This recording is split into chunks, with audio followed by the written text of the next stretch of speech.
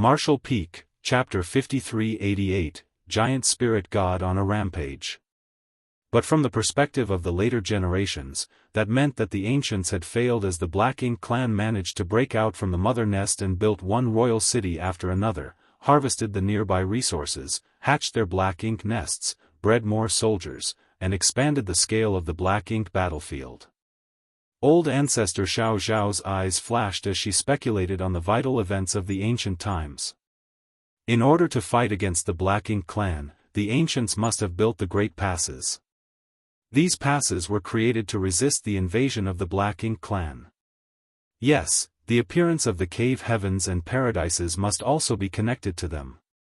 They are likely the founders who created the cave heavens and paradises in the 3000 worlds, cultivated various talents, selected the right people, and brought them to the Black Ink battlefield, a cycle which has continued on till this day. While talking, old ancestor Xiao Xiao vaguely recalled an ancient book she saw in Yinyang Cave Heaven once.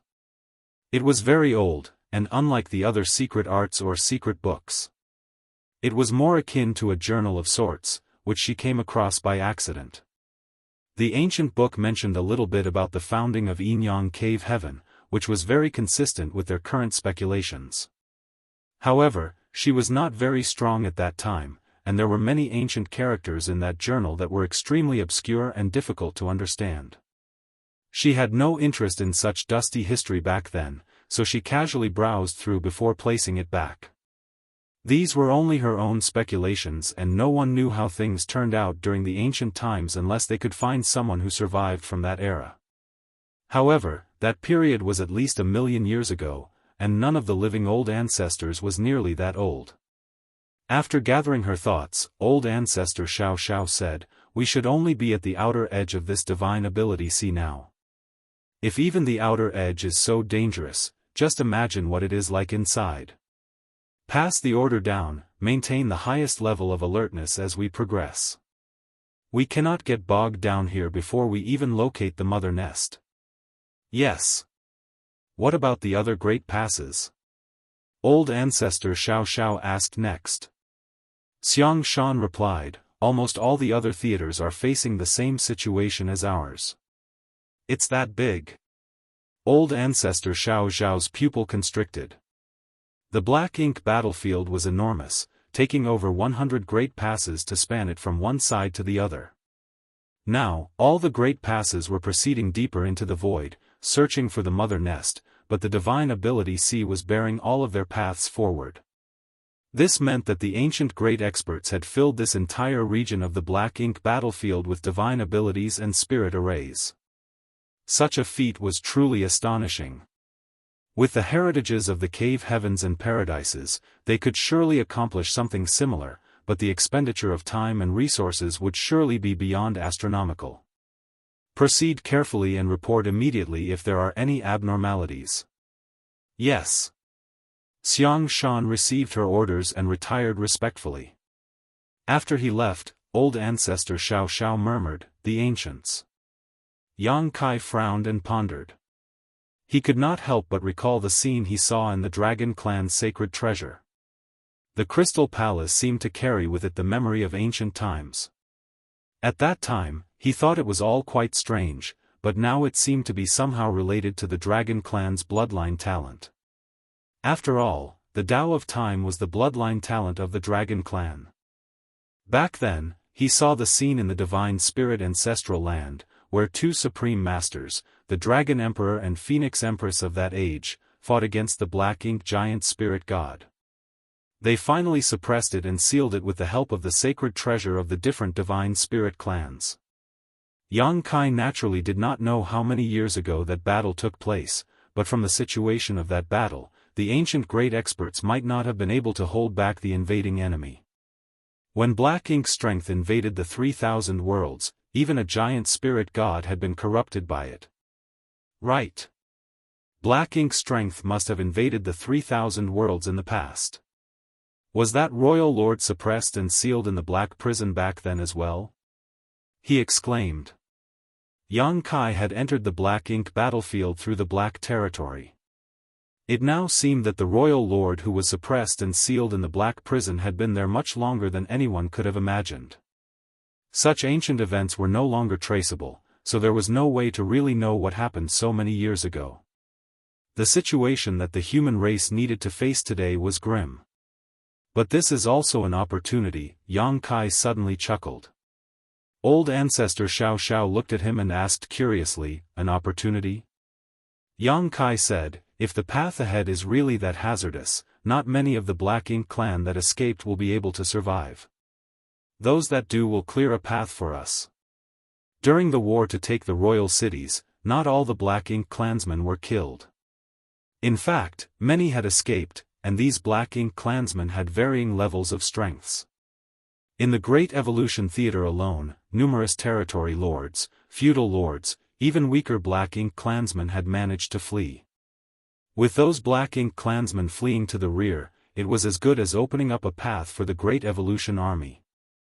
Thus, the Great Evolution Army could avoid many unknown dangers. Old ancestor Xiao thought about it and agreed that was indeed the case. She could not help but snicker slightly and suddenly regretted that she had hunted down too many territory lords. If they had let a few more territory lords escape, perhaps the path ahead could be more thoroughly cleared for them. However, under the circumstances, after the death of Mo Zhao and the Ninth Order Black Ink disciple, as someone in the Ninth Order Open Heaven realm, she was unchecked on the battlefield. Thus, naturally she wanted to kill ruthlessly. As Xianxia said, some of the residual divine abilities were very obvious and could be seen at a glance, while others were hidden and would only flare up on contact. The scout squads experienced a lot of hardships because of this. Thankfully, after so many years, the power of many of these residual divine ability restrictions had degraded. Under the protection of the warships, there were no casualties. Even inside Great Evolution Pass, Yang Kai could detect the occasional energy fluctuations outside. They were naturally the hidden divine abilities or restrictions that were triggered. However, Great Evolution Pass was so large and had such strong barriers around it that these occasional bursts did not pose any threat to it. Suddenly, old ancestor Xiao, who was sitting on a wicker chair and resting peacefully, had her eyes shoot open as she looked up suspiciously towards the sky. Yang Kai, who was cultivating nearby, noticed and also turned to where she was looking. At first, he did not notice anything unusual, but soon, his face changed slightly and he retracted his small universe.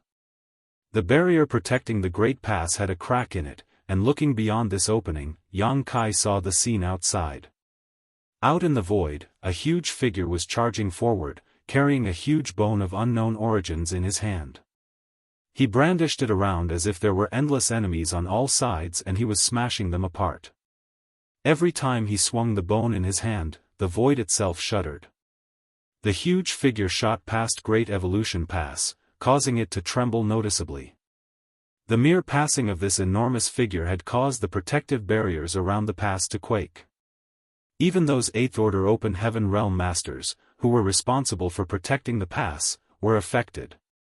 Yang Kai had no doubt that if the bone in that figure's hand had hit Great Evolution Pass, even if all the defensive arrays were fully operational at this moment, it might not have been able to withstand the impact. A giant spirit god!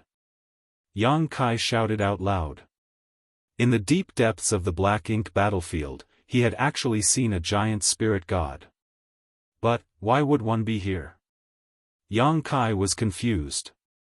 This was the third giant spirit god he had encountered in his life. When the star boundary was dying, it attracted a giant spirit god called Ada, who fed on the dead worlds. However, Ada had waited outside the star boundary for decades, just snoring loudly as he slumbered. In the end, Yang Kai brought back a world tree clone which enabled the star boundary to recover. Eventually, Ada left. The giant spirit god clan was born with unmatched power, but they were childlike in their innocence and quite gentle, only feeding on completely dead worlds. When the star boundary recovered, Ada did not linger any longer. Later, Yang Kai met a second giant spirit god, Air, in the vast void.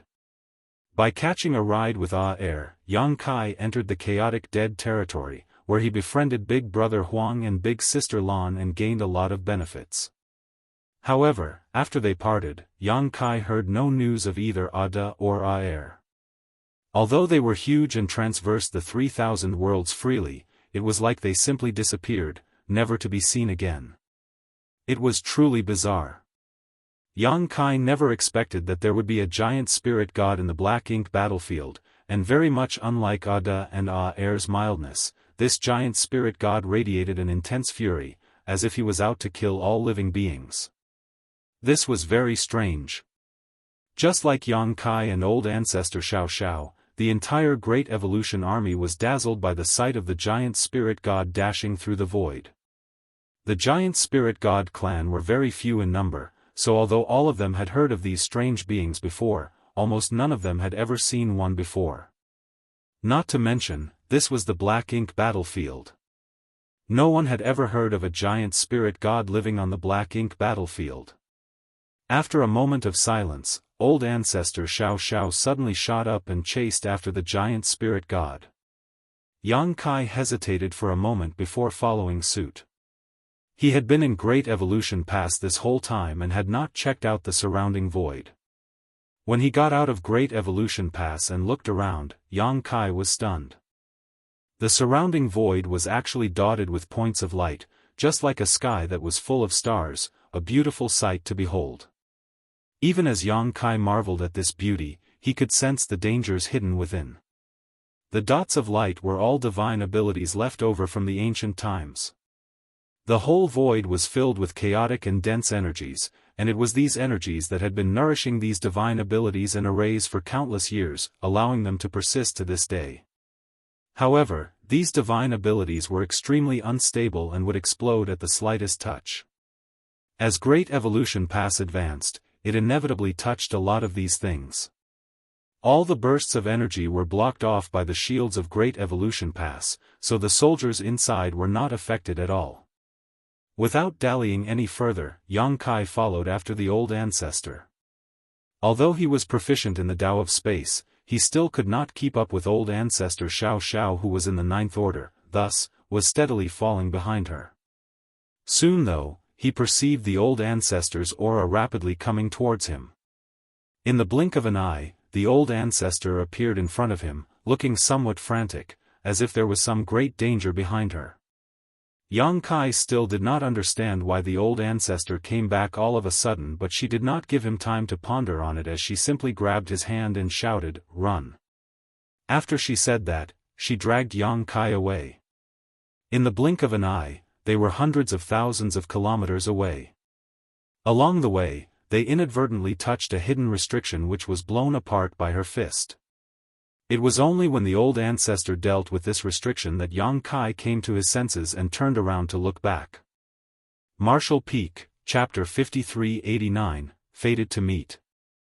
The giant spirit god's huge figure was rushing over again, waving the huge bone in his hand, smashing the void on all sides, causing it to crumble and crack. Yang Kai was stunned for a moment and said with surprise, "Another giant spirit god?" Old ancestor Xiao shook her head and said, "It's still the same one. Why is he back?" Yang Kai was puzzled. The old ancestor had no answer to his question and quickly said, "Just wait and see." Yang Kai frowned, observed, and saw the giant spirit god come back towards them. He then flew off into the distance and disappeared in a flash. Though his movements appeared awkward and clumsy, his speed was astonishingly fast. He only appeared unwieldy because of his enormous size. Yang Kai did not understand what he was doing and old ancestor Xiao did not explain. After waiting for a time, Yang Kai's eyes narrowed, and as he struggled to see the giant spirit god dash back towards them during his rampage all through the void, then disappear again. Yang Kai frowned deeply, wondering what the giant spirit god was doing. On the other hand, old ancestor Xiao just sighed. Although Yang Kai had some suspicions now, he wasn't certain yet. However, after the giant spirit god flew back and forth 3 times, he was able to confirm his theory. "Is this giant spirit god already dead?" Yang Kai asked. Although the giant spirit god exuded a strong killing intent, there was no trace of vitality coming from his body. What caused Yang Kai to feel frightened was seeing that the giant spirit god's body was full of wounds, ones that had obviously been inflicted long ago but never healed. Old Ancestor Xiao said with great concern, "You could say that. Then why?" Old Ancestor Xiao knew what was on Yang Kai's mind and said, "Although the giant spirit god clan is incredibly powerful, their thought process is extremely simple. Although I do not know what actually happened to him before he died, from his behavior, he must have been fighting against countless mighty enemies before he died." As he traveled back and forth, the giant spirit god kept waving the giant bone in his hands, as if there were an endless number of enemies around him that were attacking him. The giant spirit god's malevolent aura was also extremely terrifying. The Black Ink Clan. Yang Kai gasped. Under such circumstances, who else could be giant spirit god's enemy? It had to be Black Ink Clan. Although he did not know what the ancient battles were like, he could tell by looking at the state of the giant spirit god that he was in a desperate situation. He must have defeated untold numbers of enemies before eventually dying of exhaustion. Although his vitality had dissipated, his last will remained unbroken. Endless eons had passed by, yet he was still charging around this battlefield, tirelessly trying to kill the invisible enemy, never once ceasing. Perhaps, only when his physical body eventually collapsed would he stop. Yang Kai's heart inexplicably sank. Although he did not have any previous contact with this giant spirit god, both Ada and Aer were incredibly friendly and good to him. They were truly gentle and innocent, never using their great strength to bully others. However, in ancient times, even a race as peace-loving as the giant spirit god were drawn into the war and eventually fell on the battlefield, which showed how dire the situation was at that time. The Black Ink Clan was not only the greatest enemy of the human race, but also the greatest enemy of all living beings in the vast universe. "Let's go." Old Ancestor Xiao muttered solemnly. The giant spirit god was not alive. He was just repeating the actions of when he was alive, running back and forth on the battlefield, smashing those enemies that no longer existed. It was truly sad, but also worthy of respect. As Yang Kai followed Old Ancestor Xiao towards Great Evolution Pass, the giant spirit god once again charged forward from behind. Yang Kai suddenly looked back and thought that this giant spirit god might not simply be killing the enemy. Perhaps he was saving some humans or holding back the advance of the enemy. With the strength of a giant spirit god, it was obvious he could have escaped if he was defeated, but he persisted and remained rampaging on the battlefield. That meant that someone or something caused him to remain and fight, something more important to him than his own life.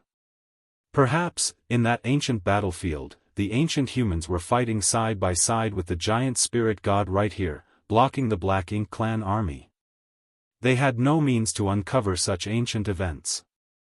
Those who came after them could only retrace the journey of their forefathers. As for how it ended, that was anyone's guess. The deeper they traveled into the Black Ink battlefield, the more dangerous it became. It was hard to imagine the far past, and the amazing battle that must have happened between the ancients and the Black Ink Clan. It was a war destined to end only in the total destruction of one side.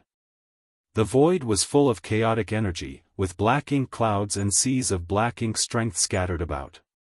Where the chaotic energy and black ink strength entwined after countless years, they evolved to form endless dangers through the ages. 6 months after Great Evolution Pass departed from the royal city, Old Ancestor Xiao could no longer heal in peace. There were so many dangers around that it was sometimes impossible for the 8th Order Division commanders to handle on their own. For instance, when a certain massive spirit array was triggered, and the entire Great Evolution Pass defensive barrier nearly shattered and Old Ancestor Xiao had to personally go out to protect the pass. At this point, the hidden dangers in the void had become strong enough to threaten 8th Order Open Heaven Realm Masters. This situation was true for all the human race armies. Many great passes had lost contact with each other already due to these chaotic energy outbursts. Yang Kai began to wonder if the royal lords who had escaped from the humans in each theater would even be able to make it back to the mother nest safely. After fighting the Ninth Order Open Heaven Realm Masters, those royal lords would surely be seriously wounded, and in this kind of environment, if they were not careful, they might die. At this time, Yang Kai was leading Dawn to scout ahead of Great Evolution Pass to check for possible dangers. Old Ancestor Xiao sat inside the pass as she monitored the four directions in case something happened, ready to respond if she needed to. Dawn was a special operations squad and was adept at dangerous scouting missions. However, just in case of trouble, Dawn had an extra 8th Order with them. She was none other than Feng Ying. In the last battle in the royal city, Feng Ying rushed out at the critical moment and held back a territory lord who was pursuing Yang Kai. As a newly promoted 8th Order Master, Feng Ying was naturally no match for that territory lord and was injured during the battle. Later, there was a breakthrough in the situation. Che Kong, Mo Zhao, and the 9th Order Black Ink Disciple, each died one after another. Feng Ying's territory lord opponent realized that the situation was not in the Black Ink clan's favor and attempted to escape. Feng Ying went all out to pin her opponent down, and with the help of other 8th Order Open Heaven Realm Masters, she eventually managed to kill that territory lord. Now that Feng Ying was in the 8th Order Open Heaven Realm, she was supposed to have left Dawn to assume greater responsibilities. In fact, the army was reorganized just before Great Evolution Pass left the royal city. This was the third time the Great Evolution Army went through a mass reorganization. The first time was when the Great Evolution Army was first established. The second time was when they retook Great Evolution Pass. Now was the third and probably the last time. Feng Ying was now a division commander of the Western Army. Dawn also had some new faces. Yang Kai stood on the deck at the bow of the warship, using his divine sense to monitor in all directions, checking for possible hidden dangers. Apart from Dawn, there were dozens of other squads that were fanning out on the path ahead of the Great Pass. The reconnaissance teams would quickly map the route ahead and send their findings back to Great Evolution Pass, so that they could avoid any impending dangers. If there was a strong restriction or divine ability detected in front, the scouts would be responsible for triggering it. However, if it was too strong, then the 8th Order Division commanders who had gone along with the scouts would have to take action.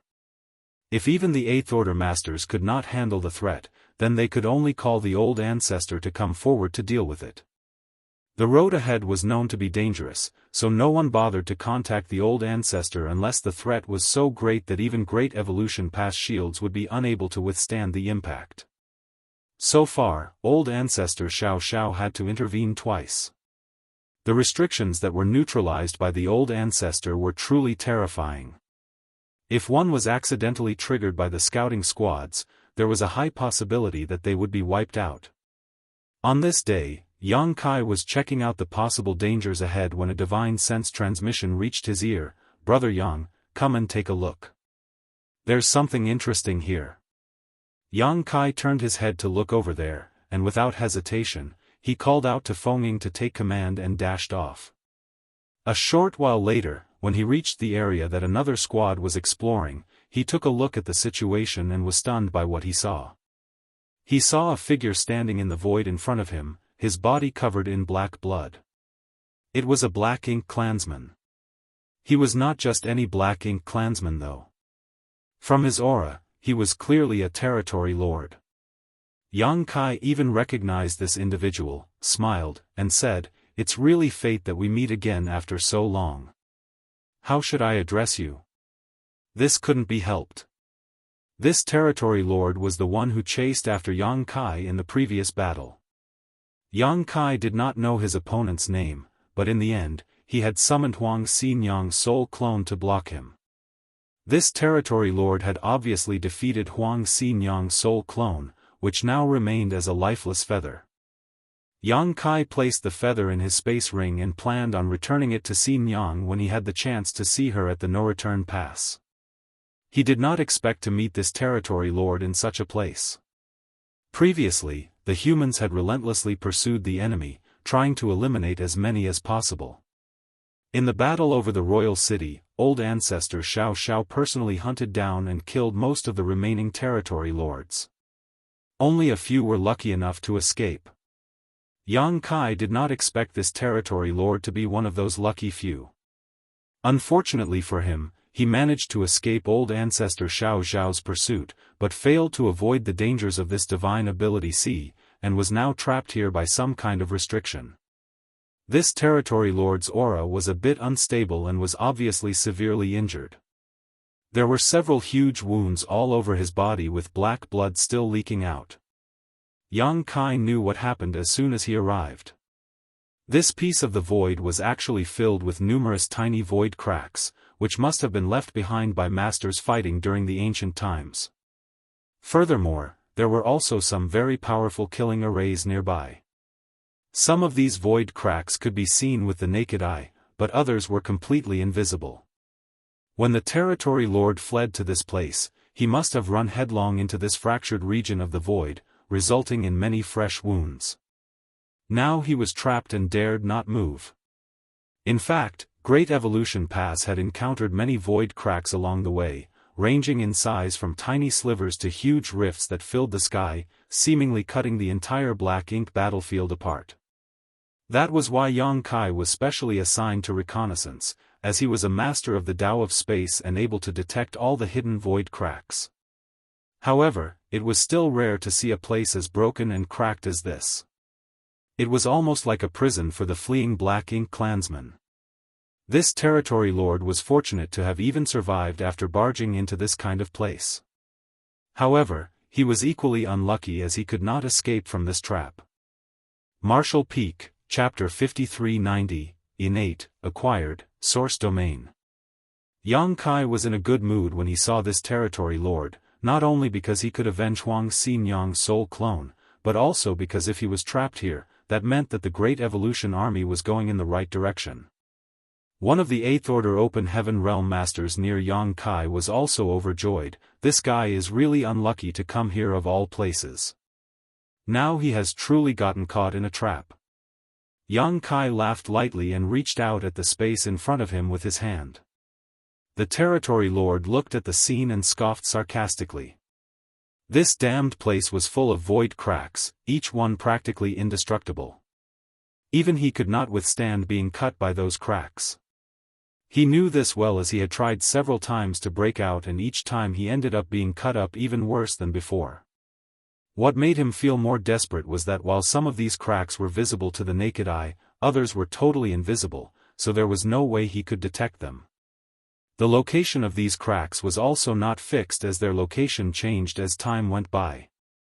He was a territory lord. How could he be trapped here if not for all these damned void cracks?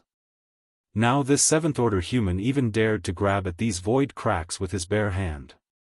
He would definitely suffer some pain, and if he was unlucky, his hand might even be cut off. While he was thinking about this, he saw Yang Kai's hand wave, and the hidden cracks of the void appeared one after another. Then with some mysterious power, Yang Kai grabbed a huge crack and held it in his hand. The territory lord was dumbfounded when he saw the void crack shatter in Yang Kai's hand. He could not believe what he had just seen. Territory lord was stunned and frozen in place. Then he suddenly remembered that he had encountered this human in the previous battle. He seemed to have some power related to the Tao of space. He did not understand such a power, and did not recall this immediately. However, what just happened undoubtedly explained something. After destroying one of the void cracks, Yang Kai asked, "Do you want to die or live?" Words were not as convincing as showing the other party that he had the means to save his life. Now, all that was left was the other party's desire to live. The territory lord pursed his lips and did not say a word. However, Yang Kai did not mind the snub. There was a blood feud between the human race and the Black Ink clan, one that could never be resolved. Turning down Yang Kai's offer was only to be expected. Yang Kai asked, "What's your name?" The territory lord was silent for a long time before he replied, "Gu Chen." Yang Kai's brow rose slightly as a response meant that the other party had some desire to live and might cooperate with them. It was easy to understand how this Guchen felt. He was caught between a death trap and his enemy was now willing to give him a chance to survive. Anyone would grasp the opportunity to survive. I'll ask you a question. If you answer me honestly, I'll save you and guarantee that no one will do anything to you for half a day. After half a day, whether you live or die depends on your own ability. Guchen said in a gruff voice, "How can I trust you?" He knew that if the tables were turned and it was he who discovered a trapped human master, he would definitely not let him go so easily. Yang Kai snickered and said, "Let me summarize the situation you are in. Whether you like it or not, you have to trust me. If you choose to trust me, there is a chance you will survive. If you choose not to trust me, you can remain here. I will not kill you, but good luck trying to get out of here on your own." Guchen's expression turned grim. He also knew that what Yang Kai said was the truth. It felt horrible to him that his head was on the chopping block while Yang Kai held the axe. If he could get away from here on his own, would he still be standing here? He had already attempted many times and each time he only wound up worse than before. If hadn't acted cautiously, he would have already died long ago. However, Yang Kai was just a 7th-order brat who had no right to represent the human race. The 8th-order Open Heaven Realm Master standing beside Yang Kai said impatiently, "Enough nonsense." Yang Kai said that no one will attack you for half a day, which means that you can escape for half a day. Mo Zhao, that son of a bitch, died during the battle over the royal city. You are one of the few territory lords that managed to escape. What else can you do to survive? Yet, you still dare to question us? The humans did not know much about the situation in the Black Ink clan, especially about the previously speculated mother nest. Although it was certain that there was a higher-rank Black Ink nest above the high-rank Black Ink nests, they still did not really know what exactly the mother nest was. What was there to lose from letting a territory lord live if he could tell them something about the mother nest? This 8th-order Open Heaven Master was definitely aware of Yang Kai's intentions, which was why he said this. Guchen shook his head, looked past the two of them and said, "If it's the old ancestor who guarantees to spare my life, I will tell you anything you want." Impudence! The 8th-order Master sternly shouted. After the 8th-order Master roared though, the old ancestor suddenly appeared behind them. Apparently, she also found out about the situation somehow and rushed over long ago, but hid from sight. When the territory lord saw old ancestor Xiao Xiao, he obviously looked a bit nervous. This was the supreme human master who killed royal lord Mo Zhao. Every Black Ink clansman would be terrified of her. "Upon my name, I swear I will not kill you as long as you answer a few questions." Old ancestor Xiao Xiao looked at Guchen and said flatly, "You can choose not to answer, but if you dare to lie, I have ways to make you beg for death." Guchen looked conflicted for a while, but soon resigned himself to his fate and nodded, "Good." Old ancestor replied, "Regarding your high-rank Black Ink nests, is there a higher Black Ink nest that is the source of the Black Ink clan?" Guchen frowned and answered, "I'm not sure. Maybe." Old ancestor Xiao Xiao stared at him with narrowed eyes and asked, "Do you have a death wish?" Guchen quickly said, "I'm really not sure about this. I'm not lying." The old ancestor narrowed her eyes and asked, "How could you not know such a simple matter as a territory lord?" Guchen explained, "There are differences between territory lords. These things may be known to innate territory lords, but I am an acquired territory lord and don't know much about the secrets of the clan." Old ancestor Xiao Xiao was puzzled and asked, "Innate? Acquired? What are the differences between an innate territory lord and an acquired territory lord?" Even Yang Kai, who had lived amongst the Black Ink clan for years, never knew that there were any differences between the territory lords. After a high-rank Black Ink nest is fully grown, the earliest territory lords spawned from it are considered innate territory lords. After that, they are all acquired territory lords. As he said that, he glanced at Yang Kai. Sir Che Kong, the one this boy killed, was an innate territory lord. Old ancestor Xiao Xiao glanced at Yang Kai, but he just shrugged and smiled awkwardly. He was in a life-or-death situation, so who would care about whether a territory lord was innate or acquired? Furthermore, he had never heard of such a difference. What's the difference? Old Ancestor Xiao asked. She had a hunch that this time, she might be able to get a lot of extremely confidential information about Black Ink Clan from Guchen. Guchen thought for a moment before answering. There are definitely big differences. Innate territory lords existed long before acquired territory lords and are generally much more powerful. However, the biggest difference is that they were directly born from the high-rank Black Ink nests. Thus, when they are born, they immediately have the strength and status of a territory lord. Old Ancestor Xiao's eyes constricted, and Yang Kai was even more surprised as he exclaimed, "A royal lord Black Ink nest can directly spawn territory lords? If that was the case, how come there were so few territory lords?" Although there were more territory lords compared to 8th Order Open Heaven Realm Masters, if what Guchen said was true, then there should be many, many more territory lords. Why did the Black Ink Clan not simply create more territory lords and overwhelm the human race? Is there some kind of limit? Old Ancestor Xiao asked curiously. Guchen nodded, yes. There is a limit. I have heard other territory lords say that the birth of an innate territory lord is inseparable from the source domain. In the ancient times, the royal lords emerged from the source domain with their own high-rank Black Ink nests. Those Black Ink nests carried some of the source domain's power in them, and only by relying on that power could innate territory lords be born. Source domain, Old Ancestor Xiao and Yang Kai were both in awe. It was the first time they had heard the term, source domain. The term alone caused their imaginations to run wild. This was revealed by Guchen of his own accord, so they did not know if he did it intentionally. It now was clear that he did not want to die, otherwise, why would he reveal such secrets so easily?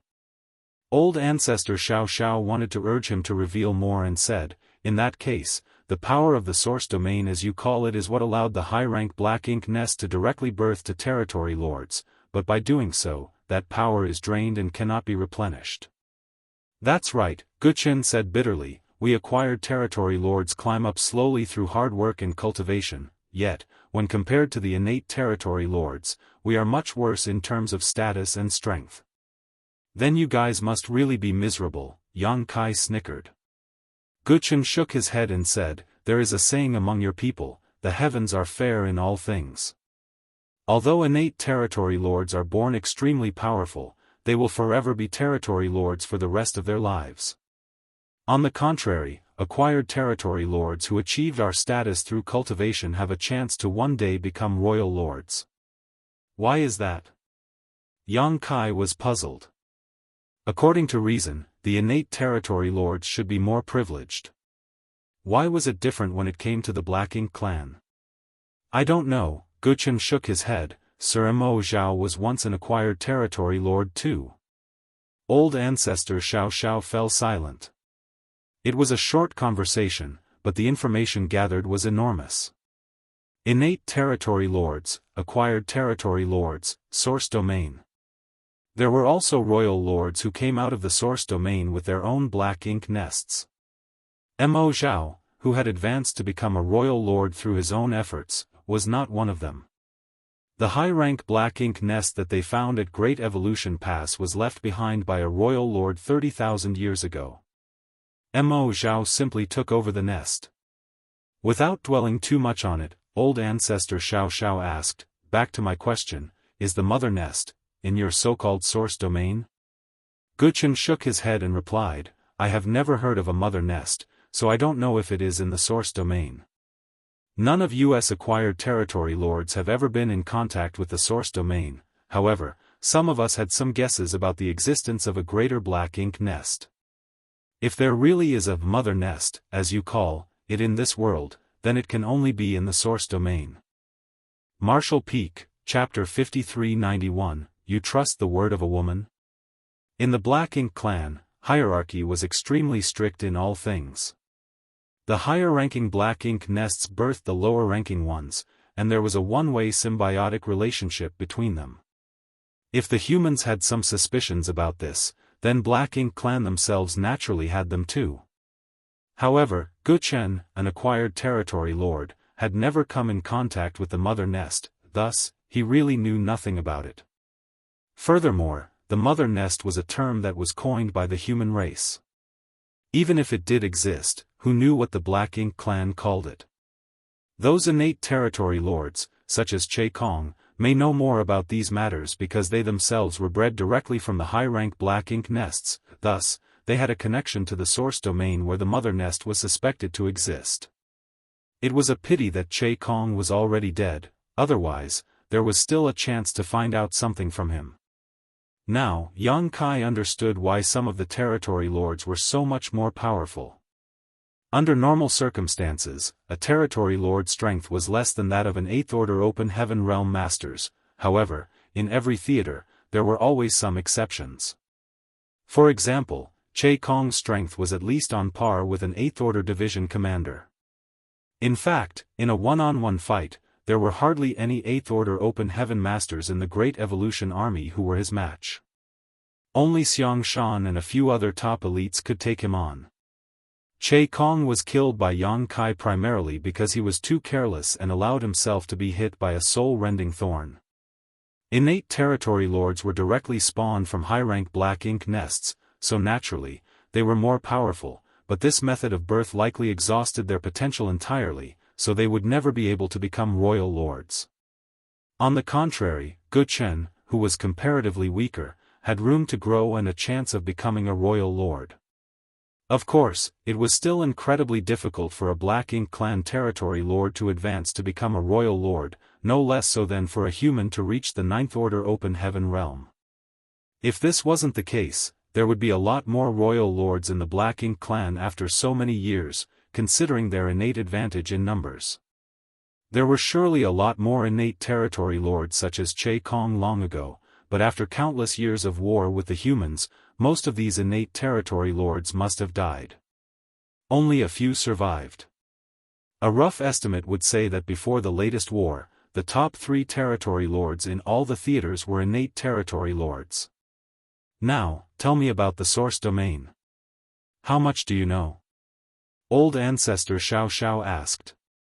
Guchen was an acquired territory lord, so perhaps he did not know much about confidential information related to the Black Ink Clan's origins. From the conversation so far, it appeared that the innate territory lords seemed to ostracize the acquired territory lords. However, they should know more than the humans.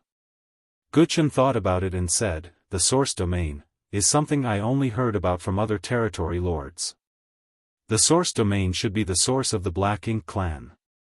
Old Ancestor Xiao Xiao waited for a moment, but when he did not say anything else, she frowned and asked, that's it? Guchen said helplessly, no. Old Ancestor Xiao Xiao almost laughed. The source domain was the source of the Black Ink Clan? That could be inferred from the name alone. Was there a need for him to state the obvious? The Black Ink clansmen who survived are all escaping in this direction. Could it be that you all are heading towards the source domain? I think so, Guchen nodded and said, I don't know where the source domain is, but since I became a territory lord, I have become able to faintly sense something that I believe is the source domain. Thus, the source domain should be in this direction. It was because the source domain was in this direction that he fled this way. Only by fleeing this way could he hope to survive, but little did he expect that even as a territory lord, he would end up being trapped here. Yang Kai could not help but raise his brow. The Black Ink Clan situation was somewhat similar to his dragon source. On Dragon Clan's side, if an individual's dragon vein and dragon bloodline reached a certain degree of purity, they would be able to vaguely sense where Dragon Pool was, because the Dragon Pool was the origin of the Dragon Clan. Since the source domain was the source of the Black Ink Clan, it was not surprising that Guchen would be able to sense it. If the source domain is the origin of Black Ink Clan, there should be a lot of territory lords and also, many royal lords there. Why don't they come out? What is preventing them from doing so? It was now certain that the 50 royal lords encountered in the black ink nest space previously were all from the source domain, or at least somewhere nearby, otherwise, there was no way to explain their origin. They appeared to be trapped in or around the source domain, thus, even though the battles in the theaters were raging, they were indifferent to them. It was not that they did not care about the battles, but rather that they simply could not intervene. Guchen shook his head and said, "I don't know. You said that the royal lords came out of the source domain and brought their own black ink nests with them.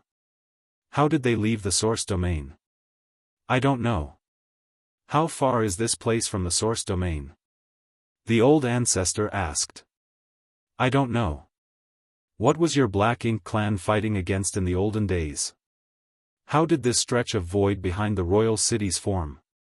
This time after the old ancestor finished her question, she mercilessly warned, "If you dare to say you don't know, you will die." Guchen's expression became more and more bitter. He did not know the answers to these questions. Although he was a territory lord, he was just an acquired territory lord, and a low-ranked one in the Great Evolution Theater at that. So, how could he know anything too confidential? Whatever Mo Zhao discussed with the innate territory lords was never shared with him. That was why he was willing to answer old ancestor Xiao Zhao's questions. For so many years, acquired territory lords like him had felt excluded from the core of the Black Ink clan. He knew very little about the inner workings of the clan and he did not want to die unnecessarily. Although it is not clear, it should be related to you humans. The feud between the human race and the Black Ink clans goes back to ancient times. This void should be the original battlefield left behind by the human race masters during that war. This point was the same as what they had speculated. It was not surprising to think that the only ones in this world who could compete with the Black Ink clan was the human race. The divine spirit, although strong, were too small in number, so it was difficult for them to wage a war across such a wide battlefield. Old ancestor Xiao Xiao nodded and asked a few more questions, all of which were answered honestly by Guchen. "Is there anything else you feel that you should tell us?" Old ancestor Xiao Xiao finally asked. Guchen's expression suddenly tensed up, shook his head guiltily, and said, "I don't know much." In that case, she turned her head to look at Yang Kai and said coldly, "Kill him." Guchen's expression changed dramatically as he protested, "We had an agreement. You swore to let me go if I answer your questions truthfully." Old ancestor Xiao Xiao looked at him and asked mercilessly, "You trust the word of a woman?" She never planned to let Guchen go. Although a territory lord was not a threat to her, he must have killed many human soldiers over the years. How could she let an enemy like him live? Yang Kai grinned and extended his hand. "Old ancestor indeed swore she would not kill you, but I never did." Space principles surged, stirring the void, and in a flash, countless void cracks appeared. They then surged towards Guchen as Yang Kai manipulated them. Guchen grit his teeth and rushed out with determination against the countless cracks. His black ink strength surging as he roared, "You will die a horrible death." The void cracks sliced through him and black blood splattered everywhere. Just before the cracks hit Guchen, he managed to launch an intense blow towards Yang Kai, which hit him and flung him a distance back. By the time Yang Kai steadied himself, Guchen had already been sliced into countless pieces by the void cracks. Yang Kai looked at old ancestor Xiao Xiao and the 8th Order Division commander in disbelief and asked, "You just stood there, watching?" He thought that these two would act at the critical moment, which was why he did not defend himself at all. Due to their inaction, he almost suffered serious injuries. That 8th Order Open Heaven Realm Master grinned and said, "Well, aren't you still fine? Wouldn't it be too late to ask if I wasn't?" Yang Kai was indignant, but he knew in his heart that the old ancestor would ensure that he would not be hurt. Most likely, she did not intercede because she knew that the blow from Guchen would not hurt him. "The source domain," the old ancestor murmured, "it seems that there is a reason why there is only one high-rank black ink nest in each theater." Yang Kai shook off the pain he felt, pondered a little, and understood what old ancestor meant. Guchen said earlier that the original royal lords who came out of the source domain brought their black ink nests with them. The information they received from the other theaters showed that there was only one high-rank black ink nest in each royal city.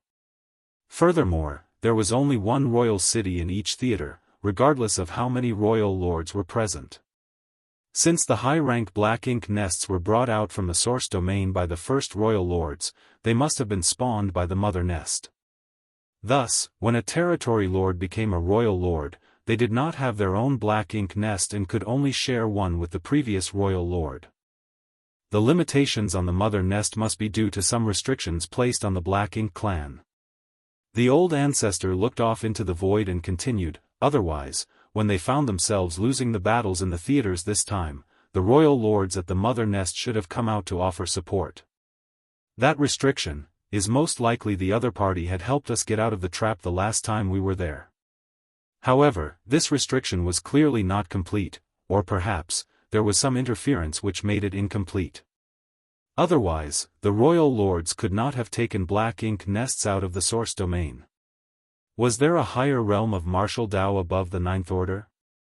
At that time, old ancestor Xiao and others saw the big jade hand coming from the outside of the black ink nest space, which tore open a crack for them to escape through. Although there could be some other reason, there was no denying that the power of that hand was immense. The jade-white hand gave them a feeling as if it had surpassed the might of the Ninth Order open heaven realm, and at the same time, it seemed that it had not. It was extremely odd. What happened during ancient times? What secrets were hidden at the birthplace of the Black Ink clan? No one knew, so no one could give them an answer. However, the crusade by the human race continued. Although the road ahead was still dangerous, as long as the human race could destroy the source domain, there was a chance to completely solve the issue called the Black Ink clan. Nonetheless, it was a long way to go. What Guchen said should not be taken at face value. Don't trust this information too much. Old ancestor Xiao warned. Although Guchen seemed to be very cooperative, who knew what he really thought?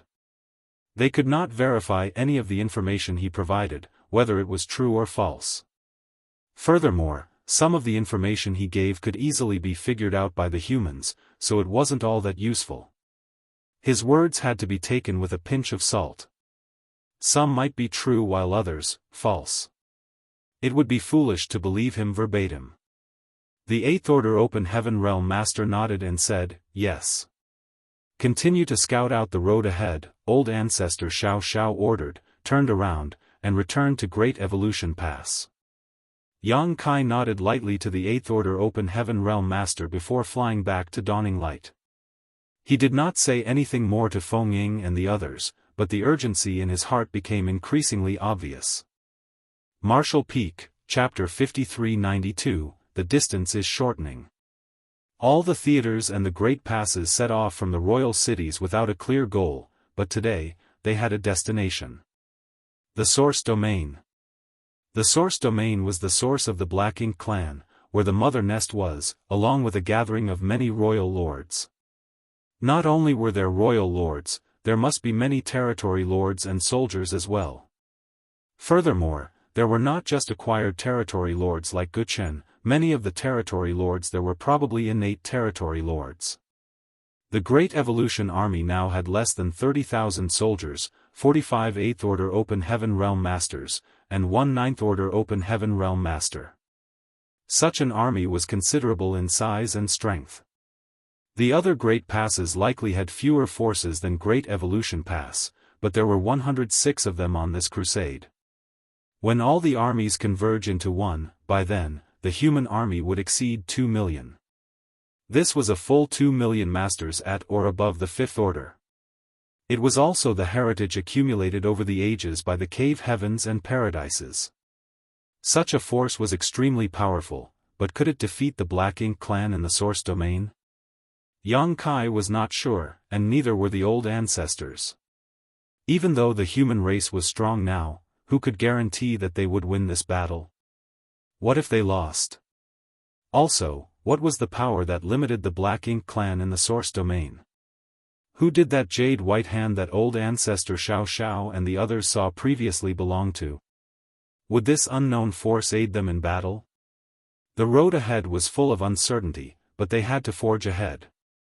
The Great Evolution Army continued to march forward. The reconnaissance squads were always out front to check the situation. Inevitably, they encountered a lot of dangers and unintentionally triggered many restrictions which caused them to suffer some casualties. Even Dawn, led by Yang Kai, nearly met its demise. Fortunately, old ancestor Xiao had arrived in time to save them at the critical moment.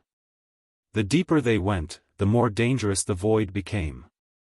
Yang Kai wondered if Gu Chun could have returned to the source domain safely even if they had let him go. He might if he was lucky, however, he was likely to encounter a lot of dangerous traps along the way. Considering that even after countless years, the leftovers from the ancient war were still so dangerous, it was hard to imagine what kind of violent clashes had taken place in ancient days. As time passed, years had gone by. It had now been a full 3 years since the crusade to the source domain began. The road was fraught with dangers, but there was still no sign of the source domain. This made some wonder if they were going in the wrong direction. However, with more than 100 armies continuing to march forward, sweeping across such a vast swath of the void, there was bound to be one of them who was advancing directly at the source domain. All the great passes kept in touch with each other regularly. However, many great passes would occasionally lose contact because of the chaotic energy in the void. Fortunately, communications were always restored after a while. There were no enemies along the way, though the hidden arrays and residual divine abilities still made the void treacherous. One day, Yang Kai was exploring the hidden dangers ahead when he suddenly sensed something unusual. When he focused his senses on it though, he found nothing. A short while later, he flashed back to dawning light and greeted Feng Ying, "Stand guard for me." Feng Ying nodded her head and acknowledged Yang Kai's words. Yang Kai then formed a set of hand seals, causing his world force to undulate as a mysterious grand array suddenly appeared under his feet. The troops aboard Dawn were puzzled, not knowing why Yang Kai had activated the universe transference law. The universe transference law allowed one to teleport across vast distances to a universe array. Ever since Yang Kai installed universe arrays in the purifying black ink battleships, many soldiers had begun using the universe transference law to save their lives during the battle with the Black Ink clan. However, Yang Kai rarely used the universe transference law because he was proficient in the Tao of space, making him faster than any territory lord or Eighth Order master. The only ones he could not escape from on his own were the royal lords.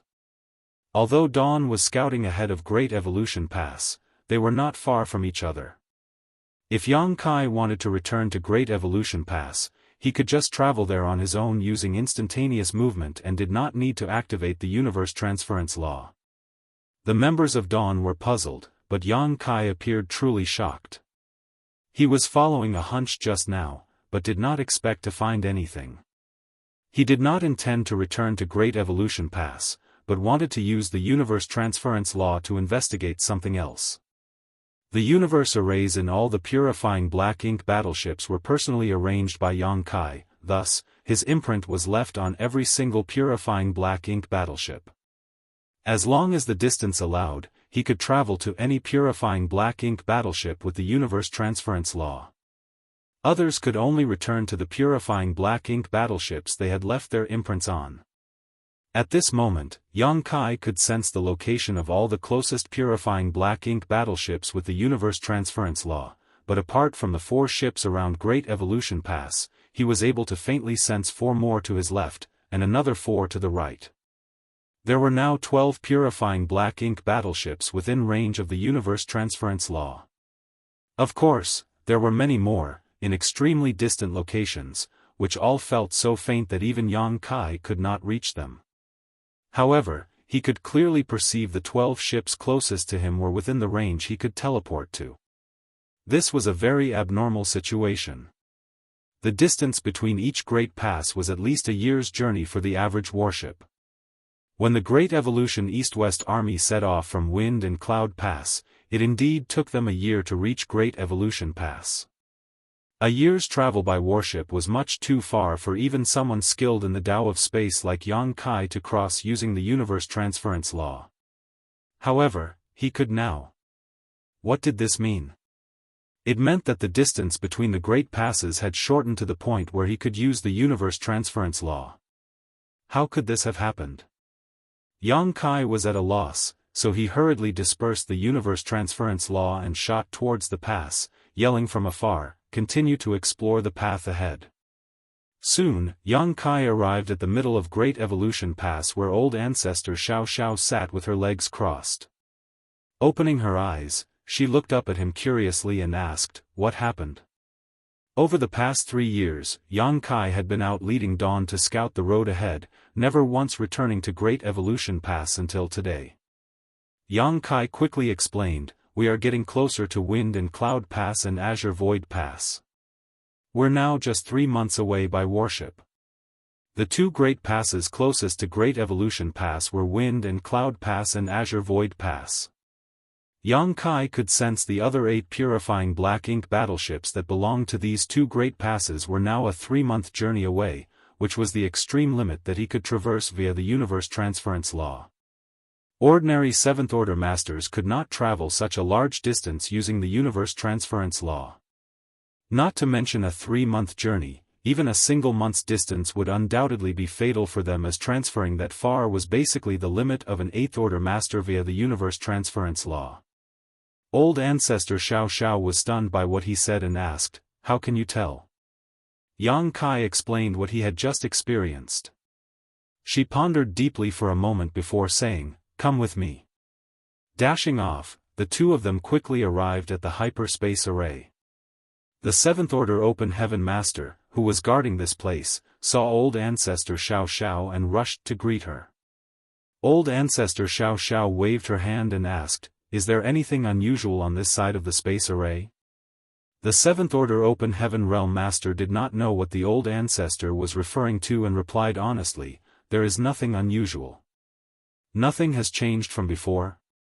The 7th Order thought about it and replied, "If we talk about changes, I am not sure if it's anything noteworthy, but recently, when we sent out some jade slips to the other great passes, the energy required seemed to have decreased, but the reduction was not obvious." It was because the reduction in consumption was not obvious that he did not report it. After all, the transmission of a jade slip did not consume much energy in the first place, much unlike the transfer of a cultivator, which required an enormous amount of resources. When old ancestor Xiao heard his response, she immediately determined that what Yang Kai said was likely true. Other great passes may not have detected anything yet, but with Yang Kai's unique circumstances, he was able to notice this anomaly. Great Evolution Pass was indeed getting closer to Azure Void Pass and Wind and Cloud Pass, much closer in fact. The distance between the great passes was originally about a year's journey, however, they were now just 3 months apart. This resulted in the reduced consumption for the transmission of jade slips through the space arrays. "Activate the array," old ancestor Xiao ordered. Whether the distance was truly shortened, they would know once they tried it. That 7th Order Open Heaven Realm Master hastily told his many co-workers and they began to work.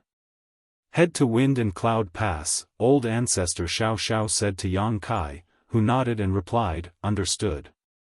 Soon after, the grand array was ready. Wind and Cloud Pass was set as the target destination, and Yang Kai stepped onto the space array. The array buzzed, and when the light dissipated, Yang Kai was gone. After Yang Kai disappeared, several 7th Order Open Heaven Realm Masters immediately checked the consumption of energy and were all flabbergasted. "How does it compare to before?" old ancestor Xiao asked. Yang Kai had been to Wind and Cloud Pass before through the hyperspace array. Since those assigned to watch and operate the space array had been here for years, they should know the usual consumption required.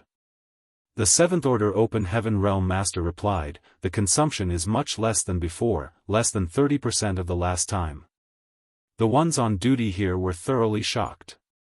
The consumption required to teleport through the hyperspace array increased according to distance, thus, teleportation was only done between neighboring great passes. If the destination was too far, they would have to transit through several great passes to arrive there, as that was the most economical method. Now, the consumption of teleportation was less than 30% of the last time. Since Yang Kai's strength had not changed significantly, and the hyperspace array had not been enhanced, the only factor that could be different was the distance between the destinations. Was the distance between Great Evolution Pass and Wind and Cloud Pass getting shorter? This thought came to the Seventh Order Open Heaven Realm Master's mind. Old Ancestor Xiao narrowed her eyes slightly. It seemed that what Yang Kai said was true. Although she also did not doubt him, what happened before her eyes served as firm proof of his words. Great Evolution Pass was only just 3 months away from Wind and Cloud Pass now. Why was this? All the great passes were advancing in tandem towards the depths of the black ink battlefield, so logically speaking, the distance separating them should not change much. Now, however, they were somehow approaching one another. This was true for Great Evolution Pass and Wind and Cloud Pass, as well as Azure Void Pass, so what about the other great passes? Were they all getting closer? If that was true, then in time, more than 100 great passes would converge in one place. What was the mysterious place that they were converging to? Was it the source domain of the Black Ink clan? Old Ancestor Xiao Zhao's expression changed a bit. The distances between the great passes were getting shorter, which was actually good news for the human race. The Ninth Order Open Heaven Realm Master had considered that if any great passes found the Black Ink clan source domain, the other great passes would have to rush over to support them. However, if they all gathered in one place, at the same time, it would save them a lot of trouble. When the human race gathered all their might, they were confident they could decimate even the Black Ink clan source domain, no matter how powerful it was. Meanwhile, Yang Kai appeared above Wind and Cloud Pass space array. The Seventh Order Open Heaven Realm Master there was an old acquaintance and was surprised to see Yang Kai, so he asked, "Brother Yang, why are you here? Is there some urgent information from the Great Evolution Army?" These days, there was basically no direct interaction between the great passes, all information was passed in the form of jade slips. For Yang Kai to suddenly appear in person, something important must have happened. Martial Peak, Chapter 5393, Old Ancestor sets out. There's nothing urgent. This is just an experiment, Yang Kai said. He then turned his head towards the space array that had not completely closed and disappeared. The few Open Heaven Realm Masters were bewildered. Did someone teleport here? Wind and Cloud Pass Eastern Army Commander, Yuan Xinggu, stepped into the hall and asked. He obviously noticed the commotion and came over to check the situation, however, he was a step too late. The Seventh Order Open Heaven Realm Master on guard duty rushed forward to report, Yang Kai from Great Evolution Pass just came by, but went back almost immediately. He said that he was conducting an experiment. An experiment? Yuan Xinggu frowned and barked, what is he trying to do? Each time a teleportation was conducted, it required a large amount of resources. Though the great passes were no longer starved for resources now, they should not waste them in such a manner. When the grand array lit up once again, the fluctuations generated were much subtler than before, thus, everyone knew that it was a jade slip rather than a person being sent. Sure enough, when the glow waned, a jade slip was lying quietly on the hyperspace array. The Seventh Order Open Heaven Realm Master went forward to pick up the jade slip and injected his divine sense, his expression soon changing as he frantically said, "Sir, Great Evolution Pass has discovered something." As he said so, he offered the jade slip to the army commander. Yuan Xinggu took it, and after checking it out, his expression also changed. Great Evolution Pass and Wind and Cloud Pass are now only 3 months apart. This was very surprising news. How could there be only a 3 months journey separating them? The jade slip that was transmitted from Great Evolution Pass also speculated that not only had the distance between Great Evolution Pass and Wind and Cloud Pass been reduced, the distances between all other great passes had also been shortened. The jade slip instructed them to spread the news and at the same time seek confirmation of this. Yuan Xinggu did not dare to delay. He quickly continued to spread the word while arranging men to go to the neighboring great passes through the space arrays. In less than half a day, jade slips from all the great passes were collected in Great Evolution Pass's Space Array Hall. Old Ancestor Xiao checked the jade slips before tossing them to Yang Kai, nodding at him as she said, "It's confirmed. The distances between all the great passes have shrunk." Yang Kai took a look at the messages, frowned, and asked, "What is causing this?" Old Ancestor Xiao shook her head and said, "I don't know.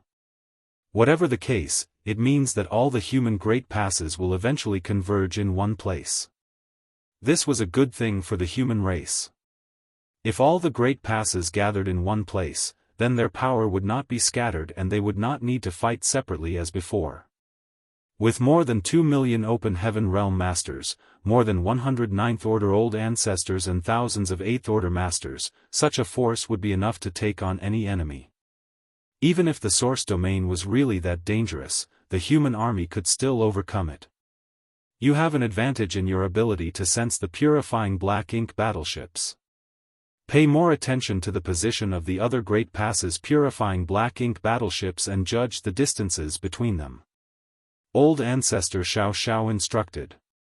Yes.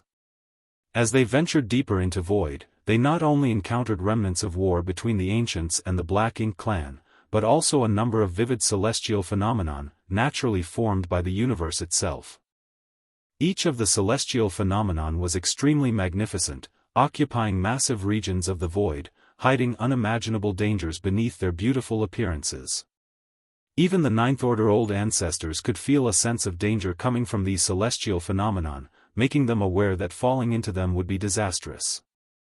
According to Feng Ying, there were many similar celestial phenomenon in the 3,000 worlds during ancient times. However, as the number of human race masters increased and their activities became more frequent, the celestial phenomenon in the 3,000 worlds gradually faded away. However, in the depths of the Black Ink battlefield, these celestial phenomenon remained unchanged throughout the ages. Technically speaking, the chaotic dead territory was also a type of celestial phenomenon. However, it was not naturally formed but rather the result of the collision of Big Brother Huang and Big Sister Lan's powers. The chaotic dead territory was so dangerous that even the 8th Order Open Heaven Realm Masters could not enter for long. Only the 9th Order Open Heaven Realm Masters could move about for a short period in such a place.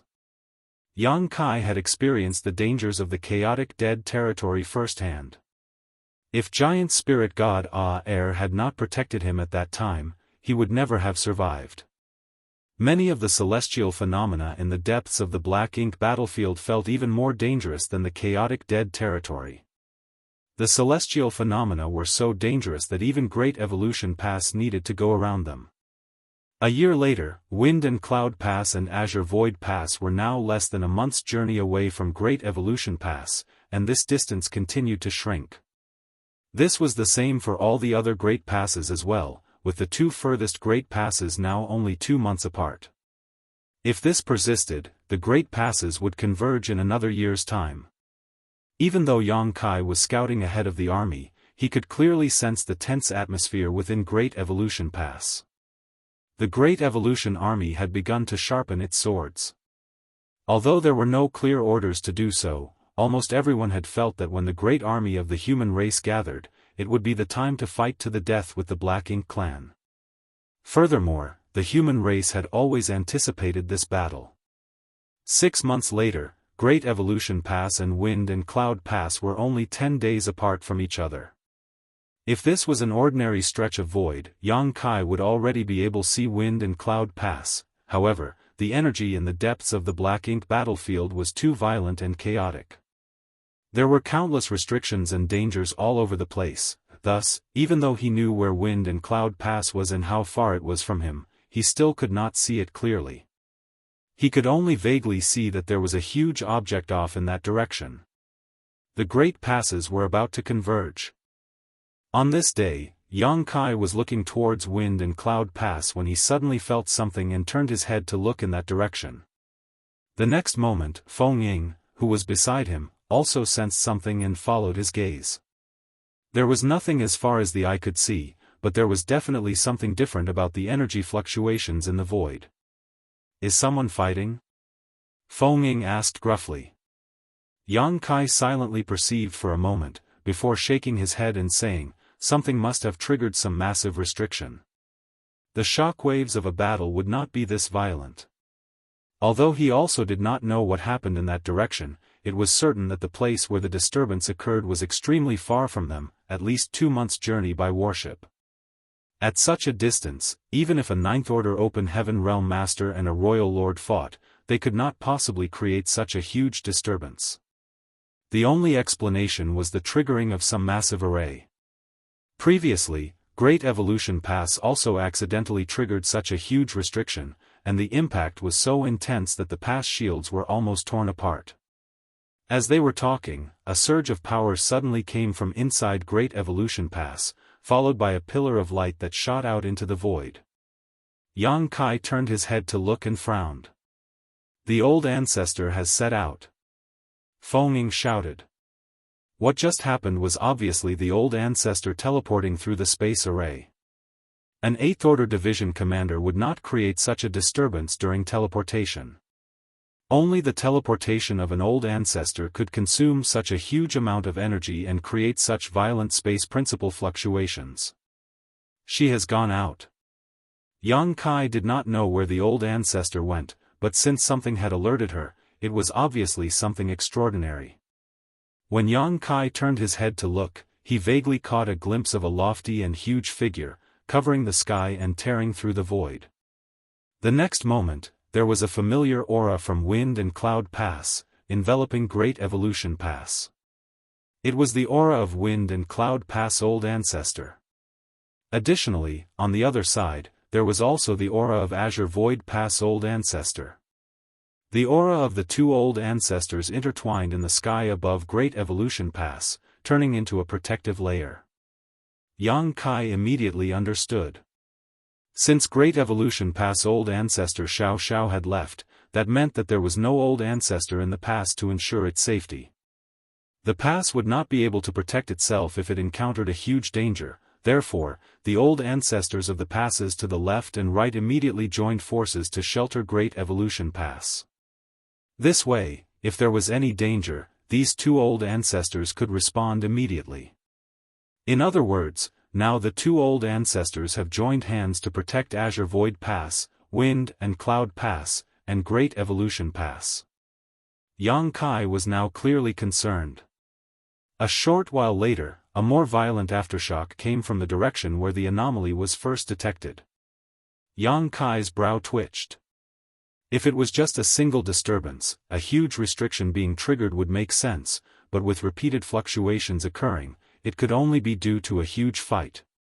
2 top masters fighting would not create such intense fallout, it would take at least 10 or 20 such powerhouses to create a disturbance of such magnitude.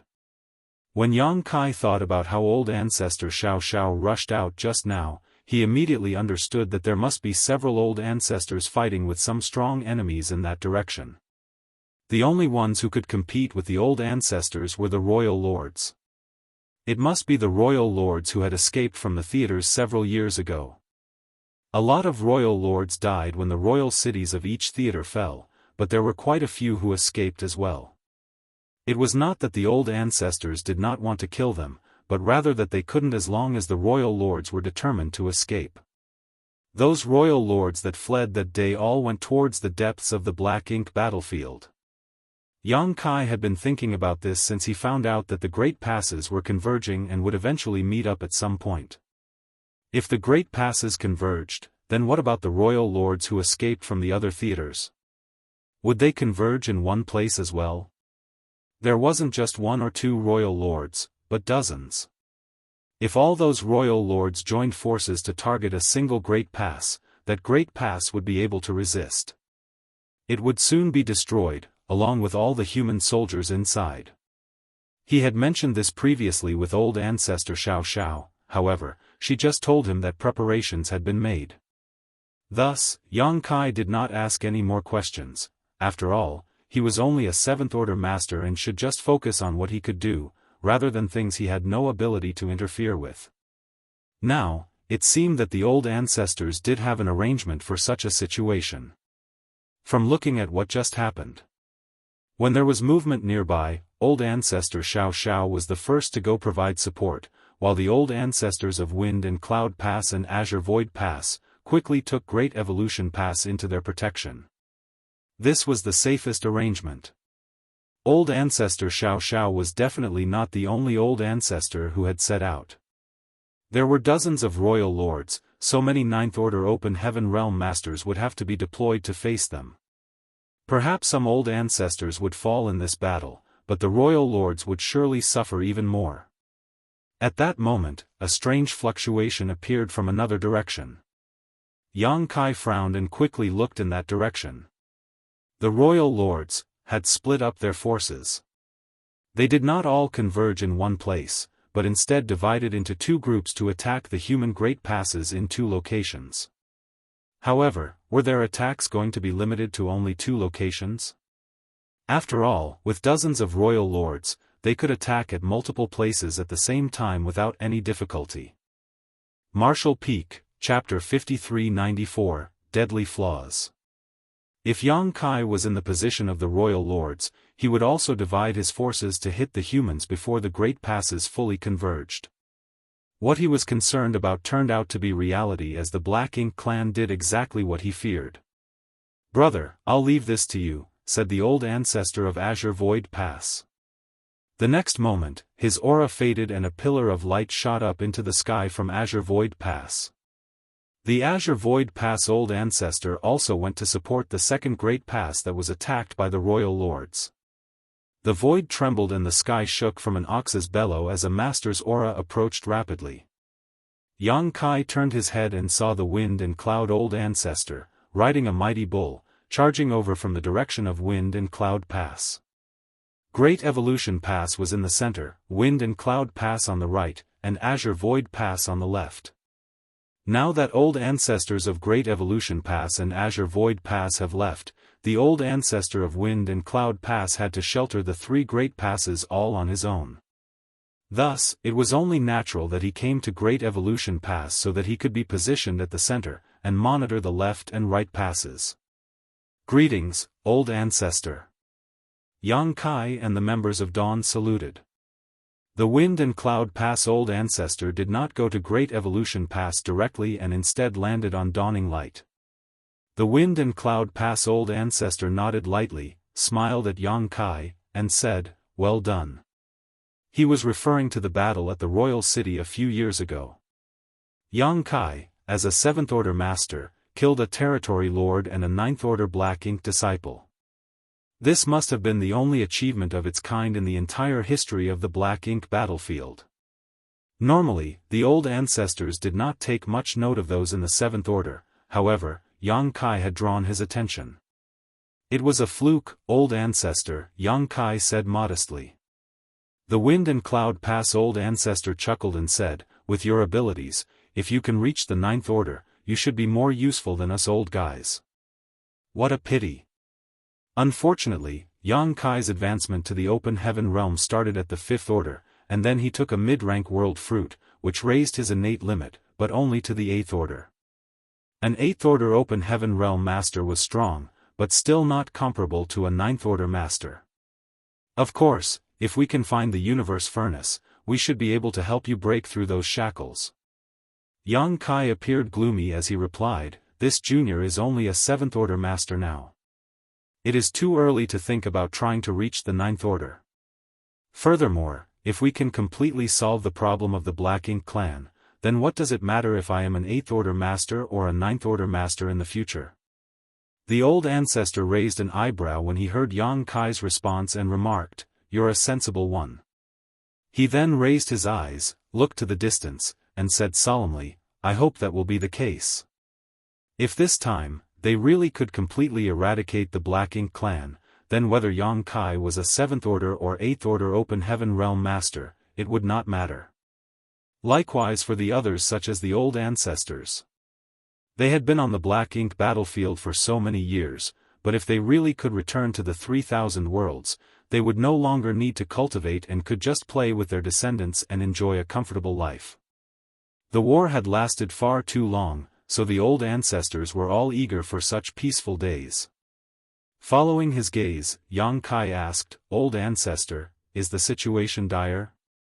Old ancestor laughed lightly and said, "They're just courting death." On hearing him say that, Yang Kai suddenly felt much better. He then raised his eyebrows and asked, had the old ancestors anticipated this? Not really, it was just a precaution. After all, so many royal lords escaped and such a force could not be taken lightly. The old ancestor casually replied, "We can't find them if they hide, but since they chose to attack, we must capitalize on the opportunity to kill them. It's better for us that the enemy is out in the open rather than hiding in the dark."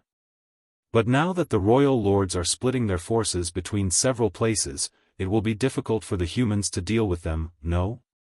The old ancestor slowly shook his head. They divided their troops, but so can we. Didn't Xiaoyuya, your Great Evolution Pass and Azure Void Pass old ancestors go to support the fight? Xiaoyuya? Yang Kai raised his brow as he realized that he had heard something unbelievable. And, the Black Ink clan is ultimately different from the human race. They are indeed rather strong and have caused problems for us humans when they defended their respective high-rank Black Ink nests. However, they have a very obvious disadvantage. Do you know what it is? Yang Kai pondered for a moment and said, they have to use their Black Ink nests to heal their wounds. The Wind and Cloud Pass old ancestor smiled and said, correct. That is their biggest flaw, a fatal one if you will. The Black Ink clan's very survival is based on their Black Ink nests, so they are nothing without them. Although these royal lords escaped previously, all of them are seriously wounded in the process, and without Black Ink nests, they would not have been able to recover from their injuries in just a few years. Yang Kai's eyes lit up as he listened and his worries eased significantly. He had forgotten about this. The reason why Mo Zhao had not been able to recover from his injuries over the past few hundred years was because old ancestor Xiao Xiao had been harassing him. Occasionally, she would use space beacons to teleport to the outskirts of the royal city to threaten him. When that happened, how could Mo Zhao have the time to fall asleep inside his Black Ink nest to heal? Mo Zhao had no way to recover, so he had to drag his injuries out until the final battle, when his Black Ink nest was destroyed and he was killed by old ancestor Xiao Xiao. That was the case for Mo Zhao, and now the other royal lords would suffer similar fates. Although those royal lords escaped from the other theaters with their lives, they did not have Black Ink nests to enter retreat and heal, therefore, they were like Mo Zhao, unable to recover from their wounds. Moreover, they fled all the way to this place, passing by many dangers along the way. If they were lucky extremely, their journey may have been smooth, but you have experienced the hidden dangers in this region of the void. We relied on the protection of the great passes to remain safe, but those royal lords had to travel alone. Many of them must have suffered additional injuries along the way. The Wind and Cloud Pass old ancestor patted the head of the bull he was riding and joked, these royal lords would be lucky to have 70% of their strength remaining. 70%. It still seemed like a lot, but it was significantly lower than their peak, and unlike the royal lords who had no way to heal, the old ancestors were different. When the old ancestors were wounded, they might take a few decades of recuperation to heal, but they would eventually recover from their injuries as long as they were given enough time and resources. So, if they didn't reveal themselves, we old folks would have to constantly remain on guard against them. Since they are out attacking us though, it can be considered a good thing. We can kill them now, and it should not be difficult to do so. Now it only depends on how many we can eliminate. The Wind and Cloud Pass old ancestor slightly narrowed his eyes and continued, however, the fact that they chose to attack us here meant that we are not far from the source domain. They certainly don't want us to get close too, so even if they know that they can't win, they still have to fight hard. Yang Kai asked, what about those royal lords in that Black Ink nest space? If they also intervene? It's possible, but highly unlikely.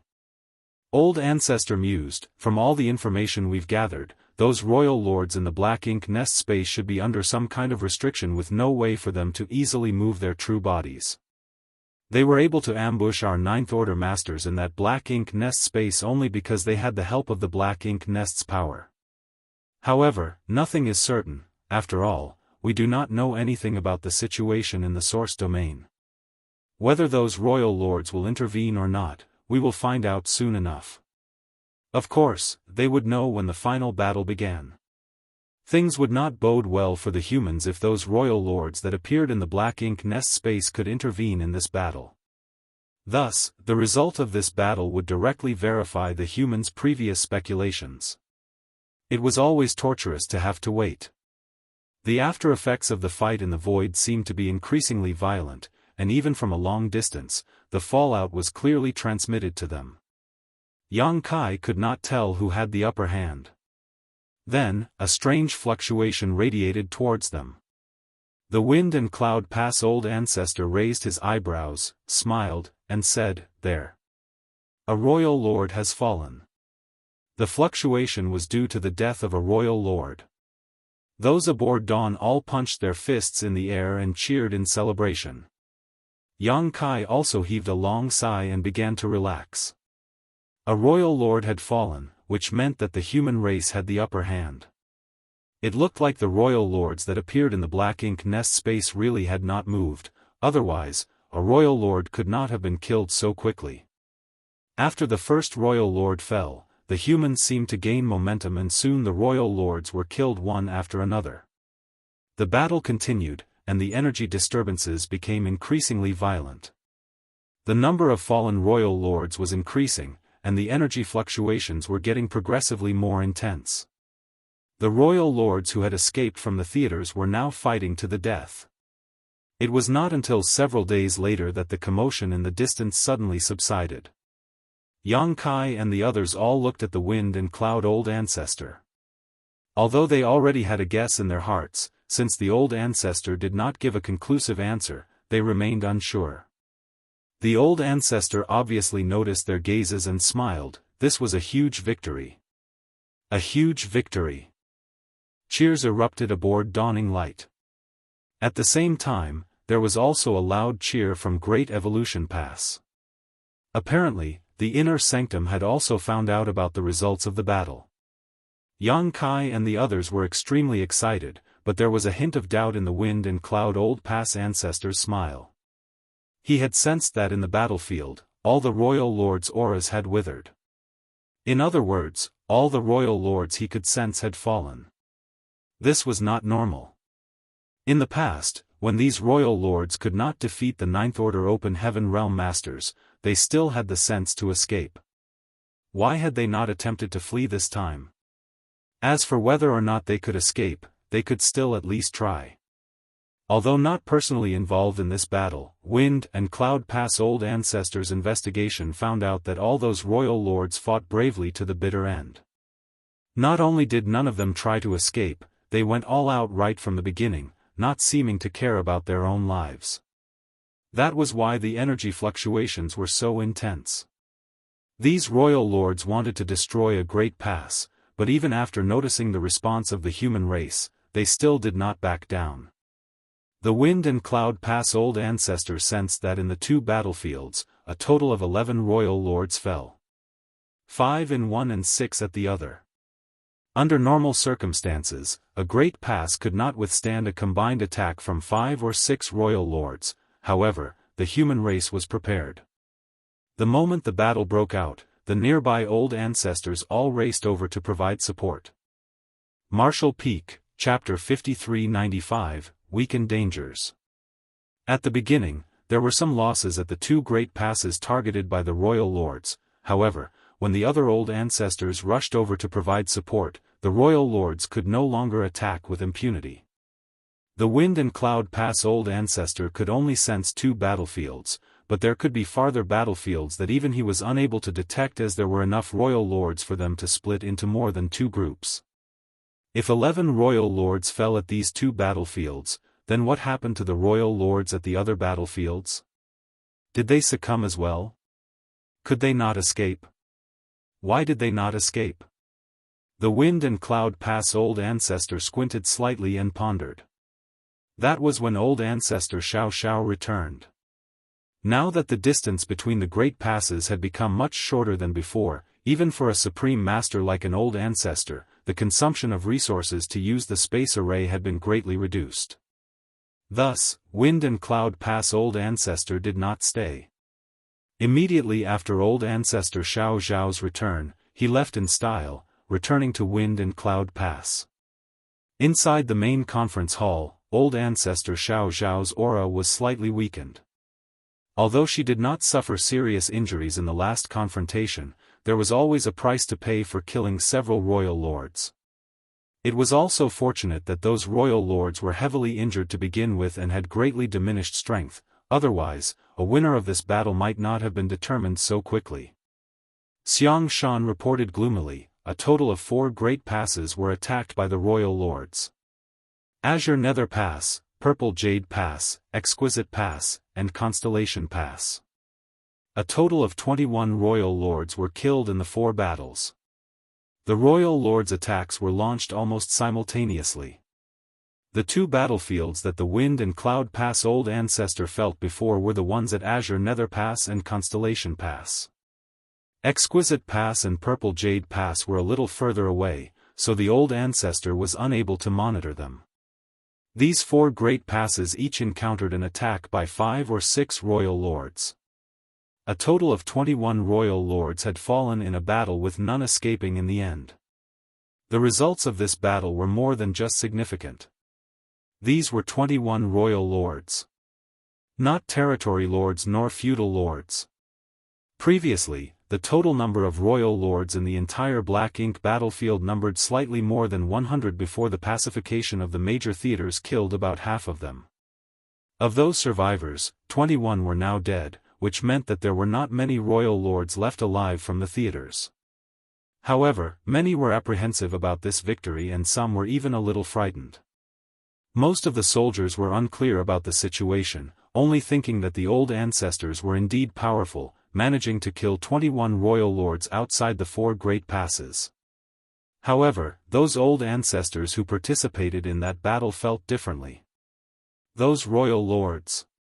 None of them ever even considered retreating.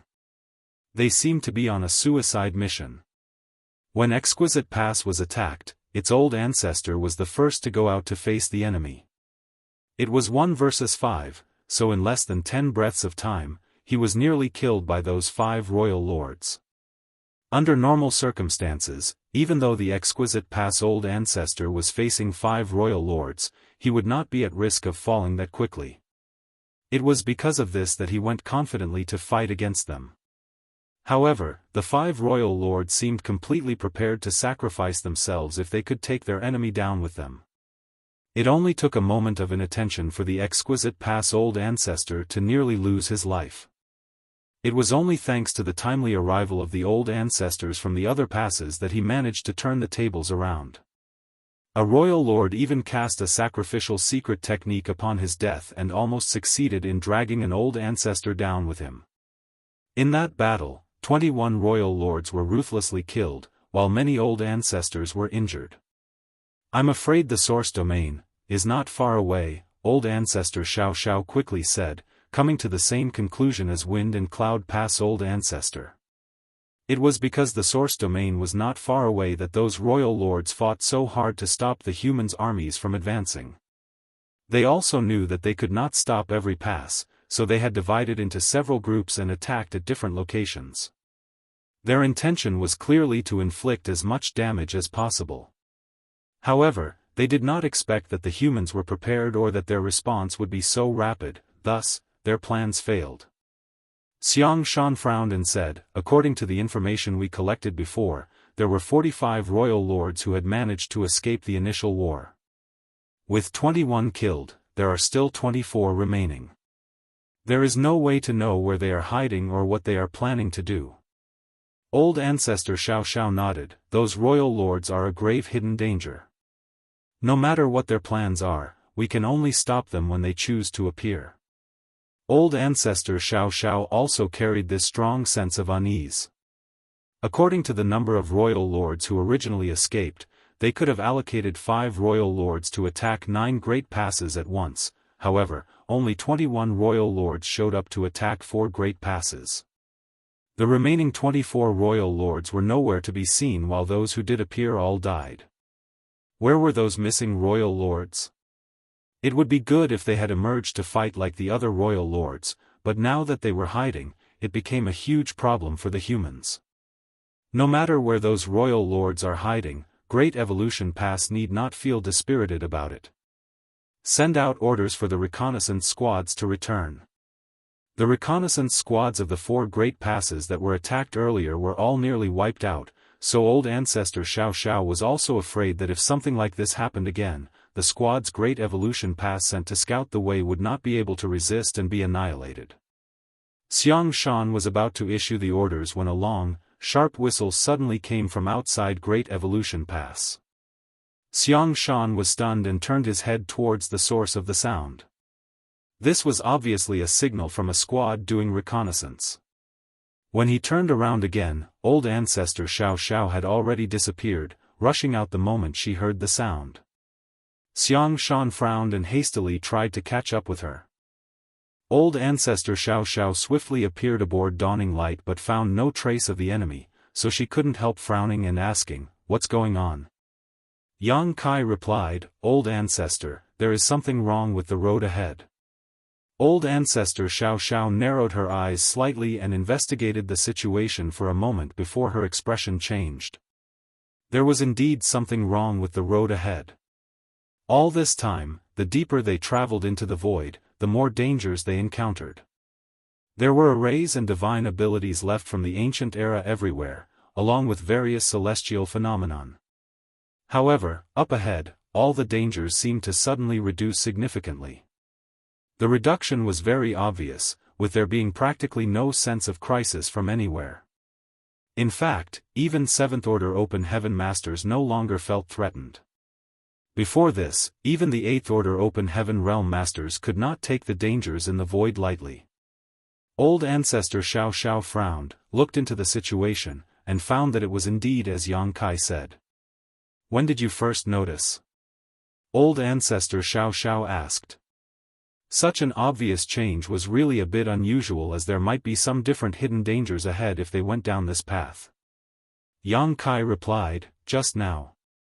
Nothing seemed off when the old ancestors and royal lords were fighting, however, Yang Kai suddenly noticed a change in the void soon after that battle ended. Old ancestor Xiao frowned as she was not sure why there was such a change. She had planned to recall the squads back to Great Evolution Pass to avoid them being attacked by the hidden royal lords, however, now she could not recall them anymore. So, instead of going back to Great Evolution Pass, she remained on Dawning Light to personally monitor the frontline situation. If a royal lord did attack, she would be able to immediately protect the scouting squads from this position. With a flash of her divine sense, she sent a message to Xianxia back in Great Evolution Pass instructing him to ask the other great passes how their situations were. Soon, it was reported that almost all the great passes had encountered such changes and the dangers of the road ahead had been significantly reduced. At the same moment, deep in the void at an unknown place, there was a violent surge of black ink strength. The energy rampage involved 24 figures, each possessing a strong aura. These 24 figures were the surviving royal lords who had previously escaped from the theaters. Old ancestor Xiao was worried that these unseen royal lords were hiding in the shadows, preparing to ambush the great passes. However, the truth was they had long returned to this unknown land. The other 21 who did not come back here were mainly trying to delay the advance of the human race. The original 21 royal lords' strength was strong, as even if they were wounded, they were still royal lords. They split into 4 teams, and as long as they were fast enough, they had a good chance of destroying a few great passes. They did not need to inflict widespread damage. Even if they destroyed 1 or 2 great passes, the humans would have their momentum blunted and be forced to delay their follow-up actions while focusing on defense.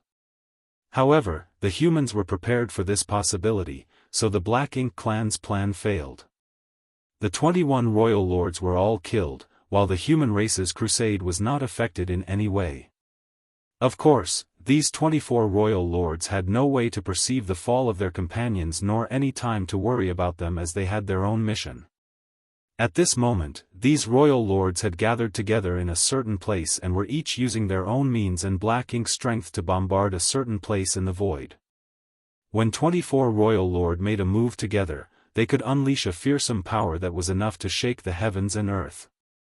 At the place where their raging attack struck, a skinny figure that was basically just dried up flesh and bones sat. This figure had no aura and to any outside observer was as good as dead. Only his eyes remained bright and full of life. He was Tsang.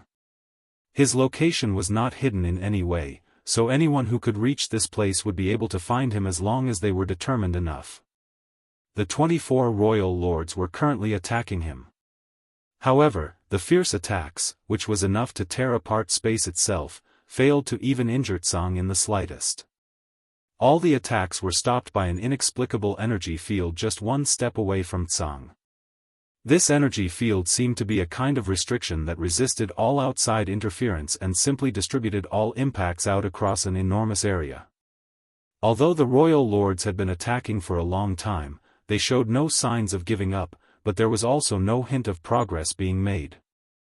Meanwhile, surrounding Tsang, there was now rich black ink strength that filled the void. Though the royal lords were attacking, Tsang did not consider it to be a crisis. It was as if he was certain that these royal lords could not do anything to him. Not only did he not try to stop them, he even tried to chat with them. "Did you guys come back from out there? Look what a mess you are in. Were you beaten up before you came running here?" Seems to be the case. All of you are quite injured. Must have been a significant defeat. The current generation have finally made their mark. Looks like this old master has not wasted his effort in sitting here for so many years. Can you tell me about the situation outside? I've been here for so many years and I don't know anything about the outside world. What's more, there's no one to talk to here. Hey, don't be like your great aunt. She was like a boring bottle gourd or a woman. Even when beaten, she never made a sound. Marshall Peak, Chapter 5396, Who else is there to fool but you? Hey, seriously? What is the situation in the outside world today? You lowlifes have actually been driven back all the way here? Has my human race flourished so much that you are no longer their match? There are not many innate royal lords anymore, HM. Most of you are acquired and have advanced from below. It looks like a lot of those who went out from here died already. Look, don't waste your energy. Do you think that this old master will be easy for you to defeat? Save your energy and take a break. Isn't it better for us to have a chat? Hello? Hey you, yes, the one with the horns on your head. Yes, you, tell me how things are out there. In exchange, I can give you a gift. The black ink strength surged as they madly attacked. However, even with the combined efforts of 24 royal lords they couldn't even scratch Tsang. The more he nagged, the fiercer the royal lords attacked. It was as if they were determined to shut him up. At one point, a voice from the dark depths exclaimed in surprise, "You can control Shi's power? The power to devour?" Although Tsang's movements were extremely subtle, they were still detectable, so he usually concealed them extremely well. However, this time, he accidentally revealed something. Tsang laughed and said, "Oh, you found out." The voice said coldly, "So that's why. Old thing, no wonder you survived for so many years. You can control Shi's power." Tsang sighed and said, "Not like I can help it. This damned place has been turned into a soulless, spiritless land by your underlings, so if this old master wants to live, the only way is to secretly steal from you from time to time." For countless years, he had relied on the manipulation of Shi's power to occasionally devour some energy from the darkness in order to survive, otherwise, he would have died many years ago. The voice in the darkness sneered and said, "You're really good at hiding. You managed to hide your flaws for so many years that even I was unaware of it. It was unbecoming of me to keep it from you, the master of this domain. Now that you found out, should I be ashamed of it? I'm afraid that you've forgotten how Shi died. I can't help it. This is the only way if I want to live. How could Tsang not know how Shi died? It was because Shi had devoured too much black ink strength and was at risk of being corrupted by it that he had to integrate himself into the restriction at the last moment. Even an existence as powerful as him could not completely resist the corruption of black ink strength. The voice in the darkness laughed coldly and said, "Very well, you want it, don't you? If you want it so badly, then I'll give it to you." As the voice spoke, the calm darkness suddenly rumbled. It was as if there was a violent energy surging in it, boiling from the inner depths and impacting the invisible restriction. Tsang frowned and called out hastily, "Mo, do not be rash. Let's talk about this." The voice in the darkness kept silent and the power rumbled more and more fiercely. Tsang was originally withered to skin and bones, but now, he visibly swelled up. In the blink of an eye, he turned into a plump old man. This transformation was not done though, as his body continued to expand and soon bulged up, like a blown-up ball. "Stop, stop!" Tsang shouted, appearing terrified as he yelled, "Mo, stop, if you keep doing this old master will burst." Mo naturally would not stop. He wanted nothing more than to make this noisy old man explode. The 24 royal lords saw this scene from outside the restriction and smiled happily. They felt reinvigorated, and increased the intensity of their attacks. After a few moments, Tsang's whole body was swollen into a ball. He was so puffed up that no one could see his facial features. He seemed like he could burst at any moment. He shouted with difficulty, I can't hold on any more." After he said so, he lifted his chubby palm and thrusted it forward. The royal lords, who were bombarding him indiscriminately, instantly froze as if death itself had enveloped them. In the darkness, Mo suddenly roared, "Dodge!" But it was too late. When Tsang thrust his fat palm out, the vast void trembled and the restriction which covered the darkness visibly rippled. The 5 closest royal lords were swept up by the violent burst of power and instantly exploded into blood mist. More royal lords behind them were hit hard and began to bleed. The whole world suddenly fell silent with just one blow. Tsang's swollen body, which was like a round ball, now began to deflate and shrink rapidly. He eventually reverted to an old man, heaved a long sigh of relief, and said, "Ah, much more comfortable." The royal lords, who were still alive, were all terrified as they stared at Tsang with immense fear. They were royal lords, the most powerful in existence in this world. 24 of them joined hands to attack Tsang for so long, but they couldn't even hurt him. However, with just one counterattack, 5 royal lords perished and more than 10 of them were seriously injured. The ones who weren't further injured were simply lucky to have avoided the blow. The power of that palm just now had surpassed their understanding. There should not be such a force in this world. In the darkness sealed by the restriction, the black ink-colored ocean no longer had ripples on it. A while later, Mo angrily scolded, "You tricked me." Just now, when Tsang pleaded for him to stop, he really thought that this old thing was about to burst, so he spared no effort to funnel more power into him. In reality, Tsang was borrowing his power to fight.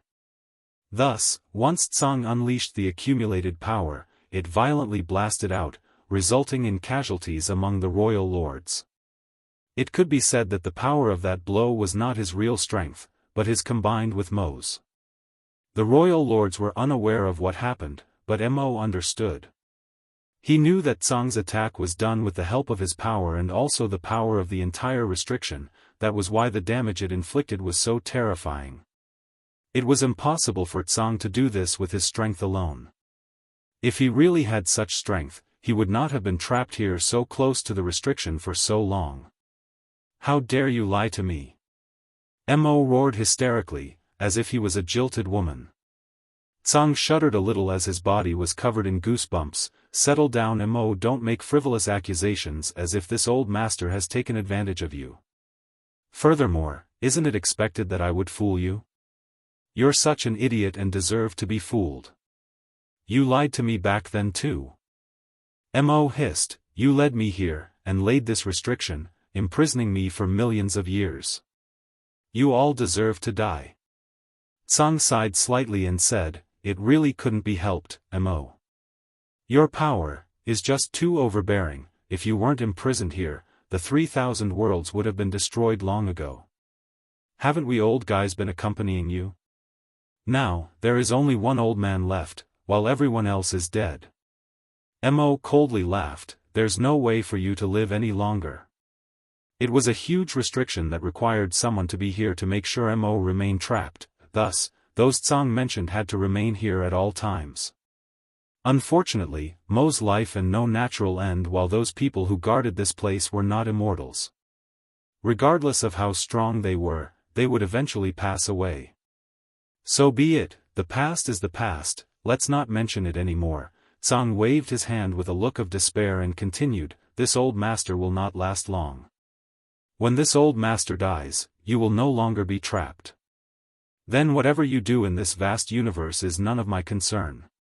There was a long silence in the darkness before Mo muttered, I await that day. Tsang raised his eyebrows and asked, do you want to do it yourself? Just like earlier, perhaps if we do it a few more times, this old master will really burst. Humph. Mo coldly snorted, fell silent, and ignored him. Tsang looked at the 19 royal lords who were still alive, waved to them casually, and asked, shall we continue? The royal lords looked terrified and none of them dared to move. Since they knew that this man could devour Black Ink's strength and turn it into his own power, why would they still want to fight against him? They just witnessed him vaporize 5 royal lords with a simple thrust of his palm.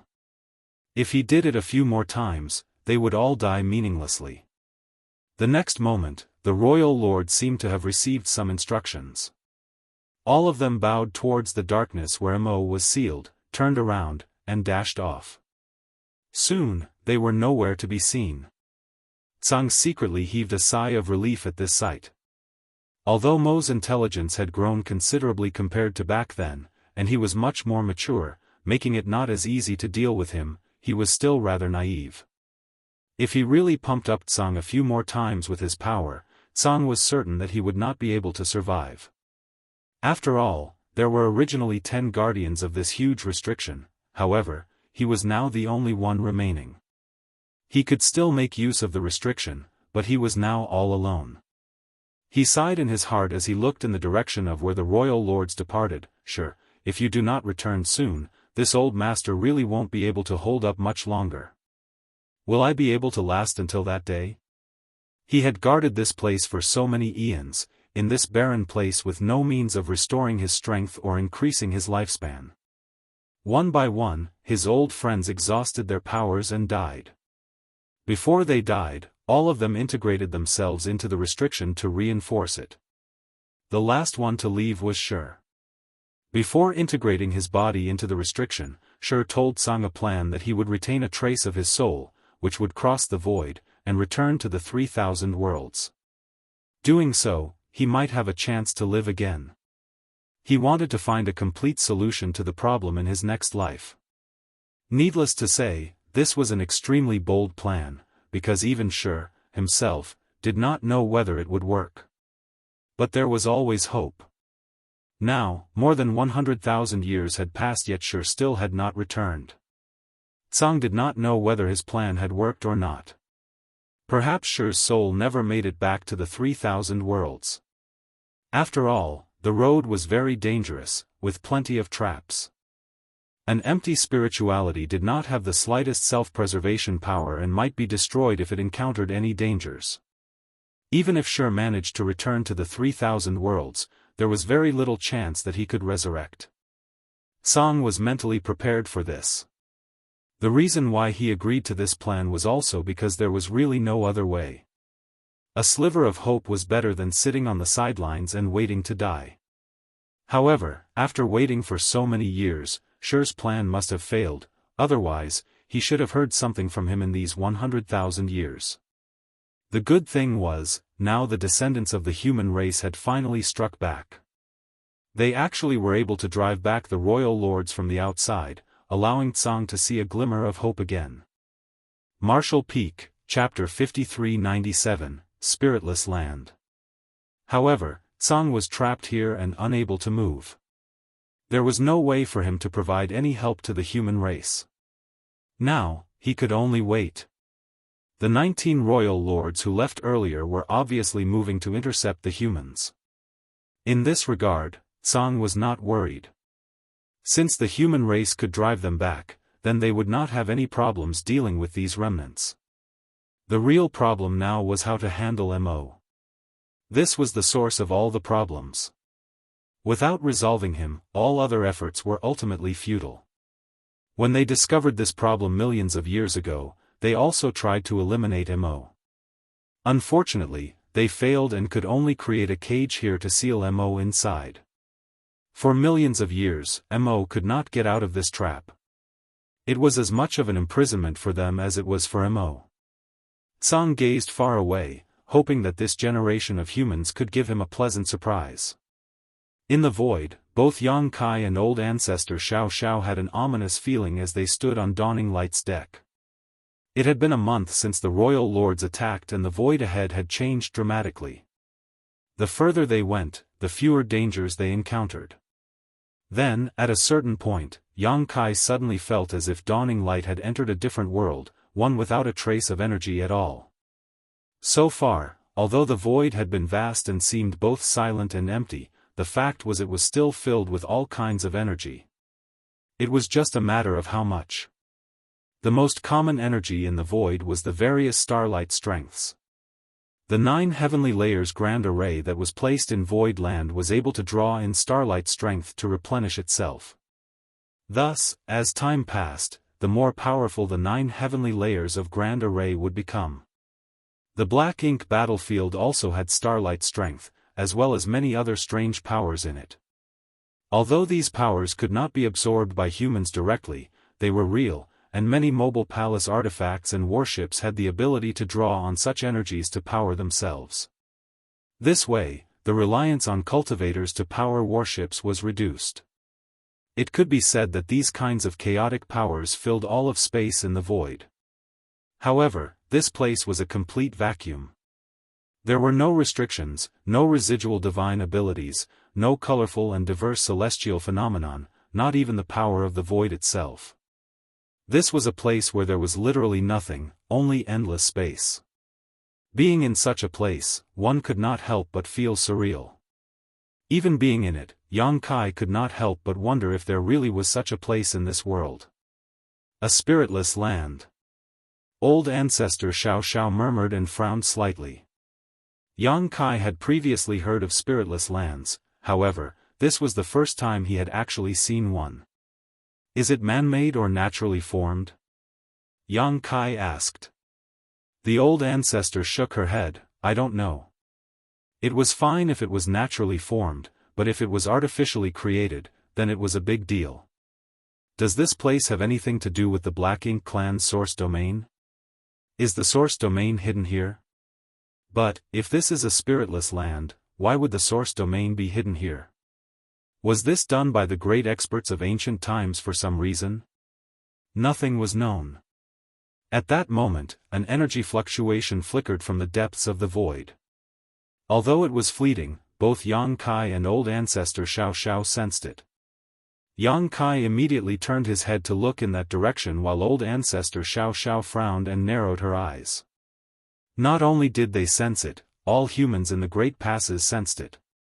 Be it 9th Order old ancestors or 5th Order soldiers, all clearly sensed that energy fluctuation.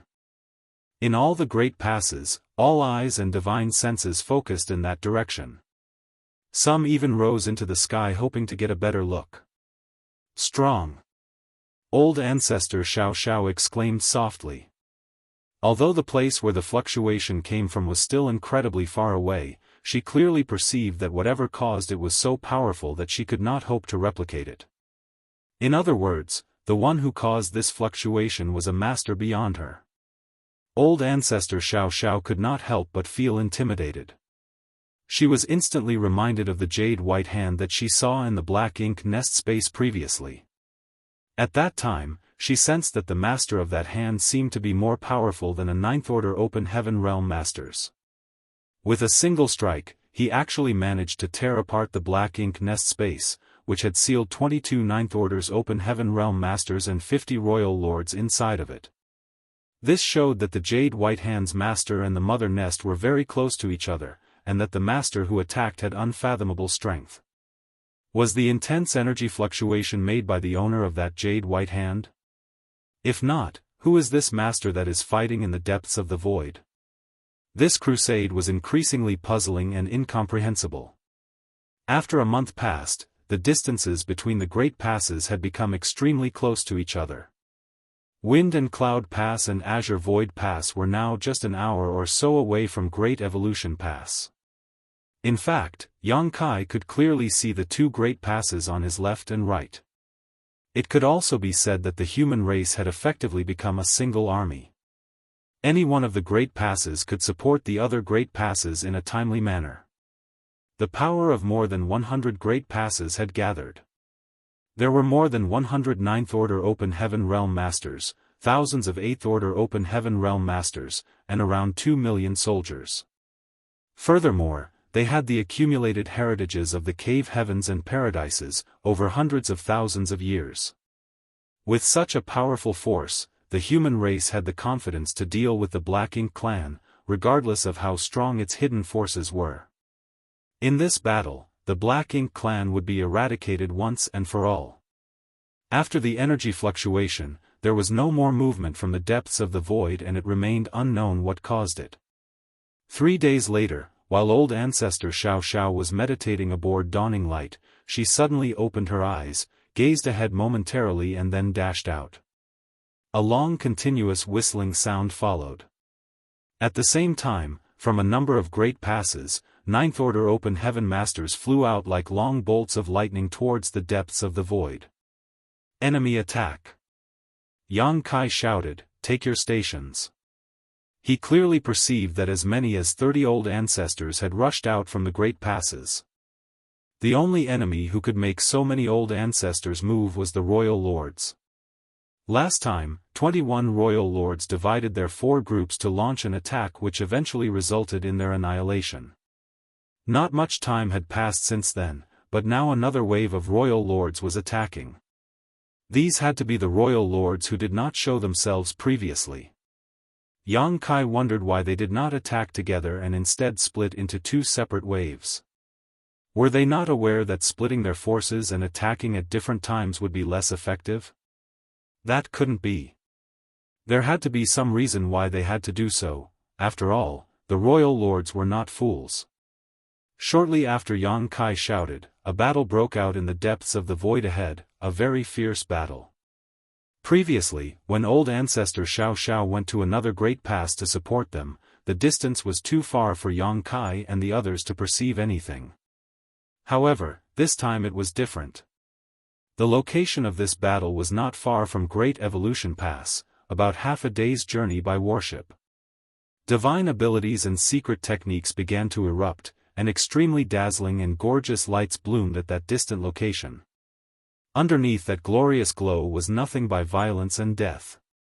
The battle was extremely ferocious. This was the rawest feeling this battle gave to Yang Kai. There were no probing attacks or measuring of the enemy, just an immediate life-or-death struggle. 1, 2, 3, Yang Kai concentrated on perceiving the battlefield ahead and after a moment, he frowned and mumbled, "The number isn't right. There are only 19 royal lords." A total of 45 royal lords escaped after the pacification of the theaters. 21 died in their attack on the Great Passes. Then there should still be 24 royal lords remaining. So, why were there only 19 in this battle? Where did the other 5 go? Feng also nodded and said, "It's 19. Yang Kai immediately ordered, "Return to Great Evolution Pass." There were still 5 missing royal lords, and no one knew where they were hiding. If they attacked Dawn at this moment, they would not be able to resist.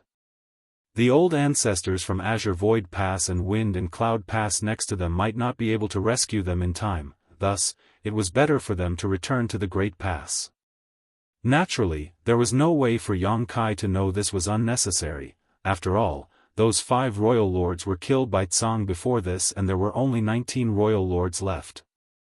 What's more, these 19 were far more seriously injured compared to the previous 21 royal lords. Tsang may have only killed 5 royal lords, but he seriously injured more than 10 of them as well. As a result, these 19 royal lords were in worse condition than the previous 21 who had attacked, with many of them not even able to display 50% of their peak strength. 30 old ancestors went out to fight them, outnumbering them almost 2 to 1. This battle broke out suddenly, and ended very quickly.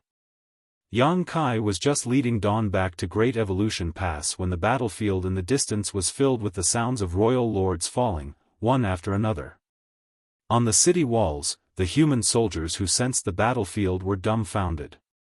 No one expected the royal lords to die so quickly. The battle was actually over before a stick of incense passed, with the auras of all 19 royal lords that had appeared withering as they perished. Old ancestor Xiao Xiao soon returned, without a trace of injury. Xianxia and the others rushed to welcome her. Not rejoicing in victory, the old ancestor wore a frown on her face. After all, the previous battle had given her an extremely odd feeling, even more so than the one before it. It was as if these royal lords did not take their own lives seriously. They appeared as if they could not wait to die and practically did not defend themselves, showing no sense of self-preservation and only attacking wildly. What concerned her more was that the 19 royal lords that appeared this time were very seriously injured. More than 10 of them could not even exert half of their usual strength, otherwise, the old ancestors could not have won so easily even if they were numerically superior. The royal lord's injuries were odd, and she wondered if that immense burst of energy some time ago had something to do with it. Perhaps that was the case, otherwise it could not be explained. If so, that would mean that someone had struck those royal lords before them. As the old ancestor pondered, a vague guidance suddenly came to her from the darkness. It was not a word, nor a divine sense transmission, but a simple guidance. Old ancestor Xiao Xiao immediately turned her head in the direction where the royal lords came from. In that instance, the eyes of more than 100 old ancestors from the various great passes also converged in that direction. Some of their brows rose slightly, some looked surprised, while others appeared relieved.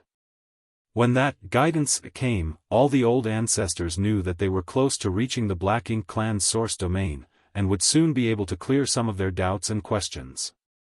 Be it whether the jade white hand that saved them that day belonged to a friend or a foe would be revealed soon. If they were not mistaken, the vague guidance in the darkness came from the owner of that jade white hand. Marshall Peak, Chapter 5398, You've Finally Come. More than 10 days after the 19 attacking royal lords were killed, the great passes finally arrived at the source of darkness. The void deep ahead was enveloped by a huge and dense cloud of black ink strength that appeared like an endless ocean that had existed since time immemorial. Although everything was calm, everyone felt the dread of what was to come. Even from a distance, it still gave people an extremely ominous feeling. The evil energy in this black ink ocean seemed to be able to devour one's heart and soul just by staring at it. In the great passes, all eyes gazed towards the black ink ocean, and all of them looked grave, even the old ancestors. Was this the Black Ink clan's source domain? Although no one told them what it was, when they saw the Black Ink ocean, they all realized that this was definitely the source domain, and that the mother nest must be inside. At the beginning of the crusade, no one thought that the source domain was so far away, and no one expected that the source domain would look like this. If too many Black Ink clansmen died in a certain battlefield, the black ink strength would form thick black ink clouds, and if enough black ink clouds came together, they were sometimes called black ink oceans, but those were a far cry from the sight before them. This was a real black ink ocean, dense and boundless. The so-called black ink oceans that they had seen previously were at most small ponds by comparison. Most of the humans only focused on this vast black ink ocean ahead of them, while the old ancestors of the great passes vaguely perceived that there seemed to be something else beyond this black ink ocean. It was something that was hidden extremely well, and no one would know it was there unless effort was made to sense it. In Myriad Demons Pass, the old ancestor used his demon eye of annihilation to see through the illusion. At Divine Feather Pass, the Divine Feather old ancestor activated his true vision eye to pierce the veil of the void. It was the same for the old ancestors of other great passes. With their ninth order open heaven realm cultivation, they more or less all practiced some form of secret technique, though their attainments varied quite a bit. At this moment, when the various secret techniques were activated, the hidden objects beyond the darkness were instantly perceived by the old ancestors, and what they saw left all of them pale with shock. They saw a restriction at the outer edge of the darkness, which was like a cage that enveloped the entire black ink ocean. It was because of this seal, which imprisoned the black ink ocean, that it did not spread outward. It was not hard to imagine that without this seal, the black ink ocean would have been so enormous that perhaps the whole void would have been filled with it, leaving no place for the human race to exist. It was a huge revelation. Such a seal was definitely not a natural formation and had to be man-made, but even the old ancestors had never heard of anything like it. From the traces left by the passage of time, it was obvious that this seal was ancient. In fact, it was so old that even the old ancestors could not figure out when it was even formed. However, the old ancestors did not need to investigate for long, as suddenly, something in the void attracted their attention. There was an old man with a white beard, sitting on the restriction, looking at them with a smile. All the old ancestors gasped. Initially, they did not even notice this man's presence. This old man seemed to suddenly appear out of nowhere. With more than 100 old ancestors scanning the area, it was naturally impossible that he could be missed. However, the old man could not possibly have just appeared there. He had always been there, but they did not know what technique he used such that even they, the old ancestors, could not detect him. In other words, if he did not want to be found, none of the humans here could find him. This old man was very strong. So strong that even the old ancestors were shaken. He just sat there with a smile on his face, yet the old ancestors all felt that he was facing them individually. This was a strange feeling, but also a sign of his supreme strength and control. They did not detect any energy fluctuations from the old man, yet, many ninth order open heaven realm masters had a clear understanding of the situation. It was clear to them that he had no ill will towards the human race. Additionally, the old man was obviously human. Without coordinating, each of the old ancestors stepped out from the great passes and converged towards the old man's location. Although they were fairly certain this old man helped some of them escape from the black ink nest space, they remained cautious as they still had not confirmed his origins or intentions. With more than 100 ninth order open heaven realm masters acting together, the old man would have to consider carefully if he had any malicious intent. When the old man detected the ninth order open heaven realm master's thoughts, his smile only widened. Then suddenly, the old man appeared disappointed and frowned.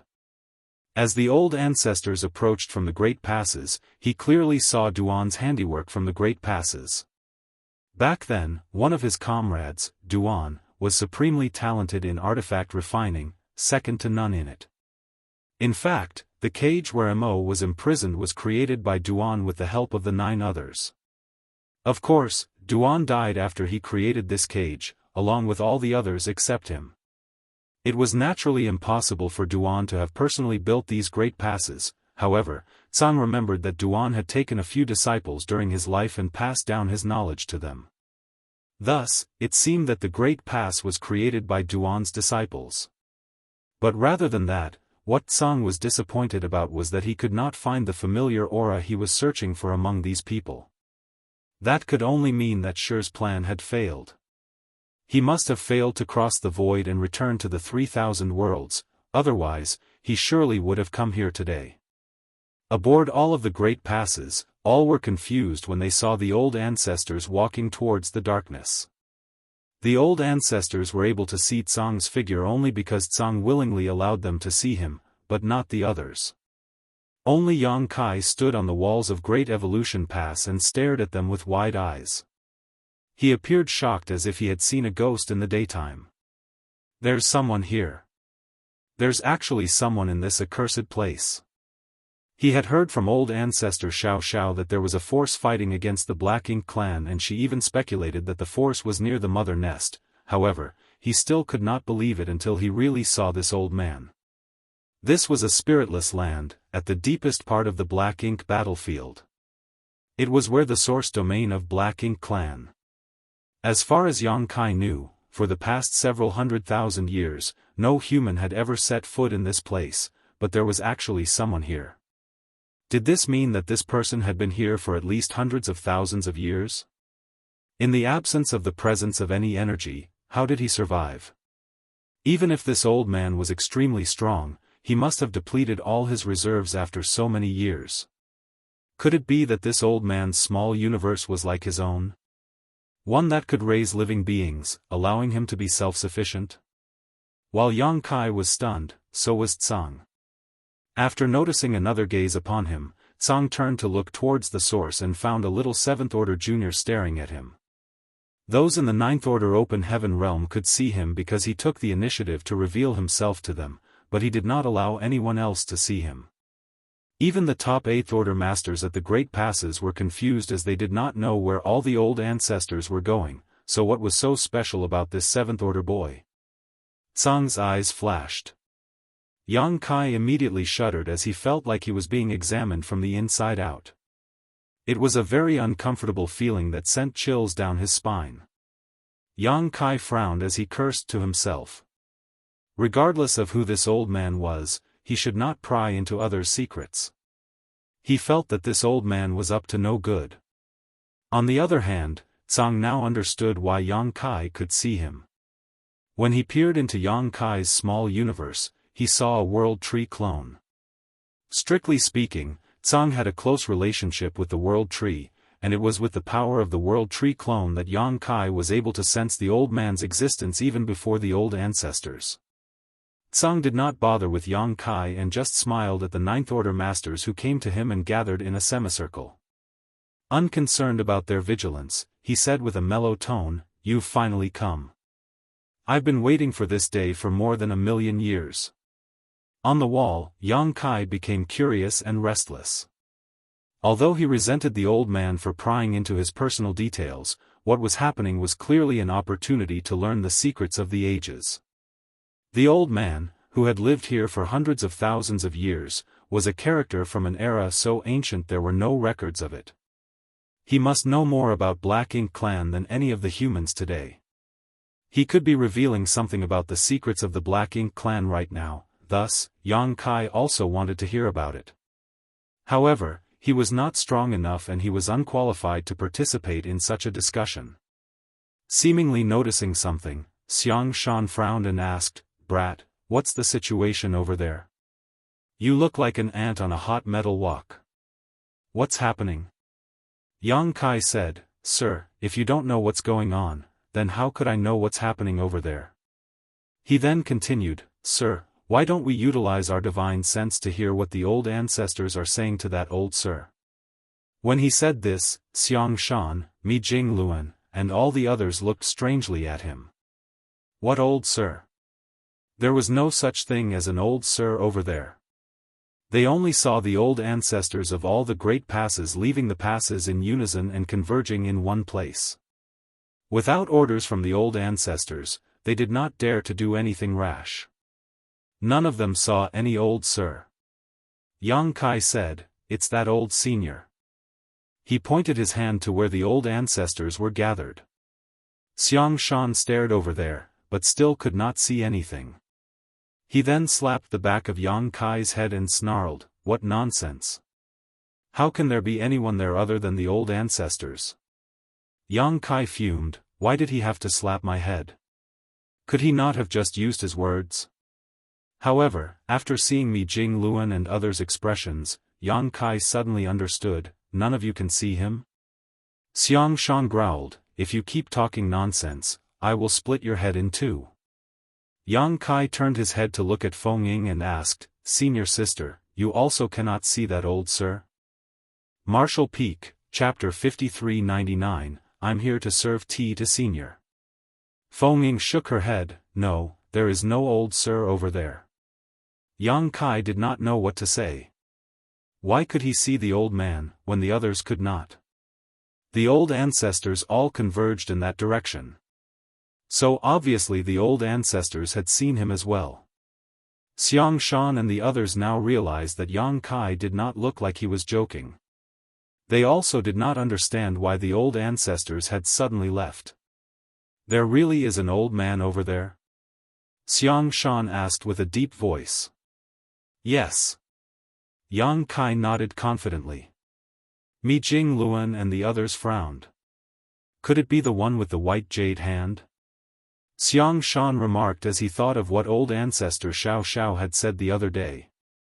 I don't know if it's the man with the white jade hand, but he seems human, Yang Kai replied casually. Mi Jingluan said solemnly, if there is someone there, yet we can't detect him, then his strength is simply unfathomable. Mi Jingluan glanced at Xianxia before suddenly smiling as they both patted Yang Kai's shoulder. You want to know what he is telling the old ancestors? Earlier on, Mi Jingluan did not know why Yang Kai looked so frustrated and curious, but now he understood. How could Yang Kai be the only one who was curious? Although the old ancestors would certainly reveal some key information to them later, they might not necessarily tell them everything. It was certainly better if they could hear it for themselves. However, none of them dared to do anything rash. Since the old ancestors did not call for them, who would dare to go forward on their own? None of them was able to shoulder the responsibility if something went wrong. Yang Kai had learnt long ago not to get involved in Big Head Mi's schemes and shook his head decisively, no. Old ancestor Xiao Xiao once commented that Mi Jingluan was quite petty and vindictive, thus, Yang Kai knew he should not try to best him in an argument. In fact, if Yang Kai had the necessary strength, he would have resorted to fists first and asked questions later. After all, the best way to deal with anyone petty was to beat them into submission. Likewise, this same reasoning applied to Xianxia. Unfortunately for him, the two big heads were too similar in their thinking. Yang Kai was alerted as soon as Mi Jingluan spoke, but it was too late. No, you certainly want to. Mi Jingluan said firmly, taking out a tea set and shoving it directly into Yang Kai's hand before, casually, suggesting, that old senior must have grown lonely after so many years and long forgotten the taste of tea. Go and brew the old senior a pot of tea. Upon saying so, both Mi Jingluan and Xianxia directly used their hands, which were still on Yang Kai's shoulders, to throw him out. Yang Kai was shocked and wanted to resist, but was unable to do so. In a flash, Yang Kai was hurled out towards where the old ancestors had gathered. Damn you big head Xiang! Big head me! Yang Kai cursed as he flew across the void. Those two big heads were such bullies. Is this appropriate? Lu Zhiping appeared confused when she saw Yang Kai flying towards where the old ancestors gathered. In fact, she was slightly worried. She could not see where the so-called old sir was, however, she could clearly see that the Ninth Order Open Heaven Masters had their guards up as they surrounded something. Anyone or anything that could cause over 100 old ancestors to act so cautiously must be very powerful. Now that Yang Kai was thrust into their midst, how would he sort out any misunderstanding? It's fine, Mi Jingluan said with a smile, the old ancestors are all gathered there, so if something really happens, they can also protect him. Moreover, he is only in the 7th Order, so the old ancestors and that old senior should not care if a junior like him barges into their gathering. If possible, Mi Jingluan wanted to go personally, however, as a peak 8th Order master, it was less appropriate or believable for him to act like a naive junior rather than a real youngster like Yang Kai. But... Look, we can't see that old sir, but Yang Kai can. Maybe there is something unique about him? Xianxia continued along with Mi Jingluan's reasoning, since he is unique, he should receive preferential treatment as well. After saying that, Mi Jingluan and Xiang Shan looked at each other and grinned. Yang Li's face twitched repeatedly as he stared at these two with narrowed eyes. They managed to think up so much sophistry in so little time? How can they live with themselves if they do this every day, all day long? Yang Li cursed in his heart and then walked away, feeling ashamed just standing with them. Yang Kai also cursed and swore at the two big heads, however, they just smiled back at him encouragingly, which irked him even more. He had already been thrown towards the old ancestors, and was halfway there before he managed to steady himself, so it was far too late to turn back as that would only be more embarrassing. Thus, he emboldened himself to hold the tea set with both hands, keep his head up, and strode forward. The old ancestors obviously saw him and appeared puzzled at his sudden intrusion. With a bull-headed boldness he had cultivated his whole life, Yang Kai ignored them outright and directly flew to the old sir and said with a smile, "Old sir, you must be thirsty. Please have some tea." Upon saying this, regardless of whether he caused the old ancestors to be upset, Yang Kai placed the tea set on the old man's side and got busy. Yang Kai naturally broke out into a cold sweat as Tsang curiously observed him. He came to serve tea and was only in the seventh order open heaven realm, so regardless of whether this old sir was a friend or foe, he would not make a move against a junior thousands of times younger than him, right? Soon, Tsang did not bother about this interesting junior and turned to look at one of the ninth order open heaven realm masters. Let's continue. Yang Kai did not know which old ancestor spoke, but a voice from behind followed. According to the ancient records, the cave heavens and paradises seem to have appeared overnight in the 3,000 worlds. Then a wide range of disciples began to train the next generation to prepare them for the black ink battlefields for each of the great passes. Yang Kai listened for a while and understood that the old ancestor was talking about the founding of the cave heavens and paradises, which happened so long ago that rather than records, it was more like legends and myths that the current old ancestors only somewhat knew of. After all, there was not much written about it in the ancient books. Some time later, the same old ancestor also briefly spoke about the many years of struggles between the human race and Black Ink clan. It was not until the last few hundred years that the human race gradually achieved the upper hand. Eventually, they decided to launch a crusade and advanced to this location. The old ancestor did not say much in detail and just broadly described the events of history. He did not mention anything sensitive such as the purifying light or the evil purging divine spears. They still had no way to determine whether this old man in front of them was a friend or foe. Though the possibility of him being an ally was very high, it was always good to be cautious. Meanwhile, Yang Kai's had finished his work. He brewed the tea from Mi Jing Luan's treasured tea leaves collection and respectfully presented it. "Old sir, have a cup of tea." Tsang answered with a smile, "You're quite thoughtful, little one." The old ancestor who spoke just now glanced at Yang Kai with a frown. He was the one who spoke all the while instead of Tsang, who barely spoke a few words. If anyone needed a cup of tea, it was him. Tsang drank the tea and Yang Kai took back the cup and refilled it. Yang Kai ignored the glare of the many old ancestors. There were more than 100 of them here, so surely, they did not expect him to serve every one of them, right? How could he serve so much tea? It was better for him to serve one person. After drinking 3 cups in a row, Tsang smacked his lips and exclaimed, "I haven't tasted this for years. I've almost forgotten what tea tasted like." The myriad demons heaven old ancestor softly said, "If Senior wants to drink tea, this brat can stay here to serve Senior as long as you like." Yang Kai suddenly shot a glare towards him. "What is the meaning of this? Why are you so quick to abandon me? Are you all in agreement to isolate me? Don't think that you can do whatever you want just because you taught me some secret techniques," he thought. Unfortunately for Yang Kai, he soon realized that none of these old ancestors who had lived for so long cared about niceties with a mere junior. The myriad demons' old ancestor did not even glance at Yang Kai as he continued, "Senior, while drinking tea is a small matter, we have many doubts and hope that Senior can answer them." Tsang nodded and said, this old master knows, but there is so much to cover. I don't even know where to start. How about this? Ask me what you want to know and I will answer accordingly. The old ancestors were surprised that he was so quick to offer up his knowledge. The old ancestors exchanged glances for a moment before one of them asked, "How should we address Senior?"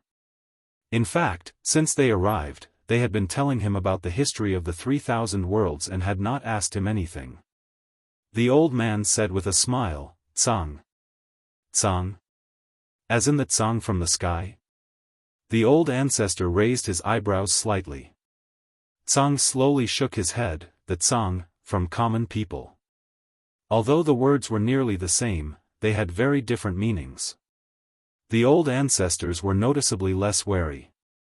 Old ancestor Xiao then asked, "A few years ago, when I and several others were trapped in the black ink nest space, was it Senior who rescued us?" Tsang nodded and replied, "It was me." Although they had speculated that it was him, this was not confirmed until now. Old ancestor Xiao immediately cupped her fists, "Many thanks, Senior." If Tsang had not broken the black ink nest space trap from the outside, the old ancestors would have died inside. He was their savior. No need to thank me. It could be considered as you having saved yourselves. If not for the leaking of the aura from your battle, I would not have thought to strike at that moment. Old ancestor Xiao pondered for a moment before understanding what Tsang meant. On that day, the Bright King Cave Heaven old ancestor detonated his soul at the border of the black ink nest space, opening a crack in it in an attempt to open a way out for other old ancestors.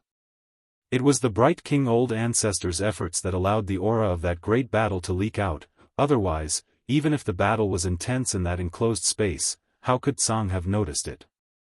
How then could he have saved them in time?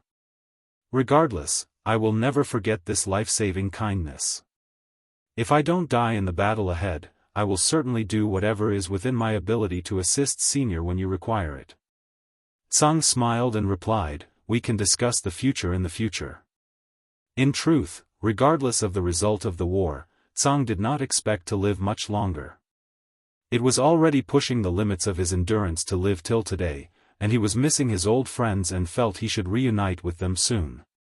His old friends must have been waiting impatiently for him. Another old ancestor asked, "So, is the Black Ink clan's mother nest really here?" As he spoke, he looked towards the vast darkness before them. When the old ancestors broke out of the black ink nest space with the help of an outside force, they had determined that the person who had aided them must be very close to the mother nest. Otherwise, there should have been no way to break through the black ink nest space from the outside. Marshall Peak, Chapter 5400, Prisoners. Mother Nest, Tsang laughed heartily, "Is that what you call it? Well, that's apartment." Yes, the mother nest is indeed here, in the darkness, within this restriction. And this is where Black Ink clan originated from? Yes. Blue Sky Pass old ancestor pondered for a moment before asking, "What does Senior call the mother nest?" Mother nest was a term that was introduced by the humans of today, but it seemed like it had another name from Tsang's reaction. "Mo," Tsang replied, "it calls itself Mo, the black ink itself." Many Ninth Order Open Heaven Realm Masters frowned when they heard Tsang's answer. Even Yang Kai, who was still brewing tea, looked at Tsang in surprise. There was nothing wrong with calling the Black Ink clan's mother nest, Mo, what was disturbing was the way Tsang phrased his statement. "It calls itself?" The Blue Sky old ancestor looked grim as he asked, "Senior, what do you mean by that? Is it possible that the mother nest is sentient?" So far, the human race had destroyed many low-rank to high-rank black ink nests, thus, the human race now had some understanding of black ink nests. Each black ink nest had its own consciousness, and the Black Ink clan used the black ink nest's consciousnesses as carriers to establish black ink nest spaces. These black ink nest spaces were in turn created by the black ink nests which bred them. It was a space which transcended distance and could be used to quickly transmit information. However, whether it was the low-rank, mid-rank or high-rank black ink nests, their consciousnesses were all blank. Simply put, they had consciousnesses but weren't sentient. From what Tsang just said, the mother nest seemed to be different from the other black ink nests. Tsang nodded and said, "It naturally has sentience. In the early years, this old master would chat with it when I was bored, but as time passed, it became angry with this old master and disliked how noisy I was, so it stopped responding." The Ninth Order Open Heaven Realm Masters were horrified that the mother nest was actually a black ink nest with its own sentience. This was truly shocking. Previously, they had speculated that the black ink nest, having its own consciousness, might one day develop its own sentience, thus becoming a true living being. However, the black ink nests on the black ink battlefield had existed for at least a few hundreds of thousands of years with no precedent of any of them becoming sentient. That led them to believe that the black ink nest could never become fully self-aware. Now, they knew that the black ink nest was truly capable of independent thought, but only the mother nest. However, on second thought, this was the source of the black ink clan, so it was not strange that it was sentient. Old ancestor Xiao then asked, "If it has a will, then why didn't it attack us when we were trapped in its black ink nest space?" As the source of the black ink clan, Mo's will was definitely extraordinarily powerful.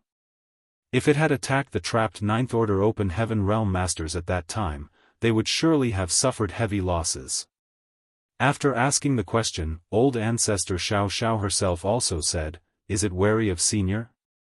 Tsang smiled faintly and said, "In a sense, yes, it is. If it secretly makes some small moves, this old master wouldn't notice. However, once it makes a big move, I will surely notice and make it suffer." Previously, when the Bright King Cave Heaven old ancestor self-destructed and ruptured the black ink nest space, it enabled some aura of the great battle inside to leak out. That was when Tsang took action to tear open the black ink nest space. If Mo took the initiative to attack, it would only have been exposed sooner. It wanted to silently finish off the Ninth Order Masters, which was why it did not take the initiative and only had 50 royal lords under its command ambush them in the black ink nest space. What cultivation realm is Senior at now?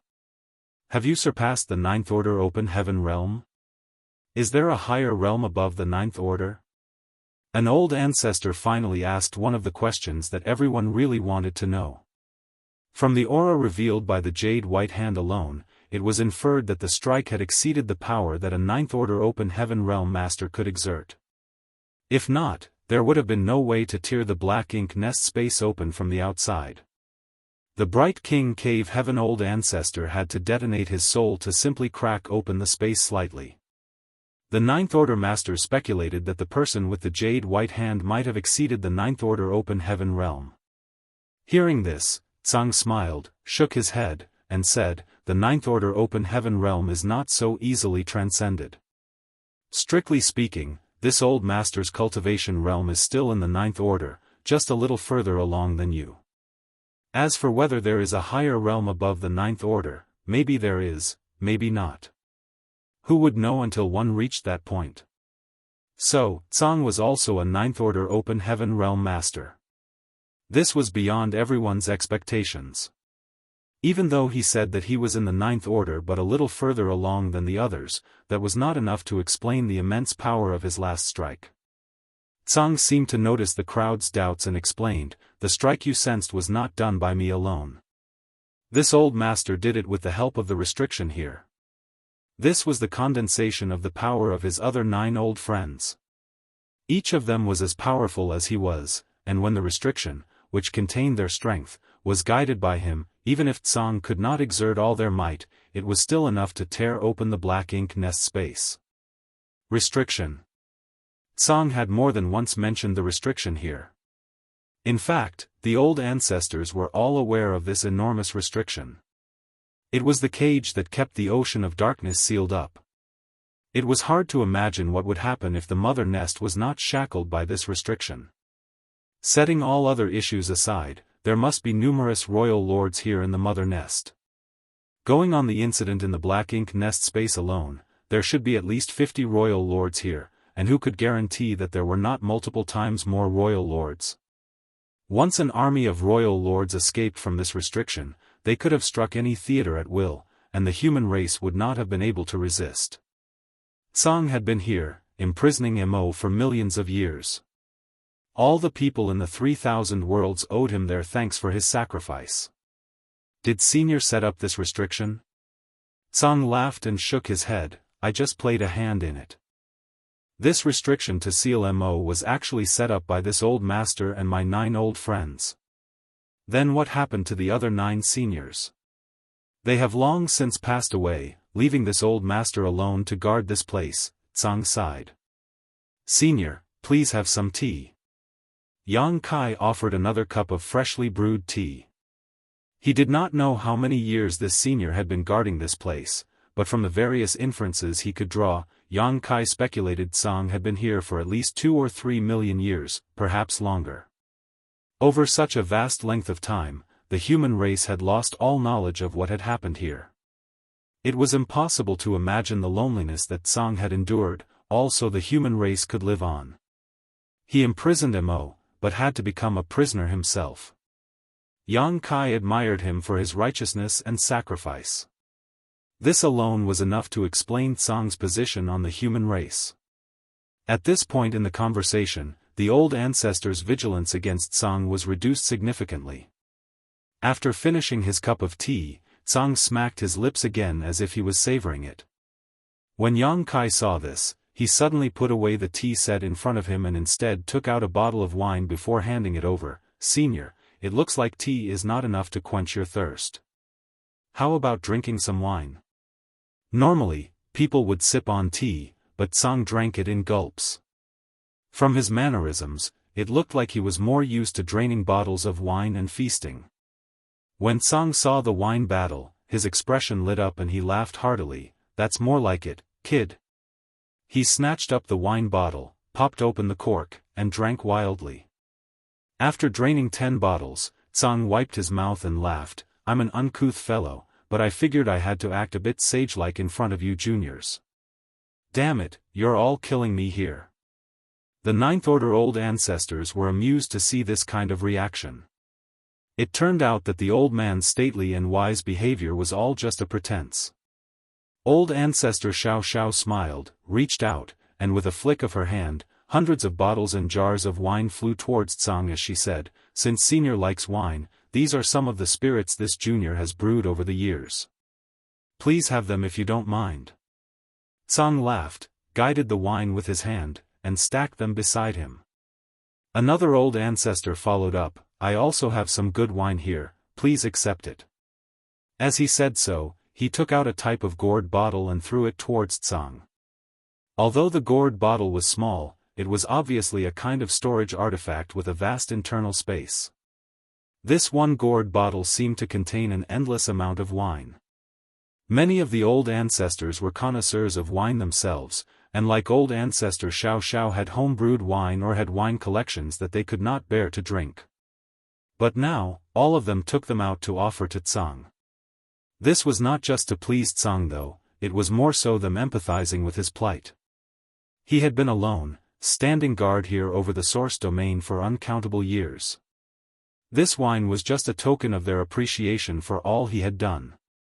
How can you drink wine without meat? One old ancestor laughed, reaching out and taking out a large piece of monster beast meat, which had been his treasure for many years. It still looked extremely fresh and dripping with blood. The monster chi was also quite compelling, so it was obviously not from any ordinary monster beast. Yang Kai even felt a hint of dragon aura from it. This monster beast had dragon blood in it. Perhaps it was a flood dragon or other dragon descendant. Another old ancestor said, now we have wine and meat, some fruit is a necessity. He reached out a hand, and a plate of crystal-clear spirit fruits appeared. One by one, the old ancestors took out their collections which they had accumulated over the millennia, and within a few moments, Tsang had all kinds of delicious delicacies set out in front of him. Even in the void, the aroma was overflowing and the atmosphere was joyous. Tsang laughed continuously. All the 8th Order Open Heaven Realm Masters from every great pass were shocked to see that the place where the old ancestors gathered had somehow turned into a banquet. They remained dumbfounded and completely did not understand what had happened. Yang Kai was also dumbfounded that his simple swapping of tea for alcohol had triggered this change. Unfortunately for him, everyone here was in a ninth-order old ancestor, while he was the only seventh-order junior. Thus, it was only expected that he did the hard work of pouring wine for each old ancestor, serving fruit plates, and roasting the beast meat. At this point, Yang Kai was cursing Big Head Me and Big Head Xiang non-stop in his heart. After 3 rounds of wine and food, Tsang shouted loudly, "In the primordial era, chaos reigned. When the first primordial light was born into this world, the heavens and earth opened up and the universe was born. It was naturally a glorious and magnificent sight. At that time, the universe was simple, pure, and without many disturbances. Although the environment was extremely harsh, all living creatures' focus was simply to survive. Even if there was fighting and killing, it was only in furtherance of that one goal, survival." Marshall Peak, Chapter 5401, Primordial Era, Early Ancient Era, Late Ancient Era. The divine spirits were the first to rule the universe. They were born powerful, and had almost no natural enemies except themselves. They were kings in those days and the vast world bowed at their feet. Tsang began to orate and the ninth-order masters listened carefully. Although they were all top masters who lived for many tens of thousands of years and stood at the pinnacle of the human race, they were considered juniors when compared to Tsang. They knew this, so as soon as they found out about Tsang, they treated him as their honorable senior. The old ancestors never knew these secrets of the primordial era and early ancient era. No one had ever told them these, while the ancient books did not have much in terms of details. Everyone realized that today they would be learning from Tsang things that they never knew before. The divine spirits were proud and undefeatable, but they had innate arrogance that they needed to prove to others. So, the divine spirits fought amongst themselves, and all divine spirits were enemies to all but their own. Such a war soon swept across the 3,000 worlds. As the battle raged on, it shattered the heavens and earth. Countless living beings perished, while even the divine spirits themselves were not spared, as many were killed.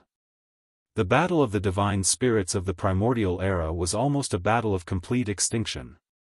It was not until millions of years later, when most of the divine spirits were exterminated and those that survived could barely sustain their clans, that the era of the divine spirits dominating all lives came to an end. That also marked the beginning of the early ancient era. When the divine spirits fought, they created many servants and descendants.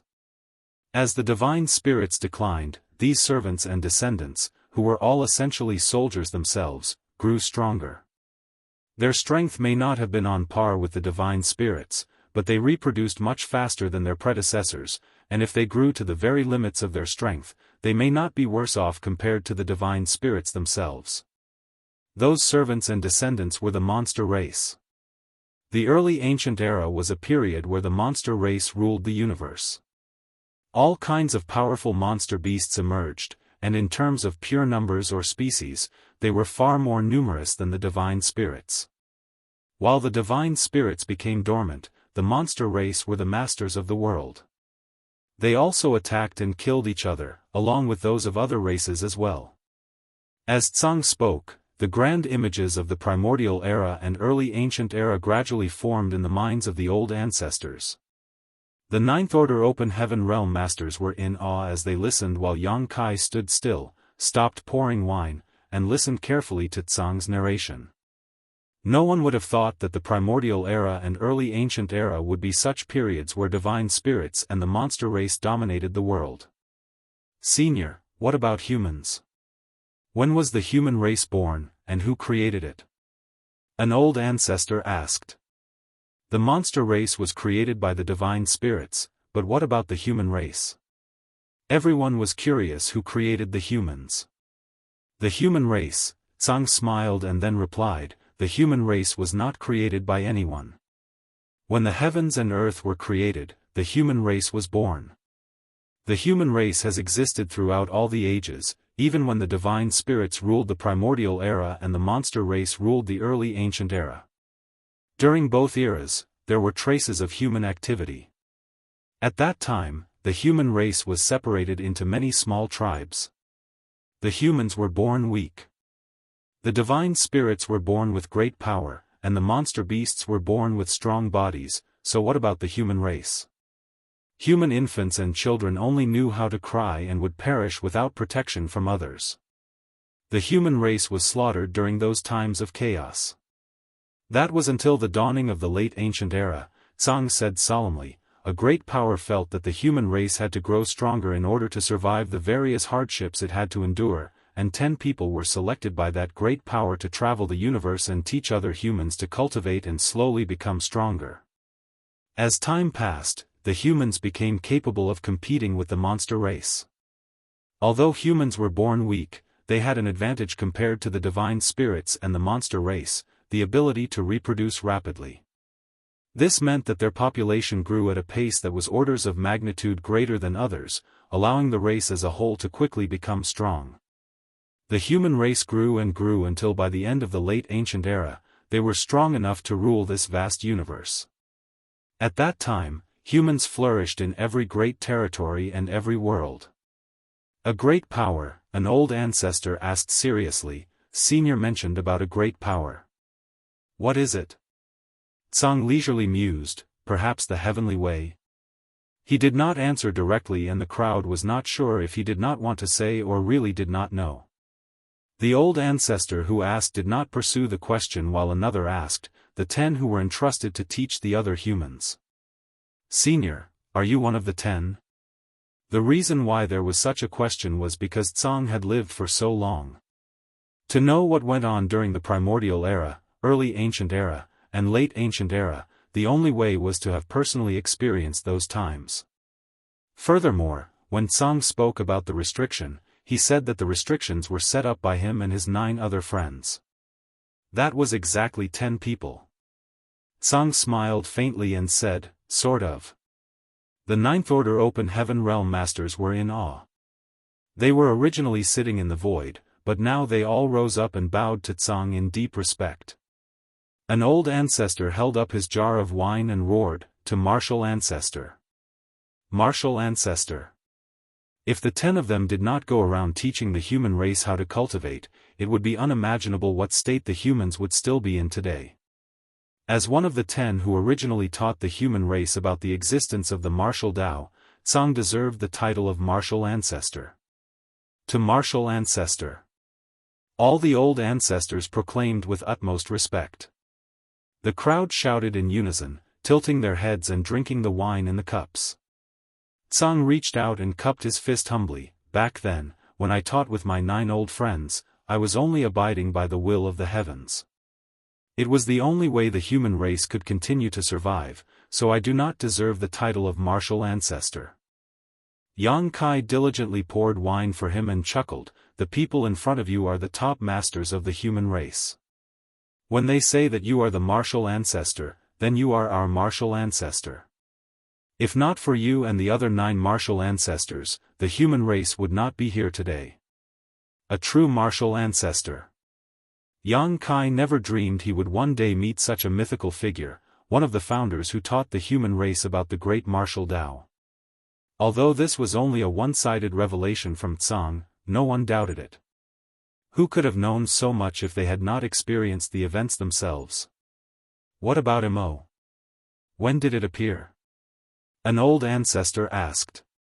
Regardless of what happened during the primordial era, early ancient era, and late ancient era, the only thing that everyone was now more concerned with was Mo. Only when it was resolved, would this crusade of the human race be considered a success. It would only be then that there would be no more conflicts to resolve. Mo, Tsang sighed, in the beginning of the universe, when the first primordial light came into existence, darkness was also born. That darkness was Mo. Its existence is even older than that of the divine spirits. The 9th Order Masters gasped. As Tsang mentioned, the divine spirits ruled the primordial era and the monster race ruled the early ancient era, making them sound like they were the first beings to exist. Who would have expected that Mo was even older than them? Since black ink strength was so invasive, why didn't Mo rise up to dominate everything during the primordial era and the early ancient era, when the divine spirits and the monster race were ruling? If Mo rose up during that time, neither the divine spirits nor the monster race would have had a chance to rule over the universe. No matter if it was in the primordial era or early ancient era, it would have been the Black Ink clan that ruled the world. Tsang shook his head and explained, although it existed since the beginning of the universe, its sentience formed much later. It lay dormant during the primordial era and early ancient era, and even during the late ancient era, before the human race became dominant, it still remained unaware. It was not until a long time later that it became sentient and began to leave this place on its own accord. This place? The Ninth Order Masters paid close attention to Tsang's choice of words. Senior, does it mean that it was born here as well? Tsang nodded and said, this is where the heavens and earth began, and it is also the birthplace of Mo. It can also be considered the end point of the universe. That is why we laid the restrictions here, deceived it here, and sealed it. Deceived, the old ancestors murmured to each other. Tsang said solemnly, in fact, its sentience is not too developed, at least, before it was imprisoned. In fact, Mo's sentience was only equivalent to that of a child. It was a little naughty, but it was not bad in nature. Unfortunately, its existence itself is evil. The old ancestors were surprised to hear his comment. On the other hand, Yang Kai was suddenly reminded of Big Brother Huang and Big Sister Lan, whom he met in the chaotic dead territory. Both of them were also extremely powerful, but their personalities were just like that of children. The old ancestors may not be able to understand Tsang's comment on Mo, but since Yang Kai could associate what he said with his experience with Big Brother Huang and Big Sister Lan, he could understand the situation better. Upon that realization, Yang Kai suddenly wondered, perhaps, in this world, once their strength reaches beyond a certain level, their sentience becomes limited? The late ancient era ended as Mo's sentience began to take form, slowly assuming a form that then left this place. At that time, the human race had already dominated the 3,000 worlds, so you can imagine what it would be like for a child who suddenly arrived in an extremely prosperous world. Someone who grew up in deathly silence, was always alone, and had never had any companions. The old ancestors fell silent, leaving Yang Kai to respond. It must have been very happy and wanted to be part of it.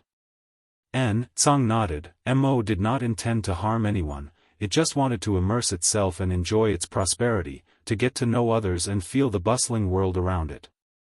However, it did not know that its power was too overbearing for the mundane world. Thus, everywhere Mo went, all the people were corrupted. Everyone honored it, saw it with reverence, and fulfilled all of its demands.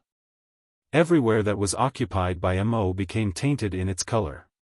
Every great territory was corrupted by Mo and its power grew rapidly. Everywhere Mo went became its territory. World force was its favorite food, and the noisy cities became its favorite places. In less than a few hundred years, hundreds of great territories fell, all the world force was consumed, and the lands naturally died. The people living in these dead lands became corrupted by Black Ink strength. This old master and my 9 old friends came to investigate immediately after we became aware of the news, and learned about the strangeness of Black Ink strength. We knew that if we could not solve this problem, the 3,000 worlds would one day be completely consumed by Mo, and by that time, there would be no one else in this world. Marshall Peak, Chapter 5402, Primordial Light. This old master and my friends came with hostile intentions, but Mo did not realize it at all. Instead, it welcomed us and showed us the beauty of its territory and its achievements with great delight. Looking back, Mo truly behaved like a child. It had something that it was proud of, but there was no one to share it with. It was a rare occasion that others could be its guest, thus, it happily tried to show off to Tsang and the 9 other martial ancestors. The reason why Mo liked Tsang and his friends was because they could resist its Black Ink strength, unlike the others who became subservient to it and obeyed its orders after being corrupted. For Mo, what it needed was not a servant, but a friend, whom it could share joy and happiness with. Initially, Mo considered us friends with completely pure intentions. It was so friendly and honest that we did not know what to do when we were faced with it. We originally thought of killing it, but when it came time to act, not one of us could bring ourselves to be ruthless against a child. Black Ink's strength was simply the power it was born with. It did not have the intention of wreaking havoc on the 3,000 worlds, it just did not understand what harm it could do to the human race, and that its existence would lead to the destruction of everything. In addition to our own feelings, Mo was indestructible, so there was essentially nothing that we could do to destroy it. So, our plans gradually changed. We explored its birthplace and decided to lure it here. Once it was here, we would use our strength and seal it here. We wanted to slowly find a way to understand its power, not only to see if we could find a way to preserve its life, but also to neutralize its Black Ink strength. Before we did that, we worked together to split apart the great territories occupied by Mo so that its Black Ink strength would not poison the others that remained uncontaminated. At that time, many masters gathered under Mo's command, so when we imprisoned Mo here, it was furious and ordered its servants to attack the human race. That was how the war began, and the vast void behind you is where the two sides fought. Initially, we could still perceive the movement of the battle, but as time passed, the battlefield gradually expanded outward, and we lost track of how the war was progressing. The war suddenly broke out after Tsang and the other 9 imprisoned Mo. The human race wanted to stop the encroachment of Black Ink's strength and protect their home. However, Mo was angry with Tsang and the others' betrayal and ordered its slaves to slaughter all living beings. Thus, the Black Ink battlefield was born in this new era. It was an era where the human race had experienced many new dangers that persisted to today. At that time, there was a tragic great war where the Black Ink clan and the human race fought to the death across the vast Black Ink battlefield. For both sides, retreat was not an option. That great war lasted for around 10,000 years. Many human masters were killed and injured. Naturally, the forces under Mo were ruthlessly killed as well. Just when we thought that Black Ink's strength's hidden problems were basically pacified, Mo's power suddenly erupted out from the restriction. It had been accumulating power for those 10,000 years, and the 10 of us were caught off guard and nearly overwhelmed by it. Although it took a lot of effort for us to reseal it, some of the servants it created escaped from this place. If I'm not mistaken, you call those servants royal lords. Yang Kai nodded as the pieces seemed to come into place. When Yang Kai questioned the territory lord who was trapped in Void Crack, Guchen, he said that the royal lords came out of the source domain and brought with them their Black Ink nests. Now, it seemed that those royal lords were the same ones that escaped at that time. Yang Kai was horrified. What kind of power did Mo have to directly create so many royal lords? Then, what kind of powers did Tsang and the other 9 martial ancestors possess to be able to imprison Mo?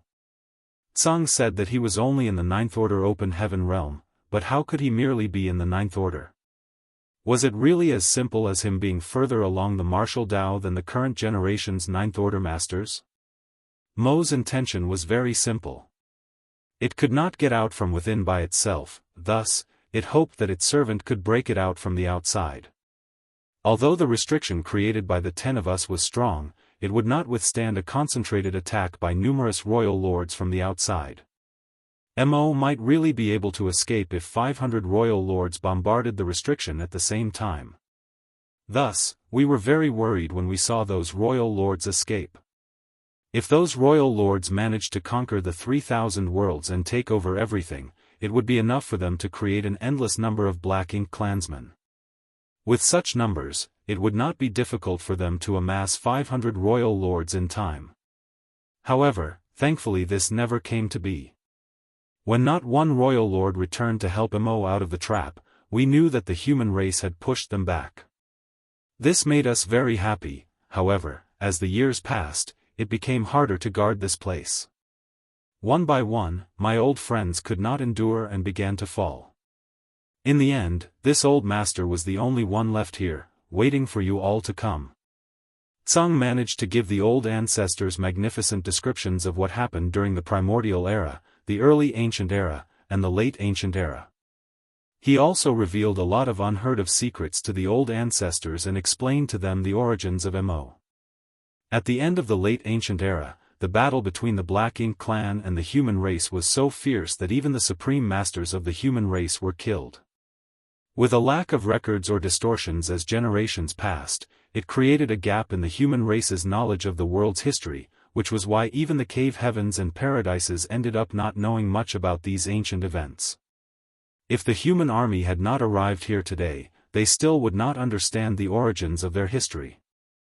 Although they were unclear, the tradition of fighting against the Black Ink clan had continued because the human race needed to survive. They had to prevent the Black Ink clan from ever getting to the 3,000 worlds, or it would be the end of the human race. More than 100 theaters in more than 100 great passes continued to resist in the Black Ink battlefield. Countless years and generations of humans gave their lives to ensure this steadfast protection. The battles were grand and glorious.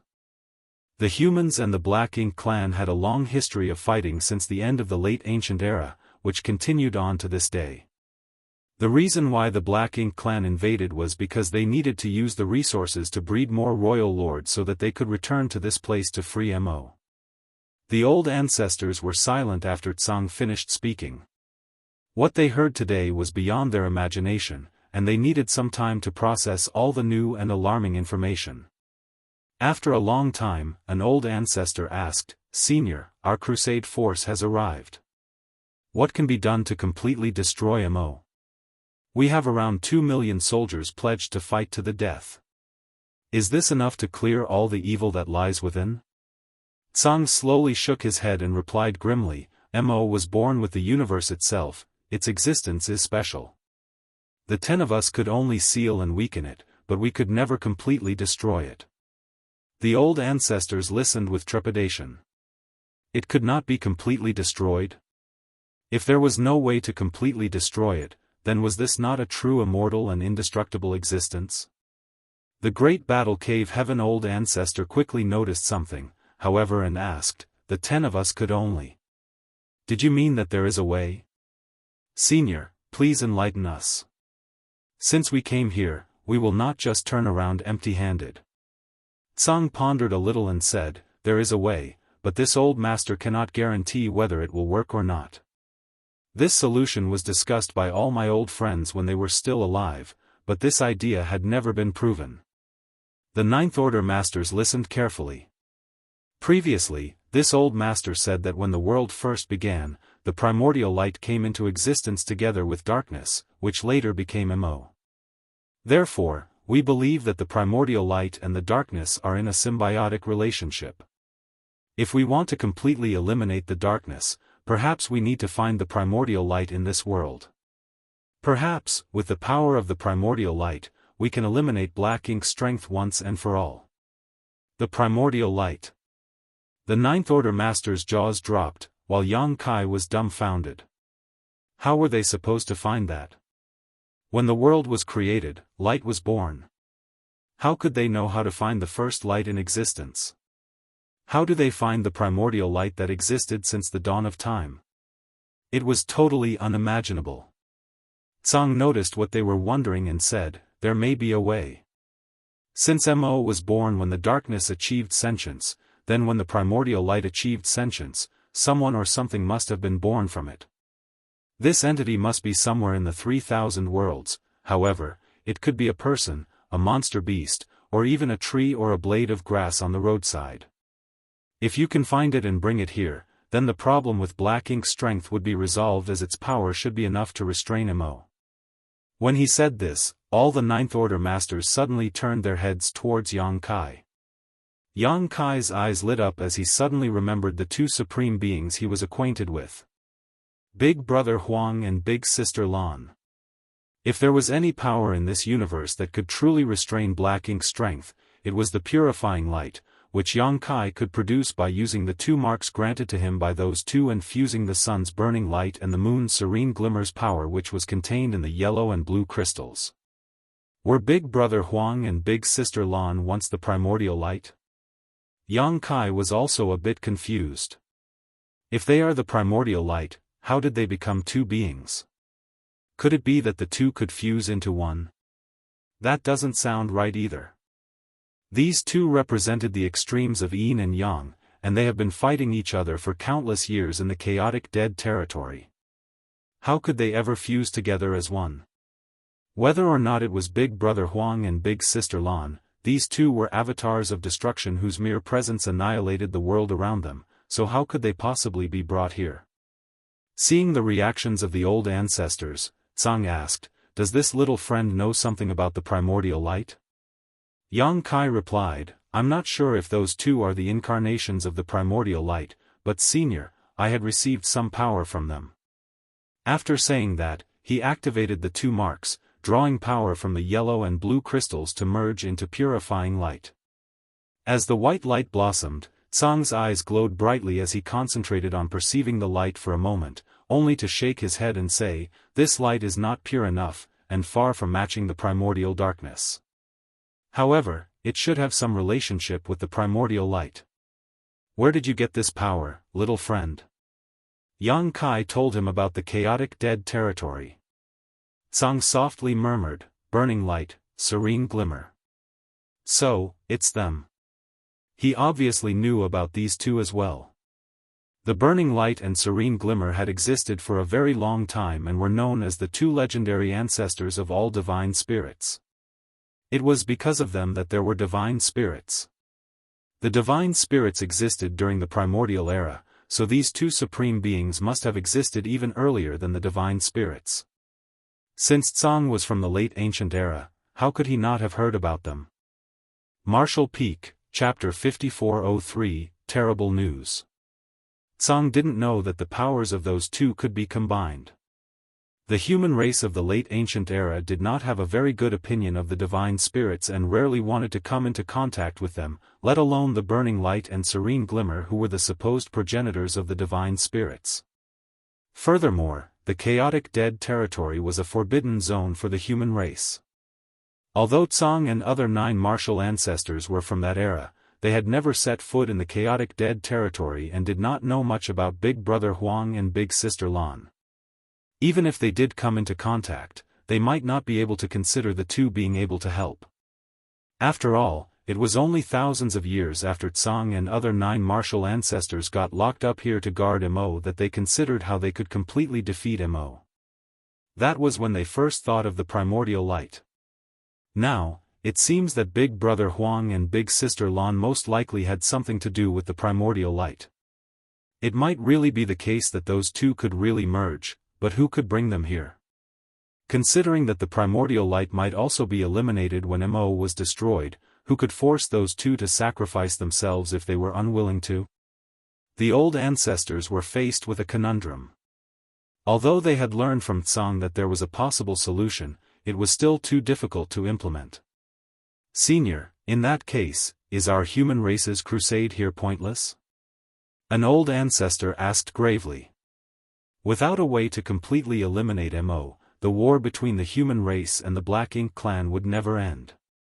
Did the 2 million soldiers of this mighty army brave through all those dangers for nothing? Tsang shook his head and solemnly said, "It's not useless. To tell you the truth, you came just at the right time." "Senior, please elaborate."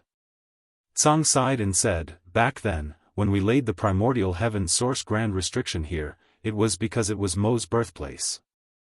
As the years passed, Mo's servants turned this huge void into a spiritless land. So, we simply had no way to replenish our own strength. Even my old friends passed away one by one, until this old master was the only one left. If you came even 1,000 years later, this old master would have followed in the footsteps of my friends. Even if this old master doesn't die though, Mo would still be able to get out of this trap on its own one day.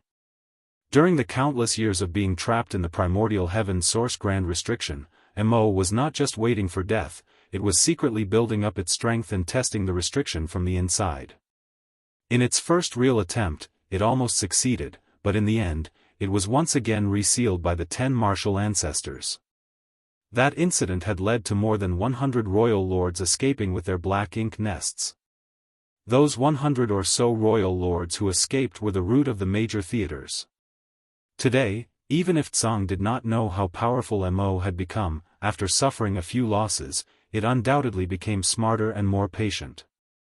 Although Tsang had tried several times to dig up information from it, Mo would never reveal how powerful the force it was amassing had become. It was lying dormant, waiting patiently for the moment when Tsang became weak enough for it to attempt to break out again. That was why Tsang said that they came at just the right time. If they arrived some years later, he might have been unable to hold on. By then, Mo would escape and bring disastrous for the universe. Old ancestor Xiao narrowed her eyes and asked with great concern, "Senior, how strong is Mo compared to you?" Tsang pondered a little and said, "Mo itself is not too strong. If we really fought, it might not be this old master's match, however, it cannot be completely destroyed. I can defeat it once, or maybe twice, but I will be the one who dies in the end. Its real strength is not in itself, but in the servants it creates."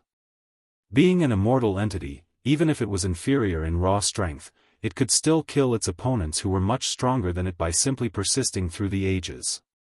This was why Tsang and the other 9 did not directly attack Mo. They knew they could not destroy Mo, so they did not waste their strength. The Ninth Order Masters suddenly realized something and old ancestor Xiao asked, "Does Senior mean that over the years, Mo may have created many Black Ink clansmen inside the restriction?" Tsang quickly answered, "Indeed. Probably more than you can imagine, including many, many royal lords."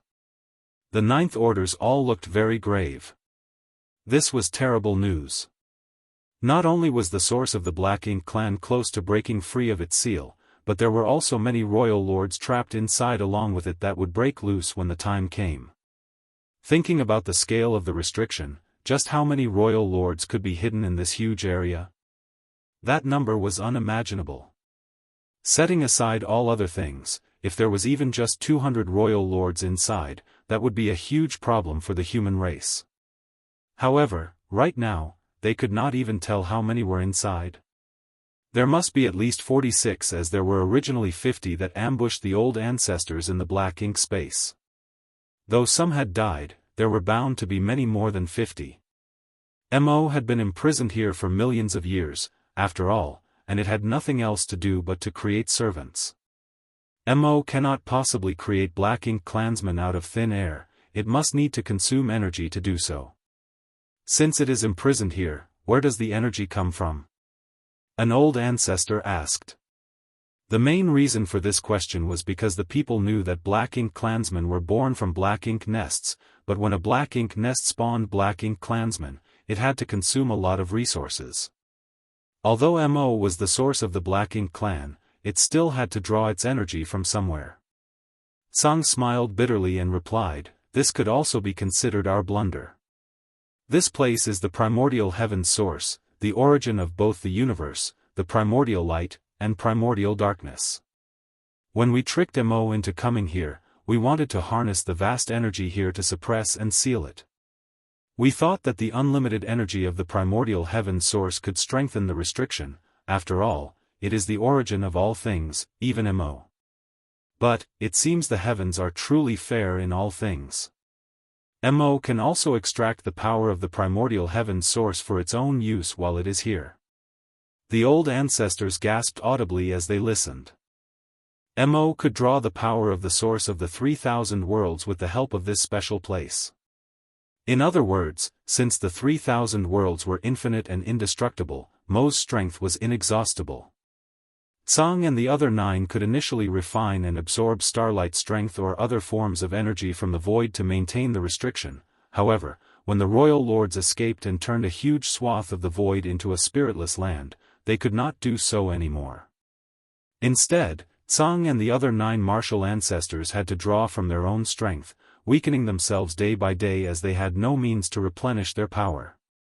Before the 9 martial ancestors died, each of them directed all their remaining might, sacrificing their core essence to the restriction to enhance its strength, otherwise, Mo would have escaped out of this restriction long ago. After all his old friends had departed one after another, Tsang would be next if the crusade force had not arrived. After his death, the restriction might still be able to suppress and seal Mo for some years, but it would not last for long and Mo would eventually be able to get out of the trap. That was why he said that the human race army came at the right time. Even such an ancient supreme being would have felt desperate after waiting for millions of years. Who knew how excited Tsang was when he perceived the aura of that battle a few years ago? When he realized that someone was fighting in the black ink nest space, he decisively took action. Since you have come here, you must have the intention to get rid of Mo, and it just so happens that this old master needs your help. The old ancestor all looked solemn as the great battle heaven old ancestor said, "We do not know Mo as well as Senior does. When we led the crusade to this place, we thought that we could ruthlessly kill whatever was here. We did not expect things to turn out this way. Perhaps Senior can instruct us on what to do now." The other old ancestors all nodded in unison. Tsang was the first to cup his fist and said, "This old master thanks all of you in advance. To be honest, if a fight breaks out, you will lose a lot of the 2 million you've brought here." The old ancestors laughed as one of them replied, "Senior, the founding purpose of the cave heavens and paradises was to fight against the Black Ink clan on the Black Ink battlefield. Over the years, many of our ancestors have died to fulfill that purpose. If they did not have the will to fight and die, they would not have dared to set foot onto the Black Ink battlefield to kill the enemy. Senior, not to mention if we had large numbers of casualties, even if this entire army perished here, it would be worth it if we could destroy the Black Ink clan. As for thanking us, we should be the ones to thank you, Senior. Without Senior's great devotion to guarding this place, the 3,000 worlds would have been lost and we would not be here today." Tsang looked at the crowd, and saw that the many Ninth Order Open Heaven Realm Masters did not flinch, even though they were aware of the power and evilness of Mo. He began to smile with relief. This generation of warriors is indeed competent, otherwise, it would not have taken the human race more than 1,000,000 years before they came. Just as Tsang was about to speak, a voice echoed, "You all want to listen to this old man's nonsense and become my enemies?" The voice was so indistinct that none of the Ninth Order Open Heaven Realm Masters knew where it came from, but all of them soon turned pale. Mo was the only one who would say such words at this moment. No one expected that Mo, which was suppressed and sealed in the primordial heaven source grand restriction where the heavens and earth were created, could still communicate with them. What made things worse was from the tone of its voice, it had heard everything that was said here. Yang Kai looked very odd. Moments ago, Tsang said that Mo's personality was like a child, furthermore, it seemed that its voice was also that of a child. It was practically the same as Big Brother Huang and Big Sister Lan. When he thought about it, Mo, Big Brother Huang, and Big Sister Lan seemed to actually have a lot in common. Perhaps the solution to resolving the crisis of the Black Ink clan really depended on those two. This Supreme One cannot be killed. What the old man said about the primordial light is pure nonsense. This place is the birthplace of this Supreme One, what primordial light could be found here? Mo sarcastically said.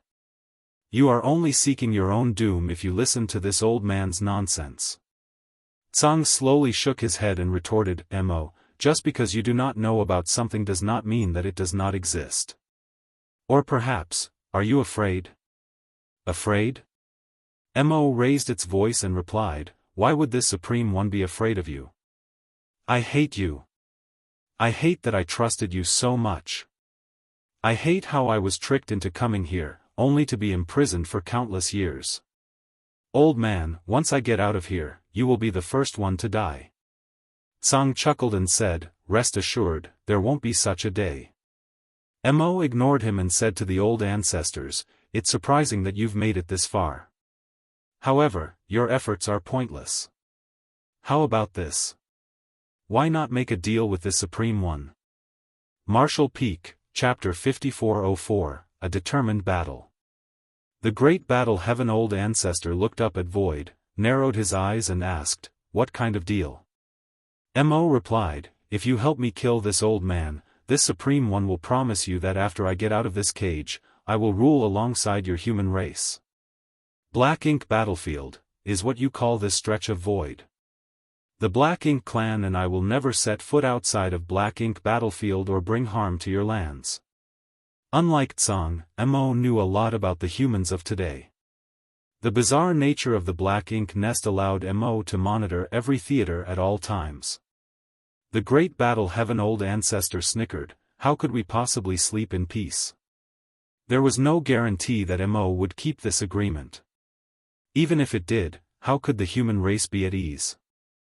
Who knew if Mo changed its mind? After all, it was the source of the Black Ink clan.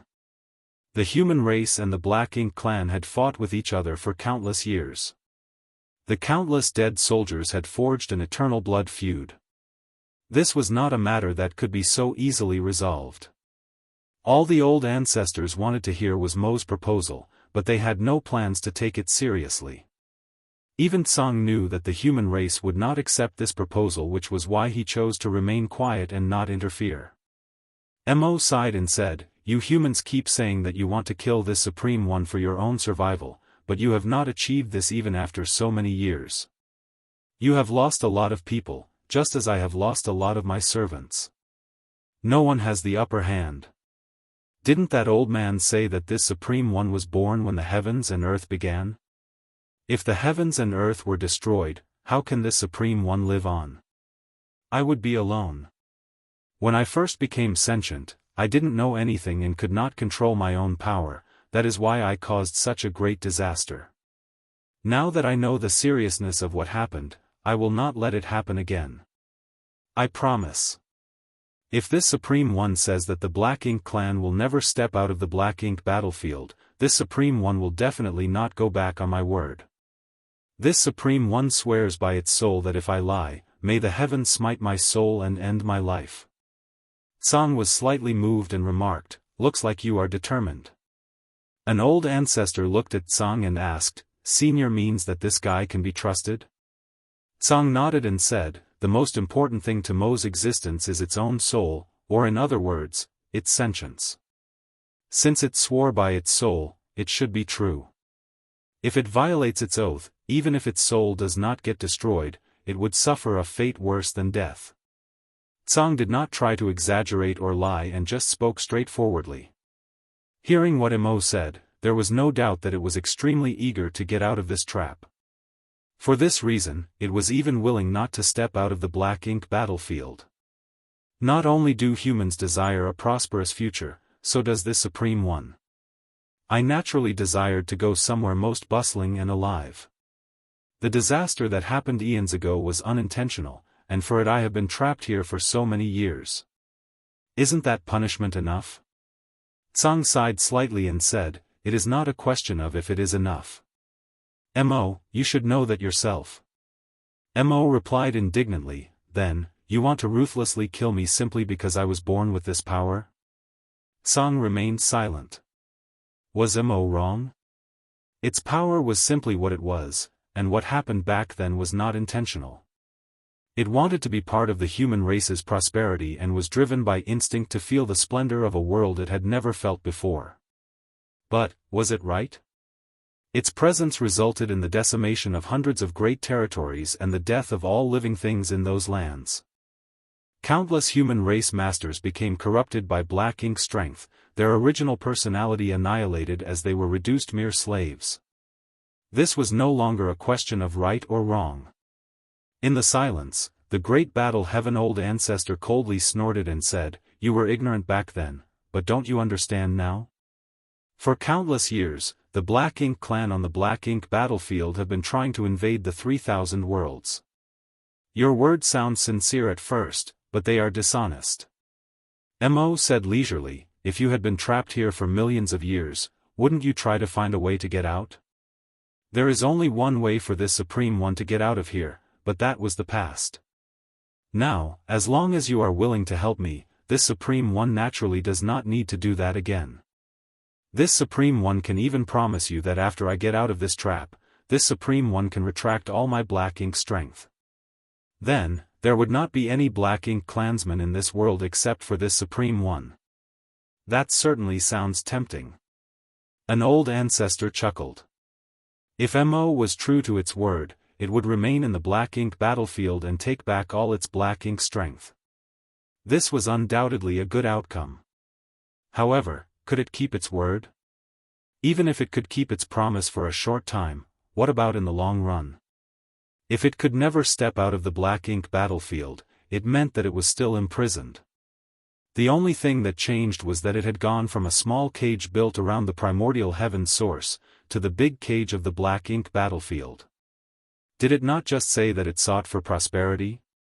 Perhaps it could endure loneliness for 1,000 years, or even 10,000 years, but what would happen after 100,000 years, or 1,000,000 years? How could an entity that had been imprisoned for millions of years, once freed, agree to be imprisoned again? They certainly could not believe everything it said. Thus, none of the old ancestors took its word seriously. Mo's sincere-sounding oath could only be taken superficially, and anyone who believed in it was a fool. Mo had sensed the old ancestors' thoughts towards its proposal, and it began to fume as, regardless of how long it had lived, its thoughts were still like those of a child. It now felt upset and aggrieved that even its willingness to compromise could not satisfy the greedy human race. Do you really want to be the enemy of this Supreme One? Mo raged. Years of blood feud can only end in death. The great battle heaven old ancestors' aura turned sharp as it pointed to the void. Mo gloomily said, "Consider carefully. You may not be able to win if you really want to fight. This old man has also said that this Supreme One created countless servants over these millions of years. You may have a 2 million strong army, but that is still not enough to be this Supreme One's opponent. How can you win? What will be the final outcome? Since you cannot kill this Supreme One, are you going to continue to imprison me?"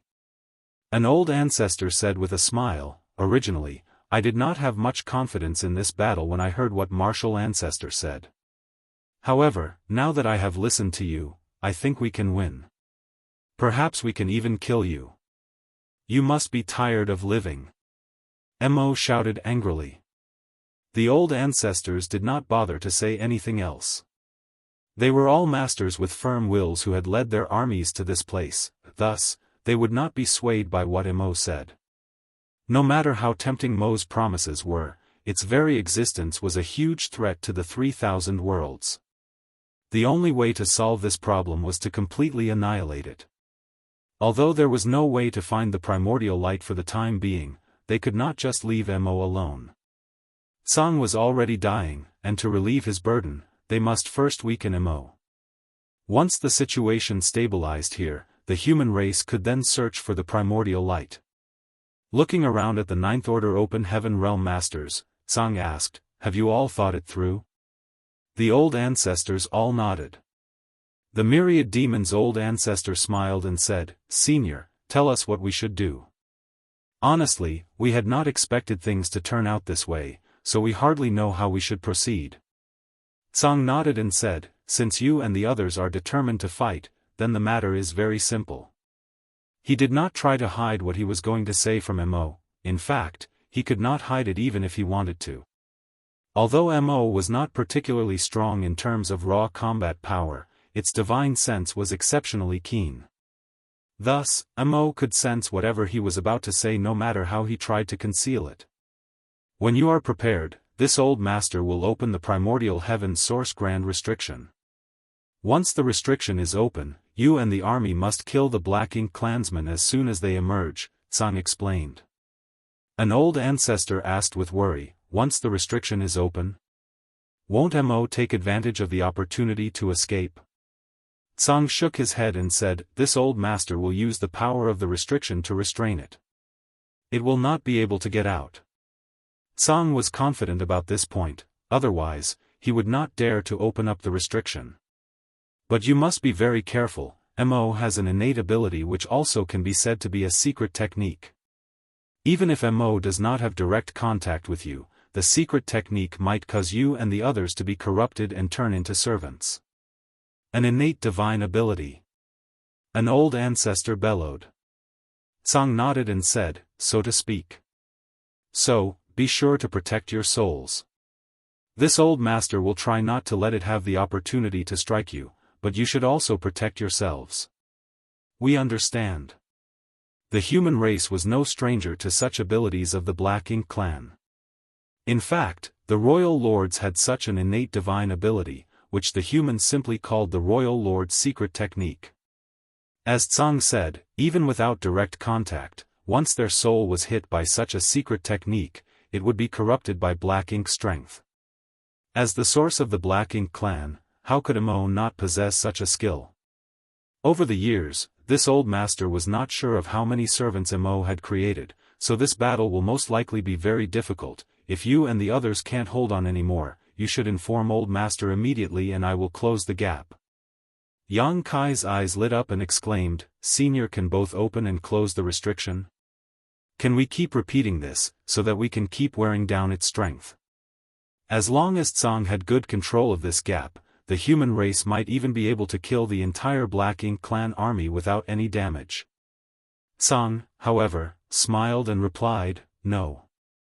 Opening and ensuring that the gap does not expand and closing it requires much time and strength. Furthermore, doing it too many times would make the restriction unstable. If Mo breaks out from inside, even this old master might be powerless to suppress and seal it. Yang Kai understood. He also knew that it could not be that simple. In addition, Tsang appeared slightly grave as he said, over these years, Mo seems to have hidden some kind of power. When he first used that power, he almost broke out of the restriction. Unfortunately, I still do not know much about this power. All of you must be extremely careful. The old ancestors all listened solemnly. If Mo nearly broke out of the primordial heaven source grand restriction, and even Tsang, who had been here guarding this place for millions of years, did not understand how, then this power was obviously Mo's trump card.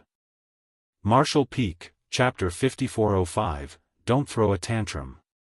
Millions of years ago, when Tsang and the other 9 martial ancestors sealed Mo, the primordial heaven source grand restriction was not so large. At that time, it was at most a small piece of the void, hardly 1,000th of its current size. As time passed though, Mo drew on the power of the 3,000 worlds, through this primordial heaven source, and its own power fiercely rose. Thus, the grand restriction also expanded along with it. By now, the primordial heaven source grand restriction had almost reached its limit. The greater the size of the grand restriction, the more difficult it was for Tsang to maintain it, and when the scope exceeded a certain threshold, the restriction would naturally burst. That was also why Tsang said that the human race army came just in time. Even if he did not die, he would be unable to maintain the seal if they came more than 1,000 years later. Now, in order to relieve his burden, they had to wear down the Black Ink strength inside. If he could get better control over the restriction, then there would not be any concerns about Mo breaking out of the trap. By then, the human race masters would be free to search for the primordial light. Thus, no matter what, a battle was inevitable. The human race would fight to weaken the Black Ink strength, while Mo would try to use this opportunity to escape. Mo had been suppressed and sealed here all this time, but even Tsang did not know what the situation inside the primordial heaven source grand restriction was. Mo completely isolated the inside with its own power, and its divine sense was extremely powerful, so it intentionally prevented anyone from sensing what was going on. Even Tsang was unable to peek into it. However, when Mo nearly broke out of the primordial heaven source grand restriction long ago, there was indeed an extremely powerful force that blew up from the inside. Even when Tsang and the other 9 martial ancestors quickly suppressed it, some royal lords still managed to escape. Those royal lords first took this surrounding area, where the heavens and earth was formed, as their target and managed to turn this huge stretch of void into a spiritless land so as to cut off any source of power for Tsang and the others. They then took their Black Ink nests across the dangerous ancient battlefields to search for suitable locations to create royal cities. Thereafter, they began to spawn large armies so that they could invade the 3,000 worlds, gain more resources, breed more Black Ink clansmen, and then return to rescue Mo. In fact, back then, more than 200 royal lords had escaped the primordial heaven source grand restriction, but in that era, the restrictions and residual divine abilities that remained on the ancient battlefields were far more powerful than the ones the human crusade experienced along their way here. Thus, many royal lords fell, leaving just over 100 survivors. Those restrictions and residual divine abilities were from the First Great War between Mo's servants and the great experts of the late ancient era. Tsang had mentioned that the battle raged for 10,000 years. The royal lords who moved to create their royal cities did so too far away for Tsang and the other 9 martial ancestors to monitor their movements. At that time, the human race, and the dragon and phoenix clans of the divine spirit ancestral land joined forces to guard the only path that connected the Black Ink battlefield to the 3,000 worlds. After all, when the royal cities first appeared, it naturally alarmed the human race. In order to cope with the future Black Ink clan invasion, the human race also built their great passes, one for each royal city, forming the basis for the various war theaters. The human race masters then returned to the 3,000 worlds to prepare. They chose cultivation paradises with abundant resources and world energy to foster new talents. It was these cultivation holy lands that later became the cave heavens and paradises. From there, they recruited disciples widely and trained elite masters for the coming war. Hence, the layout of the Black Ink battlefield was formed step by step. However, Tsang and the 9 martial ancestors did not know these details. After all, they had long joined forces to imprison Mo and were trapped alongside it to maintain the Grand Restriction. It was because they managed to suppress and seal Mo that the late ancient era's shocking war between Mo's servants and the human race could even occur. The ancestors of those who created the cave heavens and paradises only knew to fight against the Black Ink clan. They did not even know where they originated from. The great experts who knew the full story had all been killed by the end of the late ancient era in the battle of extinction against Mo's servants. Millions of years then passed with neither side being able to make a true breakthrough. The Black Ink clan never managed to take down the great passes en masse, settling for recklessly attacking and retreating, not caring if they incurred huge losses each time. They were all spawned from Black Ink nests rather than being born and raised by parents. As long as there were sufficient resources, they could endlessly continue to create more Black Ink clansmen. It was only in recent centuries that the human race had gradually turned from its defensive position to an offensive one. Now, the 2 million-strong army crusade had finally marched to this point with the means to threaten Mo directly. A great war was inevitable. This old master needs some things to restore himself, Tsang requested. Although he had used Shi's power to steal some of Mo's power from time to time over the years, Black Ink's strength was still corruptive by nature and he did not dare to use it indiscriminately. Even Shi was at risk of being corrupted by Black Ink's strength because he devoured too much of it. He eventually could not sustain himself and had to sacrifice himself to the restriction. Thus, over the years, Tsang had always been in a state of malnutrition and was barely able to maintain the primordial heaven source Grand Restriction. That was why he became skin and bones, much like a living dead. The only reason why he now had a somewhat normal physique was because he did not want to frighten these juniors. It was naturally not an issue to help provide Tsang with some resources, as while most of the old ancestors only carried a few on them, Yang Kai had plenty. Yang Kai immediately took out a space ring, filled it with all kinds of resources, and handed it to Tsang. Senior, see if this is enough, if not, Junior still has some more. Tsang took the ring and looked before smiling lightly. It's enough. After saying that, he looked at the old ancestors and said, go and prepare yourselves first. After this old master restores himself, I will open the primordial heaven's source Grand Restriction. Some Ninth-Order masters asked, Senior, where is the best place for us to assemble? They knew nothing about this spiritless land, so it was natural to ask for Tsang's instructions. Tsang looked around for a while before pointing in a certain direction. There. Over there is where Mo tore open a crack and those royal lords managed to escape from back then. Relatively speaking, that position is easiest to open, and due to some old setups by my friends, it is also the easiest to close. The old ancestors looked in the direction he pointed and naturally had no objections. Then we will go and prepare. The old ancestors flew away and Yang Kai followed. Soon, all the army commanders of the great passes quickly understood the situation after receiving instructions from the old ancestors.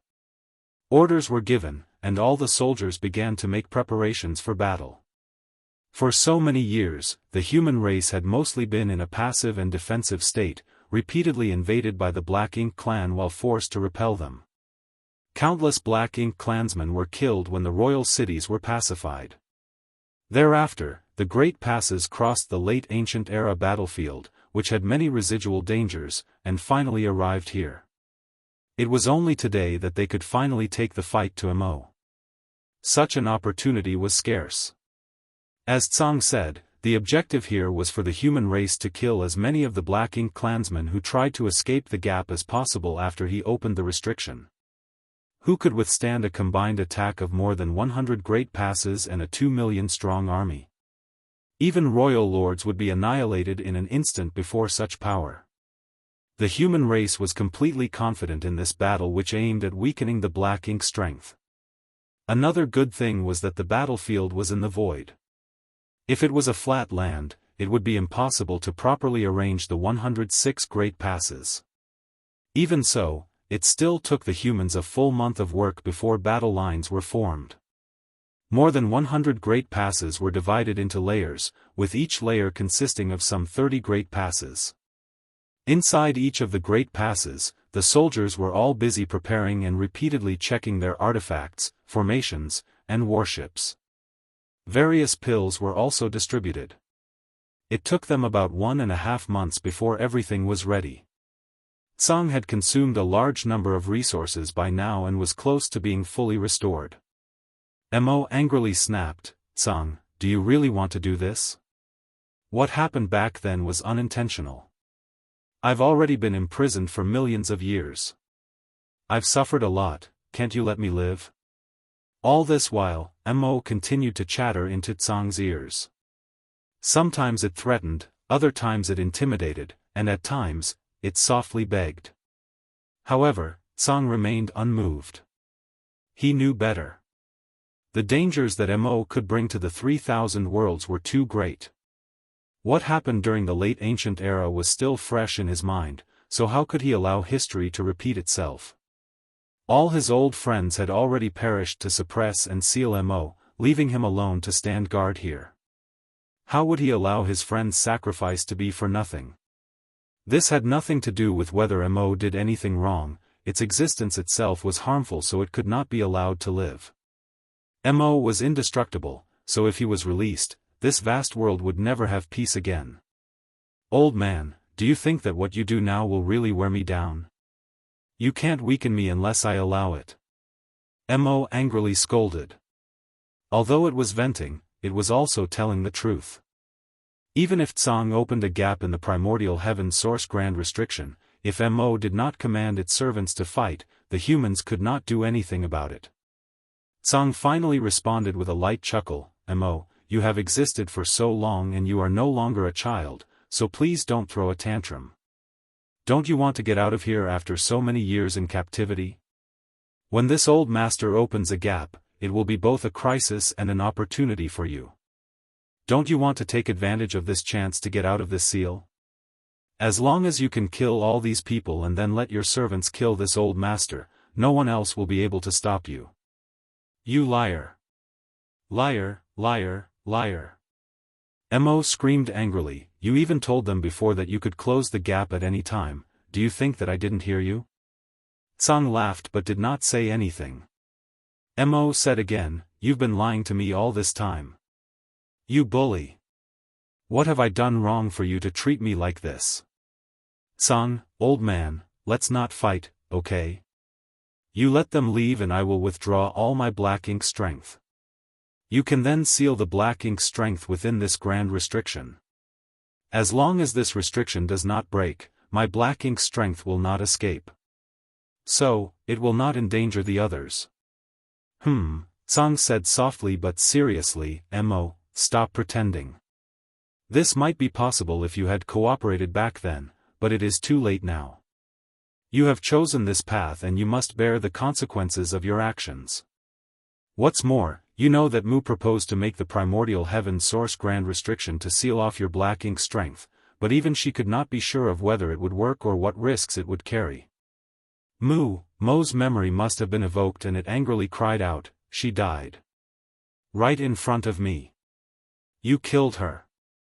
Marshall Peak, Chapter 5406, Black Ink Torrent. When Mo became friends with Tsang and the others back then, it was completely sincere with them. Among the 10, it was most fond of Mu, who was always gentle and amiable. Compared to the others, Mu was also more friendly to Mo. When the primordial heaven source grand restriction started taking effect, Mu suggested planting the restriction inside Mo's body so that it could internally suppress its black ink strength. That way, they didn't have to restrict Mo's freedom. As long as the restriction wasn't broken, its black ink strength wouldn't leak out, and Mo wouldn't have to bear the suffering of being imprisoned. By then, they could bring Mo with them and monitor it at all times. However, no one could guarantee that the idea was feasible. Everyone would be happy if it worked, but if it didn't, Mo wouldn't let them suppress it again when it was aware of their intentions. In the end, Tsang and the others didn't dare to take the risk.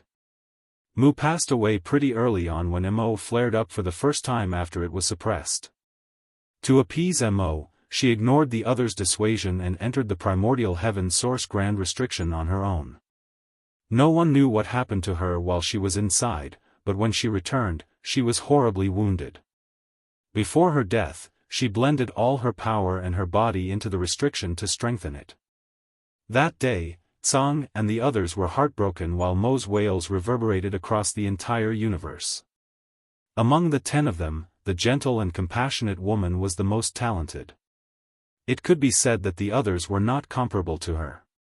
She was the one who came up with the idea of the primordial heaven source grand restriction and Duan personally crafted it while the rest assisted from the side. Mu was also the most powerful among them. Tsang even suspected that she had found the path that led beyond the Ninth Order open heaven realm. Unfortunately, she passed away when she was still fairly young.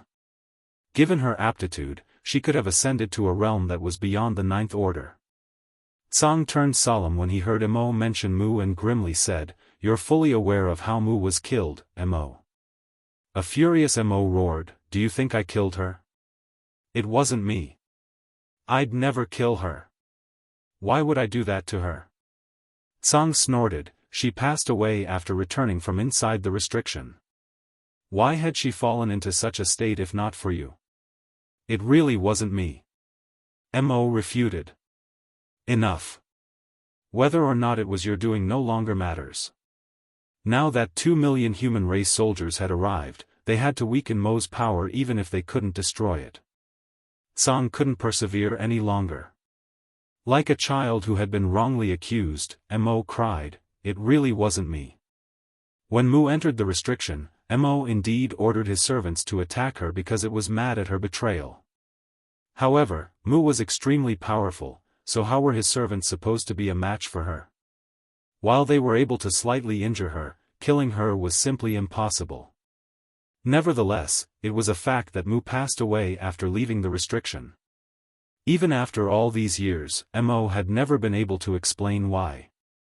In fact, Tsang and the others initially thought that it was Mo's doing and were furious after Mu passed away, but after giving it some thought, they realized that might not be the truth.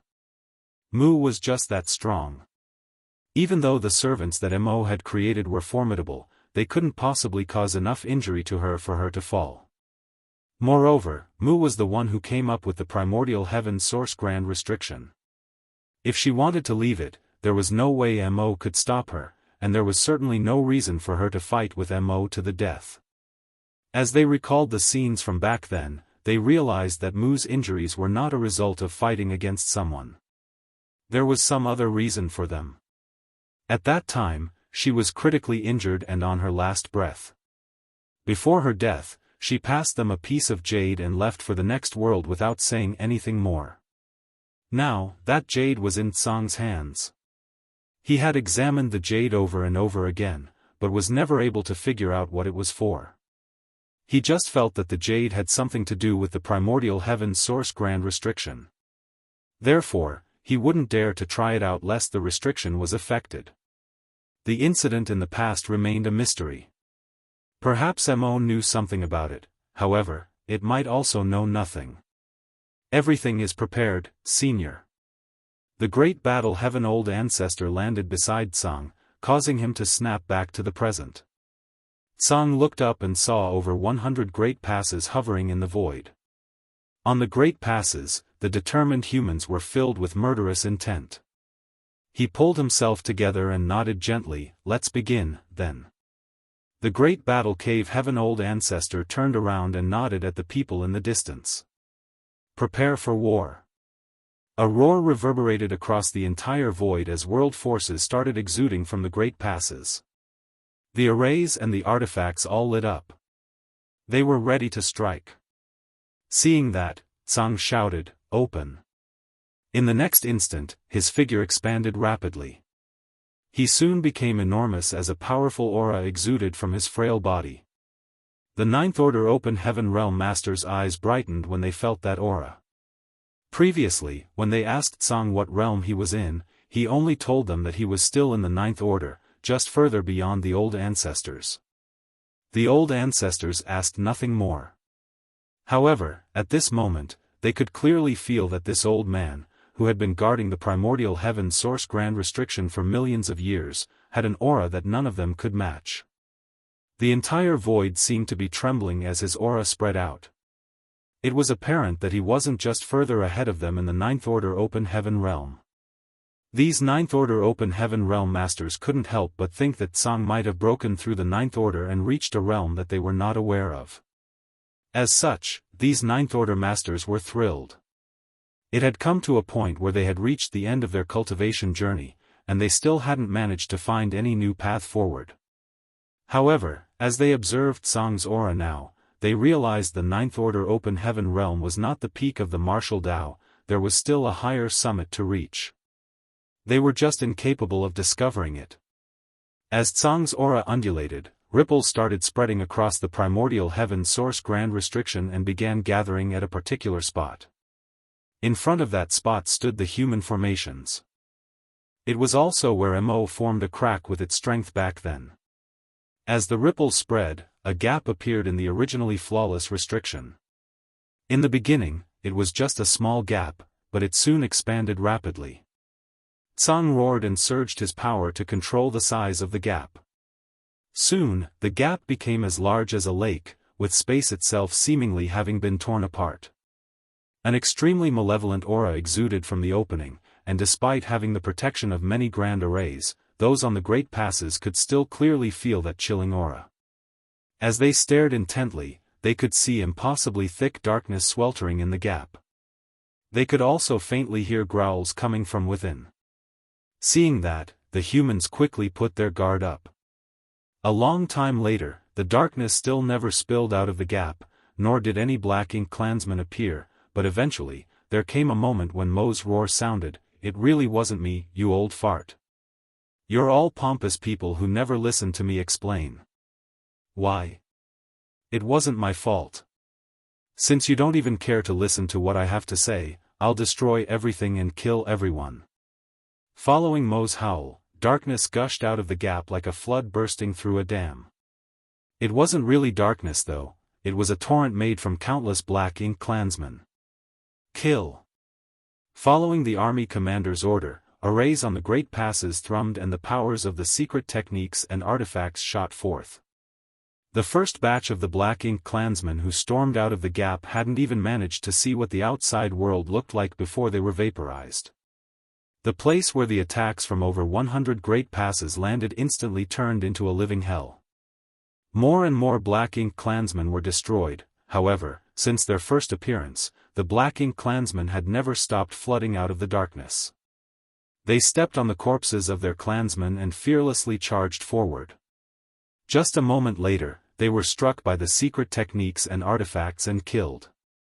Their black ink strength burst forth, and their corpses were then stepped on by the ones behind them. This stretch of void, which had remained silent for millions of years, suddenly erupted with light and sound. The humans never stopped firing at the enemy, while the Black Ink clansmen marched forward without pause. Regardless of the danger ahead, they didn't even hesitate. The gap was soon shrouded with black ink strength. Above the wall of Great Evolution Pass, Yang Kai was hovering in the void as he stared coldly at the front and remained still. It wasn't the right time for him to make a move yet. This was a war that was unlike anything the humans had experienced before, a fight that would be remembered by all future generations. If the humans won, they could ensure some peaceful days for the 3,000 worlds, but if they lost, the 3,000 worlds would descend into chaos as Mo had threatened to destroy everything. Even though there were a lot of soldiers and countless masters on the human side, they didn't dare to make rash moves. Those that were attacking the enemies were the cultivators who were in charge of the arrays on the walls of the great passes. The rest were conserving their strength. It would take a long time before the war ended, therefore, they needed to ration their energy. 3 rotations of soldiers were arranged to control and activate the arrays to ensure that they would be able to fire continuously. The artifact refiners and array masters were also on standby to repair the artifacts and arrays at any moment. Meanwhile, Yang Kai sported a solemn expression. Although the war had just started and he hadn't participated in the fight, he could feel immense pressure washing over him from afar. Even though the humans managed to destroy these Black Ink clansmen without getting hurt, the enemies who gushed out of the gap were all very weak. According to the Black Ink clan's own classification, those enemies were just serfs, even weaker than low-rank clansmen. As long as there were enough resources and a Black Ink nest, they could produce an infinite number of such Black Ink clansmen. Although Mo appeared infuriated, it didn't let its fury get the better of it. It knew it had to use these weak soldiers to drain the human strength first. In fact, it wasn't so surprising. The Black Ink clan and the human race had been fighting against each other on the Black Ink battlefield for countless years, and as the source of the Black Ink clan, Mo, was able to monitor what was going on in every theater. Therefore, it was familiar with the strengths and weaknesses of the human race.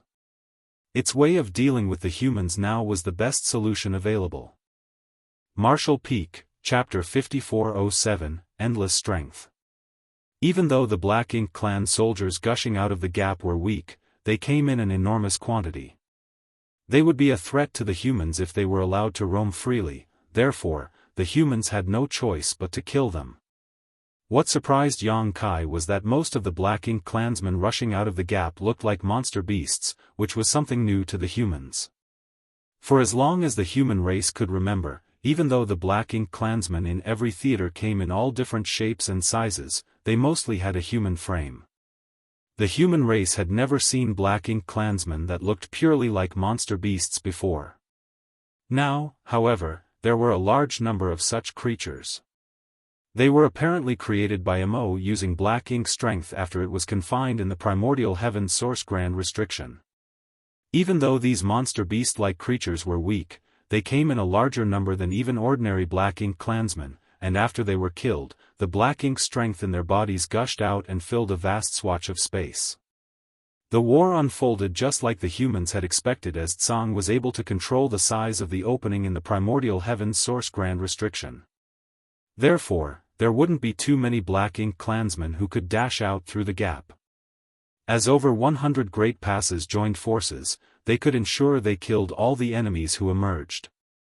As long as they never stopped attacking, they wouldn't have to worry about the Black Ink clansmen breaking through their defense. 100,000, 200,000, 300,000, 500,000.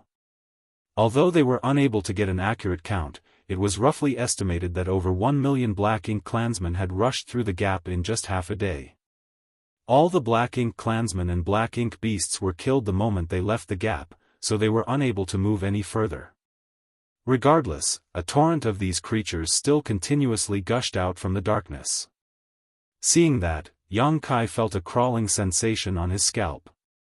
1 million Black Ink clansmen and Black Ink beasts was about how many casualties there would be in a major war, but only half a day had passed so far.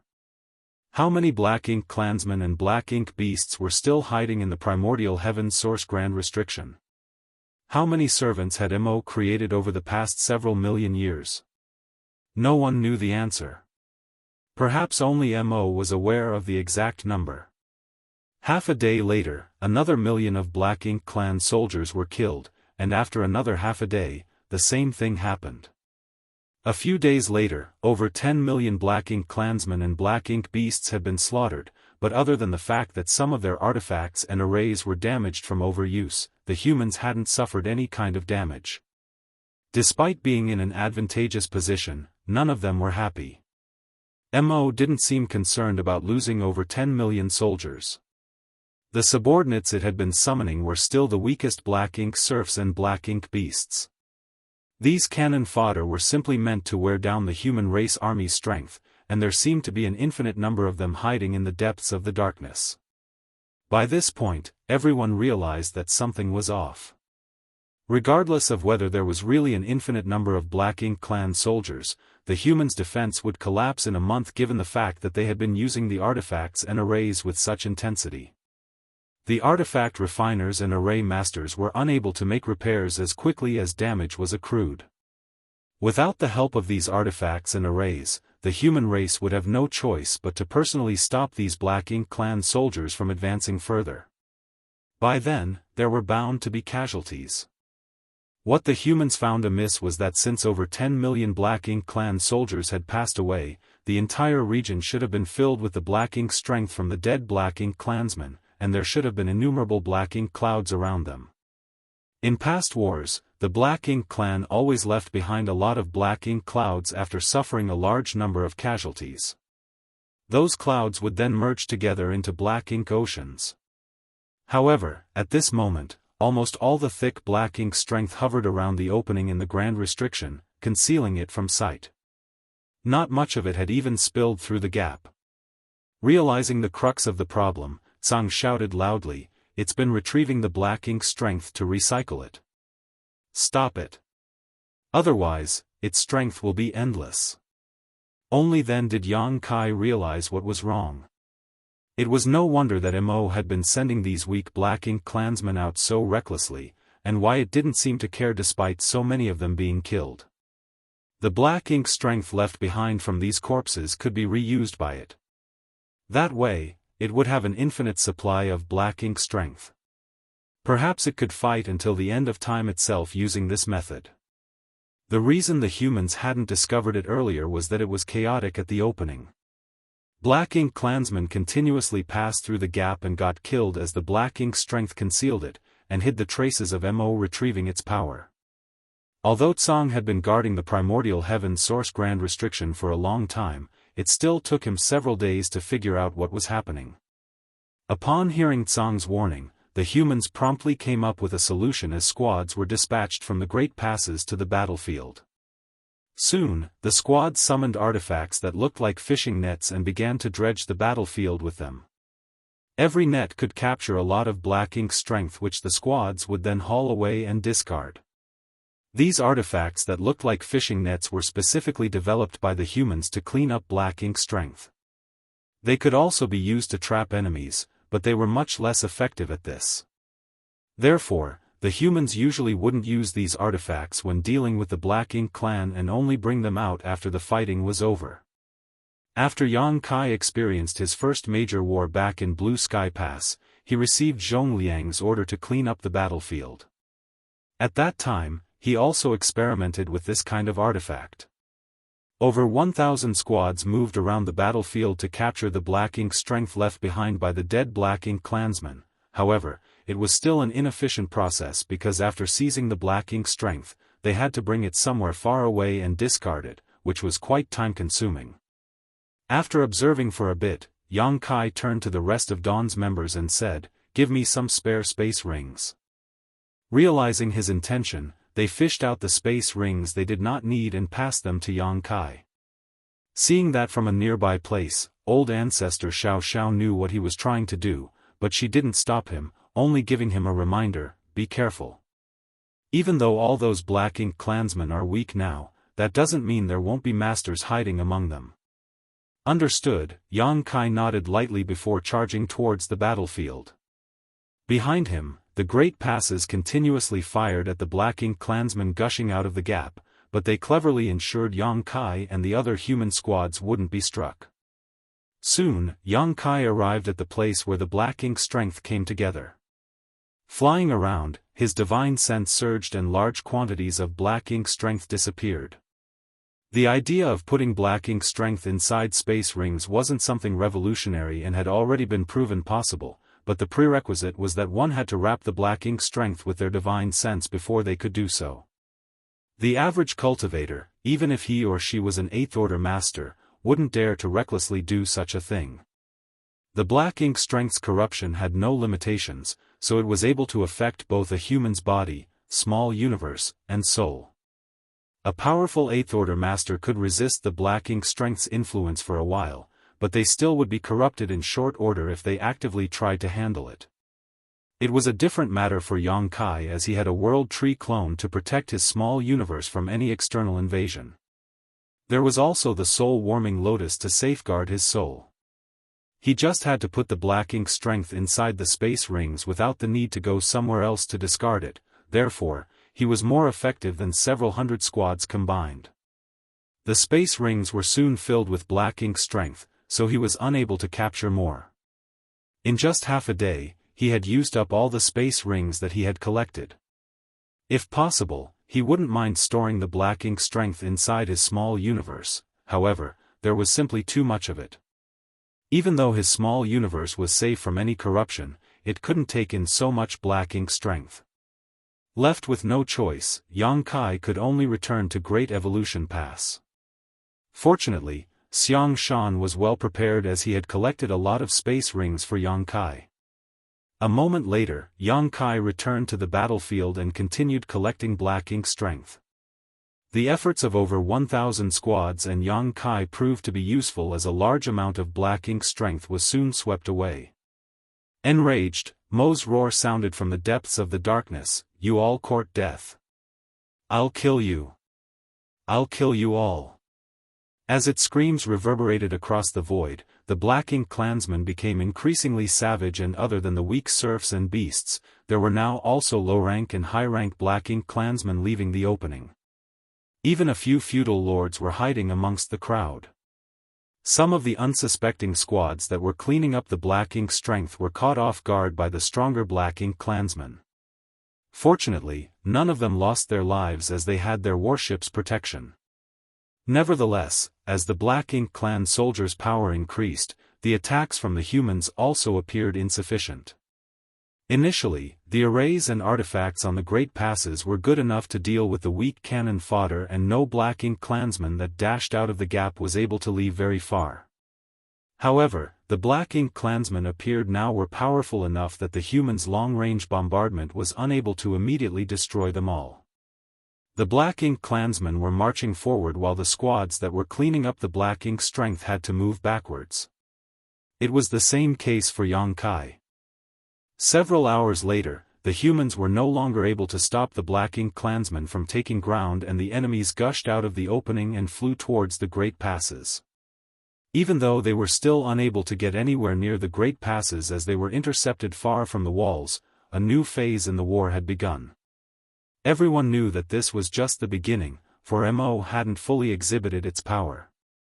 It was still sending out mostly weak servants with a few low-rank, high-rank clansmen, and a tiny number of feudal lords.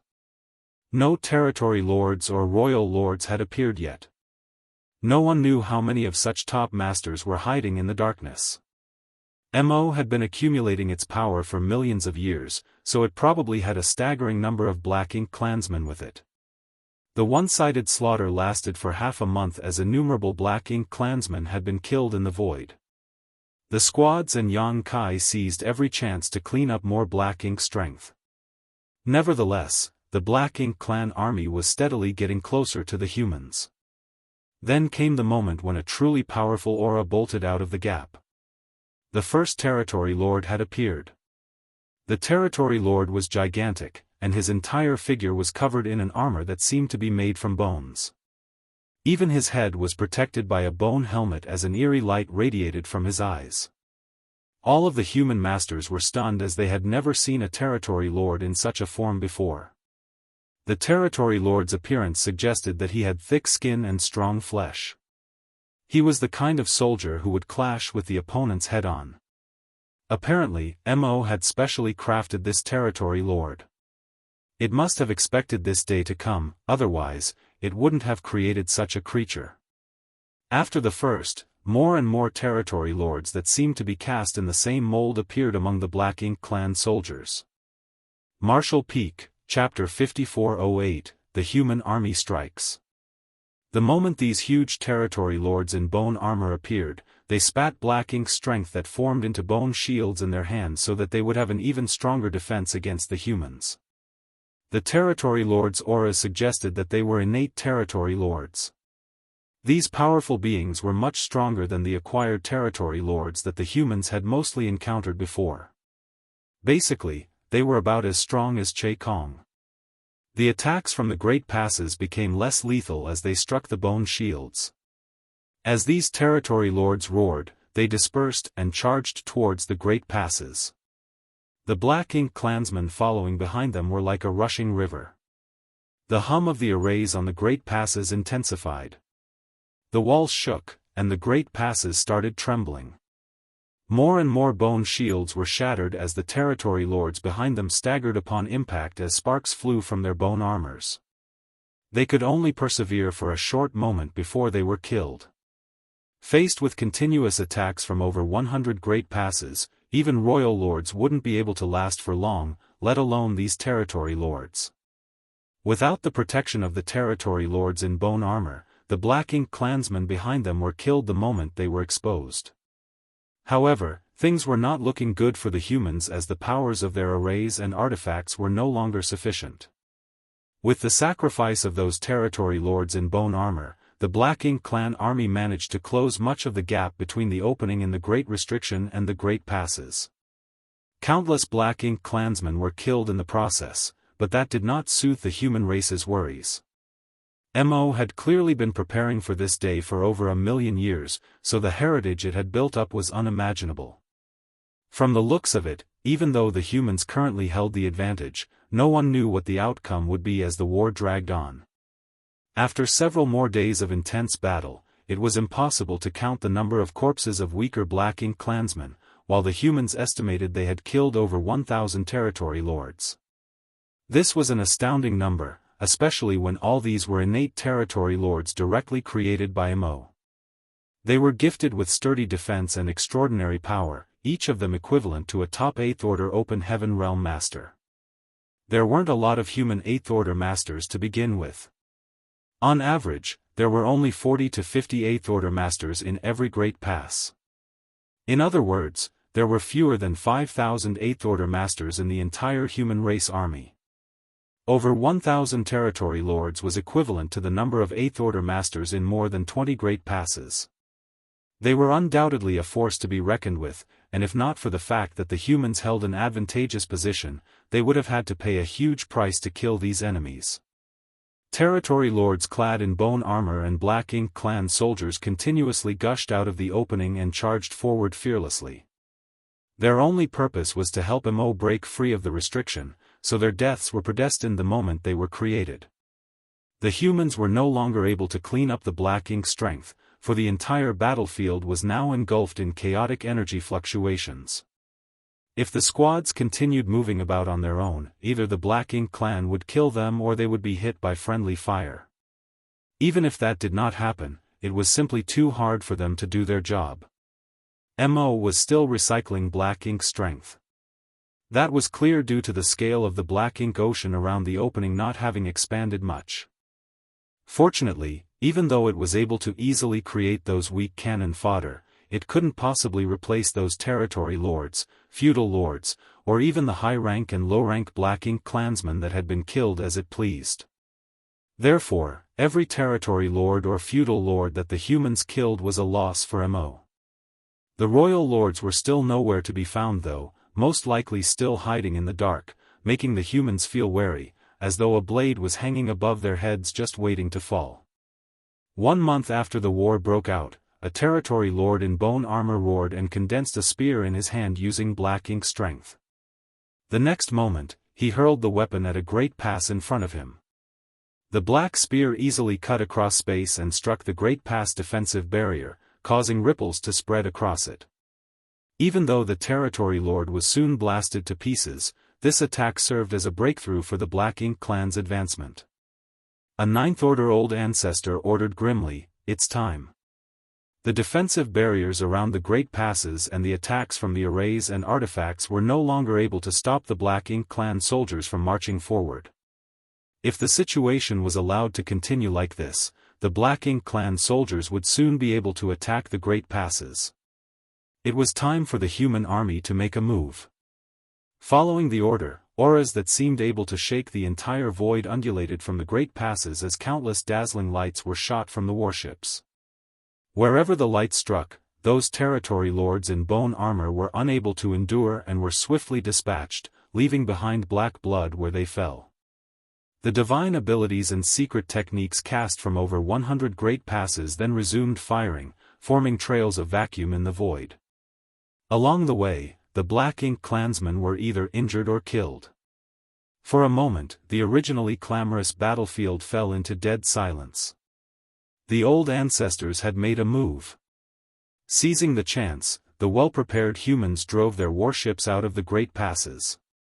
The vessels formed into rays of light as they coordinated with each other and sailed towards the battlefield.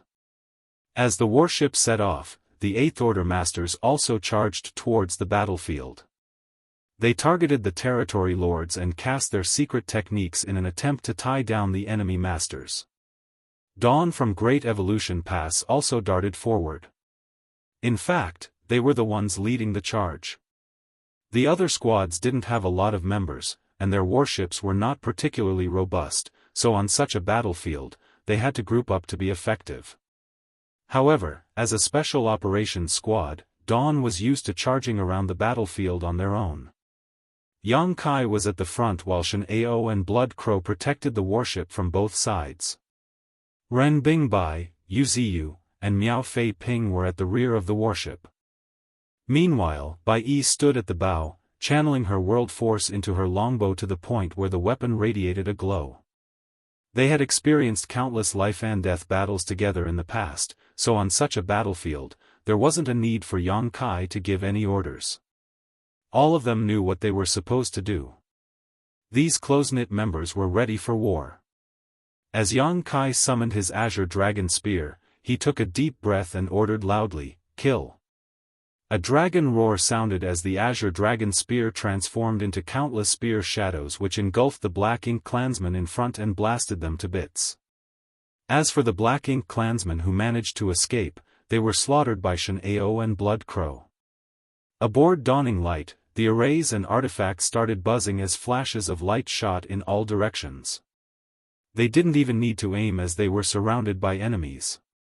Bai Yi's arrows split into countless streaks of light which struck the swarming Black Ink clansmen, splattering them into blood mist.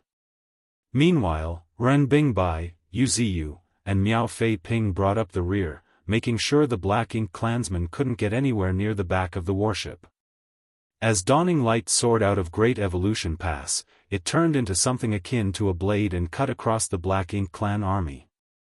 Wherever it went, the enemy was consigned to the Yellow Springs. After the human soldiers appeared on the field, the Black Ink clan soldiers changed their tactics. They stopped charging towards the Great Passes and instead focused on besieging the human warships. Mo knew that if it wanted to get out of its cage, it had to destroy the humans who were here on a crusade against it. As long as all the humans were killed, the Great Passes would be rendered useless.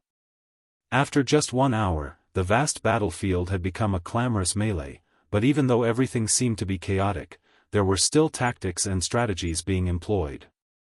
Although the human warships didn't maintain a formation to kill the enemies, they were constantly on the lookout for each other so that they could ensure their safety. More and more Black Ink clan soldiers were killed. Over the past month, the humans had made use of the arrangements on the Great Passes to stop the Black Ink clan soldiers from marching forward and had killed many enemies this way. Regardless, stationary arrays and artifacts were inflexible. Now that over 1 million human soldiers had moved forward to engage the enemy on the battlefield, there was no doubt they were more efficient at killing than the fixed emplacements. On the other hand, the Black Ink clan didn't have any experience with coming together in formations. Although they had enormous numbers, they appeared crowded and disorganized, which made it easier for the human warships to butcher them. After the initial charge, the humans essentially fell into a bloodlust. The battlefield was covered with broken limbs and hashed meat, making it look extremely horrifying. Finally, a long howl sounded from the rear. It was a signal for the human army to retreat. The humans, who were still slaughtering the enemies, promptly and in an organized fashion fell back with their warships. At the same time, another group of warships in peak condition set out from the Great Passes.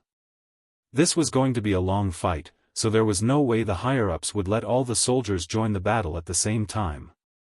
Even though they would be able to destroy more Black Ink clansmen in a shorter time by doing so, they would be powerless to counterattack if all their strength was used up. Only half of the human army had left the Great Passes in the first round while another million stayed back. Now, it was time for them to go to war.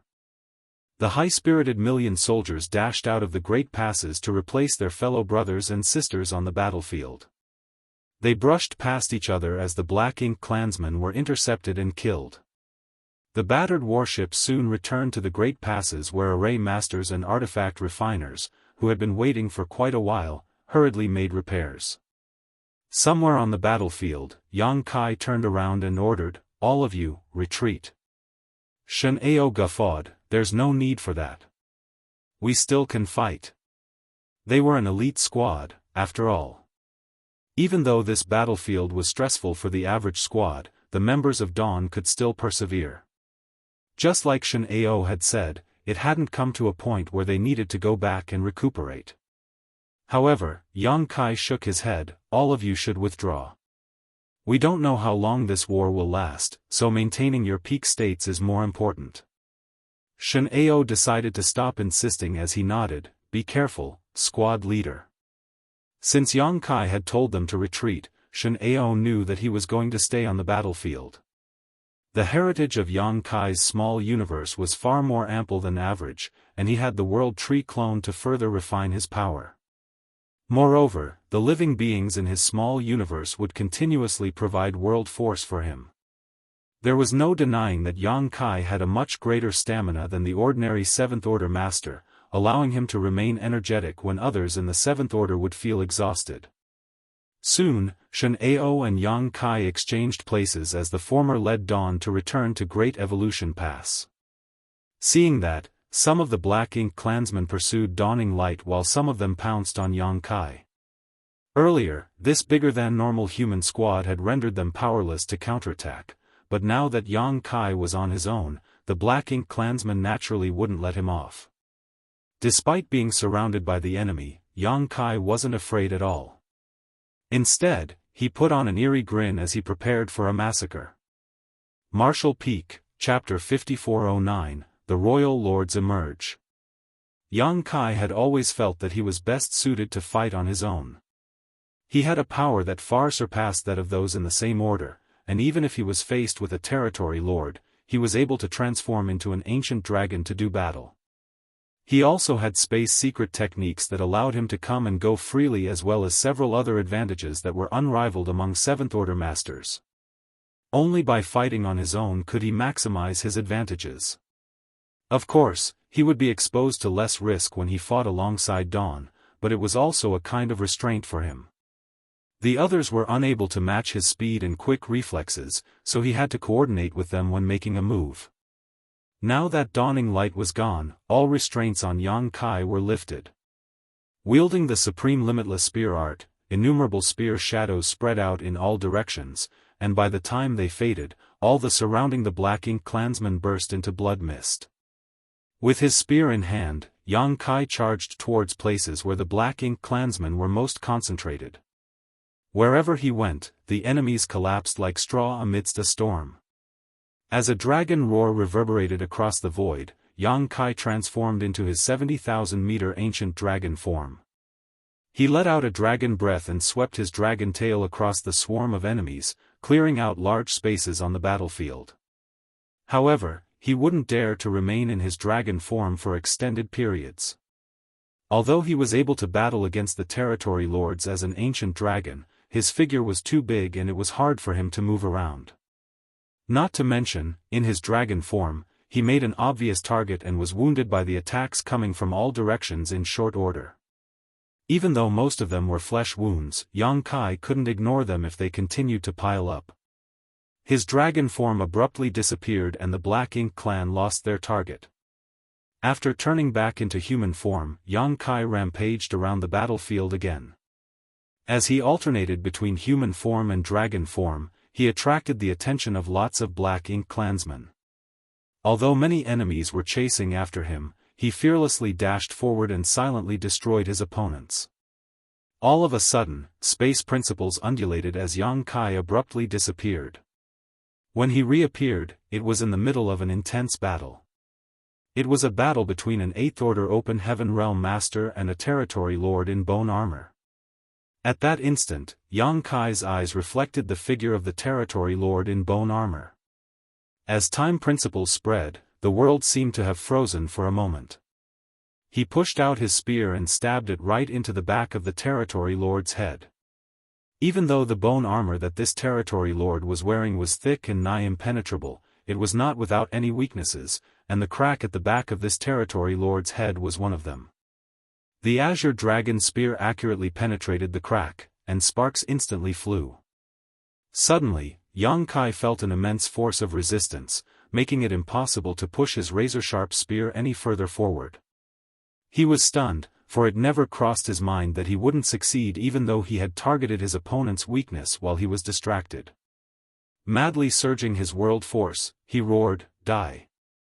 Exerting even more force into his thrust caused more sparks to fly and eventually, the crack in the armor broke and the spear penetrated the territory lord's head.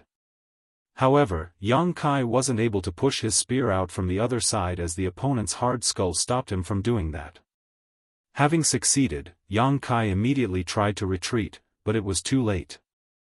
The moment the territory lord was attacked, he swung the bone shield in his hand at Yang Kai and a violent force swept across his stomach. Instantly, Yang Kai felt half of his body turning numb and a huge gash opened on his abdomen. Golden blood gushed out of the wound as his squirming organs could be seen.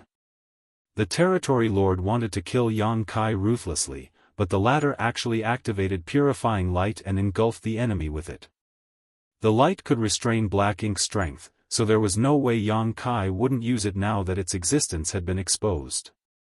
He just hadn't come across any opponents that left him with no choice but to use the purifying light until now.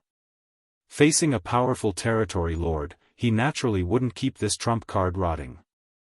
The territory lord was unfazed even when his head was struck by the azure dragon spear. However, when the pure white light engulfed him, he wailed in agony as though he was experiencing the cruelest torment in the world. As though having a spirituality of its own, the purifying light snuck into the territory lord's body through his wounds and clashed with his Black Ink strength, causing both forces to fizzle and vaporize. While the territory lord was stunned, a saber light flashed across his neck and shattered his bone armor, sending his head flying away as black blood gushed from his neck. "Well done." Su Linggong praised the other man while holding a large saber in his hand. If not for Yang Kai's help at the critical moment, he would have been killed by this territory lord. After all, it had only been a short time since Su Linggong ascended to the 8th Order, so his heritage wasn't comparable to those of the experienced 8th Order masters. On the other hand, these powerful innate territory lords in bone armor were specifically created by Mo to endure large amounts of abuse. The instant Su Linggong clashed with the opponent earlier, he fell into a disadvantageous position. He had even used an evil purging divine spear. However, the territory lord only had a small number of weaknesses to exploit and Su Linggong was unable to shatter the other party's armor, so even the evil purging divine spear became useless.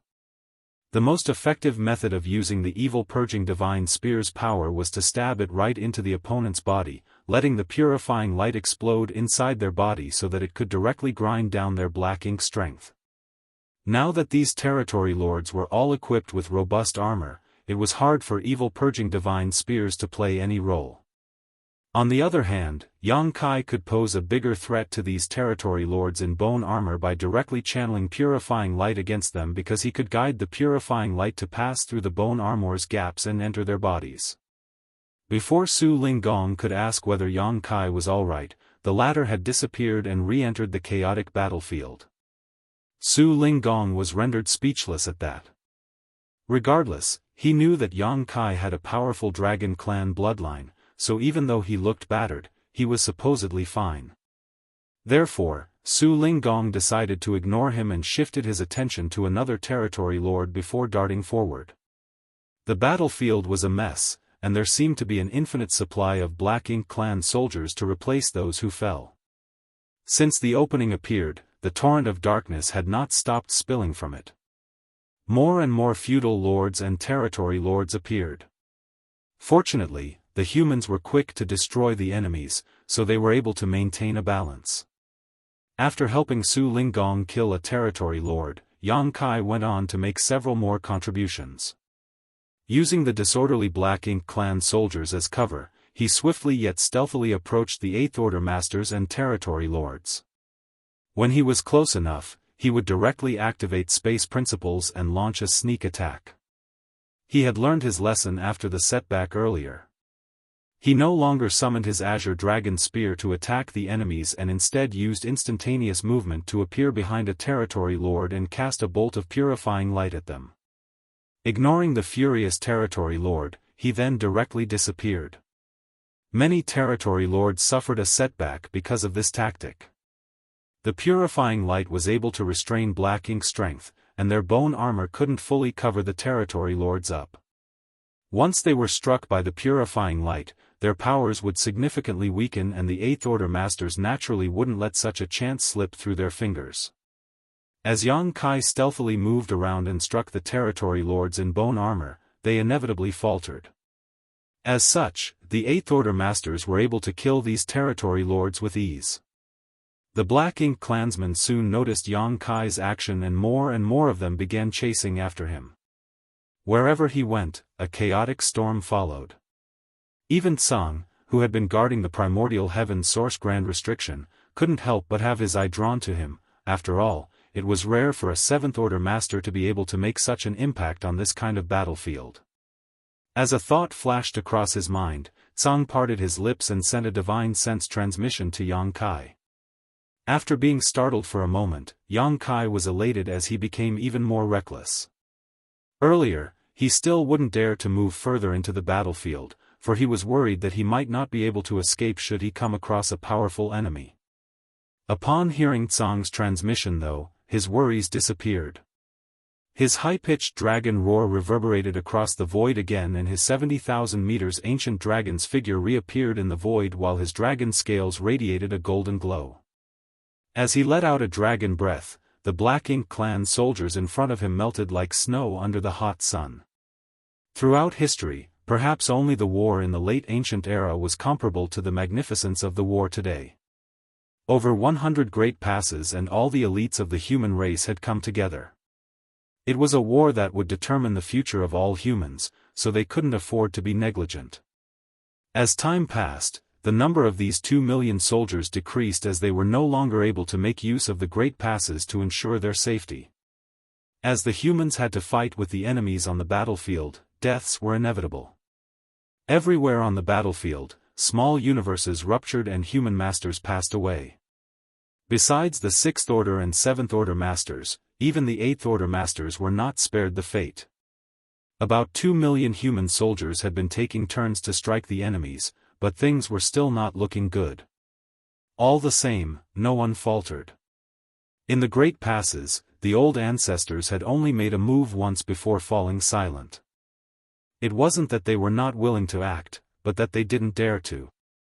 The strongest Black Ink clansmen that had streamed out of the gap so far were territory lords, while the royal lords were still nowhere to be seen. None of them knew how many royal lords were hiding in the dark, but since the royal lords hadn't appeared, the old ancestors could only remain unmoving. Otherwise, their weaknesses would be exposed to the enemies. It had come to a point where even a slight mistake could cost their lives. The battlefield was filled with chaos, but invisible undercurrents were also stirring as the humans and Black Ink clan were also waging a contest of patience. Whether the old ancestors or the royal lords appeared on the battlefield first would play a large role in determining the outcome of the war. Seeing that so many human soldiers had been killed, the old ancestors were naturally heartbroken. Nevertheless, they knew that they could only grit their teeth and hold their ground lest their plans all be derailed. Presently, Yang Kai was badly wounded. Even though the living beings in his small universe continuously replenished the world force for him, he realized he would not be able to persevere for much longer. While the other cultivators took turns to return to the great passes to recuperate, he had not rested once since he joined the battle. He had managed to kill over 100,000 Black Ink clan soldiers, and even though he hadn't personally killed a territory lord, a few dozen of them had been harassed by his purifying light and subsequently been eliminated. Still, this made only a minimal impact on the overall battle. It seemed like this war would never end at this rate. It was then that an imposing aura was felt coming from the gap that changed everything. The Black Ink clan's attacks intensified while the humans felt their chests tightening. All of them realized that the royal lords, who had remained patient all this time, had finally made a move. This was the change the humans had been longing to see. If the royal lord still refused to appear and the Black Ink clan just kept sending more territory lords and weaker soldiers to fight, the humans would descend into a state of despair. Now that the royal lords had appeared, it showed that the Black Ink clan could no longer bear the loss of Black Ink strength. It had come to a point where the royal lords had no choice but to take to the field. A majestic figure stepped out of the darkness through the gap and a royal lord's savage aura swept across the void. Before he even left the gap, he darted his gaze around in a condescending manner, but at that instant, over 10 figures abruptly appeared near the gap, as though they had always been there, yet no one knew when they had appeared. Martial Peak, Chapter 54:10, Tacit Balance. Just then, a seemingly thin and powerless sword light appeared and slashed across the royal lord's head, a palm pushed forward gently, a bamboo cane tapped on the royal lord's skull, and several other divine abilities of different forms appeared. The smug royal lord was frozen in place. After he was struck by the divine abilities, his body started trembling violently. Then, the bamboo cane tapped on his skull again and formed a black bloody hole. As the sword light faded, what was left of the royal lord's head was sent flying away before extremely thick black ink strength that mixed with black blood gushed out of the fresh corpse. A royal lord had been killed. Before the royal lord even stepped out of the gap, he had been struck by over 10 Ninth Order Open Heaven Realm Masters and killed. It wasn't that the royal lord wasn't powerful, it was just that the humans had devised such a plot in advance and their reaction was swift. Furthermore, the royal lord had to step through the gap if he wanted to leave, hence, he was unable to dodge the attacks from the Ninth Order Masters. Any Ninth Order Open Heaven Realm Master would have suffered the same fate if they were faced with the attacks from a dozen royal lords. The gap was the greatest edge that the humans could make use of, so it was expected that the old ancestors would try to maximize the advantage. Before the Ninth Order Open Heaven Realm Masters could rejoice though, more royal lords stepped through the gap. Their companion's sudden death didn't deter them from advancing. Despite knowing that they were faced with mortal danger, they still boldly streamed out of the gap. Certainly, the dozen or so Ninth Order Open Heaven Realm Masters outside the opening wouldn't go easy on them. They cast their divine abilities in quick succession and killed another 2 royal lords the moment they stepped through the gap. Regardless, even more royal lords rushed out of the opening. Leveraging the sacrifices of their companions, they soon broke through the Ninth Order Masters' defenses and charged towards the battlefield, ignoring the human old ancestors behind them. There were even more royal lords who had to leave the gap, so the Black Ink clan knew the battlefield couldn't just be at the mouth of the opening. That was the reason the Ninth Order Masters had to be lured away. More Ninth Order Masters flew out of the great passes to meet the royal lords who had broken through the first defense line. Royal lords continued to be killed at the opening, but even more of them managed to break through the siege. In such a situation, even the Ninth Order Open Heaven Realm Masters had to go all out, directly using their most powerful moves to try to stem the flow of enemy reinforcements. Everywhere on the battlefield, magnificent auras appeared in battles that the average cultivator wouldn't have a right to approach. Within just half a day, over 100 royal lords had rushed out of the opening, and even though 20 of them had been killed before they could do anything, there were still about 80 of them who had managed to break through. It required the same number of Ninth Order Open Heaven Realm Masters to restrain these 80 royal lords. There were only a small number of Ninth Order Open Heaven Realm Masters left in the Great Passes at this point, and all of them sported solemn expressions because there were still royal lords flooding out of the primordial heaven source grand restriction. No one knew how many royal lords were hiding in the darkness. If there were too many of them, the Ninth Order Open Heaven Realm Masters wouldn't be able to deal with them. If the number of royal lords exceeded what the Ninth Order Masters could handle, the human soldiers would fall into a perilous situation. 1 hour later, the defense of the dozen Ninth Order Masters at the opening was finally broken. All of them were wounded and powerless to stop the enemies from leaving the opening, so while they were retreating, more than 10 royal lords bolted out of the gap and chased after them. Tsang, who had been guarding the primordial heaven source grand restriction, sported a grim expression. He had been comparing the differences in powers between the Ninth Order Open Heaven Realm Masters and the royal lords. If things came to a point where the humans were no longer able to manage, he would immediately close the opening. At this moment, the humans had reached their limits as all the Ninth Order Open Heaven Realm Masters had left the Great Passes to engage in life-and-death battles with the royal lords. The humans were unable to deal with more royal lords.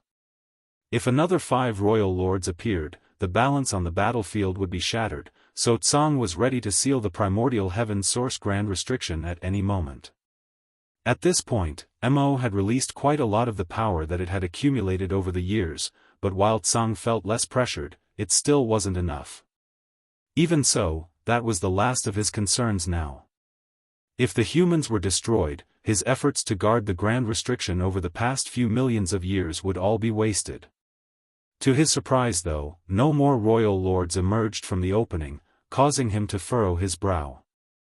He didn't think Mo had released all of its royal lords, as Tsang could still feel some powerful auras lurking in the dark.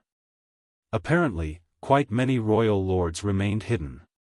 Nevertheless, Mo didn't release any more royal lords at this moment, and after giving it some thought, Tsang realized the other party's intention. Presently, he wasn't the only one who wanted to retain the balance of the battlefield. Mo shared the same sentiment. It was fully aware of Tsang's intentions, and knew that once it released even more royal lords, the humans would lose any hope of winning the war, and the gap of the primordial heaven source grand restriction would be closed. By then, it would no longer be able to escape. While Tsang wanted to maintain a balance, Mo was trying to do the same. Even though more and more of its servants were killed, it seemed it thought the sacrifice was worth it. But what's the point of Mo doing all this? This kind of balance won't help it get out of the trap. What is it really up to? Tsang was unable to figure out the reason behind it. Initially, Mo was indeed as gullible as a young child, but certainly, Tsang wouldn't really regard Mo to be a child after the latter was imprisoned for millions of years. Although Mo had been trapped inside the primordial heaven source grand restriction, it was able to make use of the black ink nests to find out everything that was going on in the outside world. Millions of years had passed, so even the most gullible child would have grown cunning. Since Tsang was unable to figure out Mo's intention, he decided to push it to the back of his mind. At any rate, things were still within his control. Even though no more royal lords stepped out of the gap, there were still a large number of black ink clansmen, including territory lords and feudal lords, emerging. Despite their best efforts, the humans were unable to gain the upper hand on the battlefield, for the Black Ink clan army was continuously replenished. The human race couldn't hope to reclaim their advantageous position if they were unable to cut off the enemy's flow of reinforcements. However, this war's objective was to alleviate some pressure on Tsang. Although a large number of Black Ink clansmen had lost their lives, Tsang still hadn't closed the grand restriction. In other words, it still wasn't time to do so yet. Left with no choice, the humans could only grit their teeth and soldier on. At this moment, Yang Kai was in a difficult spot as well. It seemed that because of his frequent use of purifying light, he had been targeted by a female territory lord with a curvy figure.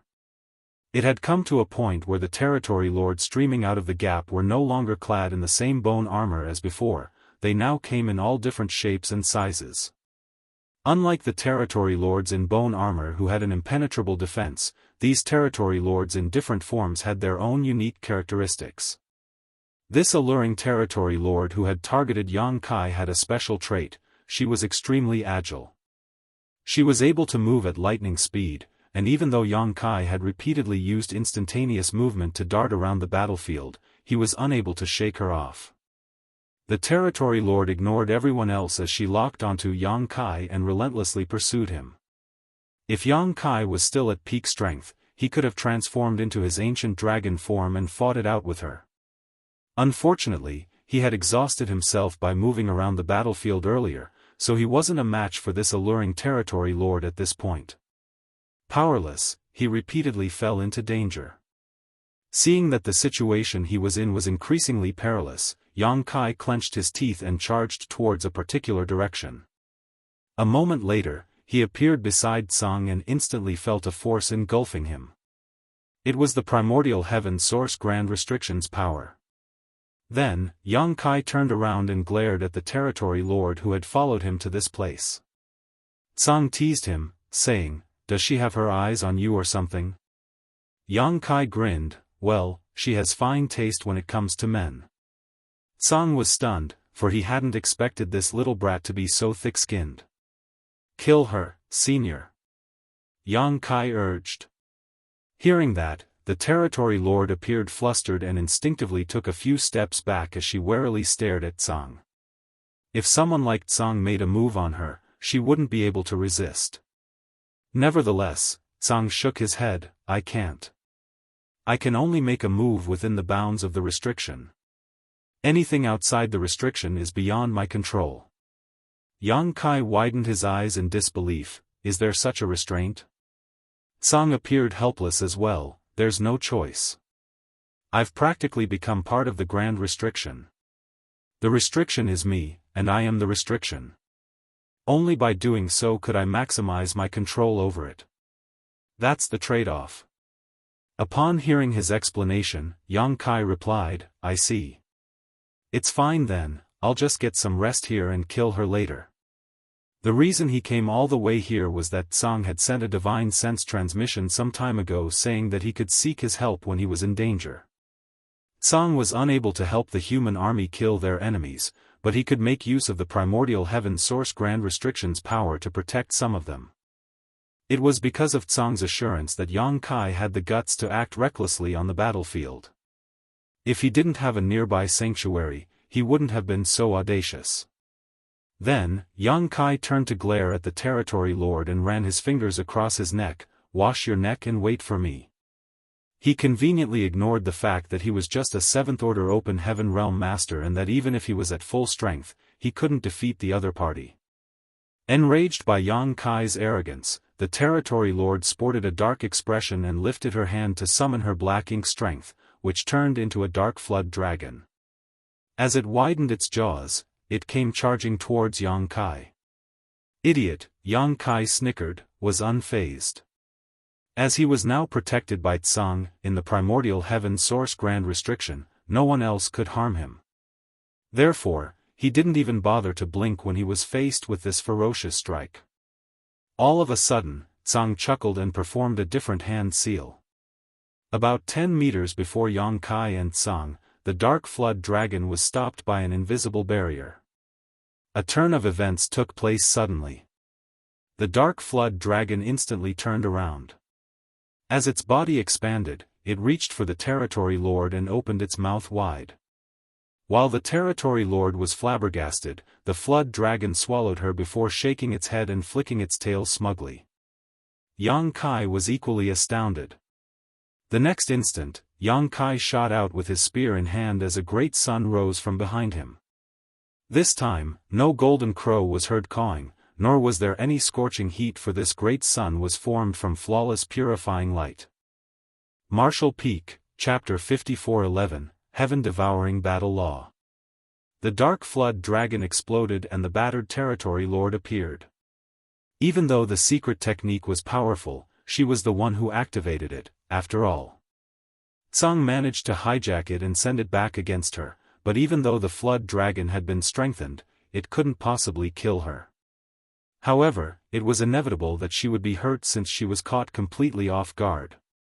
The moment she extricated herself, a great sun exploded in front of her and made her unable to open her eyes. At the same time, she was engulfed in a great sense of danger. Instantly, this territory lord screamed as her black ink strength madly left her body and was dispelled by the purifying light. As though having a spirituality of its own, the white light streamed into her body through her 7 orifices and freshly opened wounds. In an instant, her expression turned hideous and she howled in agony. At that moment, she did not only feel that her black ink strength was being destroyed as though it had come across an arch nemesis, but also that her very body was melting like snow under a scorching Sunday. Her alluring face literally began to warp like a burning candle.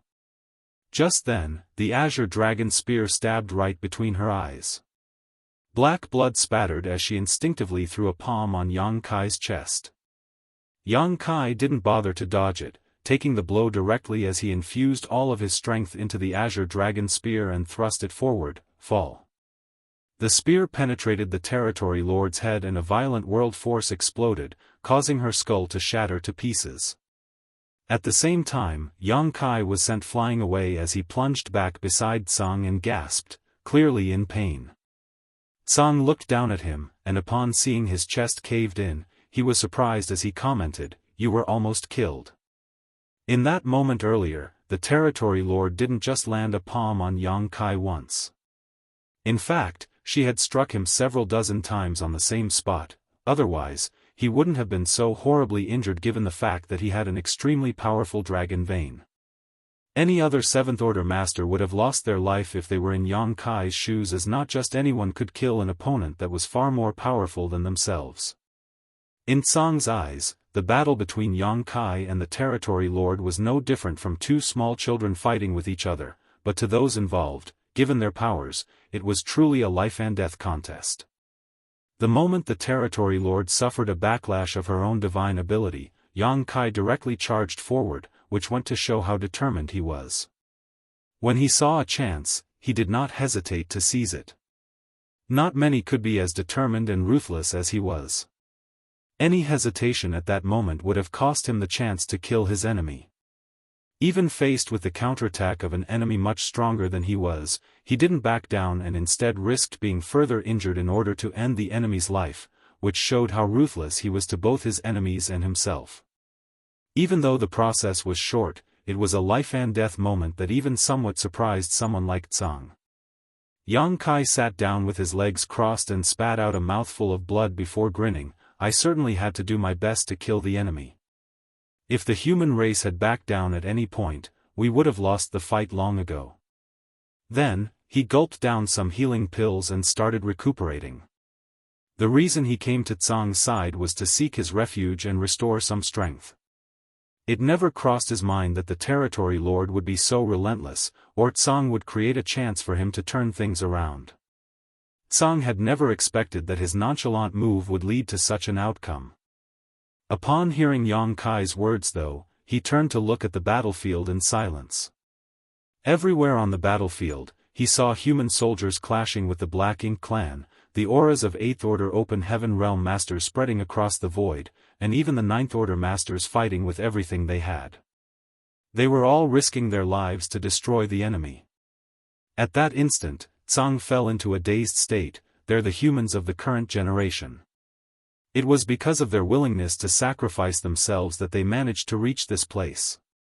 Tsang had been waiting for millions of years, and only this generation of humans allowed him to see the silver lining. The battlefield was filled with chaos, and with every breath there would be powerful auras withering. Both the humans and Black Ink clans suffered immense losses. Even some of the royal lords lost their lives. Earlier, Several royal lords were killed the instant they left the gap, not because they were weak, but because of the circumstances they had to deal with. If they wanted to escape out of the gap, they had to bear the attacks from the Ninth Order masters lying in ambush for them. In such a situation, it was expected that some royal lords were killed. However, once they managed to leave the gap, they became much harder to kill. Even so, as the Ninth Order Open Heaven Realm Masters joined forces, they managed to kill 4 more royal lords. However, the situation didn't change at all. After 4 royal lords were killed, another 4 royal lords appeared from the gap to replace them. There were no longer any more Ninth Order Masters outside the gap, so the royal lords could leave at will. At this point, the human race masters realized that Mo was trying to maintain balance on the battlefield. There were surely even more royal lords hiding in the darkness. However, Mo didn't release them all at once. Instead, it had been replacing the dead royal lords with new ones in an attempt to make it look as though both sides were equally matched. Regardless, even Song was unable to figure out Mo's intention, let alone the Ninth Order Open Heaven Realm Masters. Fortunately, this was the situation they hoped to see. If the Black Ink clan soldiers were so powerful that the humans were unable to deal with them, it was bad news to the human race as a whole. Song had been paying close attention to the movements in the primordial heaven's source grand restriction. He was wary of Mo's plans, thinking it must be up to something. However, he was unable to figure out what since it wasn't the right time yet. Now, he could only keep his guard up. If something went wrong, he would immediately seal the primordial heaven source grand restriction and stop Mo from getting out of the trap. Heaven-devouring battle law. Yang Kai turned to Tsang with a doubtful expression. While Yang Kai was restoring his energy, Tsang wasn't just sitting idly by either. Previously, Yang Kai had passed him a lot of resources to recuperate, and Tsang had been refining them in order to replenish his losses this whole time. Tsang was able to refine resources extremely quickly, which was understandable as he was a powerful cultivator, but the real crux of the matter was that Yang Kai detected traces of the heaven-devouring battle law in the way the old man refined the resources. Yang Kai had cultivated the heaven-devouring battle law before, however, he hadn't mastered this secret art, so he wasn't comparable to Wu Kuang in this regard. With that said, he understood this evil art more than anyone else aside from the latter. Therefore, the moment he detected similar traces of it, he was stunned. Initially, Yang Kai thought that he was mistaken, but as he observed Tsang for a while longer, he confirmed that the latter was indeed using the heaven-devouring battle law. If that wasn't the case, even though Tsang was a Ninth Order Open Heaven Realm Master, he couldn't have refined resources so quickly. Moreover, he wasn't just refining the resources that were given to him. If one paid close attention, they would realize that Tsang was even devouring the black ink strength left behind by the nearby dead black ink clansmen. Upon that realization, Yang Kai was flabbergasted. The heaven-devouring battle law was a secret art that Wu Kuang had personally created, and it was probably the most extraordinary and evil one in history, so why was Tsang able to use it? Hearing Yang Kai's words, Tsang was also startled for a moment before a look of pleasant surprise appeared on his face and he asked, "Do you recognize this secret art?" Yang Kai replied with uncertainty, "Perhaps I'm mistaken." There were countless secret arts in this world, and even though heaven-devouring battle law was quite possibly the evilest secret arts in existence, Tsang was someone who had lived for millions of years, so it shouldn't be surprising that such an unrivaled master knew some amazing secret arts. Perhaps his secret art only shared some similarities with heaven-devouring battle law. Tsang said, "It's fine.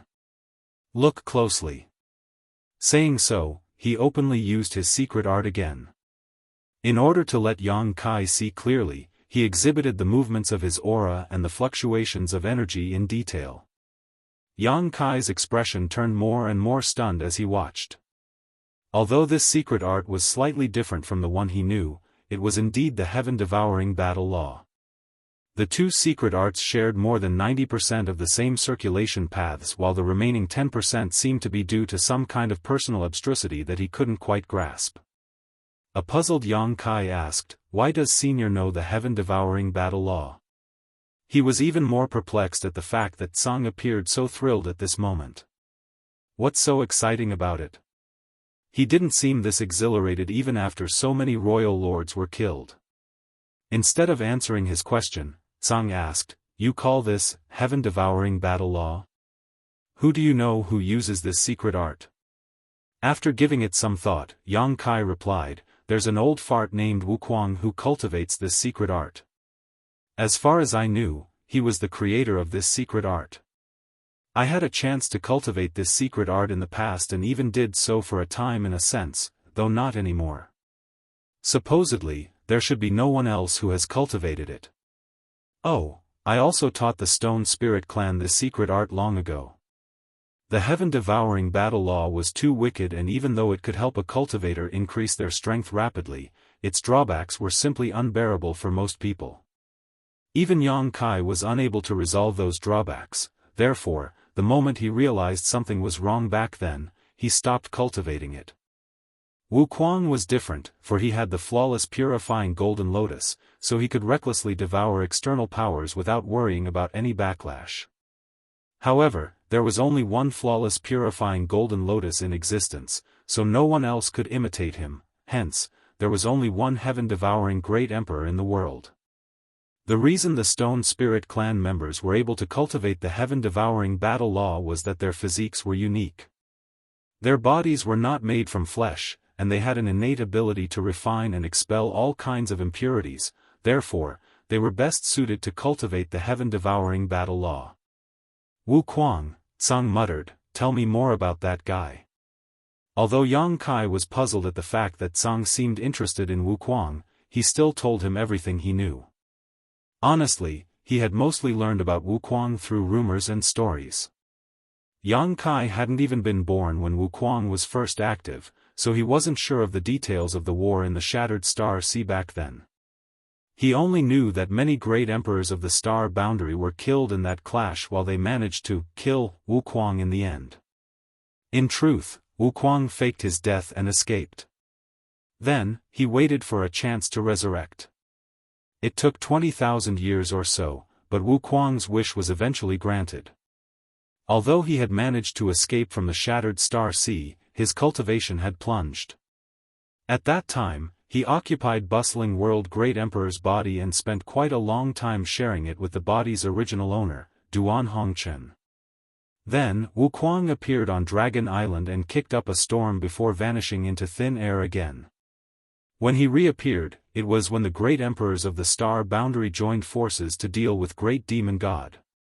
The Star Boundary was almost destroyed in that war, and after the death of Great Demon God, Mo Sheng, Wuquang seized the former's body and fully resurrected. Then, he broke free of the Star Boundary's restraints and headed out into the outer universe to seek greater heights in the martial Tao. Yang Kai had no idea what Wuquang went through after the latter left the Star Boundary.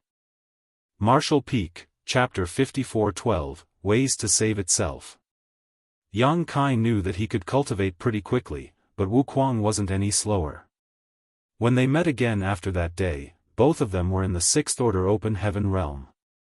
Then, Wuquang hid inside the new Great Territory for a while before Yang Kai brought him to the Shattered Heaven. Someone like Wuquang could only be in his own skin in a place such as the Shattered Heaven. After that, Yang Kai never heard from him again. Sometimes, Yang Kai wondered what would have happened if he hadn't defeated Blood Crow, who was later brought away by the fisherman uncle from Bright King Cave Heaven. He imagined that when Wuquang arrived at the Shattered Heaven, there would have been a fierce battle between two evenly matched opponents. Both the heaven-devouring battle law and the grand evolution immortal blood light scripture could absorb and refine other people's powers, so they shared some similarities. It would surely be an interesting fight if Wuquang and Blood Crow encountered one another. In a straightforward comparison, there was no denying that the heaven-devouring battle law was more powerful, as there was nothing that the heaven-devouring battle law could not refine as long as it had some energy. On the other hand, even though the grand evolution immortal blood light scripture could devour another person's strength, it was mainly focused on refining their blood essence. In that sense, it was inferior to the heaven-devouring battle law. With that said, Blood Crow had been subdued and brought back to Bright King Heaven a long time ago. When Wuquang arrived at the Shattered Heaven, only the stories of Blood Crow remained. Yang Kai reckoned that if the two of them ever met, there was no doubt Blood Crow would be at a disadvantage. Several hundred years had passed since then, and he wondered how Wuquang had been doing in the Shattered Heaven. Given the wickedness of his secret art, he must be the focus of much ire and contempt. At that moment, Yang Kai even felt a bit sorry for him. "Wuquang," Tsang muttered before he started guffawing. He appeared so exhilarated that he almost broke into tears of joy as he chanted, "Wuquang." Yang Kai was astounded. "You know Wuquang, senior?" Tsang shook his head. "Nope. It's the first time I've ever heard his name." At that, Yang Kai was baffled. "Since you don't know Wuquang, why are you so happy to hear about him?" Unbeknownst to him, even though Tsang wasn't aware of who Wuquang was today, he knew someone else similar to him. In fact, the heaven-devouring battle law was the primary secret art that other person cultivated. There was no denying that this secret art was evil. With that said, there was no such thing as right or wrong when it came to secret arts, only people who could be divided into good and evil. Whatever secret art it was, the person using it would determine whether it was just or malevolent. Part of Shi's plan succeeded. Otherwise, the heaven-devouring battle law wouldn't have been passed down to someone else. However, looking at the matter from another perspective, his plan also seems to have failed. Although Tsang had never come into contact with Wuquang, through Yang Kai's words he could tell that Wuquang never inherited all of Shi's memories. Perhaps after Shi left this place back then, his soul was gradually worn down after encountering many different crises. As such, Wuquang had no idea what had happened in his previous life, he only retained knowledge of the wondrous secret art named the heaven-devouring battle law. Regardless, this was the best news Tsang had heard in the past few millions of years. "Have you been to the Grand Ancient Ruins boundary?" Tsang suddenly asked. Yang Kai was caught off guard by the sudden change of topic, but he was even more astounded by the old man's question and couldn't help asking, "How do you know, senior?" Tsang replied with a smile, "I can feel the world tree's aura coming from you." Only then did Yang Kai understand. "I saw you running around the battlefield without worrying about getting corrupted by black ink strength. It's apparent that you have a world tree clone protecting your small universe." Yang Kai nodded. "You have sharp eyesight, senior. There's indeed a world tree clone in my small universe, but I didn't get it from the Grand Ancient Ruins boundary. I acquired it from a universe cave heaven that was left behind on the battlefield." The world tree clone he had obtained from Grand Ancient Ruins boundary was planted in the star boundary, an action that saved the star boundary from collapsing and also transformed it into the open heaven realm cradle it was today. Then, Yang Kai realized something and asked in shock, "The world tree and the Grand Ancient Ruins boundary existed in your era, senior?" Tsang had been guarding this place and separated from the outside world for millions of years, so it surprised Yang Kai that he was aware of the world tree and the Grand Ancient Ruins boundary. Tsang chuckled, "The world tree and Grand Ancient Ruins boundary are far more ancient than you think. I heard that the world tree was born the moment heaven and earth split apart. It was born with the universe itself." Recently, Yang Kai had learned quite a number of secrets that were previously unknown to him. As for the Grand Ancient Ruins boundary, Tsang frowned, "No one knows how exactly it was formed. I told you all that in the late ancient era, a mighty force realized that the humans were suffering in hardship, so it gathered together 10 humans to spread the martial Tao. Only then did the human race truly learn to cultivate." Yang Kai nodded as Tsang had told them about it before.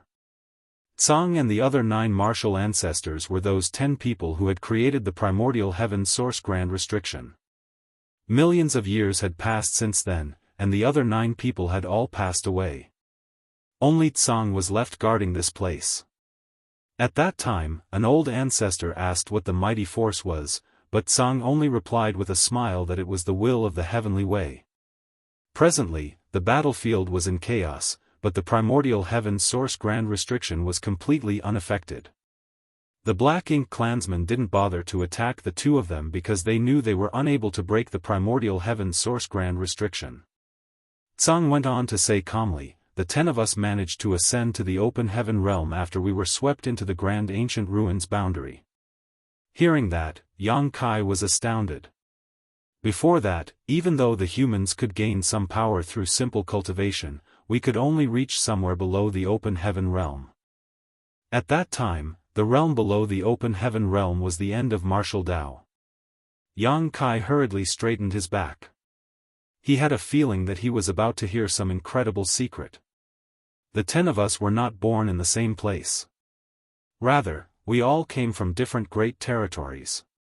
We managed to gain the acknowledgement of our homelands and became venerables in our own lands.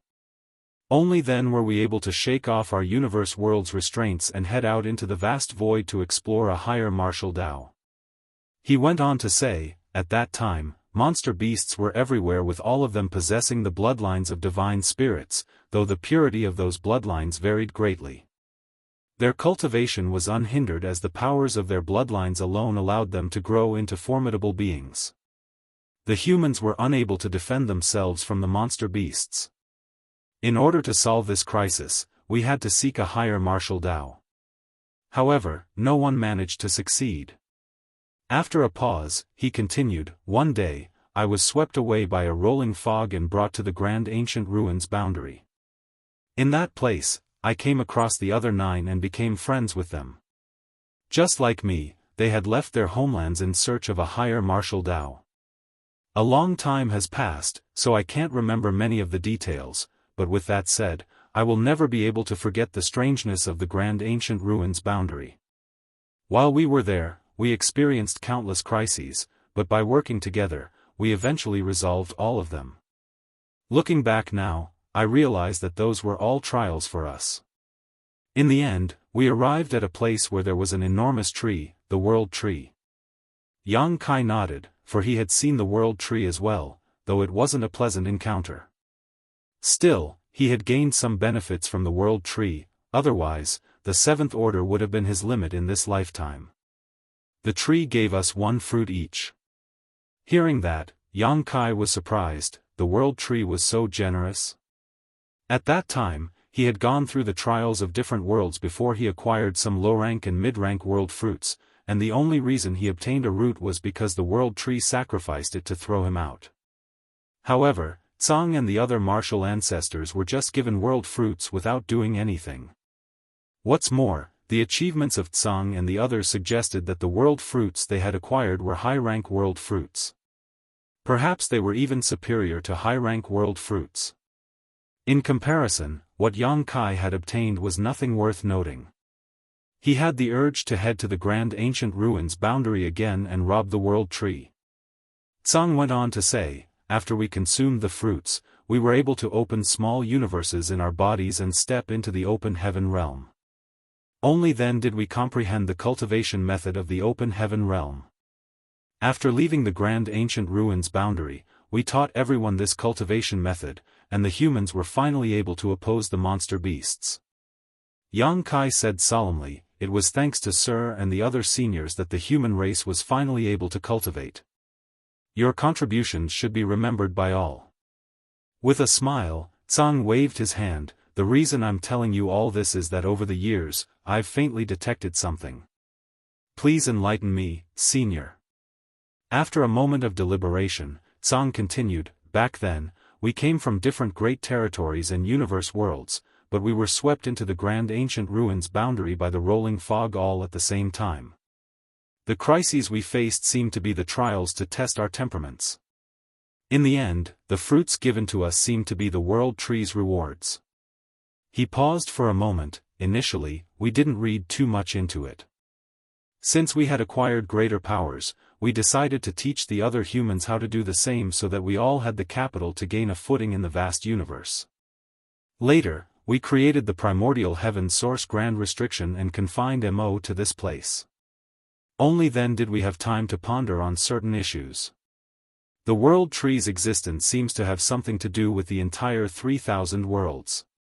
To be precise, the World Tree might be the source of the 3,000 worlds." Yang Kai was astounded. You mean, the 3,000 worlds are just a reflection of the world tree's power? Tsang shook his head. That's not what I meant. There's a reason the tree is named the world tree, and it must have something to do with the 3,000 worlds.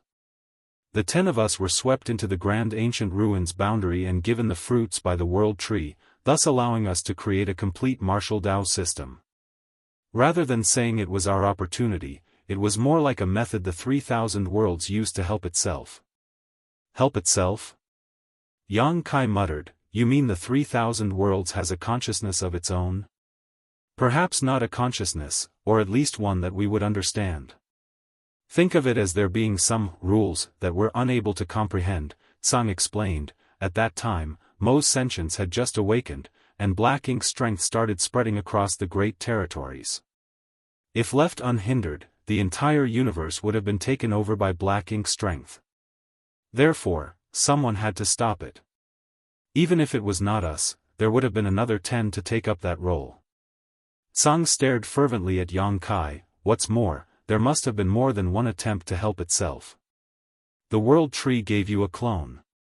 If I'm not mistaken, you're also one of the ones selected by these rules. It was because of that realization that Tsang paid extra attention to Yang Kai and sent a transmission to him, telling him to seek refuge next to him when he fell into danger. It was also because of this realization that Tsang told Yang Kai so many things. In the late ancient era, Tsang and the other 9 were just a means the rules tried to use to save themselves. Now, Yang Kai could very well be those same rules trump card. Yang Kai fell into a dazed state. Even though the clone he had obtained in the grand ancient ruins boundary was subsequently planted in the star boundary, he inadvertently acquired another to shelter his small universe at a later point. Rather than it all just being a big coincidence, Tsang's speculation made more sense. Was Yang Kai also one of the ways the unfathomable rules tried to save themselves? Martial Peak, Chapter 54:13, Mo's Trump Card. As Yang Kai looked back, he realized it was inconceivable that he even managed to snatch a root from the world tree. At that time, he was pretty weak as he wasn't even an open heaven realm master yet. He had only condensed his Dao seal and had yet to even refine all the necessary powers. On the other hand, the world tree was an ancient existence born with the universe. As time passed, it must have developed spirituality of its own and grown into a powerful being. How was an Emperor Realm Master supposed to snatch a root from the world tree? After he acquired the root, the world tree just swept him to a faraway place, which showed that it was fully capable of dismissing him. It just didn't bother to do so until after the fact. If Tsang's speculation was right, Yang Kai was also one of the ways the unfathomable rules tried to save themselves, which explained everything. The grand ancient ruins boundary was where the trials took place, and the root and the world fruits were the rewards granted by the world tree. Millions of years ago, Tsang and the other 9 martial ancestors were selected and given world fruits by the world tree, thus allowing them to enter the open heaven realm and teach the others how to do the same. When the humans grew stronger, they were able to fight against the monster beasts and Mo itself. Millions of years later, Yang Kai arrived at the grand ancient ruins boundary and obtained a root from the world tree. Even though the outcomes were different, they were both methods the 3,000 worlds used to help themselves when they found themselves in crisis. In that case, the original owner of the world tree clone in Yang Kai's small universe was likely also one of the ways the rules had selected to save themselves. Unfortunately, that senior passed away on the black ink battlefield, and his or her small universe was left behind as a universe cave heaven. Countless years later, Yang Kai had the opportunity to enter it and obtain the world tree clone. Perhaps there were other people just like them over the eons. However, Yang Kai didn't have a way to find out who they were, nor did he know whether they were even still alive. Tsang's words were too shocking, but believable. After all, he had lived for millions of years and his life in this place gave him ample time to ponder on some deeper issues. Even though Yang Kai found his words inconceivable, it could very possibly be the truth. "You must be careful," Tsang suddenly said. A puzzled Yang Kai asked, "What do you mean, senior?" With a solemn expression, Tsang explained, many years have passed, and Mo might have also realized what I've come to understand.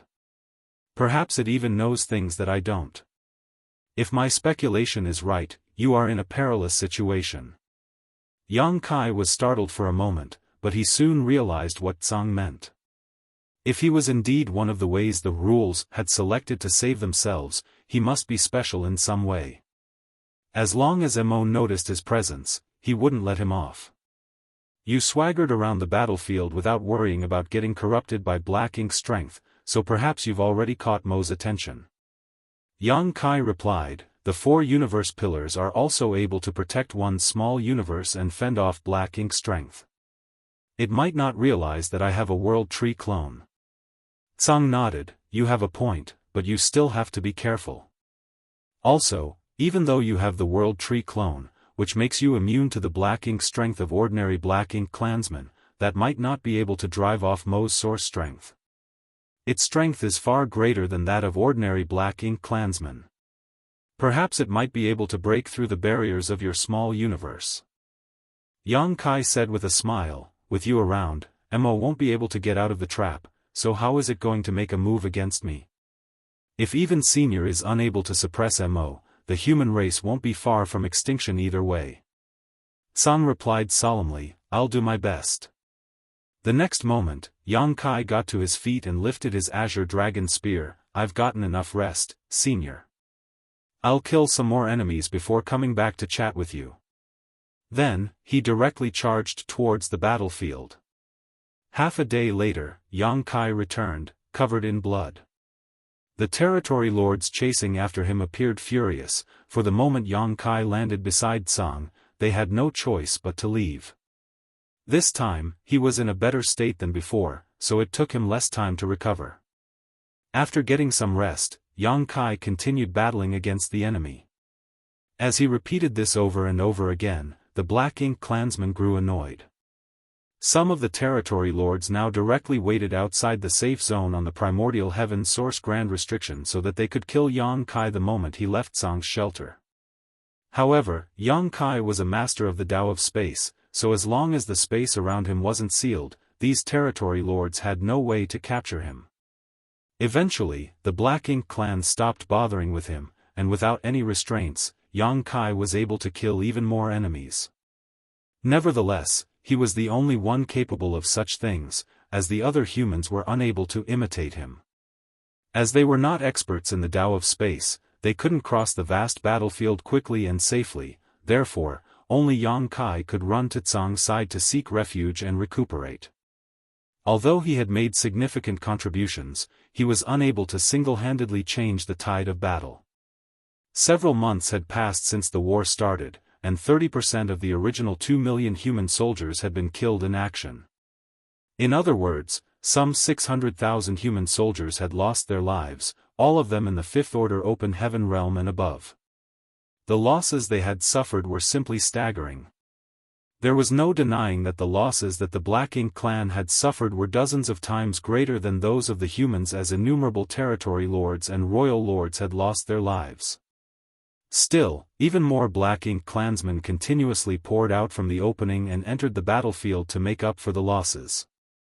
All the humans were exhausted, and even the Eighth Order Open Heaven realm masters appeared weary.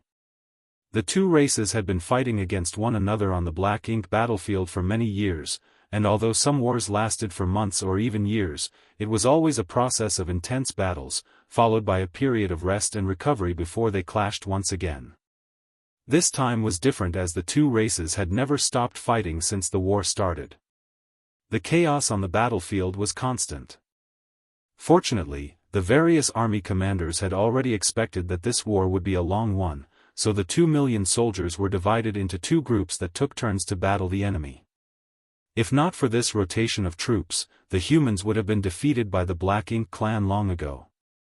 At this point, the Black Ink clan had gained the upper hand. Although it wasn't conspicuous, they were indeed in a favorable position. This was the balance Mo had been trying to sustain. Had it recklessly released all its servants to the battlefield, the humans would have been defeated long ago. Tsang's expression became increasingly solemn as he felt that it was time to seal the gap in the primordial heaven source grand restriction. If this dragged on and the humans were routed, the situation would surely get out of hand. After months of releasing black ink strength, he could feel that the pressure within the primordial heaven source grand restriction had been alleviated somewhat. Although it wouldn't be as much as he hoped for if he stopped now, it was still acceptable. At the thought of this, he hesitated no more. As he performed a different hand seal, the primordial heaven source grand restriction started vibrating. All of a sudden, Emo, who had remained silent all along, said, "I thought you were going to wait for a while more." Tsang snorted, "You'd better quickly show us what tricks you still have, otherwise, you won't have the chance to do so soon." Since the beginning, Tsang had realized that Emo must have been holding something back, otherwise, it wouldn't have tried to maintain the balance of powers between the two sides. It knew that once the balance was broken and the humans were defeated, Tsang would immediately seal the gap, giving it no chance to escape. While the balance was being sustained, Tsang was more than happy to weaken Mo's power. It could be said that the situation on the battlefield was a tacit coordination between the two races, with the 2 million human soldiers and the tens of millions of black ink clansmen serving as chess pieces. Tsang also knew that once he started sealing the opening, there was no way Mo would sit idly by. There was bound to be a fierce fight where both sides did everything they could to gain the upper hand. "You've grown old, Tsang," Mo let out a sigh of pity. Even a cultivator as powerful as Tsang had grown old after staying here for millions of years. As Mo recalled the days when it and the 10 humans were still friends, it couldn't help but feel rueful. Those were the best days of its life. It could talk with his friends, travel with them, and share tea and wine together. It was carefree. Those days were gone for good once it was confined to this place. There wouldn't be another Mu or Tsang in this world. It was fully aware that they didn't hold any malicious intent trapping it in this place, but it was unresigned. It was born the way it was, it didn't acquire its strength through cultivation. Since the heavens had given it a power to turn others into the same beings as it was destined to rule over the universe. As all its friends were gone for good, so it stopped having any pity for this world. Everyone was bound to be subservient to it. "All of you have underestimated me." As Mo roared, an immense force burst out of the endless darkness. A magnificent aura spread out and shocked both the black ink clansmen and the humans on the battlefield.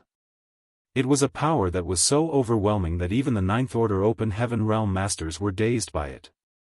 Tsang's expression changed, for he realized that the resistance coming from the opening was making it impossible for him to reseal it for the time being. With that said, he wasn't flustered. He wouldn't think that Mo didn't even have the capabilities to do such a thing. Everything was well within his expectations.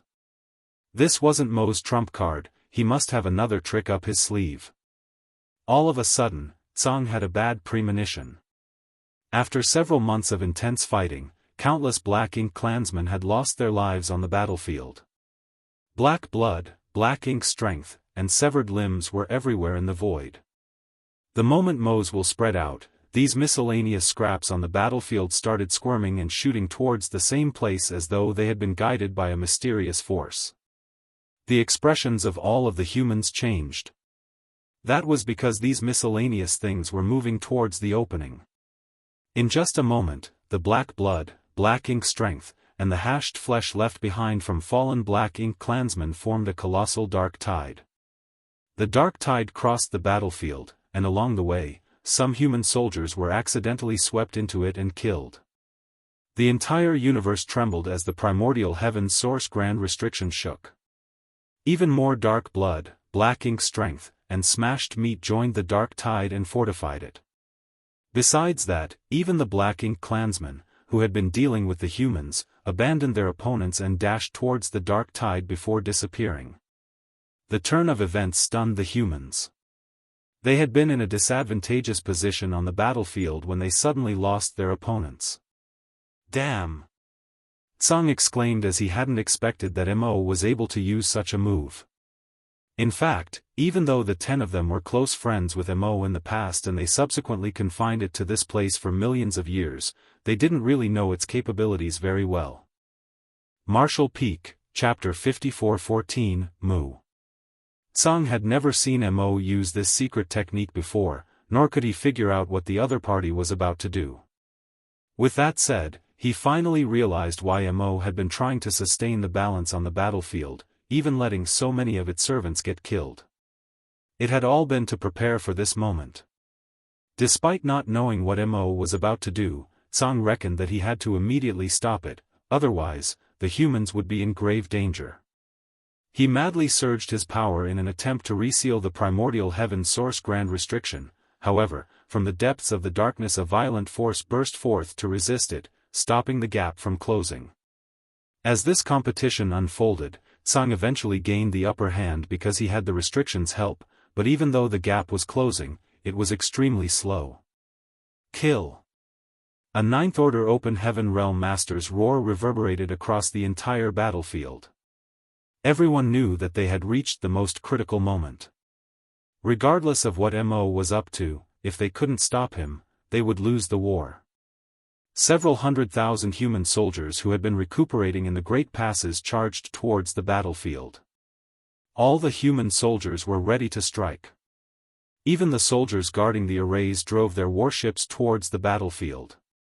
In an instant, the 106 great passes became empty. The Black Ink clan soldiers also divided into two groups, the first group leaving to intercept the humans while the other group joined the Dark Tide to strengthen it. The competition between Tsang and Mo was still ongoing. Having said that, Tsang was apparently in an advantageous position as the speed at which the opening of the primordial heaven source grand restriction was closing had increased. Just then, a force that was as immense as a tidal wave gushed out from the depths of the darkness and penetrated the gap before joining the squirming dark tide. Then, the dark tide contorted and wiggled before forming into an arm. The arm was made from countless limbs, black blood, and black ink strength, but it wasn't engulfed in death chi at all. Instead, it was as vibrant as a real arm. The bulging muscles of the arm suggested that it was full of strength. It was so gigantic that everyone could see nothing else, and the aura billowing from it shook all beholders to the core. The arm was connected to the force coming out from the gap. Looking from afar, it was as though a giant was sticking a hand out from the opening.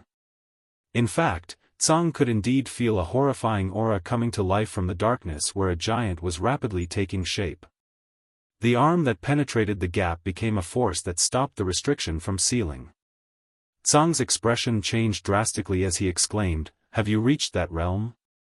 The realm that was beyond the Ninth Order Open Heaven realm.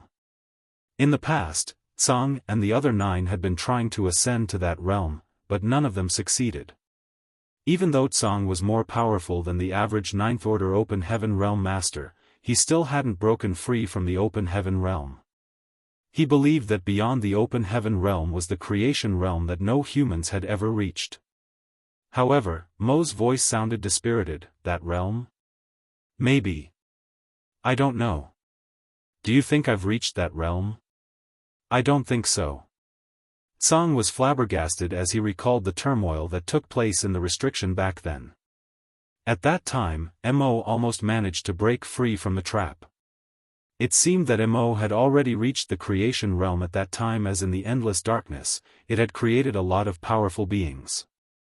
After giving it some thought though, Tsang realized it wasn't surprising. Mo was able to create innumerable servants.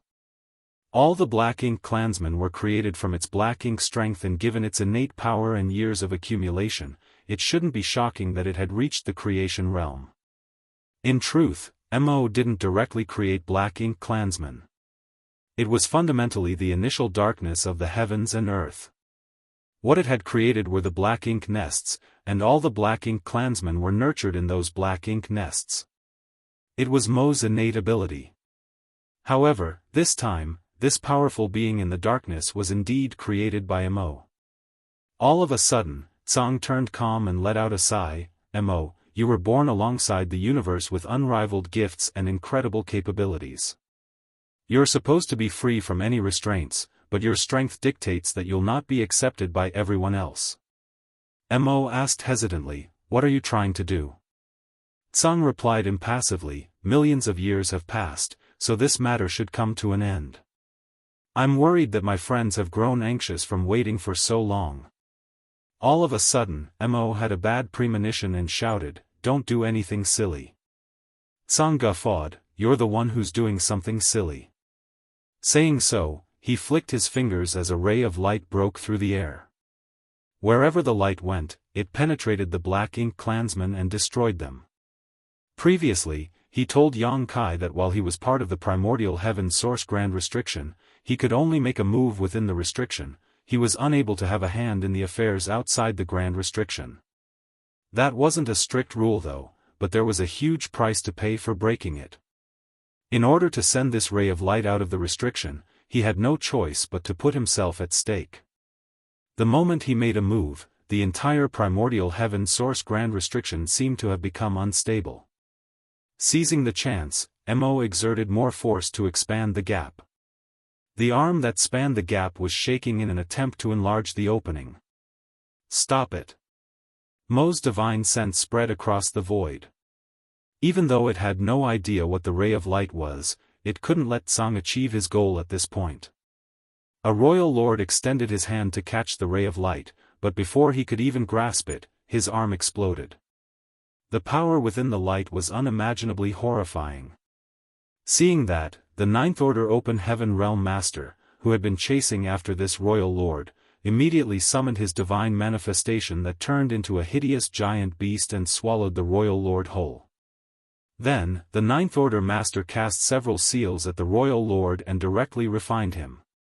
Driven by Mo, the other Black Ink clansmen along the way tried to stop the ray of light. However, even a royal lord was unable to intercept it, so how were the other Black Ink clansmen supposed to achieve anything? The ray of light crossed the void and left behind a vacuum in its wake before it actually penetrated Yang Kai. Upon impact, Yang Kai's figure shook, and before he could figure out what was going on, he saw countless Black Ink clansmen savagely coming at him from all directions. He promptly retreated and dashed towards the place where the human race soldiers gathered together. The Black Ink clansmen chased after him, but they were soon intercepted. Both parties clashed in the void as their blood spattered. On the other hand, after casting that ray of light, Tsang extended his hand into the void and pulled out a rough, uncut jade. "Mu!" Mo exclaimed. It could feel Mu's aura coming from this uncut jade. This was definitely something Mu had left behind after her death. Among the 10, Mo was most fond of Mu, and it was also closest to her. However, in the end, it was confined to this place because of her. Millions of years had passed, but it didn't hold hatred for her. Nevertheless, when it felt the familiar aura again, it couldn't help but have conflicted feelings. Mo soon pulled itself together and roared in a voice that still sounded childlike, "Ah! What do you plan to do, Tsang?" As it spoke, another hand stuck out from the opening and clenched the edge. The other arm that had originally penetrated the gap retracted and grasped the other side. Both hands exerted themselves and pushed the gap open as though they were opening a door. A horrifying aura streamed out of the gap, and at the same time, a gigantic head stuck out from the chasm. Its dark eyes reflected the entire battlefield, as though it was going to devour everything in sight. The world trembled as the universe seemed to have been turned upside down and countless cracks started appearing in the void. "I don't know what is going to happen either," Tsang's voice sounded helpless.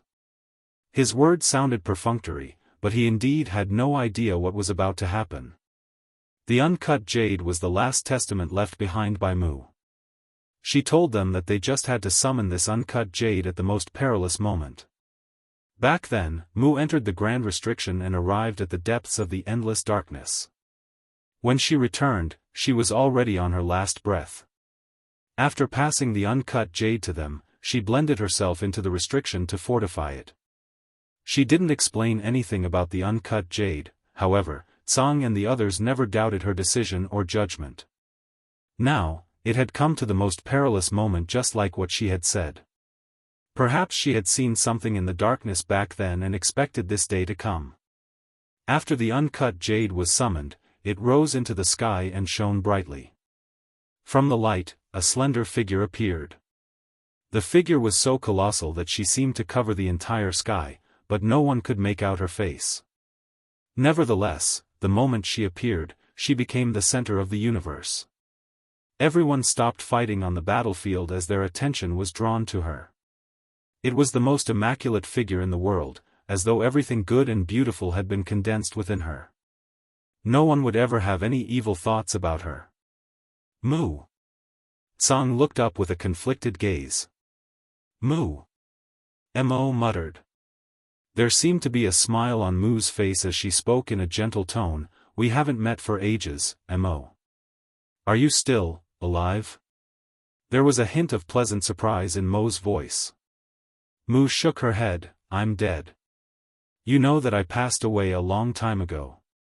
Mo let out a sigh and replied in a dejected tone, yes, I know. I thought you were still alive, but since you're dead, what are you trying to do now? All of a sudden, Moo said in a mischievous tone, I'm going to play your favorite game with you for the last time. Mo was torn between tears and laughter. You're such a good friend. Moo refuted, call me big sister. I'm not that old. Saying so, she swept her hand across the darkness and muttered under her breath, there.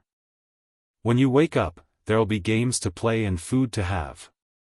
Following her movement, the entire primordial heaven source grand restriction started shining brightly and pulsing rhythmically. On the battlefield, both the humans and Black Ink clansmen became sluggish as a sense of sleepiness washed over them, making them feel dizzy.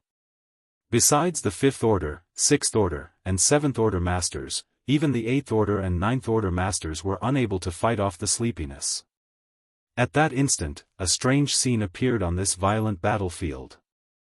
The weaker soldiers of both races fell into a peaceful sleep all of a sudden. In general, the Black Ink clansmen were most heavily affected as the humans had their warships' protection, so they still had some power to resist the mysterious force. Yang Kai was sleepy as well. He felt his eyelids threatening to shut against his will, but at the most critical moment, a sense of coolness coursed through him, making him come back to his senses. It was the soul-warming lotus. Even though he had no idea what move Moo had used, it was apparently a technique that affected the soul, so the soul-warming lotus protection helped him endure it. Martial Peak, Chapter 54:15, Have a good sleep. Without hesitation, Yang Kai stimulated his dragon source and transformed into a 70,000-meter ancient dragon. He then swiped his dragon claw in a particular direction. Over there, a royal lord was staggering while exchanging moves with an equally sleepy 9th Order Open Heaven Realm Master. Unlike the violent fight earlier, they now looked like two kids haphazardly slapping at each other. Yang Kai directly grasped the royal lord in his claw and clenched. The royal lord's figure was huge, but while he was in Yang Kai's claw, only his head was shown outside the iron grip. The royal lord struggled hard but couldn't get out of the trap. As he felt intense pressure from all directions, his bones cracked and his dark blood gushed out of his body. You're pretty tough, Yang Kai grumbled. After all, this was a powerful royal lord. Yang Kai was unable to squeeze him to death and hadn't even managed to severely injure him. At most, he had slightly wounded the royal lord. As a sharp pain shot through him, this royal lord showed signs of regaining his senses. Instantly, Yang Kai felt an immense force of resistance coming from his grip and his claw was forced to expand as the royal lord was about to free himself. At the critical moment though, a flash of sword light repeatedly cut across the royal lord's throat. His head was sent flying away and dark blood spurted out of his neck as his vitality swiftly drained away. The 9th Order Open Heaven Realm Master struggled to keep himself awake as he smugly lifted his sword and said to Yang Kai, "Kid, you're still too weak." Yang Kai refuted through clenched teeth, "You'd better not fall asleep, senior." This person was none other than the 9th Order Old Ancestor from Blue Sky Pass, so Yang Kai was naturally familiar with him. The Old Ancestor had been tangled up with the Royal Lord for a long time, with neither side able to deal critical damage to the other party, but with Yang Kai's help, the Old Ancestor finally managed to kill his opponent. Hearing Yang Kai's mockery, the Old Ancestor did his best to stay awake as he retorted, "Why would I fall asleep? Are you mocking me? Saying so, he turned into a sword light and dashed towards the battle between a nearby Ninth Order Open Heaven Realm Master and a Royal Lord. Yang Kai shook his head and charged towards the vast battlefield. Presently, both the humans and the Black Ink clansmen, regardless of their cultivation, had been affected by Mu's soul technique, and their combat effectiveness plummeted while Yang Kai was safe and sound with the soul-warming lotus protection. On the entire battlefield, he was probably the only one who was still wide awake and fully able to use his power, therefore, it was time for him to deal a fatal blow to the enemies. As he let out a dragon breath, his dragon form zigzagged across the battlefield. He wielded his dragon tail and easily slaughtered countless Black Ink clansmen along the way. Soon, he approached the battle between a Royal Lord and a Ninth Order Master. With the previous experience, he directly extended both claws this time and shouted, "I'm here to assist, old ancestor." As the Royal Lord saw the claws closing in on him, he felt his face twitching. He wanted to dodge, but he realized that the space around him had become viscous. Unable to escape, he was grasped by Yang Kai with both claws, leaving only his head exposed outside the grip. The Ninth Order Open Heaven Realm Master's eyes brightened when he saw this and immediately launched a series of divine abilities. Upon impact, the dragon scales on Yang Kai's claws were blown off and his skin started bleeding. He was in so much pain that he roared at the top of his lungs. Above the primordial heaven source grand restriction, Mu's colossal figure shone even more brightly, as though she was radiating the last gleam of light in her life. She was singing a song in a language no one could understand. No one knew what the lyrics meant, but as they listened to it, they realized they could barely keep themselves awake. While still singing, Mu suddenly turned to Tsang and said, "Thanks for everything." Tsang let out a sigh. At this point, he finally figured out what Mu's plan was. He replied, "Don't mention it. I'm finally able to feel relieved. It's a shame that you passed away so early." Mu's talent was unfathomable. Among the 10 of them back then, even though she was the only woman, none of the other 9 were comparable to her.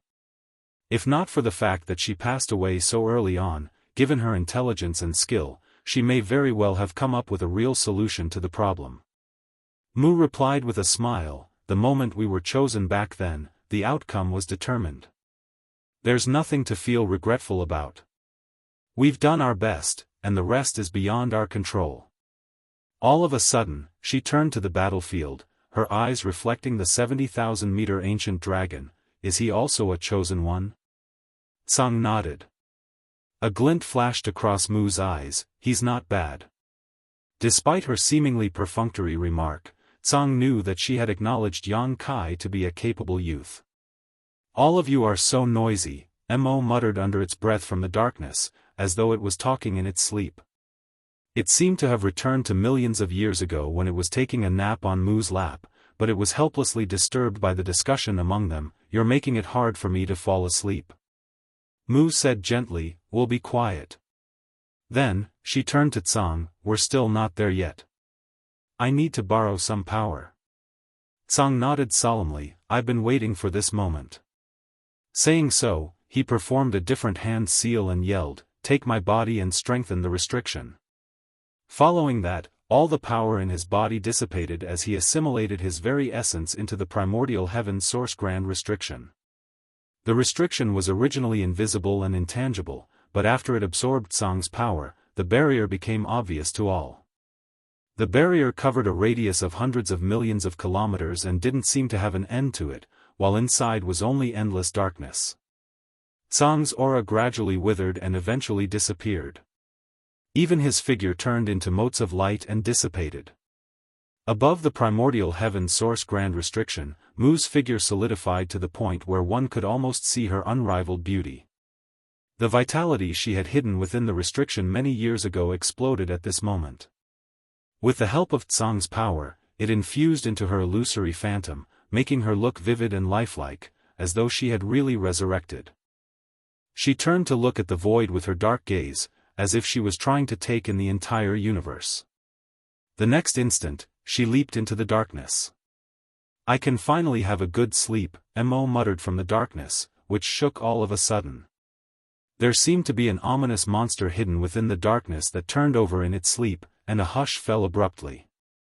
The void trembled as though it was mourning for the death of these powerful beings. The moment Mu leaped into the darkness, all the humans and Black Ink clansmen, who had been affected earlier, snapped back to their senses in an instant. The battlefield, which had become calm due to Mu's soul technique, turned violent instantly. However, everyone sensitively detected that two powerful beings' wills were missing. One of them was Mo, and the other was Tsang. With that said, there was now another powerful will.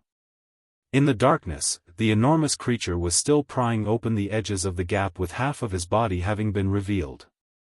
Even though it hadn't fully revealed itself, even half of his body was enough to give off indescribable pressure. Mu's soul secret technique had a huge impact on this giant as well, and it had stopped moving earlier. However, the moment Mu leapt into the darkness, the influence of her secret technique disappeared. As though having received an order, the giant struggled even harder to get out of the darkness. But it was too late. Tsang had sacrificed himself to strengthen the restriction, and Mu had used a trump card she had left behind years ago. Not only had Mo fallen asleep, but the gap of the primordial heaven source grand restriction was closing rapidly as well. Regardless of how hard the giant tried, he was unable to stop the gap from closing. In just 3 breaths of time, the wide gap was shut. However, the giant still hadn't fully crawled out of the gap. The primordial heaven source grand restriction was like a razor-sharp blade that cut across the giant's waist, splitting him in half. No black blood streamed out of his body, only Black Ink strength gushed out of his wounds. The dark giant roared in pain as his voice spread across the universe. Yang Kai took a glance at the giant and became startled. A giant spirit god? Earlier, he had been assisting the Ninth Order Masters to kill the Royal Lords, so he didn't have time to look at the primordial heaven source grand restriction. Now, he was stunned by what he saw. The dark giant was actually a giant spirit god. Were giant spirit gods created by Mo? No. Yang Kai soon dismissed the idea, for the creature was not a real giant spirit god. He believed that it was a creature that Mo had created based on the giant spirit gods. The giant had the size and appearance of a giant spirit god, and perhaps even the power of one, but he certainly wasn't a member of the amiable giant spirit god clan. Yang Kai couldn't help but recall the Black Ink giant spirit god that he came across in the Black Ink sealing land in the divine spirit ancestral land. Back then, he thought that a giant spirit god had been corrupted by Black Ink strength. Now, it seemed to him that it wasn't the case. Perhaps that Black Ink giant spirit god was also created by Mo. At the thought of this, Yang Kai felt a crawling sensation on his scalp. Giant spirit gods were incredibly powerful beings that even the divine spirits were no match for. He had also personally witnessed a giant spirit god's power. In the past, Air brought him to barge into the chaotic dead territory, but despite being surrounded by mortal danger, Air was completely at ease. The chaotic dead territory was a place where even Ninth Order Open Heaven Realm Masters were unable to remain for long. In other words, giant spirit gods were more powerful than Ninth Order Open Heaven Realm Masters. Perhaps they were as strong as Tsang and the other martial ancestors. The heavens didn't give the giant spirit god clan a very high level of intelligence, but with that said, they were gifted with unrivaled powers. Now, Yang Kai wondered how powerful this black giant spirit god was. What made him relax slightly was that the primordial heaven source grand restriction had cut this giant figure in half, causing his strength to plummet. On the battlefield, more auras soon disappeared for good. In the short moment when Mu's secret technique had affected the entire battlefield, Yang Kai had helped the Ninth Order Open Heaven Realm Masters kill 5 Royal Lords. Initially, after 5 Royal Lords were killed, there supposedly would be another 5 Royal Lords who would step out of the darkness to make up for the losses. Nevertheless, the primordial heaven source grand restriction had been closed, and Mo was now sound asleep. There wouldn't be any new Royal Lords. In the battles between the Ninth Order Masters and the Royal Lords, the humans had gained the upper hand, and as time passed, this advantage would be increasingly enhanced until the Black Ink clan were no longer able to resist. If not for the Black Ink giant spirit god's appearance, the humans would be guaranteed to win this war. However, with the Black Ink giant spirit god's existence, no one could tell what the outcome would be. Following a roar, the Black Ink giant spirit god stuck out a hand and grasped somewhere on the battlefield. Faced with the giant hand, both the human warships and Black Ink clansmen found it hard to dodge. Warships exploded apart, and before the humans could even flee, they were vaporized by the impact. It was the same case for the Black Ink clansmen. Without any warships to protect them, they were killed even before the humans. The hand then swept across the void, and although it seemed sluggish, that was only because it was too colossal. Space itself was torn apart wherever the hand swatted. Marshall Peak, Chapter 54:16, targeted by a Royal Lord. A Ninth Order Open Heaven Realm Master who happened to be available activated his world force and transformed into a giant. However, this giant still looked like a child in front of this Black Ink giant spirit god. There was that huge of a difference between their sizes. Even as the giant rained attacks on this Black Ink giant spirit god, he was unable to harm the other party at all. On the other hand, the Ninth Order Open Heaven Realm Master trembled after he was struck by the Black Ink giant spirit god. In the far ancient past, a single Black Ink giant spirit god had wreaked havoc on the divine spirits in ancestral land. In the end, it was the Dragon Emperor and Phoenix Empress of that generation who made use of the sacred treasures of the different clans, along with burning their entire blood essence and vitality to finally suppress and seal the rampaging Black Ink giant spirit god. This resulted in the Dragon Emperor and the Phoenix Empress passing away, and as the void itself collapsed, the Dragon Emperor source and the Phoenix Empress source were lost for millions of years, eventually being acquired by Yang Kai and Su Yen. Since they were both Black Ink giant spirit gods, they were supposedly equally powerful. However, the one before their eyes only had half of his body left after the primordial heaven source grand restriction sliced him in two. As such, he wasn't nearly as powerful as the one who had kicked up a storm in ancestral land in the past. Even so, a single Ninth Order Master still wasn't a match for him. Although the Black Ink giant spirit god didn't have a lower body, he was still pretty agile. Soon, he left the primordial heaven source grand restriction and barged into the battlefield to begin a slaughter. In his eyes, there were no friends or foes. Be it the humans or the Black Ink clansmen, as long as they were in his way, they were targets to be destroyed. Within moments, many from both races lost their lives, while the flesh and blood of the dead humans and Black Ink clansmen, as well as the Black Ink strength on the battlefield, all seemed to be drawn to his figure. As he absorbed more and more, the Black Ink giant spirit god's lower body showed signs of taking shape again. He was already so overwhelmed with just his upper body, so if he managed to form a complete lower body, the situation would only become more dire. More Ninth Order Open Heaven Realm Masters charged towards him, but it wasn't until the 13 old ancestors joined in that they managed to pin down the Black Ink giant spirit god, an almost inconceivable reality. For a very long time, the Ninth Order Masters were thought to be the most powerful beings in the world that only the Royal Lords were a match for. Now, it required 13 of them to stop a Black Ink giant spirit god who was missing half a body. It was unimaginable how powerful he would be if his body was whole. The humans had initially gained the upper hand in the battles between the Ninth Order Open Heaven Realm Masters and the Royal Lords. However, with 13 old ancestors needed to restrain the Black Ink giant spirit god, the momentum of the battle had shifted again. Many Ninth Order Open Heaven Realm Masters had to deal with 2 Royal Lords on their own, while some of them even had to fight 3 at once. Only by doing so could they stop the Royal Lords from slaughtering the human soldiers. The appearance of a Black Ink giant spirit god with only half a body destroyed the advantage that the humans had accumulated. Even though the humans were still in an advantageous position in the battles below the Ninth Order Open Heaven Realm, their edge would disappear if this dragged on. Yang Kai had kept his dragon form and returned to his human form. With the azure dragon spear in his hands, he charged around the battlefield. The turn of events at the primordial heaven's source grand restriction happened too suddenly. Tsang wanted to seal the restriction, but his actions triggered Mo's trump card in the process. Then, Mu, who passed away eons ago, appeared and sang an unknown lullaby as she stimulated the restriction's power. Now, Tsang's figure was nowhere to be found, and the auras of Mu and Mo had disappeared. The primordial heaven source grand restriction had become as flawless as it used to be.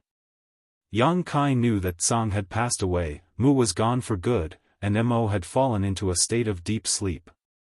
Now, the primordial heaven source grand restriction had been resealed, which meant that there would be no more Black Ink clansmen leaving it. The ones left on the battlefield were all the soldiers that the Black Ink clan had. As long as the humans could wipe out these Black Ink clansmen, they would win the war. However, that was an extremely difficult task. Besides the Black Ink giant spirit god that was able to go against 13 Ninth Order Open Heaven Realm Masters at the same time, it was also hard to kill the remaining Royal Lords. In fact, quite a number of Royal Lords had been killed so far. Since Mo had deliberately tried to sustain the balance on the battlefield, the humans managed to destroy a lot of Royal Lords. Before the Black Ink giant spirit god's appearance, at least a dozen Royal Lords had lost their lives. On the other hand, the humans had also paid a huge price as several old ancestors had fallen in battle. When everyone on the battlefield was affected by Mu's soul secret technique earlier, several Royal Lords were suppressed by Yang Kai and subsequently killed by the old ancestors, leading to there being more Ninth Order Open Heaven Realm Masters than Royal Lords. Nevertheless, the Black Ink giant spirit god's appearance negated that advantage and even reversed it. With that said, none of the human soldiers backed down as they still fearlessly clashed with the enemy. All of them knew that if they couldn't win this war, there wouldn't be another chance for them. All the 9th Order, 8th Order, 7th Order, 6th Order, and 5th Order Masters were going all out. They didn't care if their warships were shattered as they could summon their spare warships and continue fighting. Even if all their warships were destroyed, they would clash with the enemies and kill as many as they could before their death. There was no time for rest or recuperation. If they held back any of their powers, they would fall into the abyss. Yang Kai darted around and killed all the enemies he could with his azure dragon spear, sending black blood splattering everywhere. He was looking for Dawn, however, the battlefield was chaotic, so it was hard to find anyone. A while later, Yang Kai finally spotted Dawn as a large, swirling blood sea was a clear sign of Blood Crow's presence. Before he could even get near them though, Yang Kai felt alarmed all of a sudden. The next instant, he detected a violent force coming at him from the side. Before he knew what was happening, Yang Kai coughed up a mouthful of blood and was sent flying away. He still hadn't gotten out of danger though. As he extended his spear to the back, a golden crow cawed and a great sun leaped into the air before it shone brightly. Then, a hand gently gripped the great sun and extinguished it. The next instant, a fist came at Yang Kai. Flabbergasted, Yang Kai lifted his spear to parry the attack. The next moment, he shook as if struck by lightning before he was sent flying again. While tumbling, he sprayed out more blood. It wasn't until this moment that he made out the person who was attacking him. It was a royal lord with a sheep head and human body. Just like Mo Zhao from Great Evolution Theater, this royal lord had a pair of dark wings extending from his back. As their eyes met, a hint of surprise flashed across the royal lord's eyes. He hadn't expected that he wouldn't be able to kill Yang Kai after striking him twice. Although he hadn't used his full power, he was certain Yang Kai wouldn't stand a chance to survive given the fact that the latter was just a 7th Order junior. Regardless, that was indeed what had happened. On the other hand, Yang Kai felt a metallic taste in his mouth as he choked down the blood in his throat. While bearing the pain, he kept his guard up. He had just escaped from death's door. The moment he detected danger earlier, he drew upon his dragon source madly and covered himself with dragon scales. If not for that, he would have exploded upon impact. Even though his dragon scales were sturdy though, they were still smashed through after being struck twice. What he had been most worried about eventually happened. Since 13 Ninth Order Open Heaven Realm Masters had to deal with the Black Ink Giant Spirit God, the humans, who were in a favorable position earlier, had completely lost the advantage. Some of the Royal Lords were now available to deal with the weaker human soldiers, and this particular Royal Lord had set his eyes on Yang Kai. Having said that, Yang Kai wasn't surprised that he was being targeted. Tsang had told him to be careful because he had been charging around the battlefield without worrying about getting corrupted by Black Ink strength, perhaps drawing Mo's attention. What's more, in his last moments, Tsang had cast a ray of light which then penetrated Yang Kai's body. The Black Ink clansmen all saw this and were certainly concerned about what that ray of light was. Since this Royal Lord was unrestrained, he naturally had to hunt Yang Kai down and find out what the ray of light was. Yang Kai released his divine sense and scanned his surroundings. He realized that all the Ninth Order Open Heaven Realm Masters were already locked in intense battles with the Royal Lords and the Eighth Order Masters were occupied with the Territory Lords. All the warships were dilapidated, and the Fifth Order and Sixth Order Masters on the vessels were in danger of dying at any moment while the Seventh Order Masters around the warships were soaked in blood. Meanwhile, the Black Ink Giant Spirit God's aura seemed to be growing with each moment. His lower body continued to absorb the Black Ink strength from the battlefield and showed signs of taking shape. Suddenly, Yang Kai let out a long sigh. He gave up on the idea of seeking help from the Ninth Order Masters or the other humans. As he wielded his spear, he bolted towards the Royal Lord.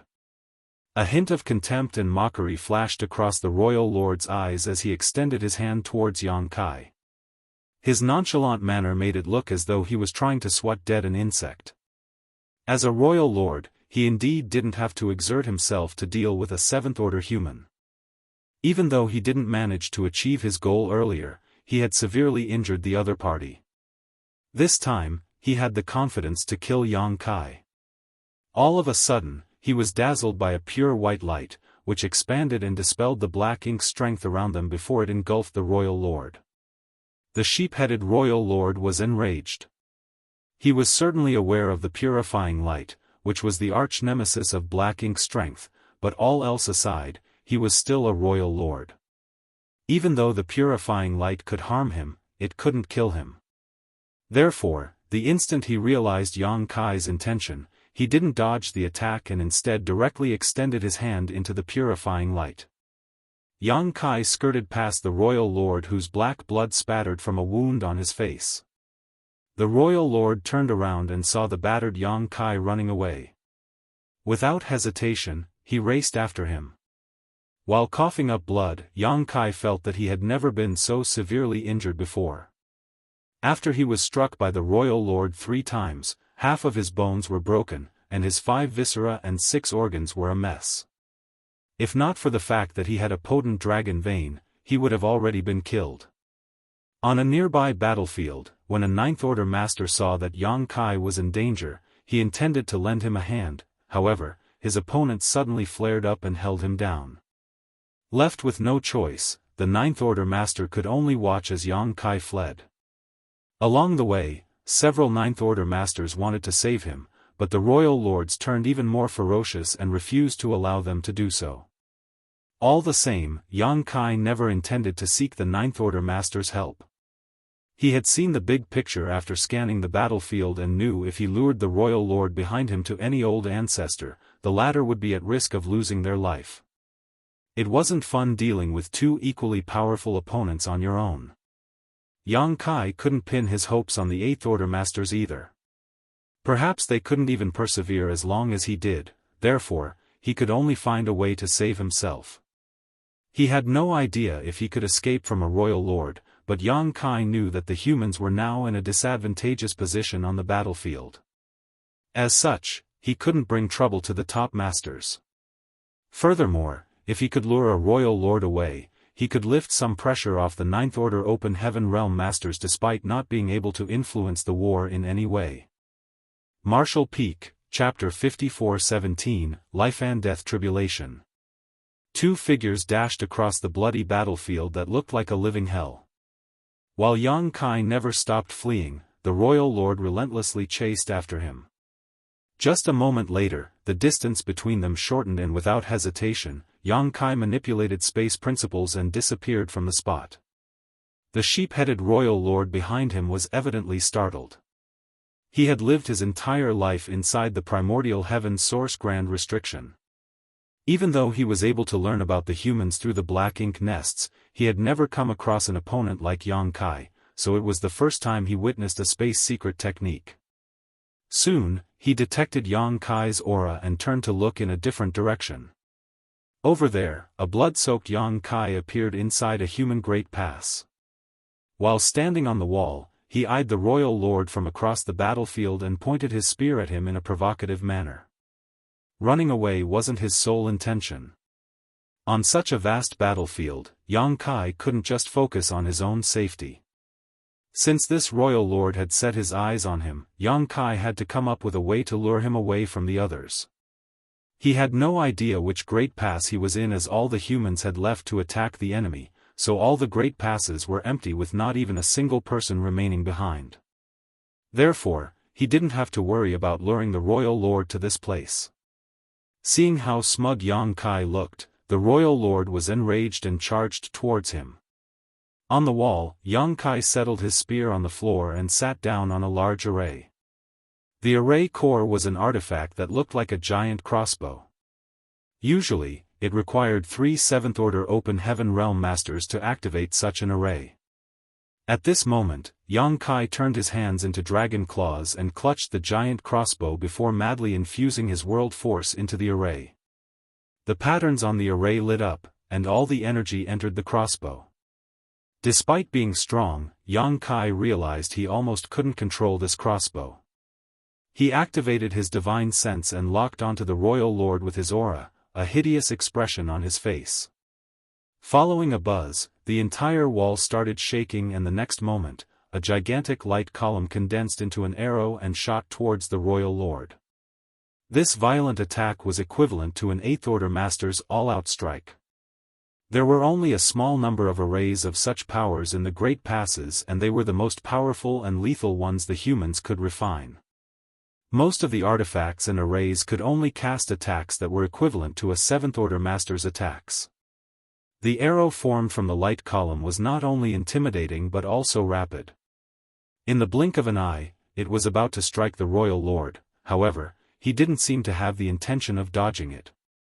The black wings on his back folded in front of him to cover his body as he withstood the light arrow and dashed towards the great pass before shattering the array and artifact on the wall with a punch. A large part of the wall collapsed, and as his force spread, leveling many buildings in the great pass.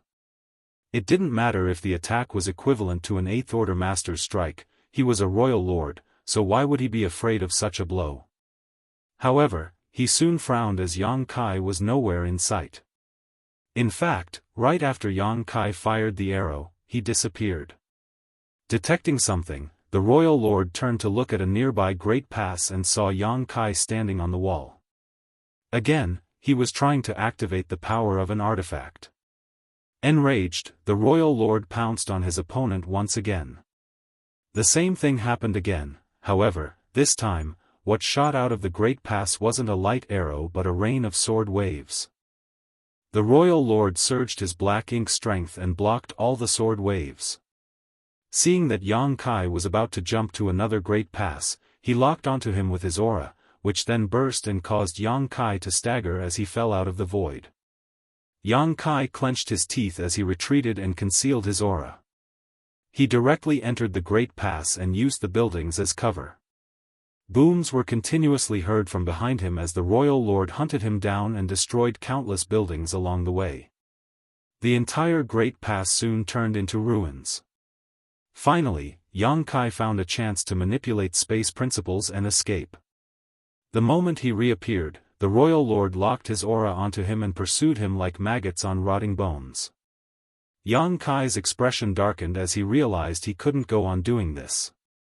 The royal lord hadn't dealt with someone who was a master of the Tao of space before, which was why Yang Kai managed to escape from him earlier. Now that the royal lord had a way to deal with him though, Yang Kai was no longer able to use instantaneous movement as he pleased. At this rate, he would be cornered sooner or later. After glancing at the chaotic battlefield, Yang Kai grit his teeth, turned around, and charged towards the depths of the void. It had come to a point where the Ninth Order Masters were all engaged in life-and-death battles against the Black Ink Clan Masters. With that said, the human race masters below the Ninth Order still had a slight advantage against the Black Ink Clan. As long as they could enlarge that advantage, they would be able to influence the battles between the Ninth Order Masters and the Royal Lords. When the Eighth Order Masters were free from restraints, they would be able to lend the Ninth Order Masters assistance. Nevertheless, it remained hard to deal with the Black Ink Giant Spirit God. All the same, this wasn't a problem that Yang Kai could solve. He was in a perilous situation himself, so he had to focus on staying alive first. Yang Kai's action surprised the Royal Lord. As he looked in the direction Yang Kai was fleeing, he hesitated for a bit before chasing after him. Even though no one knew anything about the ray of light that Tsang had cast into Yang Kai at the last moment, it was obviously something important. That was why the Royal Lord decided to personally deal with him. He initially thought that he could easily achieve his goal, so it surprised him that there were so many twists and turns. Certainly, he wouldn't let this Seventh Order brat flee from the battlefield as the latter clearly intended. The black wings on his back flapped before he turned into a flash of light and shot towards Yang Kai. On the battlefield, when the Ninth Order Open Heaven Realm Masters saw this, they wanted to help, but they were unable to shake off their opponents. Only a few Eighth Order Masters managed to break free from their entanglements and rushed towards Yang Kai from different directions. While running across the void, Yang Kai stuffed a handful of spirit pills into his mouth and even consumed a low-rank world fruit that he had kept in storage for years. At this point, nothing else mattered than restoring his reserves. He had consumed too much of his world force, and only a bit of power was left in his small universe. It was inefficient to refine open heaven pills, so he needed a world fruit to replenish his energy quickly. He knew that this was a life-and-death tribulation for him. Everything would be fine if he managed to shake off this Royal Lord, however, if he was captured, he would be doomed despite being able to transform into an ancient dragon. In fact, he wasn't sure if he could escape. After all, the Royal Lord could move much faster than he did. The only thing he could rely on was space principles. Yang Kai had quite several experiences when it came to fleeing from masters who were more powerful than him, but in such a situation, he could only do his best and let the heavens decide his fate. He was aware that several Eighth Order Masters were trying to aid him, however, they were no match for a Royal Lord. Once both parties clashed, those Eighth Order Masters would certain die, therefore, he wouldn't dare to stop. Yang Kai madly pushed his world force and Dragon Clan's secret techniques as he moved across the void at the speed of lightning, soon leaving the battlefield behind as he escaped further and further away. However, the threat behind him was only getting closer. In less than an incense stick worth of time, Yang Kai was engulfed in a great sense of crisis. This sense of danger suggested that he was already within the range where the Royal Lord could strike him. He wanted to manipulate space principles to teleport away, but the Royal Lord had locked his aura onto him. Once he made a move, that aura would explode and destabilize the surrounding void. When that happened, his instantaneous movement would be disrupted and he would be killed. Silently, he flicked a bead out as he wanted to use a space beacon to save his life. However, the Royal Lord was extremely vigilant and didn't even let something as small as a space beacon off. From a distance, he cast an attack and destroyed the space beacon. Yang Kai secretly cursed at the Royal Lord. Since he was unable to make use of space beacons, he could only try to cut off the aura on him if he wanted to make use of space principles. After giving it some thought, Yang Kai decided to engulf himself in purifying light. There was no doubt that purifying light was the arch-nemesis of Black Ink strength, but he wasn't sure if this power could cut off the Royal Lord's aura. Aura was invisible, but strictly speaking, it was also a form of divine sense. Since purifying light could restrain the Black Ink clan's power, it could also theoretically cut off a thread of aura. What disappointed Yang Kai was that as he was covered in the purifying light, the aura wasn't thrown off. However, he was pleasantly surprised at the fact that even though the aura locked onto him, he was able to isolate himself from it temporarily. The next moment, he pushed space principles and disappeared from the spot. At the same time, a brutal force came at him from a distance. Apparently, the royal lord wanted to kill Yang Kai upon seeing that the latter was about to flee. When a battered Yang Kai reappeared in a place that was a few million kilometers away, he sprayed out a mouthful of blood. He was hampered at the most critical moment of activating instantaneous movement and failed to cross a distance that was as far as he'd hoped and instead landed in the wrong place. Even though he was injured, he had gotten rid of the threat for now at the very least. However, before Yang Kai could catch a breath, the purifying light around him dissipated. As soon as that happened, the royal lord's aura locked onto him again. Bastard! Yang Kai cursed. He felt his own aura trembling and his power becoming intermittent. At that moment, he was unable to manipulate space principles again, so he had no choice but to fly forward. He had suffered several setbacks because of this royal lord, and even though he had consumed a lot of spirit pills, his wounds had only gotten worse. Fortunately, being an ancient dragon, he had a robust body. Given enough time, his injuries would heal themselves. A moment later, the small advantage he had gained by using instantaneous movement to move across millions of kilometers was wiped out. The distance between them was shortening fast. Feeling the royal lord's black ink strength undulating behind him, as though a secret technique was about to be cast, Yang Kai once again engulfed himself with purifying light and isolated himself from the other party's aura. Then, he did the same thing by activating instantaneous movement. The royal lord had no choice but to stop using his secret technique and detonate the aura which was near Yang Kai, forcing the latter from the void a few million kilometers away. Again, Yang Kai sprayed out a mouthful of blood. The same thing repeatedly happened to the point where Yang Kai was infuriated. On the other hand, the royal lord, who had been relentless, was also cursing non-stop. He had never expected that despite being a royal lord, it would be so hard for him to end the life of a puny seventh-order human.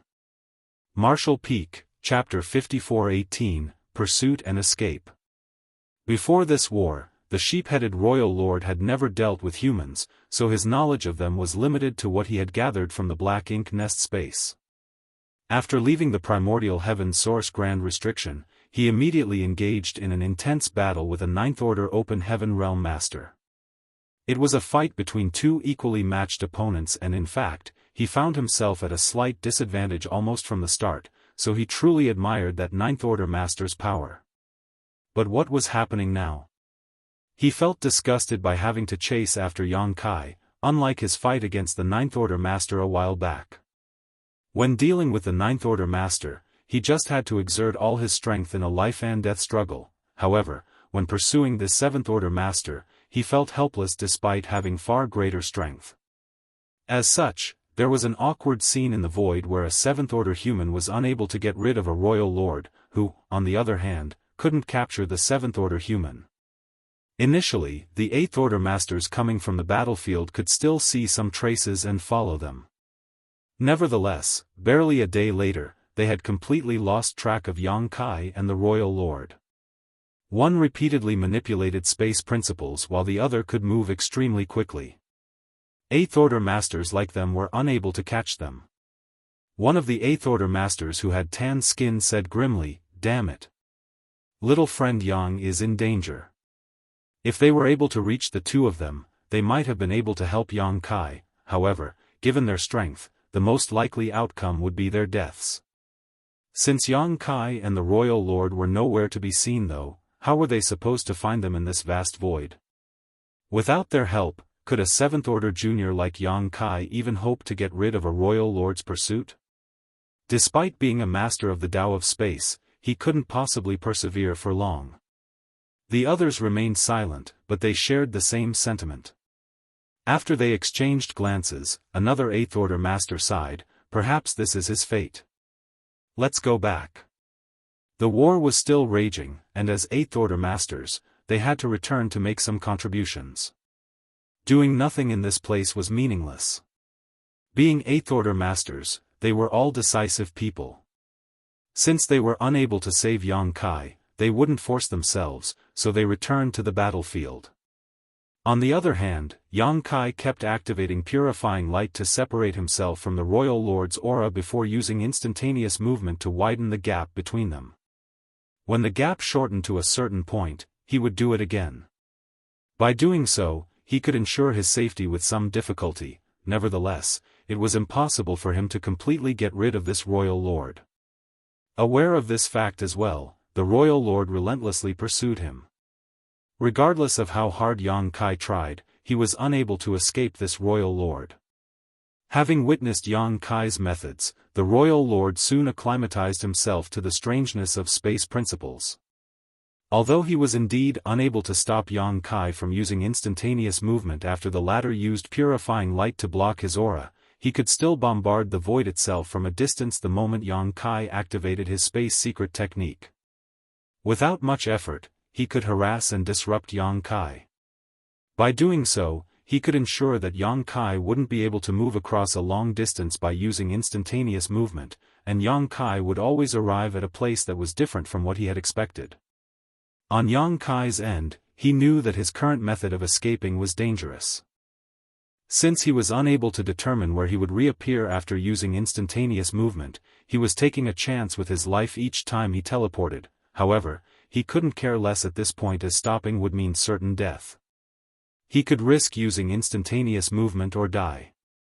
By using the instantaneous movement, he stood a chance to survive, and as long as he wasn't too unlucky, he wouldn't come across any real danger. Also, he had figured out the Royal Lord's plan. The Royal Lord must have figured it was fine if he couldn't capture his target for now. As long as he relentlessly chased after Yang Kai and made sure the latter was within his detection range, Yang Kai would eventually exhaust his strength. Regardless of how ample the heritage of a seventh-order human's small universe was, there was a limit to it. Even though this human brat could replenish his energy with pills, he should only be capable of persevering for a while longer. On the other hand, the Royal Lord was barely expending any of his strength or stamina, so he had ample time to hunt down Yang Kai. Realizing the other party's thought process, Yang Kai secretly sneered. If this was indeed the Royal Lord's plan, he was bound to be disappointed. During the war some time ago, Yang Kai had indeed exhausted himself, but after he consumed a lot of spirit pills and a low-rank world fruit, the heritage in his small universe had mostly been restored. Furthermore, as the living beings in his small universe went through the vicissitudes of life, they continuously helped increase his heritage. Having said that, he would eventually run out of energy if this dragged on for too long. All the same, he had more than one low-rank world fruit, and although he didn't have many of them, they could allow him to persevere for a while longer. Once again, Yang Kai was disturbed while using instantaneous movement. When he abruptly appeared somewhere, his 5 viscera and 6 organs weltered and he started seeing stars. To say that he was feeling uncomfortable would be a gross understatement. Before he could pull himself together though, a remnant divine ability came at him from a nearby place. An astounded Yang Kai hurriedly dodged.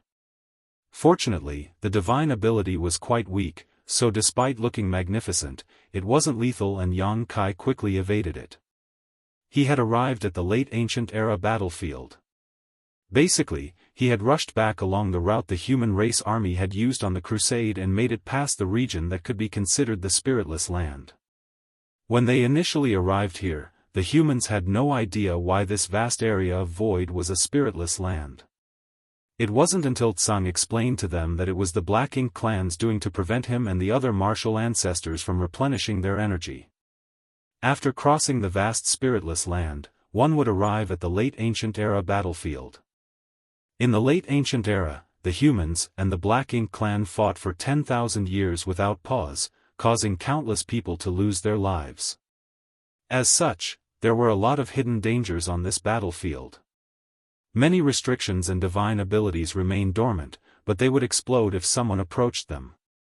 The Great Passes had suffered miserably when they passed this area. Yang Kai knew that he was no match for the sheep-headed royal lord, and he couldn't even get rid of him using space principles.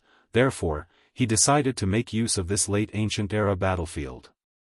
Although he had to be careful as well, it was better than letting the other party keep chasing him. Perhaps he could make use of the hidden dangers in this place to shake off his pursuer. The divine abilities and restrictions in the periphery were weak, so Yang Kai ignored them and charged towards the battlefield's depths. Wherever he went, the dormant divine abilities and restrictions would be triggered. Like cats that caught a whiff of fish, they all came alive and pounced. A few divine abilities and restrictions were triggered the moment Yang Kai arrived, striking at him almost instantaneously. Fortunately, he was able to run swiftly. As a result, those divine abilities and restrictions turned into flashes of light that relentlessly followed after him. It was not long before there seemed to be a tail of colorful lights behind Yang Kai. After moving across some distance, the energy of some lights was used up as they dissipated. However, even more divine abilities and restrictions joined, so the light tail only enlarged. As for the majority of the divine abilities and restrictions, they were sluggish to react as they had remained dormant for far too long. They were only activated a short time after Yang Kai brushed past them. As a result, the royal lord, who was chasing after Yang Kai, became the target of these divine abilities and restrictions. A short time later, there was a longer and more brilliant tail of lights that was behind the royal lord. Initially, the royal lord wasn't concerned about the light tail behind him. He was one of the most powerful masters in the world, so why would he be bothered by these worn-out divine abilities and restrictions? However, as time passed, the light tail grew and grew. The innumerable restrictions and divine abilities intertwined with each other. Some of them clashed and wore each other down, but others synergized and merged, evolving into something entirely different from their original form. At this point, even a powerful master like him felt threatened. Therefore, the royal lord hastened his pace as he knew that he would be in trouble once the light tail caught up with him. On the other hand, Yang Kai was running as fast as he could. Even though the light tail behind him was smaller than that of the royal lord, he was much weaker than the other party, so it was still lethal to him. As time passed, the distance between them shortened again.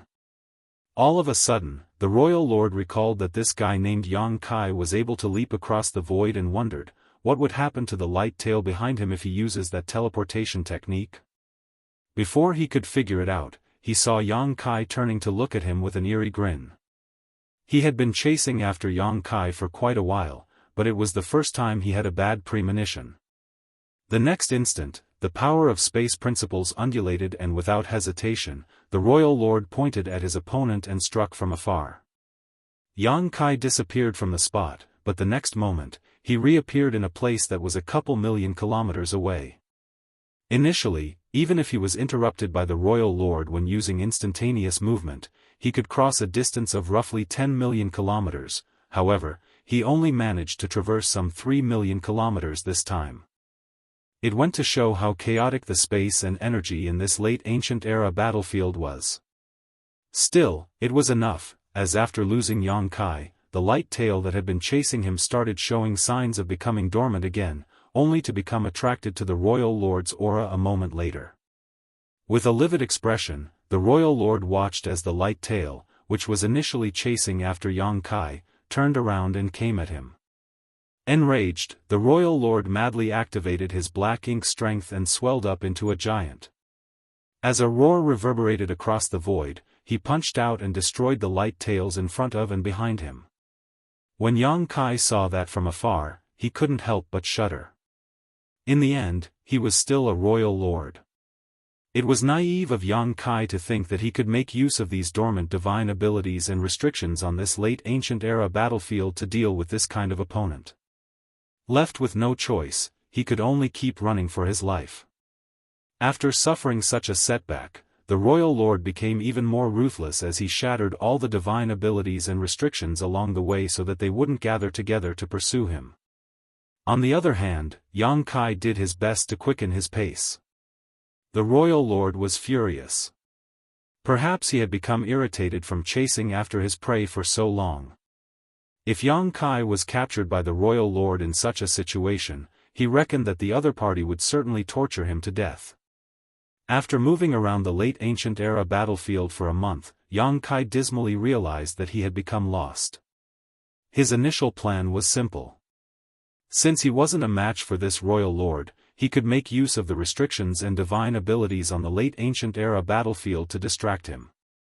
By doing so, he would stand a chance to shake him off his trail.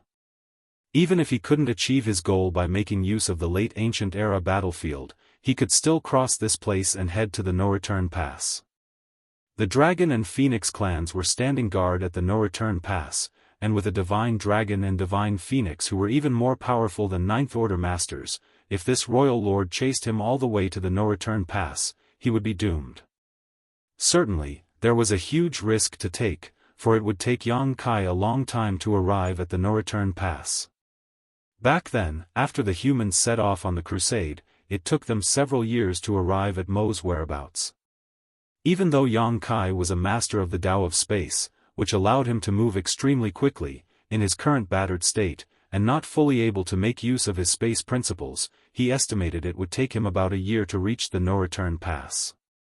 Martial Peak, Chapter 54:19, Dense Fog Celestial Phenomenon. Yang Kai wasn't even sure if he could survive a royal lord's pursuit for several months, let alone a whole year. However, it was already the best solution he could think of. Regardless, his plan had been derailed, for he had lost his way. Everywhere he looked on this vast late ancient era battlefield, everything looked the same, so he couldn't tell where he was or where he should head. Initially, he was still confident he was moving in the right direction, but he had been interrupted by the sheep-headed royal lord on several occasions when using instantaneous movement, which resulted in him reappearing in random places. Now, he wasn't even sure which direction the No-Return Pass was in.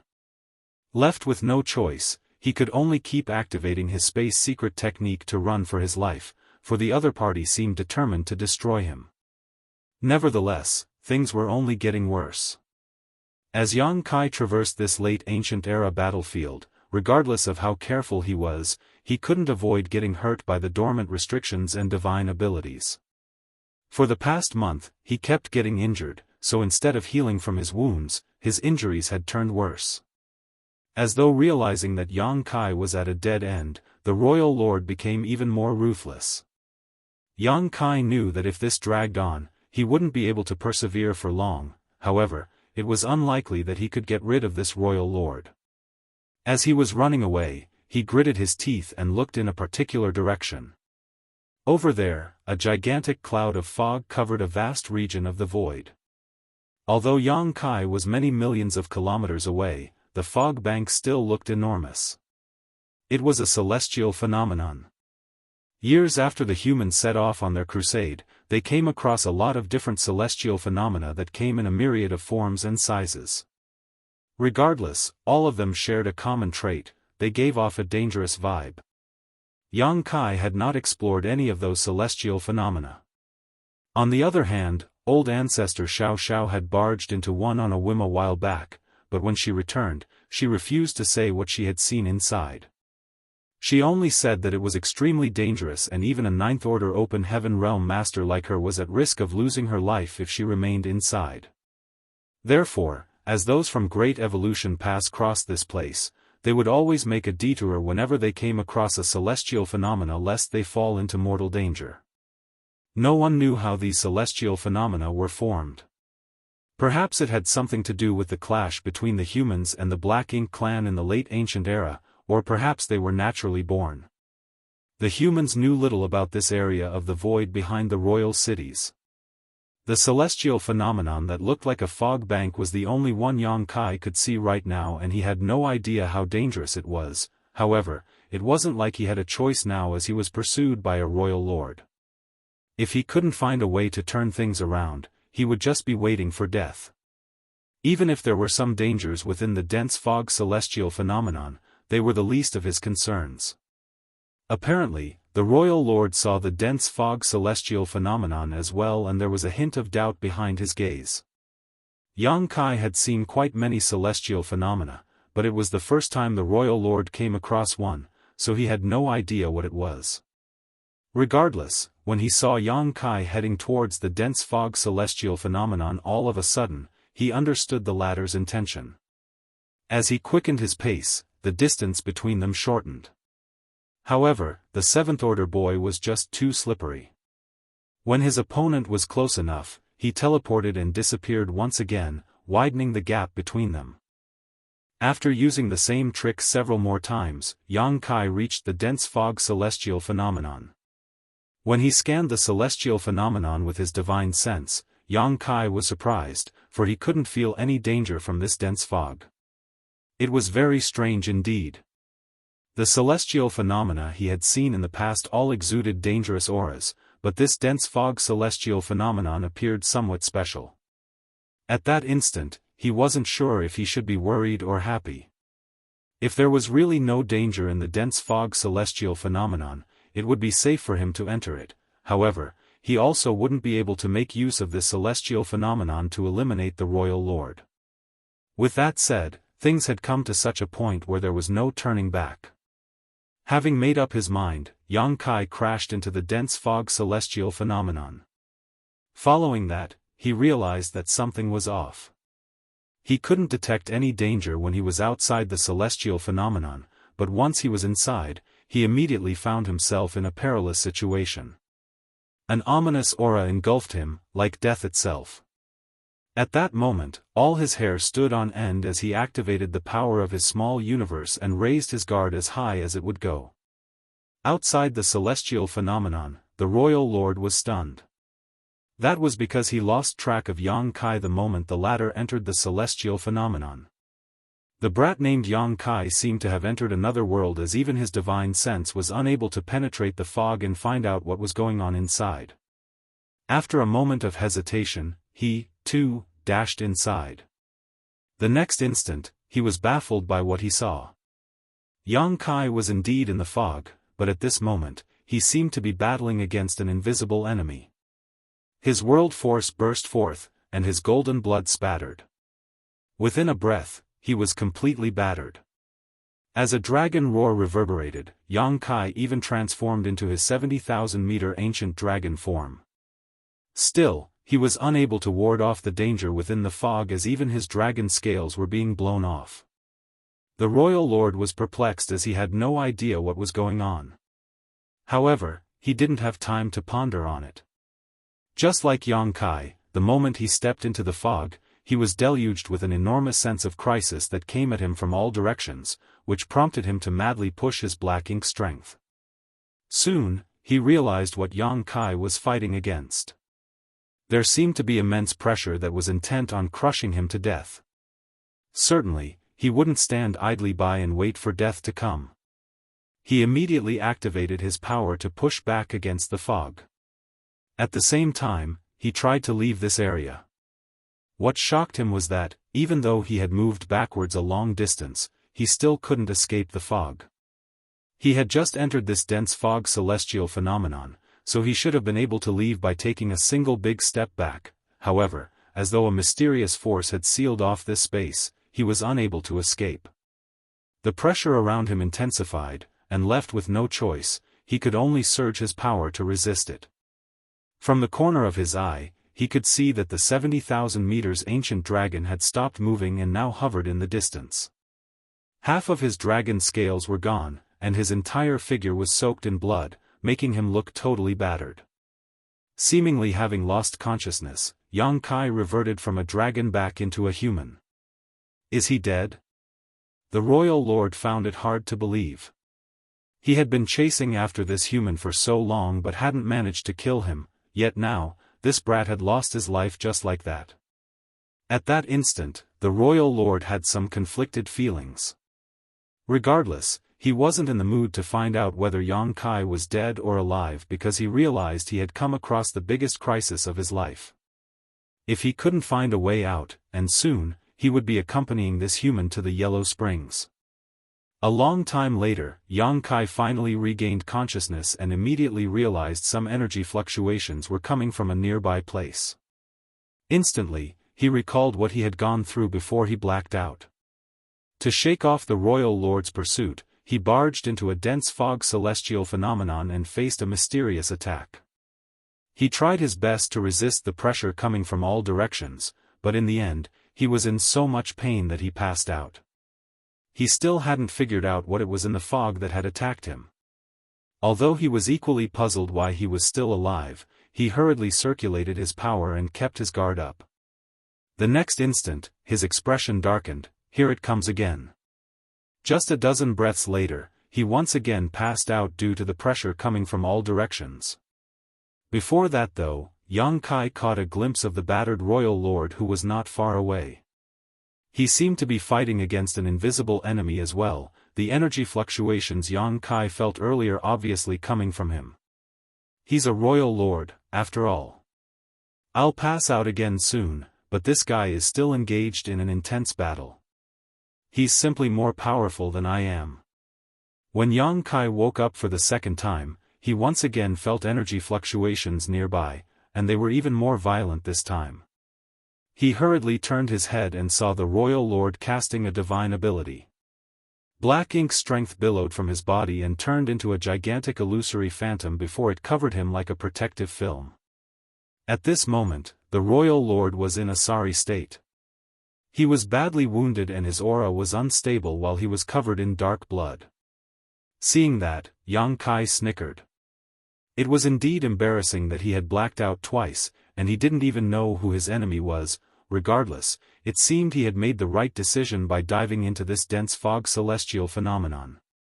At the very least, the royal lord had also suffered a setback. But soon, Yang Kai became doubtful. He had passed out twice, so if there was really an invisible enemy in the fog, why hadn't it seized the chance to kill him? Moreover, as he carefully reviewed what he had gone through, Yang Kai found that the odd pressure didn't feel like a kind of attack. Instead, it was like an automatic response, similar to the effect of some arrays. Quite a number of arrays could do the same by reflecting one's own strength to wound them. After giving it some thought, Yang Kai decided to not immediately make any moves. He just secretly activated his power and kept his guard up. Just like what had happened previously, he felt pressure coming from all directions. The last time, he subconsciously tried to resist and push the pressure away, but this time he didn't make a move and instead let the pressure do as it pleased. He still felt some discomfort, but it was bearable. Still, even this mild force had irritated his wounds, causing him to gasp. After remaining still for a moment, Yang Kai realized the pressure didn't intensify. As he pondered on it, he stopped circulating his world force entirely and completely relaxed. Just like he had expected, as his power dissipated and he became at ease, the pressure coming from all directions diminished and eventually disappeared. Upon that realization, Yang Kai was dumbstruck. There was no invisible enemy in this fog, in fact, he was his own enemy. Although he had no idea how this dense fog celestial phenomenon was formed, he believed that it was similar to a powerful reflection array. The pressure that came at him was actually caused by him. As he let his power go, the pressure also vanished. Yang Kai was torn between tears and laughter as he realized that he had blacked out twice because he was essentially bludgeoning himself. As he glanced at the royal lord, who was still fighting against the dense fog celestial phenomenon, Yang Kai felt a bit better about himself. At least he wasn't the only idiot in this place. Martial Peak, Chapter 54-20, Neither Can Kill. Upon figuring out the dense fog celestial phenomenon secret, Yang Kai darted his gaze around while continuing to lie in the same position. As he never activated his power, the fog around him remained calm. Next, he examined his body and couldn't help feeling sorry for himself. In summary, his condition was terrible. Before he was hunted down by this sheep-headed royal lord, he was already badly injured. Then, during the pursuit, he was repeatedly struck by this royal lord and his injuries exacerbated after he entered this dense fog celestial phenomenon. His 5 viscera and 6 organs were a mess as they all nearly exploded. About 70% of his bones were broken and there were even sharp bones stuck out from his flesh here and there. Half of his dragon scales, which were originally hidden under his skin, were gone. If he transformed into his dragon form now, he would be half naked. Fortunately, despite his serious injuries, he wasn't at risk of losing his life. Coupled with his own restorative power and his potent dragon vein, he was actually on the mend. He stealthily stuffed some spirit pills into his mouth and took a glance at the royal lord, only to see that the other party was still engaged in an intense fight. Amazing divine abilities and secret techniques were cast from the royal lord's hands as his fight against the fog seemed to have turned the entire universe upside down. That guy is really dumb. Yang Kai was gleeful. However, it wasn't until he blacked out twice that he realized the secret behind the fog. The royal lord still hadn't passed out after persevering for such a long time, so it wasn't surprising that he hadn't discovered the truth yet. Anyone who fell into danger would instinctively counterattack to save themselves. Who would have thought that in this dense fog celestial phenomenon, doing nothing was the best way to protect oneself? The more one attacked, the more perilous their situation became. Maybe he'll exhaust himself to death. Yang Kai hoped. However, his wish wasn't to be granted. Just like what happened to him previously, the royal lord was unable to fend off the pressure despite going all out. He kept roaring and releasing his black ink strength until he had no more energy left and finally passed out several days later. As soon as he became unmoving and all the noise in the dense fog celestial phenomenon died down. Staring at the unmoving royal lord, Yang Kai knew that the other party wasn't dead, so he was naturally disappointed. Nevertheless, he soon pulled himself together and gazed fervently at the royal lord. His eyes were filled with murderous intent. Since this guy is unconscious and exhausted, maybe I can kill him now. As soon as Yang Kai began gathering his power though, he realized he felt the pressure coming from the fog again. The more he exerted himself, the more powerful the pressure became. Soon, he released his power, as he realized his idea wasn't feasible. The dense fog celestial phenomenon was extremely sensitive to any foreign power. Before Yang Kai could gather the necessary strength to kill the royal lord, he would pass out again. Left with no choice, he could only gather his world force on his palms and test the response from the fog. He tried to adjust his energy fluctuations to reach a kind of balance. Then, he slowly wriggled his arms as though he was swimming towards the sheep-headed royal lord. However, Yang Kai found himself to be outrageously slow. 2 whole hours passed, but he only managed to cross half of the distance between them. Another 2 hours later, Yang Kai arrived at a place that was 100 meters away from the royal lord. He slowly summoned his azure dragon spear and pointed it at the royal lord's neck. Then, he squirmed and stealthily inched closer to him. During the process, the balance he had been trying to sustain was almost shattered. Fortunately, he managed to dispel his power in time and let the fog calm down. He then approached his target again. Watching as the azure dragon spear was about to stab into the opponent's neck, Yang Kai felt his heart thumping in his chest. Perhaps the royal lord was shocked by the murderous intent, or he indeed had an incredible restorative power, but he opened his eyes all of a sudden. Seeing that, Yang Kai forcefully extended his spear. Black blood spattered as the razor-sharp azure dragon spear was even able to penetrate a royal lord's robust body. His spear jabbed right into the opponent's throat and was about to stick out from the other side, but just then, the dense fog celestial phenomenon launched a counterattack. Instantly, Yang Kai felt immense pressure coming at him. His wound split open, and as he faced enormous resistance, unable to extend his spear one bit, he couldn't help but curse. As a sharp pain shot through him, the royal lord came to his senses and turned his head, only to see Yang Kai stabbing a weapon into his throat. This brat is still alive. The royal lord was startled. When he saw Yang Kai looking battered and unmoving earlier, he thought he had died. To his surprise, not only had Yang Kai survived, but he had also seized this chance to try to kill him while he was unconscious.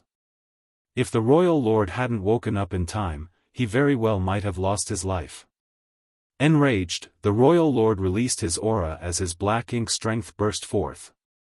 Why, before Yang Kai could even get a word out, his expression had darkened as the pressure coming from all directions intensified many times, causing all the bones in his body to crack. He couldn't help but spray out a mouthful of blood, and following that, he blacked out and lost consciousness. The royal lord extended his hand in an attempt to kill him, but his hand was forced to stop just a meter away from Yang Kai, and he was unable to push it any further. His expression changed. Ignoring Yang Kai, he surged his power in an attempt to shake off the restrictive force. However, the force became so immense that he soon fell into a state of despair. 3 breaths later, his eyes rolled back into his head and he too passed out. Without the disturbance of foreign powers, the fog soon calmed down. When Yang Kai awakened, he saw the royal lord hovering somewhere near him. This guy had passed out, but his hand still remained stretched out towards Yang Kai. Seeing that, Yang Kai knew what the other party intended to do after he blacked out. After hesitating for a bit, he gave up on the idea of killing this royal lord. The royal lord indeed looked like he was powerless to resist now, but based on the previous experience, Yang Kai believed that the royal lord would regain consciousness the moment he made a move against him. A royal lord's sense for danger was extreme, so any external threat would undoubtedly wake him up. Moreover, the reflective power in this dense fog celestial phenomenon was savage. Yang Kai had to activate his power if he wanted to kill the royal lord, but if he did that, he would be the one who would suffer. Before he even managed to kill the royal lord, he would pass out upon getting squeezed by the pressure. In this damned place, neither one of them could kill the other. In that case, Yang Kai reckoned that his best option for now was to flee. Since the royal lord was still unconscious, he had to try to leave the dense fog celestial phenomenon. Perhaps he could return to the battlefield and join the war again. Making use of his previous experience, Yang Kai carefully activated his power and infused energy into his hands. Then, he flailed about as he awkwardly swam away from the royal lord. Half a day later, the royal lord also regained consciousness. This time, he didn't immediately make a move. Instead, he remained still and fell into his thoughts. It wasn't until Yang Kai blacked out twice that he found out the dense fog celestial phenomenon's secret. Since the royal lord was not a fool, he certainly could do the same. If there was really an invisible enemy in this fog, the two of them would have died after falling unconscious. Since he and the human brat were still alive, something was obviously off. A moment later, the royal lord also figured out the secret behind this dense fog celestial phenomenon. As he scanned his surroundings, he soon spotted Yang Kai swimming away from him. After giving it some thought, he imitated Yang Kai and infused some of the power into his arms. Then, he started swimming in this fog. Detecting something, Yang Kai turned his head and saw the royal lord running after him. He couldn't help but curse, "You're a stubborn one, aren't you?" Both of them were in a sorry state, yet this guy hadn't given up on the idea of killing him, leaving Yang Kai vexed. The royal lord snorted as his eyes reflected Yang Kai's figure. Slowly, he followed behind Yang Kai. Even if we get into a life-and-death battle here, it won't affect the war between the two races. I'm just a seventh-order human, so it's pointless for you to kill me. Why don't we bid each other farewell here? We'll meet again if fate brings us together in the future. With a cold expression, the royal lord remained unfazed. Yang Kai kept persuading him by saying, "You're a royal lord, so what's the point of you making things difficult for me? If you spare my life now, I'll spare yours in the future. Who knows? We might even be friends." However, the royal lord remained silent. "It's not like you'll be able to reach me, so stop wasting your time. I can see that you're horribly injured, so why don't you recuperate now to prevent your injuries from becoming worse?" Seeing that the other party totally ignored him and refused to back down, Yang Kai grew incensed and said through clenched teeth, "Injured black ink clansmen have to recuperate inside black ink nests. You're badly wounded now, so I guess you can only use half of your strength right now. On the other hand, I'm different. My wounds are healing quickly, and I'll be energetic again in a few days. Chase after me all you like. When we leave this place, let's see which one of us will die. When the royal lord heard that, his expression changed slightly. Yang Kai had a point. The royal lord indeed needed a black ink nest's help to recuperate, and given how wounded he was, using half his strength would really be his maximum.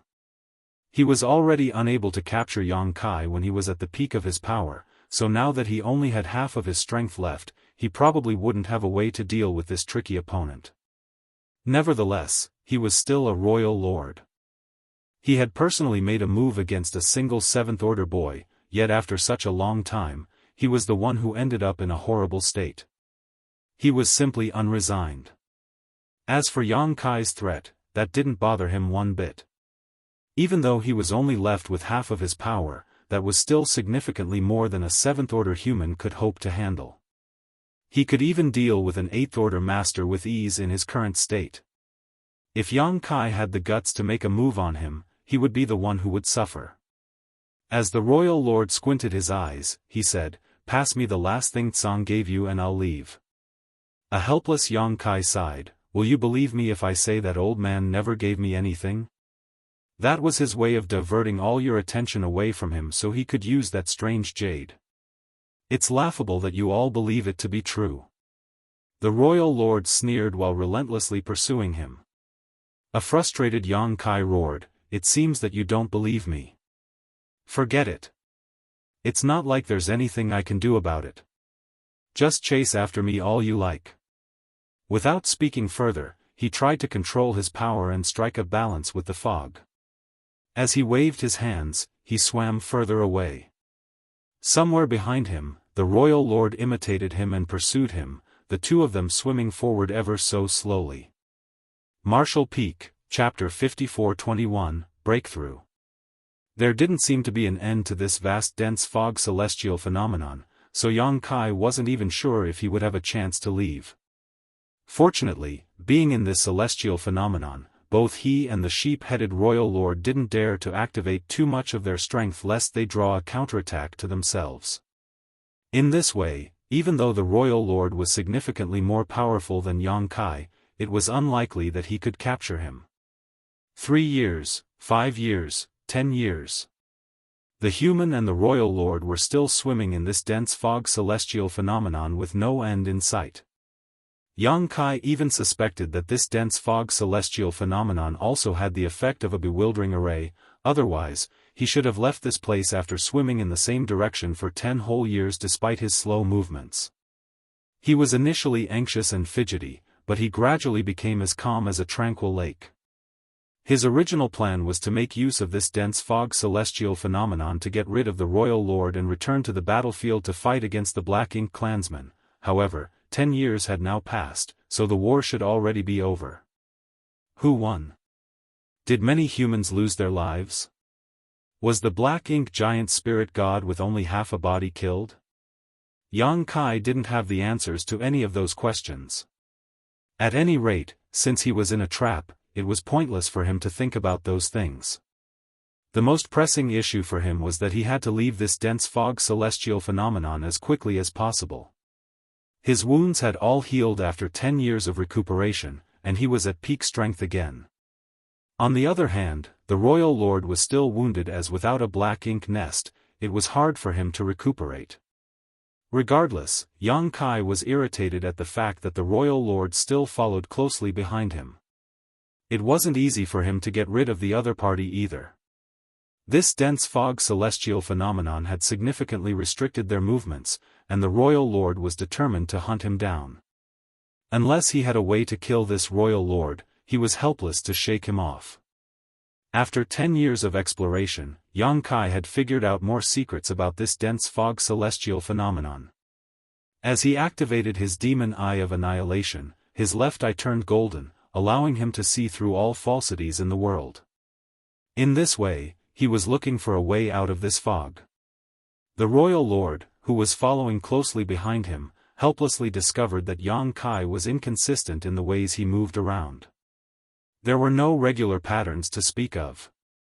Finally, there came a day when Yang Kai suddenly spoke to his partner behind him, "Hey, can I have a word with you?" The royal lord said smugly, "There's no need to beg for mercy, unless you're willing to pass me the thing Tsang gave you. A helpless Yang Kai refuted, I told you that old man named Tsang didn't give me anything, but you just don't believe me. Forget it. We've been trapped in this celestial phenomenon for 10 years, and there isn't any hope of us getting out if we keep blindly stumbling around. Recently though, I've discovered some traces of regular patterns in this fog. Perhaps I'll be able to find a route to leave this place. Instantly, the royal lord's face stiffened as he quickened his pace. Despite noticing it, Yang Kai was unfazed. Relax. Given my current ability, it's unlikely I'll be able to leave here. Therefore, I need to cultivate for some time. You don't want to get stuck here forever, do you? If I can find a way out, it'll be beneficial to you too. A myriad of expressions came over the royal lord as he wasn't certain if Yang Kai was telling the truth or not. Nevertheless, Yang Kai had a point. If he could find a way out, both of them would stand to benefit. The royal lord was equally vexed being trapped in this damned place. Even though they both had thousands, if not tens of thousands of years left to live, there would eventually come a day when they passed away if they remained stuck in this place. You want to cultivate? Yes. How do I know you won't seize this chance to break through? It was already so hard to deal with Yang Kai when he was just a 7th order master. If he managed to make it to the 8th order, the royal lord wasn't confident he would ever capture him. Yang Kai was rendered speechless for a moment, then said, It has only been several hundred years since I reached the 7th order, how is it possible that I'll achieve a breakthrough so soon? Don't worry. I'm just going to cultivate an secret technique. Are you being serious with me? The royal lord was doubtful. What's the point of me lying to you in this situation? Moreover, you will certainly be able to tell what I'm doing at this range, Yang Kai explained. What do you think? It has come to a point where we have to cooperate if we want to get out of this trap. Why don't we stop making things difficult for each other? After giving it some thought, the royal lord nodded, good. Saying so, he stopped in his tracks. Yang Kai let out a breath and stopped moving as well. There was nothing he could do if the other party insisted on chasing after him relentlessly. Even though he was still able to cultivate the secret technique while moving around, it was far less efficient than if he could sit and focus. Without anyone interrupting him, he could concentrate on doing it. Not long after the royal lord started chasing after him back then, Yang Kai activated the demon eye of annihilation in an attempt to see through the dense fog celestial phenomenon's mysteries. After 10 years of hard work, he had indeed discovered some patterns in it. What made him feel even more pleasantly surprised was that the demon eye of annihilation showed signs of a breakthrough. In other words, he was about to achieve a breakthrough with this mastery of this secret technique. The myriad demon's old ancestor, who was Yang Kai's mentor, had told him about it when they were still in the myriad demon's pass back then. At that time, Yang Kai had coughed up a lot of military merits to get a chance to ask the myriad demon's old ancestor to teach him the profundities of the two secret techniques. Over the years, Yang Kai had been working hard to improve these secret techniques, but he had never had the time to really focus on cultivating them. All the same, the chance presented itself after he barged into this dense fog celestial phenomenon. Although the royal lord had stopped pursuing him, Yang Kai naturally didn't fully trust him and kept his guard up while activating his power to run a special cultivation route and improve his secret technique. It was a process that required lots of hard work and attention to detail. Regardless of how powerful a cultivator was or how robust their body was, they still possessed some innate weaknesses, and a person's eyes were especially fragile. The reason it was difficult to cultivate the secret techniques of myriad demons' heaven wasn't that they were particularly abstruse. On the contrary, it was actually quite easy to start cultivating these two secret techniques. One just had to activate their power and run a special cultivation route around their eyes as they continuously improved their vision. As time passed, they would succeed at mastering these secret techniques. What was difficult was the process. The eyes were a weakness to every cultivator. By using one's own power to train the eyes, they would either yield no results or risk damaging these sensitive organs. If one wasn't careful enough, their eyes might explode, turning them blind. It was said that in the early days, there were a lot of blind people in Myriad Demons' heaven because they had cultivated these two secret techniques. Then, the high-ranking officials of Myriad Demons' heaven realized they couldn't let this keep happening, otherwise, all their disciples would become blind. Therefore, they stopped letting ordinary disciples learn these secret techniques. Only the brightest disciples had a chance to cultivate these secret techniques, and they would have to pass a number of tests before they began. Unlike the disciples of Myriad Demons' heaven, Yang Kai wasn't worried about his eyes exploding. That was because he had inherited his secret techniques from great demon god, Mo Sheng. He had gotten the hang of the secret techniques long ago, but his current problem was that his eyesight wasn't acute enough. With such a natural advantage, he was far ahead of young disciples from Myriad Demons' heaven when it came to cultivating these secret techniques. It could be said that he didn't have to go through the dangerous initial stage of cultivation at all. Mo Sheng had built the foundation for him, so he just had to keep on improving and master the secret techniques. 10 years of exploring the dense fog celestial phenomenon was also a kind of training for Yang Kai, hence, it wasn't surprising that he was about to achieve a breakthrough with his demon eye of annihilation. As the royal lord watched closely, Yang Kai sat down with his legs crossed and closed his eyes. His aura became completely still as though he was dead. The royal lord's expression changed as he had the urge to flare up and take Yang Kai's life. However, as he considered the distance between them and the strangeness of this fog, he knew that even if he made a move now, he wouldn't be able to achieve his goal. Moreover, this seventh-order human was certainly still wary of him. If he made a move, the other party wouldn't just sit idly by, therefore, he could only suppress this urge. On top of all that, if Yang Kai could really find a way out, the royal lord could follow him and leave this place as well. He had the confidence to deal with whatever happened afterwards, which was why he agreed to Yang Kai's request. As time passed, following Yang Kai's activation of power, he felt that his left eye was getting hotter until it became unbearably scorching, as though something was stuck in his eye. Instead of feeling shocked though, he was thrilled. He knew that it was the sign of achieving a breakthrough that the Myriad Demon's old ancestor had told him about before, therefore, he exerted more force to sharpen his vision. Half a month later, the feeling of blockage intensified. When it reached a peak, Yang Kai suddenly opened his eyes. His right eye looked perfectly normal, but his left eye was blood red. His aura undulated and turned into several streams as they crashed into his left eye.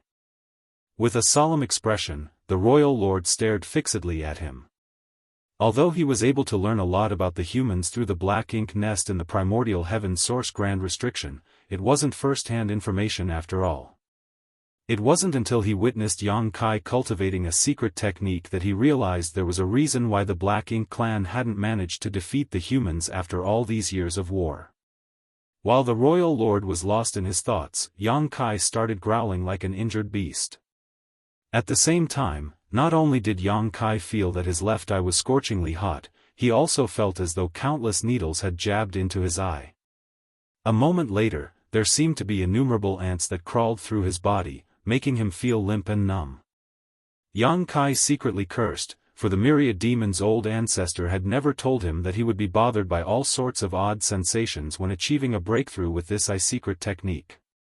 The average open heaven realm master could easily bear such disturbance. However, it had come to a critical point where he was trying to achieve a breakthrough and the slightest anomaly could make him suffer cultivation dissonance. When that happened, he wouldn't only risk failing to achieve the breakthrough, but his eye might also explode. He withstood the discomfort in his eye and continued to activate his power to sharpen his eyesight. A moment later, a cloud of blood mist billowed from his left eye. When the royal lord saw that, he couldn't help arching his brow. He wasn't even sure if he should feel pleased or worried. He was pleased because there seemed to be something wrong with Yang Kai's cultivation, otherwise, a cloud of blood mist wouldn't have appeared from his eye. What he was worried about was that if Yang Kai failed in his attempt, could they still find a way out?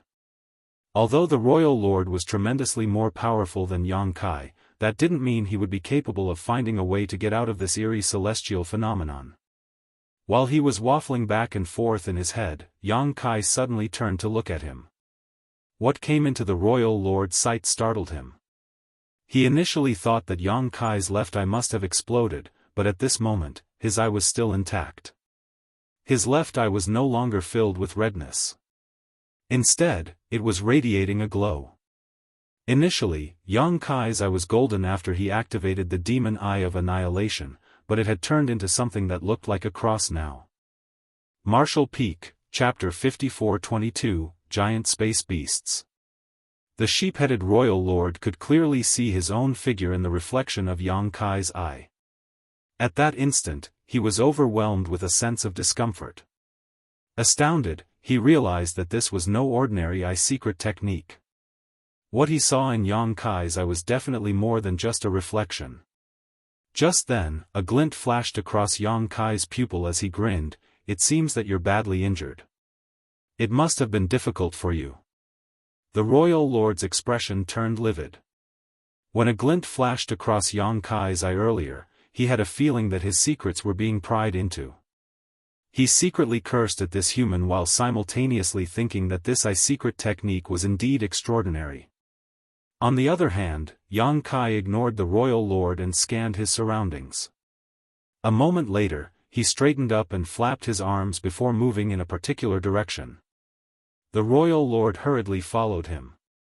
He had agreed to Yang Kai's request to allow him to cultivate his eye secret technique in the hope that he could get out of this fog. As for whether Yang Kai would pull a trick during this period of time, that was all but certain. Regardless, the royal lord was confident that he could follow Yang Kai and get out of this trap. Therefore, he paid close attention to every move that Yang Kai made, and he followed him closely wherever the latter went. He practically imitated Yang Kai in every way, as though he was a delayed shadow. As Yang Kai's demon eye of annihilation had improved, he was able to see through this strange fog more clearly now. However, he wasn't confident that he would be able to get out just yet. No one in the world could truly comprehend all the secrets behind such a celestial phenomenon.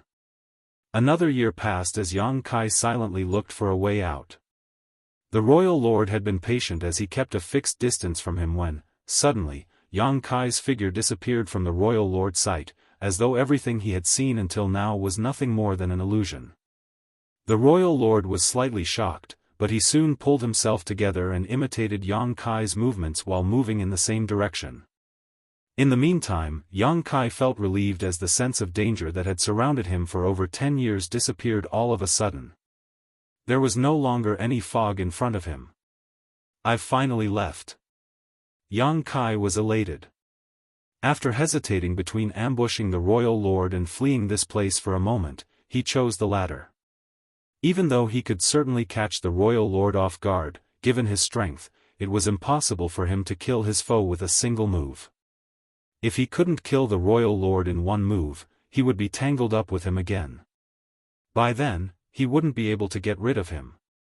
It would still take some time before the royal lord could get out of the fog, and while the average cultivator couldn't move across a large distance in such a short time, as a master of the Tao of space, Yang Kai stood a great chance to escape the other party's detection range. After making up his mind, he hesitated no more. As he manipulated space principles, Yang Kai disappeared from the spot. 3 breaths of time later, the royal lord also left the dense fog celestial phenomenon. As he looked around, he realized Yang Kai was nowhere to be found. Having witnessed Yang Kai's methods, he knew that this human must have activated his teleportation technique and left. At that instant, his expression darkened. It could be said that he had failed miserably in his mission. Not only did it take him such a long time, but he also achieved nothing in the end. Furthermore, he was terribly injured, and his strength had plunged. Now that Yang Kai had left using instantaneous movement, it would be hard for the royal lord to find him again. With that said, he wasn't willing to just give up. After examining the traces of space principles, he looked in a particular direction and charged forward. Soon, he detected some energy fluctuations in front of him, and as he examined them, he became elated. That was because the energy fluctuations came from the seventh-order human. He initially thought that he had lost him, so he was surprised at the turn of events. Although he had no idea what happened to the seventh-order brat, he still had a chance as the other party wasn't able to flee. At this moment, Yang Kai was so vexed that he was about to spit blood. He felt that he had never been unluckier in his life. Not long after he escaped one trap, he fell into another. Even though instantaneous movement was a secret technique that could help save his life, there was a certain degree of unpredictability with it. It would be fine if he was in a familiar environment as he could accurately arrive at a place of his choice. However, if he wasn't familiar with the environment, he would have to rely on luck for where he would land as there could be danger waiting for him. He had used instantaneous movement many times in the past, but he had never come across any serious threats while using it. Nevertheless, he suffered a setback this time. After leaving the dense fog celestial phenomenon earlier, he activated instantaneous movement and fled, but it never crossed his mind that he would actually land inside a spider's nest. There were certain creatures that lived in the void, collectively known as space beasts. When Yang Kai left the star boundary back then, he ran into a myriad facets insect. He and Zhang Ruoxi were swallowed by that space beast and became separated. Yang Kai was then brought to Seven Wonders Land while it took Zhang Ruoxi some effort to arrive at Exquisite Paradise. There were always some human masters who guarded the void docks of star cities and sects, first to inspect the people entering and leaving to ensure order was maintained, second to fend off the space beasts that loved harassing densely populated areas. It took quite a number of open heaven realm masters to guard the void docks of every star city to prevent accidents from happening. Throughout his adventures around the 3,000 worlds over the years, Yang Kai had come across many space beasts. When he was weak, he would stay as far away from space beasts as possible, and when he became strong enough, he just disregarded them. Upon arriving at the black ink battlefield, he never discovered any space beasts. After all, the war between the two races had been ongoing for years, and the space beasts that were sensitive to danger usually stayed far away. Yang Kai had not seen any space beasts during the crusade, so he thought that such creatures simply didn't exist on the black ink battlefield. Therefore, it surprised him when he came across them at this point. This was the nest of a group of void ant spiders which was located in a dead universe world. The entire universe world was covered in spider webs. They seemed to be a family with 2 adults and 5 children. The adult spiders were just as large as Yang Kai's 70,000 meters ancient dragon form. On the other hand, the 5 smaller void ant spiders were just 10,000 meters long. They looked like a cross between spiders and ants with hideous appearances and had probably been living here for eons. Yang Kai felt that the auras exuding from the 2 adult void ant spiders suggested that they were as formidable as the most powerful 8th order open heaven realm masters. It even seemed like they had traces of divine spirit bloodlines. The 5 smaller spiders were equivalent to 7th order masters. Usually, such levels of strength wouldn't have bothered Yang Kai. The crux of the problem was that the void around the spider's nest was filled with webs of different sizes. Right after he activated instantaneous movement from outside the dense fog celestial phenomenon, Yang Kai crashed into one of these spider webs. Worse, the webs had a heaven-sealing earth-locking property. As soon as he came into contact with the web, he became trapped and was unable to break free from it. He couldn't figure out how this family of void ant spiders survived in such an environment. With that said, space beasts usually had some unusual powers, therefore, hostile environments wouldn't bother them. Thrilled to feel Yang Kai's aura, the 5 smaller spiders, which had been hiding in the nest, came over and surrounded him. The 2 adult spiders never moved, but their eyes reflected Yang Kai's figure. Noticing the larger spider's stares, Yang Kai felt a crawling sensation on his scalp. He had already summoned his azure dragon spear and was now battling against the 5 smaller spiders. Despite the fact that they were only equivalent to 7th order masters, Yang Kai wouldn't dare to kill them lest the 2 parents become enraged. Furthermore, due to the spider web's restriction, Yang Kai was in a perilous situation while he was besieged by the small ant spiders. Some spider silk coiled around his spear, making it hard for him to wield his weapon. Just then, he felt the royal lord's aura. Turning his head, he indeed saw the royal lord standing outside the webs and staring curiously at him. "Help!" Yang Kai exclaimed as though the other party was his savior. The royal lord snorted and ignored him. He had been hunting Yang Kai for over 10 years now. Even though it was a shame that he couldn't personally kill him, he wouldn't mind seeing him lose his life here. Having made up his mind, he stood outside the spider webs and waited for Yang Kai's eventual death. Seeing that, Yang Kai realized his intention and shouted, "Don't you want to know what Tsang gave me before his death?" The royal lord replied impassively, "Regardless of what it is, it will be useless after you die." Yang Kai said through clenched teeth, "I don't think so. I'll definitely activate that thing before I die. It's the last method that Tsang left behind to deal with Mo." The royal lord squinted his eyes, "Tell me more about it." Yang Kai shook his head, "I won't tell you about it, and you won't find out unless you save me from this place. Then die. You're forcing me to do it." Yang Kai roared as a golden light radiated from him.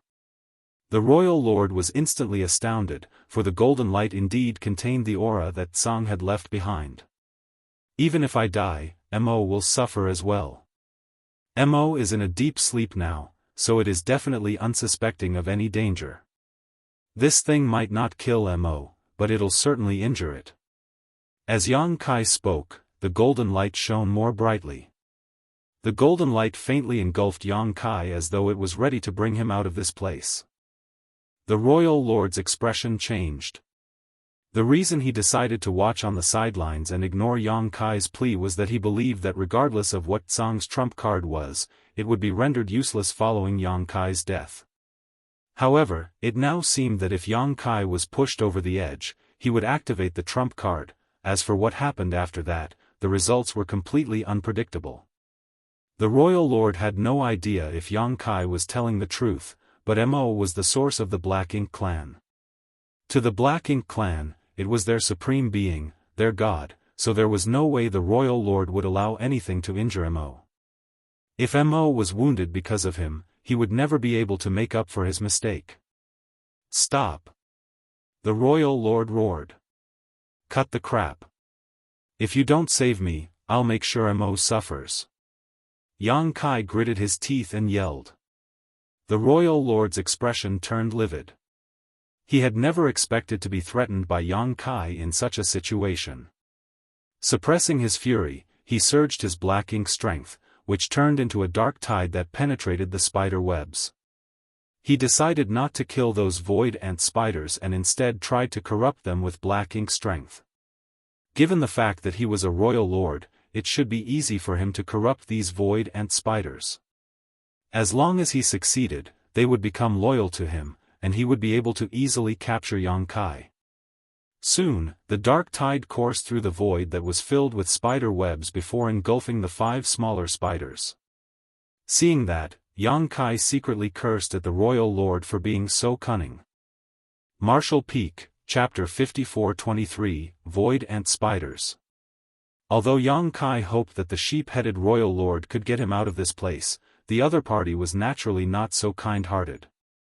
As long as the royal lord could corrupt these 5 small ant spiders with black ink strength, he could take control of Yang Kai. Seeing that the dark tide was about to swallow the little ant spiders, Yang Kai activated his divine sense and sent a transmission to the 2 larger spiders, "If you keep watching and do nothing, your children will be doomed." He's a black ink clansman. Yang Kai had no idea if these 2 large ant spiders had any spirituality, nor could he be certain whether they understood what he said. However, if he wanted to survive today, he had to provoke them into action. The best outcome would be the large ant spiders getting into a fight with the royal lord. That way, he could watch the show from the sidelines. Nevertheless, Yang Kai was bound to be disappointed, for the large ant spiders were unperturbed by his words. Even though they still remained in their nest, they just stared vigilantly at the royal lord without acting. Unlike Yang Kai, this royal lord gave off a great sense of danger, which was why they had to keep their guard up yet didn't dare make any rash moves. At this point, the dark tide had engulfed the 5 small ant spiders, which were unable to resist as the black ink strength instantly corrupted them. In just a moment, they were stained with black ink strength and their originally bright eyes turned dark. Finally realizing something was wrong, the 2 large ant spiders started squirming anxiously and hissed. The little ant spiders turned violent all of a sudden. They spat out threads of silk that turned into spider webs that further restrained Yang Kai. The spider webs were not only robust, but also able to trap people. Yang Kai had suffered a setback because of them already, so he was wary of such things. Understanding the situation was deteriorating, he directly used Golden Crow casts the sun. A great sun leaped from behind him and a golden crow cawed as a scorching heat spread out. Many spider webs melted, but they came in such large quantities that even Golden Crow casts the sun was unable to ward them all off. Within moments, the great sun disappeared, and the spider webs covered Yang Kai, wrapping him up tight.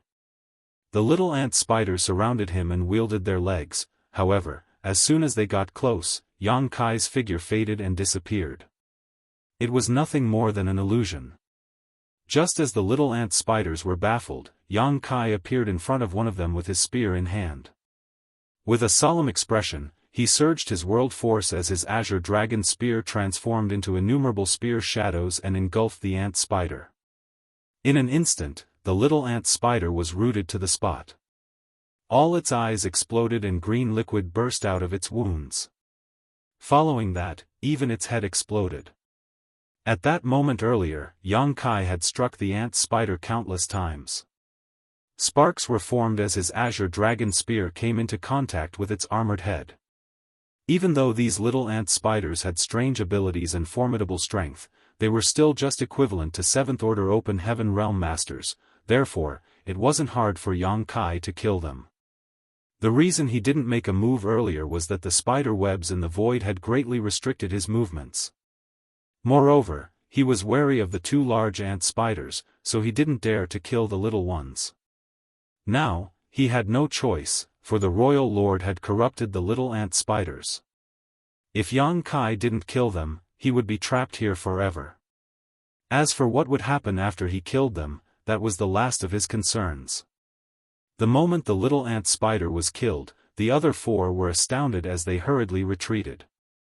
The 2 large ant spiders, which had been hiding in the nest, were startled for a moment before they became enraged. They started hissing angrily as they climbed through the webs and came at Yang Kai. Before they even arrived, one pointed leg scythed at Yang Kai. Surprisingly, Yang Kai saw the shadow of a space secret technique in that attack. The pointed leg broke through the blockage of space and stabbed at him. A flabbergasted Yang Kai knew that he had underestimated these large ant spiders, so he promptly raised his spear to block the attack. The next instant, a violent force came right at his face and his azure dragon spear was almost knocked away from him. Upon impact, he was sent flying away while he sprayed out a mouthful of blood. Shortly after that, he fell into a spider web with his limbs spread wide. Regardless of how hard he tried, he was unable to break free from the restraint. The other large ant spider that hadn't made a move charged forward. Its figure was elusive, and with the blessing of space principles, it kept disappearing and reappearing as it approached Yang Kai. Seeing that, Yang Kai felt his heart thumping in his chest, knowing that the void ant spiders had cultivated the Tao of space. Perhaps it was their bloodline talent. What are you waiting for? Faced with the danger, Yang Kai growled as a golden light radiated from him and Tsang's aura spread out again. The royal lord's face fell when he saw that. He initially wanted to use the ant spiders to kill Yang Kai, but he had no choice now but to order the 4 little ant spiders to protect him. While reaching for Yang Kai, the large ant spider was evidently startled. It had no idea why its children were going against it. Then, it started hissing as though it was communicating with the smaller ant spiders, but having been corrupted by black ink strength, the little ant spiders ignored it and started attacking. At that instant, the large ant spider was flustered. The large ant spider that had attacked Yang Kai earlier probably had some degree of sentience, and realizing something, it spat out a web to cover the royal lord in the distance. The royal lord snorted and evaded the spider web. However, the spider web expanded suddenly and covered a vast area of the void. The surprised royal lord was instantly trapped, and before he could destroy the spider web, the large ant spider dashed towards him. Still stuck to the spider web, Yang Kai was ecstatic when he saw that, as he complained to himself, they should have just fought from the start. With no one harassing him anymore, he could now find a chance to flee. Without hesitation, Yang Kai surged his golden crow's true fire. The silk threads were robust and sticky, but based on his previous experience of using golden crow casts the sun, Yang Kai was confident that he could destroy these spider webs with his flames. This time, he summoned his golden crow's true fire as his world force burned madly. Soon, he turned into a fireball, and as expected, the spider webs around him began melting. When the royal lord, who was fighting against the large ant spider, saw this, he widened his eyes in disbelief and raised his hand to swat the ant spider away. Although the large ant spider had a power that was equivalent to the peak of the Eighth Order, and the royal lord was heavily injured, there was still a huge gap between their strengths. If the royal lord wanted to kill the large ant spider, it would only take him 10 breaths to do so. On the other hand, Yang Kai, who had just broken free from the spider web, felt his chest tightening as he realized he had underestimated the royal lord. He was secretly glad that he didn't decide to ambush him after leaving the dense fog celestial phenomenon a while back. Back then, by using the demon eye of annihilation, Yang Kai could see that the royal lord was horribly injured and even had the urge to fight it out with him. Now, it was apparent that if he had done so, he would have ended up in a horrible state.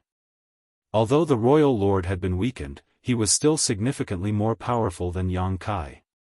Yang Kai couldn't help but admire himself for being able to escape from this royal lord for such a long time. After driving the large ant spider off, the royal lord immediately tried to pin down Yang Kai. However, the large ant spider came at him again. Infuriated, the royal lord threw out his fist with greater strength than the previous time and a dent was instantly formed on the ant spider's head. It wasn't clear whether it was dead or alive at this point. Then, the royal lord bolted towards Yang Kai. Currently, Yang Kai's figure was burning with fire as he broke through layers of spider webs. 3 breaths of time later, there were no more restraints. Then, he activated purifying light and blocked the royal lord's aura. The next instant, space principles undulated as he disappeared from the spot. The moment Yang Kai disappeared, the royal lord's aura exploded. After such a long time, the royal lord had learned how to deal with Yang Kai's instantaneous movement.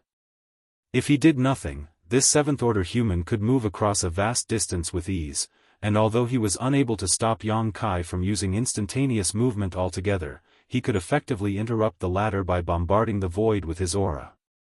As expected, barely 1,000,000 kilometers away, Yang Kai fell from the void while spitting blood.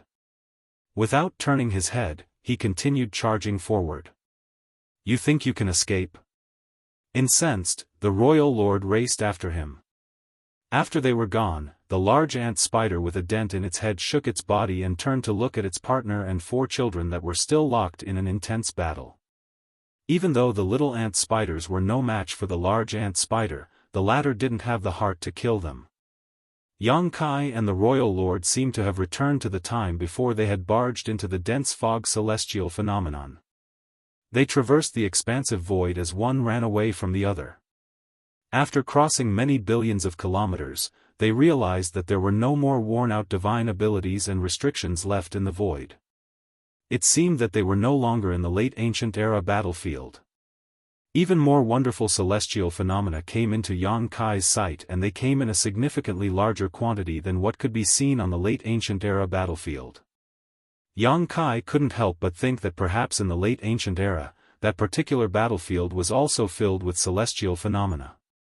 However, many of them must have been destroyed during the epic conflict.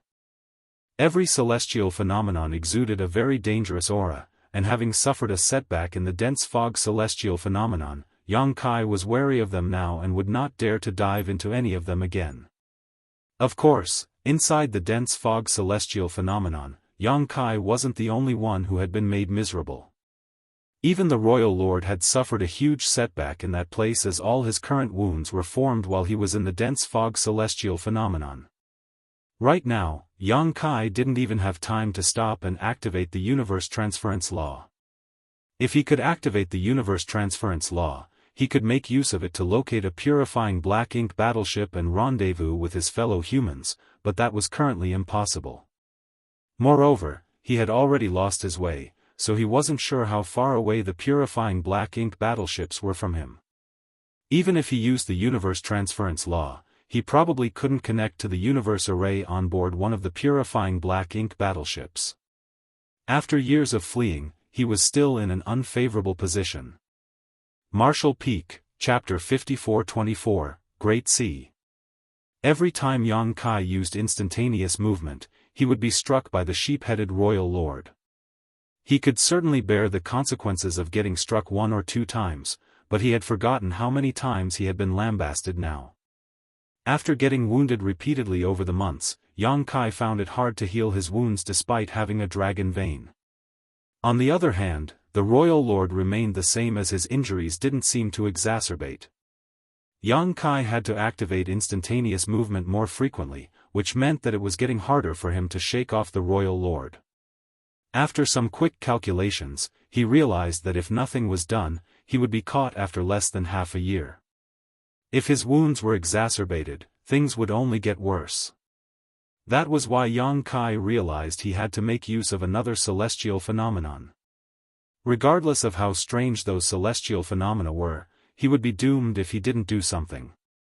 By making use of a celestial phenomenon, there was a chance he could survive. Upon making up his mind, Yang Kai continued to escape while scanning his surroundings. 2 months later, a vast area of blue that covered the void came into view. Yang Kai fell into something of a daze at this sight. Although he had seen quite a number of celestial phenomena so far, the one before his eyes was definitely the largest and most staggering. With it still being so far away, Yang Kai had no idea what this celestial phenomenon was, so he could only quicken his pace. The royal lord behind him saw the celestial phenomenon as well and realized Yang Kai's intention, so he also hastened himself. As he pushed his black ink strength, his speed increased. After what happened inside the dense fog celestial phenomenon, he couldn't risk letting Yang Kai enter another one. Yang Kai's expression changed when he realized the royal lord's aura was getting closer to him. Without hesitation, he manipulated space principles and left using instantaneous movement. The next instant, he fell from the void and sprayed out a mouthful of blood. Even so, he happened to find himself right in front of the celestial phenomenon. When Yang Kai made out what the celestial phenomenon was, he was astounded. From afar, he could see that the celestial phenomenon was vividly blue, but he had no idea what it was. It wasn't until he was right in front of it that he realized it was a great sea celestial phenomenon. It was a great sea that occupied a massive region of the void. Before this, if anyone told him that there was a great sea floating in the void, he wouldn't have believed them. But at this moment, there was indeed a vast ocean before his eyes. He couldn't help but think that there were too many unknown secrets in the universe. However, the great sea seemed to be dead. The water was so still there wasn't even a ripple. At the same time, Yang Kai failed to detect any danger coming from it. However, he had learned from his experience with the dense fog celestial phenomenon that he shouldn't judge a book by its cover. Only by entering this great sea would he find out if there was any danger inside. Standing in front of the great sea, Yang Kai turned around and saw the royal lord charging towards him with an anxious expression on his face. His inaction seemed to have made the royal lord misunderstand something though, as he shouted, "Given your current state, you'll undoubtedly die if you go in. Why not just surrender without a fight?" Yang Kai grinned at the royal lord before cocking his head to spit out some blood. After cursing the royal lord, he turned around and leaped into the sea boldly and without hesitation, with the thought that if he was going to die, it would be on his terms, not at the hands of the enemy. The royal lord's expression changed, stunned by Yang Kai's resoluteness. A moment later, he reached the Great Sea and scanned it. Next, he pushed his black ink strength to engulf himself and plunged into the celestial phenomenon. Soon, the royal lord leapt out of the Great Sea with a gloomy expression. The Great Sea appeared perfectly tranquil from outside, but the moment he entered he realized it was extremely turbulent inside. The currents were complex and intertwined and moved with astonishing force inside the Great Sea. The royal lord was shocked to find that the undercurrents were so violent that he was unable to withstand them despite his strength. 3 breaths of time after he entered it, his black ink strength protection was already heavily worn down.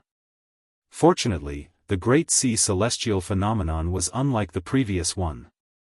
When he barged into the dense fog celestial phenomenon back then, he was unable to leave no matter how he tried. However, he was able to break free from the undercurrents here with brute force.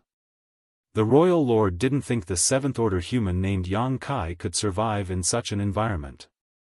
Besides believing that Yang Kai was doomed to die, he also understood that the currents in the Great Sea were constantly shifting, so finding him would be all but impossible. As he hovered in the void, a myriad of expressions came over the royal lord's face. After debating on it for a moment, he turned around and left. Soon, he moved a dead universe world to the periphery of the Great Sea. There were countless dead universe worlds like this one in the void.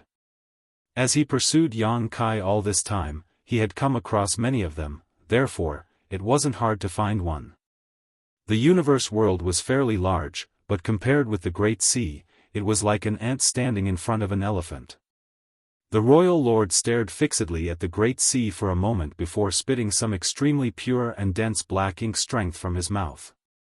The black ink strength didn't dissipate like normal however and soon condensed into a flower bud. It was a black ink nest. Royal lords like him who came out of the primordial heaven source grand restriction each carried their own black ink nests with them. That was because Mo hoped that they would defeat the humans and occupy the 3,000 worlds, and in turn, return to extricate it from its prison. Black ink nests were the foundation of the Black Ink clan, so the royal lords would naturally carry them wherever they went. The royal lord held the black ink nest in his hands. He looked at it with such devotion that it was as though it was the most sacred treasure to him. Soon, he planted the black ink nest and infused his black ink strength into it. The black ink nest expanded rapidly and bloomed. In just half a month, many black ink clansmen stepped out of the black ink nest. After saluting the royal lord, they dispersed. Gazing at the Great Sea, the royal lord snorted. Although he believed that Yang Kai was doomed, he couldn't afford to take any chances. During this period of time, he had witnessed this 7th-order human using all sorts of strange methods, so he knew it would be difficult to kill him. Perhaps this brat named Yang Kai could break free from the Great Sea. As such, he had to stay. However, since he was on his own, the royal lord couldn't monitor the entire periphery of the Great Sea. Having said that, he had his black ink nest to depend on. Given enough time and resources, he could simply spawn enough servants to surround the entire Great Sea. If Yang Kai managed to escape, he would immediately find out about it. Moreover, the royal lord was badly injured, so he could take this opportunity to recuperate. It was like killing 2 birds with 1 stone, so he chose to stay here. As time passed, the black ink nest became larger and even more black ink clansmen began appearing in the dead universe world. These black ink clansmen would then spread out through the void to mine resources, which would then be deposited into the black ink nest to produce even more black ink clansmen. Inside the Great Sea, Yang Kai felt dizzy. He was horribly wounded, and there wasn't a single part of his body that wasn't bloodstained and lacerated. He had transformed into his 70,000 meters ancient dragon form, but still found it hard to resist the violent currents in the Great Sea. All his dragon scales were gone by this point, and his skin was covered in black bruises. Dragon blood streamed out of his wounds constantly. The undercurrents were not the only thing he had to deal with. Even though it was difficult, he could still persevere with his ancient dragon form against those turbulent flows. What made him truly helpless was that the undercurrents contained many different sorts of martial domains. The five-element Dao essence swirled and transformed in the undercurrents, while some flows even contained potent sword Dao essence that cut through the skin of Yang Kai's dragon form. Every undercurrent was like a powerful master surging their might to attack foreign enemies. Yang Kai was swept from one undercurrent to the next, enduring so much hardship that he almost passed out. Before he barged into the Great Sea, he understood that he would have to face unimaginable danger inside, but the strangeness of this place still astounded him. The strengths of the undercurrents varied greatly. When he came across weaker flows, he could seize the chance to catch his breath. In times like these, he would swallow some spirit pills to sustain his energy. Initially, Yang Kai didn't have a way to deal with these undercurrents, as he just let them push him around in this great sea. However, as time passed, he eventually began to adapt and ride these undercurrents to minimize the damage he took. Despite that, he still couldn't completely avoid the impact these undercurrents had on him. Having said that, he knew that he was just stalling for time. Sooner or later, he would be killed by the undercurrents in the Great Sea. He wanted to find a way out, but the undercurrents were turbulent without any regular patterns, so how was he supposed to achieve such a goal? His injuries had gotten worse, and the world force in his small universe was running out. Even though low-rank world fruits could quickly replenish his world force, Yang Kai had already used them all up when escaping from the royal lord. Now, he could only consume open heaven pills to supplement his energy. Once the power in his small universe dried up completely, the consequences would be dreadful. Therefore, he had to find a way out before then, or he would be doomed. Yang Kai had tried releasing his divine sense to scan the surroundings, but the undercurrent simply shredded his divine sense, causing him excruciating pain. The Great Sea was so vast though that there had to be somewhere that was calm. Yang Kai didn't believe this entire place was filled with such powerful undercurrents.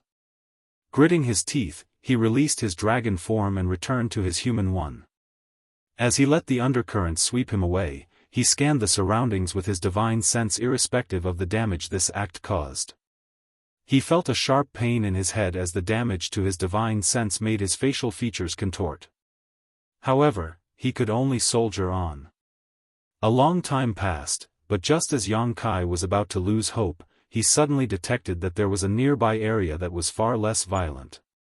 Elated, he hurriedly activated his power and swam towards it. The process was strenuous as his flesh was peeled from his bones. As he wielded his azure dragon spear, Yang Kai stubbornly made his way across the undercurrents of the Great Sea. An hour later, he finally broke through the blockage of the present undercurrent he was occupying and barged into the next. Scanning his surroundings, Yang Kai realized that the less violent area was actually moving away from him. Flustered, he madly activated his power. He had no idea what it was like in that area, but he knew that if he missed this chance, there wouldn't be a second one. He had never been more eager to survive in his life. The pain in his body and soul was so excruciating that he had almost turned numb. The only thought that occupied his mind was that he had to break through all the obstacles before him and survive. Break! With a great roar, Yang Kai opened his mouth and spat out a round bead.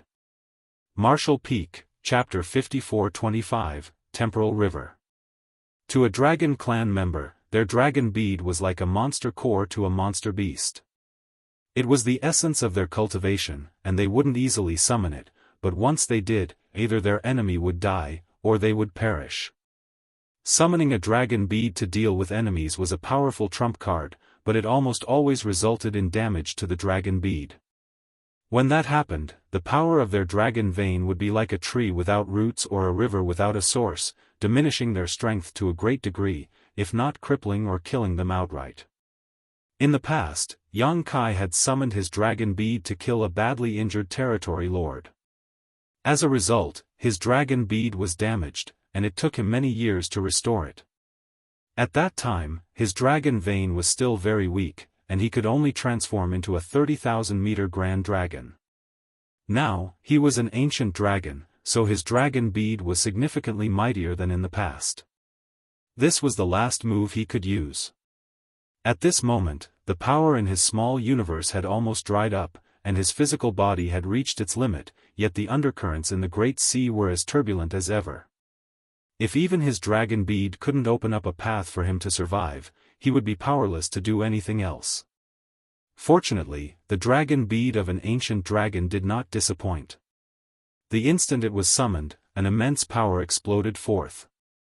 There seemed to be a dragon swimming within the dragon bead, and the intense dragon pressure which was released smashed all the turbulent undercurrents in its way.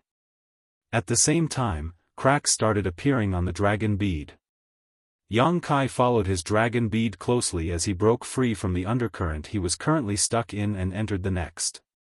The dragon bead shot forward, breaking through all the obstacles as more and more cracks appeared on it.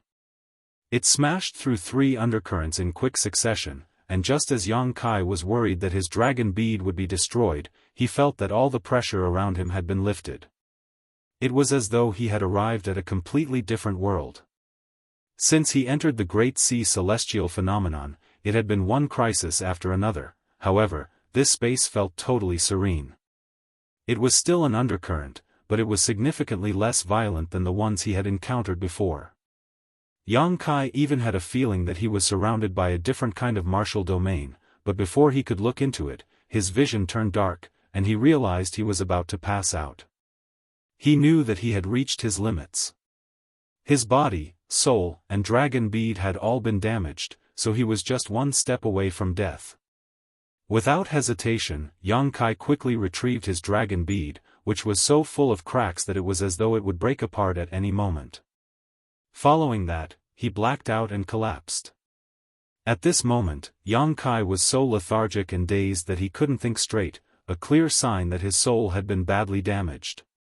Outside Great Evolution Pass back then, Yang Kai had experienced a similar kind of sluggishness after he used too many soul-rending thorns to attack a number of territory lords inside a black ink nest space. He had no idea how long he remained unconscious, but when Yang Kai regained his senses, he was still in a daze. Withstanding the excruciating pain, he soon recalled what had happened before he blacked out. Without hesitation, he emptied his mind and stimulated his soul-warming lotus power to repair his soul. Due to the damage to his soul, he was unable to think clearly. Now that he was in a somewhat safer situation, his most important task was to restore himself. Other matters could wait. The soul-warming lotus was a supreme treasure of the universe, so even when Yang Kai was unconscious, it continued to exude its wondrous power to heal him, but now that he was wide awake, he could make far better use of its effects. Even so, it still took Yang Kai about half a year before he managed to mostly recover from the injuries on his soul.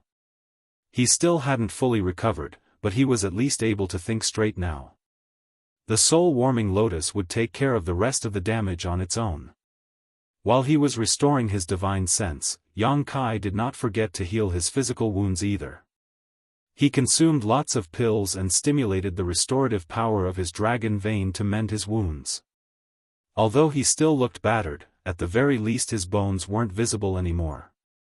His injuries were severe this time. In fact, he had never been more badly wounded before.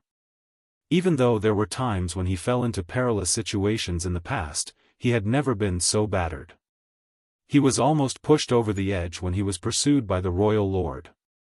It wasn't until now that he had time to inspect his surroundings. After inspecting them for a while, Yang Kai had a better idea of what was going on. He was certain that he was still within an undercurrent in the Great Sea celestial phenomenon. This undercurrent was apparently carrying him as it traversed the Great Sea, as though there would never come a day when it stopped. However, this undercurrent was different from the ones he had encountered before. Those undercurrents were all filled with different kinds of martial domains which formed into invisible attacks that killed any invaders. Nevertheless, the present undercurrent was stable, without a hint of murderous intent. All Yang Kai could feel was peace and tranquility, which was a stark contrast to the other undercurrents. He couldn't help but wonder why there wasn't any martial domain in this undercurrent. What made it different from the others? As he continued his inspection though, Yang Kai was surprised by what he found. In fact, there was a martial domain that pervaded this undercurrent as well, but it was not savage and chaotic, which was why it felt calm and tranquil. What kind of martial domain is this? Yang Kai emptied his mind and immersed himself in the martial domain. As expected, he soon felt an invisible power washing over his body. However, it didn't have any negative impact on him, which was unlike the other undercurrents that could harm him. All of a sudden, his entire figure shook. That was because he finally realized what kind of martial domain it was. It was a martial domain of time. If not for the fact that he had cultivated the Tao of time and could be considered an expert in it, Yang Kai wouldn't have noticed this. Time was invisible and intangible. A living being could barely notice the flow of time, which went by in silence and without a trace. However, Yang Kai could feel time flowing in this undercurrent. Since this was a martial domain of time, then the power that was washing over him had to be time principles. It was delicate and almost imperceptible. All of a sudden, a name he had heard of a long time ago sprang into his mind. Temporal River. The cultivation of an open heaven realm master was all about accumulation, as it took much time and effort for a cultivator to enhance the heritage of their small universe. Other than consuming an innate open heaven pill which was formed in the universe furnace, or a world fruit from the world tree, there were no shortcuts to speak of when it came to the cultivation of an open heaven realm master. Nevertheless, that didn't mean that this rule couldn't be bent. There were two shortcuts when it came to the cultivation of an open heaven realm master. Firstly, there were the small source worlds. When Yang Kai was still a newly promoted 6th order master, he had entered a small source world in Yinyang Cave Heaven that had benefited him greatly. The reason he was able to break through to the 7th order open heaven realm so quickly was largely thanks to his experience in that small source world, which saved him several hundred years of cultivation. The second shortcut was the Temporal River. When Su Linggong led Yang Kai to the small source world back then, he told him about this miraculous treasure. Su Linggong said that the flow of time inside a temporal river was different from the outside world. Perhaps 10 years or even 100 years would pass in a temporal river while only a single year went by in the outside world. In comparison, small source worlds were true shortcuts, while temporal rivers were more akin to the situation inside Yang Kai's small universe.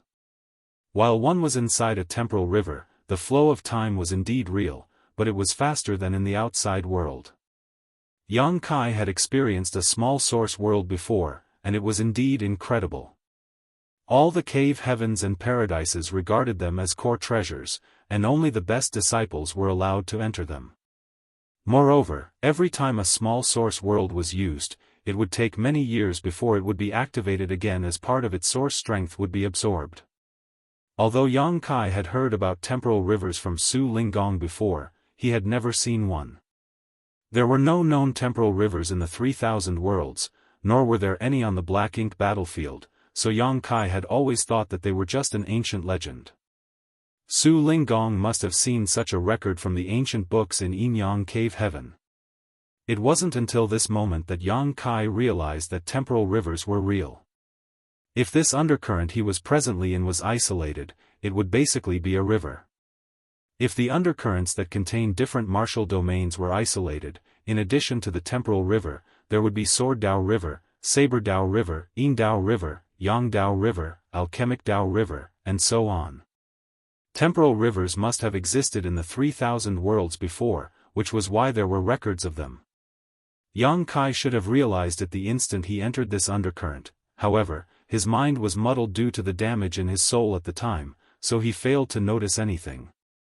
How was this great sea celestial phenomenon formed? Yang Kai was dumbstruck. As he recalled it, the transformation and evolution of those martial domains in the undercurrents looked like different masters casting incredible attacks at first sight, but thinking back on it now, Yang Kai realized that the intrinsic nature of all of these rivers was ancient and untraceable. All of a sudden, something seemed to have dawned on him. This great sea celestial phenomenon, as well as the celestial phenomena he had and had not seen, might have naturally formed when the heavens and earth first split apart. Those celestial phenomena contained the purest form of powers of the universe, which was why the martial domains in this great sea all felt so ancient.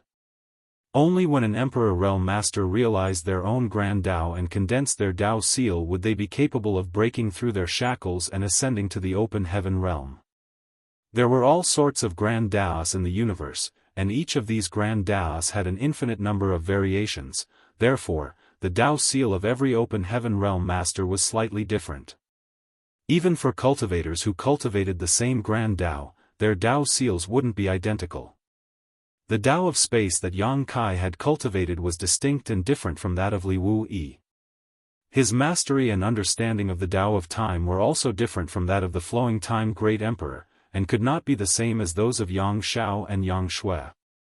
The brightest cultivators who had left Yang Kai's small universe often inherited his aptitudes in the Spear Tao, Tao of space, and Tao of time. They had a natural advantage when it came to cultivating these three Grand Taos. However, none of them followed the exact same martial Tao as Yang Kai. If one compared the myriad Grand Taos to a tree, then each Grand Tao was like a branch that would grow into many different twigs and leaves. Those twigs and leaves came from the same source, but they were all slightly different. All the Grand Taos intertwined with one another, and there had to be a source, which was the very foundation of the Grand Taos. Although there were many different Grand Taos, they all could be traced back to the same source. If this great sea celestial phenomenon was naturally formed when the heavens and earth split apart, the martial domains rich in Tao essence in the undercurrents might not be the source of those Grand Taos, but they must contain part of the source's aura.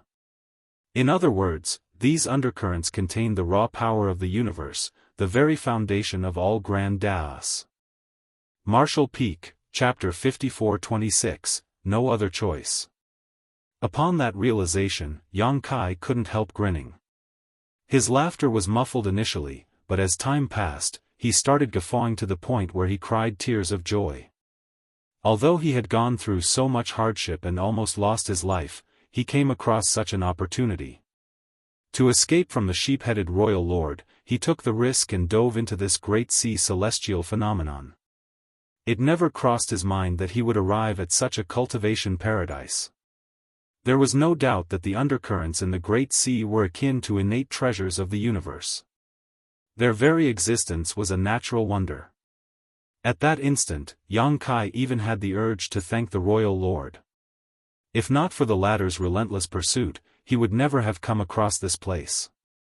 It had only been several hundred years since he ascended to the seventh order open heaven realm, and although time flowed several times faster in his small universe than other open heaven realm masters, and he had a world tree clone to purify his world force, both of which allowed him to cultivate multiple times faster than average, he was still a long way off from the eighth order. Yang Kai estimated that it would be another 1,000 to 2,000 years before he could achieve a breakthrough. That length of time seemed too daunting to him. Initially, this reality was giving him a severe headache. He had been trying to come up with ways to increase his cultivation speed so that he could make it to the eighth order open heaven realm sooner. He even had the urge to seek out the grand ancient ruins boundary so that he could ask for a high-rank world fruit from the world tree. However, the grand ancient ruins boundary had been elusive since time immemorial. He was extremely lucky even to have a chance to enter it back then, so it seemed practically impossible for him to go there again. Furthermore, even if he managed to find the grand ancient ruins boundary, would the world tree even give him a high-rank world fruit?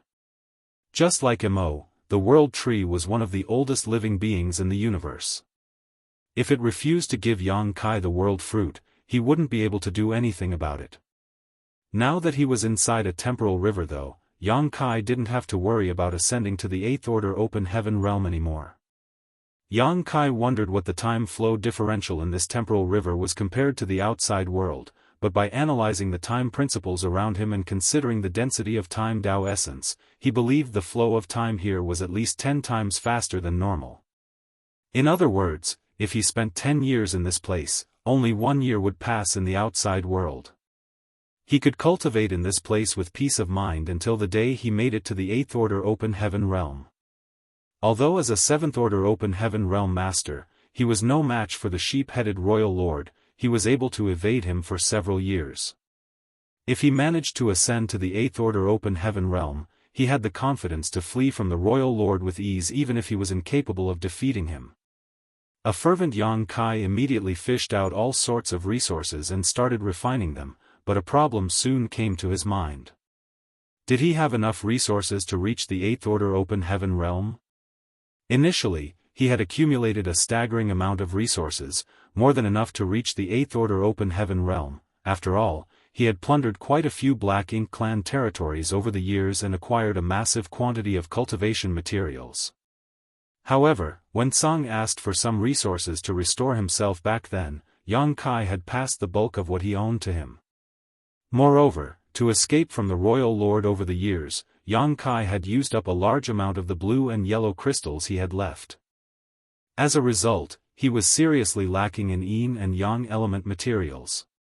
He certainly had sufficient 5-element materials, but if he used up all his yin and yang element materials before he ascended to the 8th order open heaven realm, he would be in serious trouble. However, it was pointless for him to worry about it at this point. He would find out if he had sufficient resources as he cultivated. He then circulated his secret art and began refining a set of 7-element materials. They were absorbed by Yang Kai and turned into the heritage of his small universe. The speeds at which open heaven realm masters could refine materials varied. The fundamental reason was the sturdiness of their Dao seals they had condensed when they were still Emperor realm masters. The more robust their Dao seal was, the quicker one could refine cultivation materials. Therefore, even if 2 open heaven realm masters were in the same order, the speeds at which they could refine resources could be very different. The one with a better foundation could refine materials more quickly and grow their power more rapidly. Even a slight difference would become massive over hundreds or thousands of years. When Yang Kai condensed his Dao seal back then, he was able to withstand the impact of 7th-order materials, so when it came to the speed of refining materials, only those once-in-a-generation geniuses from the cave heavens and paradises were somewhat comparable to him in the entire 3,000 worlds. Since Yang Kai was a 7th-order open heaven realm master now, he could fully refine a set of 5th-order materials in a few days. Then, he fished out another set of materials. The process of cultivation was dull, but the increase in power was real and exhilarating. Therefore, despite the monotony, a cultivator was more than capable of cultivating in seclusion for hundreds of years. Once a person was engrossed in the increase of their power, they would no longer feel the passage of time. Half a year later, Yang Kai's flesh wounds had mostly healed, and although his soul was still damaged, he didn't have to worry about it as he had the soul-warming lotus help. However, his dragon bead was still full of cracks. From previous experiences, Yang Kai knew that repairing a dragon bead couldn't be rushed. It required him to use the power of his dragon vein to nurture it slowly. Perhaps it would be restored to a perfect state again in several hundred years. After refining another set of materials, Yang Kai opened his eyes and sensed his surroundings. Then, he furrowed his brow because he detected some unusual changes. Over the past 6 months, besides refining materials to increase his cultivation, Yang Kai had also been making use of the ambient time principles and time Dao essence in the temporal river to comprehend the Dao of time. He had benefited greatly from this. The bloodline talent of the Dragon clan was the Dao of time. Back in the Dragon Pool, Yang Kai managed to grow into a 70,000-meter ancient dragon. With the increase in the power of his dragon vein, his mastery over the Dao of time had also improved significantly, growing from the 6th level to the 7th level. It was only 1 level behind his mastery over the Dao of space now, which had reached the 8th level. Nevertheless, that single level was still a far distance to cross. The reason the flow of time was different in a temporal river was that it was filled with ample time Dao essence. The time Dao essence and time principles continuously washed over Yang Kai's mind and body. This kind of impact was invisible and imperceptible to someone who had never cultivated the Dao of time, so they wouldn't detect any anomaly while inside the temporal river. It wasn't until after one left this place that they realized the flow of time was different. On the other hand, Yang Kai could make use of these impacts to study the Tao of time. He could even refine the time Tao essence directly to improve his mastery of the Tao of time. That was what he had been doing these past 6 months. However, he now realized that the temporal river seemed to have become shorter. The lengths of the undercurrents in the Great Sea were all different, and although he had not checked it carefully, Yang Kai reckoned that the temporal river was about 9,000 meters long when he first entered it. Now, however, it was 500 meters shorter.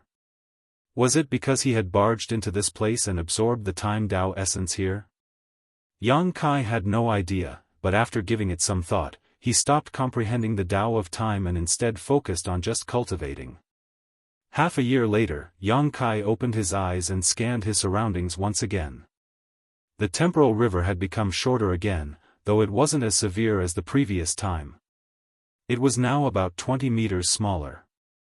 The difference was minimal, but Yang Kai could easily detect it as he had been paying close attention this time.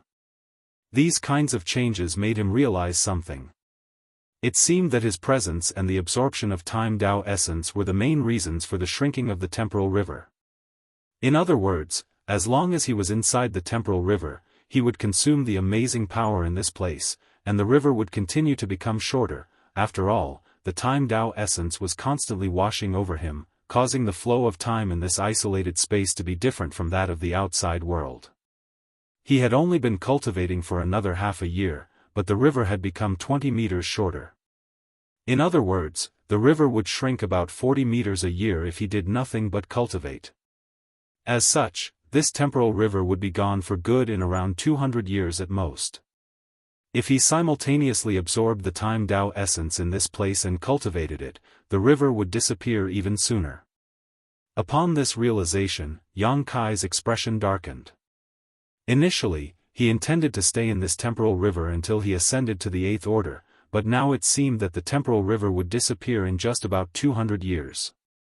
That amount of time wasn't sufficient for him to make it to the 8th order. What should I do now? After giving it some thought, Yang Kai realized that the Great Sea was vast, and it had countless undercurrents in it.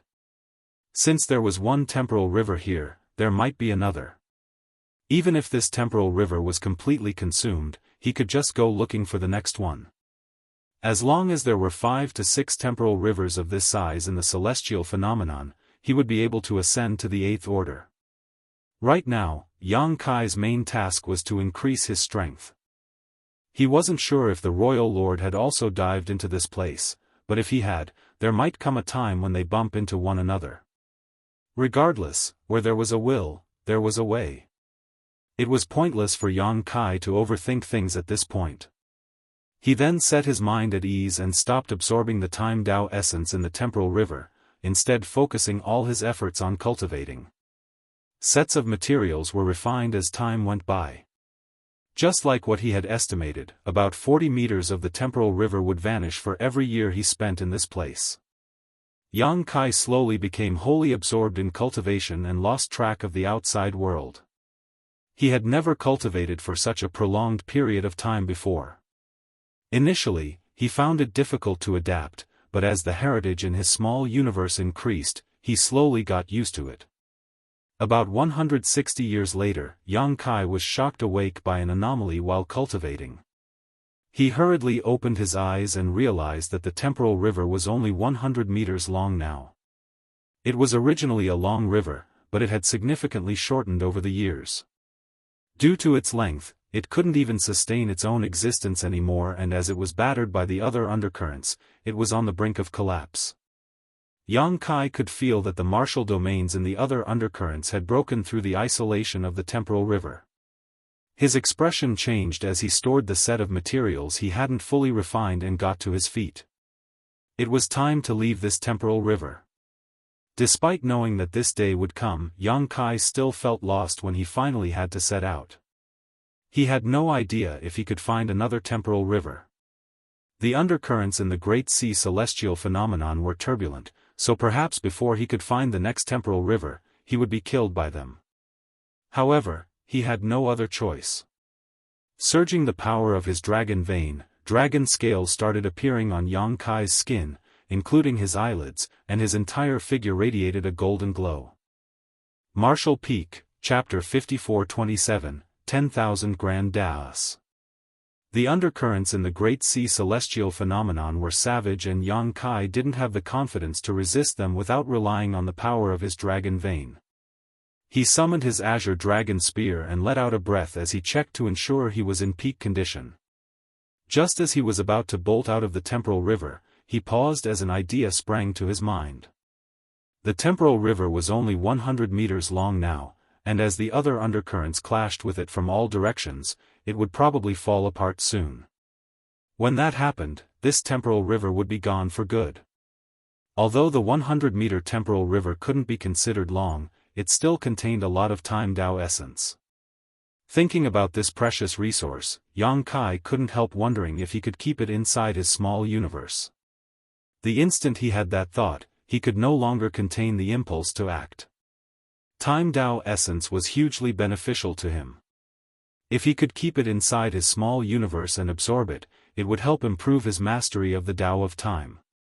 Without hesitation, he opened a portal to his small universe and released his divine sense, which engulfed the temporal river and drew it into the portal. The next instant, Yang Kai's expression changed drastically. He quickly shut the portal to his small universe and surged his world force before infusing it into his azure dragon spear. His dragon roar reverberated as the azure dragon spear transformed into a massive dragon and shattered the blockade of the undercurrent in front of it, leading Yang Kai to charge forward. Sparks flew from his dragon scales as Yang Kai groaned in pain as his dragon blood gushed out of his wounds. Although his power had increased significantly, he was still horribly injured the moment he was swept into the undercurrent. Clenching his teeth as his gaze was full of determination, Yang Kai wielded his spear and traversed the chaotic undercurrents. At the same time, he released his divine sense to scan the surroundings. He had to look for another temporal river. Only by finding one would he stand a chance to survive, otherwise, he would be tortured to death by these undercurrents. As his divine sense was shredded, Yang Kai felt excruciating pain in his soul. The dragon scales that had covered his entire body were battered and blown off in quick succession. After just an incense stick of time, Yang Kai was covered in blood. There wasn't even a part of his skin that was left intact, but he still hadn't managed to find another temporal river. 1 hour later, half his flesh had been ripped off, revealing many of his bones and making him look extremely miserable. His aura was weakening fast, like candlelight amidst the storm that might put it out at any moment. His vision was blurred, and he found it hard to sustain his divine sense. Every time he activated it, he felt a sting of pain that seemed to be tearing his head apart. Yang Kai nearly fell into despair at his situation. Previously, he was lucky as he had made use of his dragon bead at the critical moment to plunge into the 9,000-meter temporal river. Now though, it seemed his luck had run out. Moreover, even though he had been nurturing his dragon bead for nearly 200 years now, it still hadn't been restored as there were many cracks on it. If he used it again now, it would probably shatter. Just as he was about to lose hope, Yang Kai faintly sensed a calm undercurrent nearby. Another temporal river. Ecstatic, he wielded his spear and desperately swam towards that place. A dozen breaths later, he broke through 2 undercurrents and entered the one after them. He quickly sensed his surroundings, and upon making sure there was no danger, he collapsed to the ground and passed out. After 2 years dedicated to just recovering, Yang Kai began to assess his situation. Even though there was no murderous intent in this second undercurrent he stayed in, it was not a temporal river like he thought it was, for there was no time Dao essence in this place. Instead, it was a coherent Grand Dao of Nature river. The river was about 20,000 meters long, which was much longer than the temporal river he previously stayed in. Unfortunately, this Grand Dao wasn't suitable for him. Therefore, for the past 2 years, other than recuperating, he mostly spent his time studying the 100-meter temporal river he had put inside his small universe. After the temporal river entered his small universe, he was able to digest the time Dao essence, which allowed him to gain some new understanding of the Dao of time. It wasn't much, but it was better than nothing. After all, if he comprehended the Tao of time in the temporal river for a year, about 40 meters of the length would be consumed. Therefore, a 100-meter temporal river couldn't bring about tremendous transformation to his comprehension. With that said, Yang Kai had now found another way to cultivate. Every undercurrent in this great sea was evolved from a grand Tao. Although he could improve himself by absorbing the grand Tao's power in the undercurrents, the speed at which he could refine it would be much faster if he could keep it inside his small universe. He had never cultivated the Tao of nature before. In fact, among the cultivators he had come into contact with before, only those from free and unfettered paradise like Ning Dao Ren had deep attainments in this grand Tao. Every move such cultivators made harmonized with the heavens and earth, and they believed that everything was born of nature and should not be governed by individuals but instead lived alongside with. Cultivators of the Tao of nature were carefree and unconcerned about worldly affairs, so although Yang Kai admired their mindset, he could never be like them. With the previous experience of taking in the 100 meters temporal river, he was curious about what would happen if he absorbed this 20,000 meters nature Tao river and assimilated it into his small universe. Would he have a solid foundation in the Tao of nature after he absorbed it? In that case, the temporal rivers wouldn't be the only thing he could benefit from in the Great Sea. As long as he could absorb and refine enough undercurrents, he could integrate 10,000 grand Taos into his martial Tao. The reason a cultivator had to focus on a single grand Tao was that they had limited energy and time while there were unlimited grand Taos. Only when one became a master in a particular grand Tao would they achieve something great. If someone cultivated too many grand Taos, other cultivators of the same generation would easily surpass them, for their comprehension wouldn't be deep. Quality was more important than quantity when it came to cultivating grand Taos. Yang Kai had actually cultivated quite a number of grand Taos, which included the Tao of space, the Tao of time, the spear Tao, the alchemic Tao, and the Tao of artifact refining. It could even be said that he knew a thing or two about Tao of spirit arrays, because when practicing alchemy and artifact refining, he would need to use some spirit arrays. However, there were only 3 grand Taos that he had real accomplishments, which were the Tao of space, the Tao of time, and the spear Tao. He was pretty skillful in Tao of alchemy before he entered the 3,000 worlds, but he hadn't practiced it for a long time. That was because he had limited energy, so it was impossible that he could spend lots of time studying every grand Tao he came across. Nevertheless, the unique characteristics of this great sea celestial phenomenon made him realize it might be possible to do just that. Yang Kai wasn't sure what would happen if he managed to comprehend and integrate 10,000 grand Taos. With the previous experience of taking in the 100-meter temporal river, it wasn't hard for Yang Kai to absorb this nature river. Although a 20,000-meter river sounded quite long, it was nothing compared with the capacity of his small universe. Opening the portal to his small universe, Yang Kai engulfed the 20,000-meter river with his divine sense before drawing it in. In just 20 breaths of time, the entire river was gone. Before Yang Kai could inspect the changes in his small universe though, the surrounding undercurrents swarmed him. Just like what he had done 2 years ago, he wielded his azure dragon spear and summoned his dragon scales to protect himself. He pierced through the undercurrents and charged forward. According to previous experiences, he had to find a safe place within an hour, otherwise, he might not be able to persevere. Fortunately, he was now aware that there were some calm undercurrents in the Great Sea. As long as he wasn't cursed with terrible luck, he could find a safe place and recuperate before setting off again. In just 10 years, Yang Kai managed to recuperate 5 times and absorb 5 rivers of different grand Taos, while the 6th time, he finally managed to enter a temporal river again. Upon that realization, Yang Kai was ecstatic. He hadn't come across another temporal river in the past 10 years, so he worried he would never find one. Since there was a second temporal river, there should be a third. As long as he had enough time and energy, he would find more and more. Just like what he always did after entering an undercurrent, Yang Kai first focused on recuperating. When he was fully healed, he finally had some time to inspect the temporal river. This temporal river was longer than the previous one as it was about 13,000 meters long. He knew that he would consume about 50 meters every year just by remaining inside it to cultivate. In other words, this temporal river could last him 250 to 260 years. Elated, he hurriedly fished out a set of resources and began refining them. Although the Great Sea was full of wondrous treasures, Yang Kai had never forgotten his main goal, which was to make it to the Eighth Order as soon as possible. He would only be considered truly powerful with ample heritage, while everything else was just a bonus. Temporal rivers were the key to his rapid increase in strength.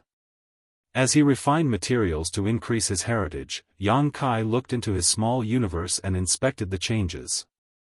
Over the past 10 years, including the Grand Dao of Nature River, he had taken in 6 rivers of Grand Daos with different lengths. All 6 rivers were gone for good as he had fully refined them. All these rivers contained abstruse powers as they dispersed and blended into his small universe. The Dao essences of the Grand Daos that Yang Kai had never dabbled in before started appearing in his small universe. The length of a river determined the strength of the Grand Dao's power, and it indirectly influenced his achievements in that particular Grand Dao.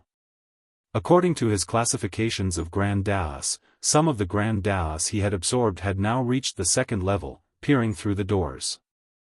Different Grand Daos corresponded to different principles. Yang Kai couldn't be considered skillful in these Grand Daos, but they had brought about changes to not only himself but also his small universe. He had a feeling that there were some subtle differences in his small universe, but the changes were so tiny that even he, as its owner, was unable to sense them clearly. Perhaps only after he refined even more Grand Dao rivers would the changes in the small universe become conspicuous. One thing he was certain of was that the changes were beneficial to his small universe. Yang Kai was elated. The Great Sea was probably the biggest treasure trove he had ever chanced upon. In fact, it was a treasure trove of the entire universe.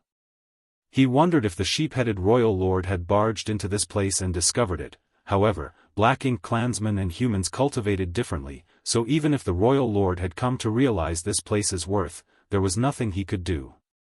After realizing such benefits, Yang Kai no longer confined himself to the temporal river.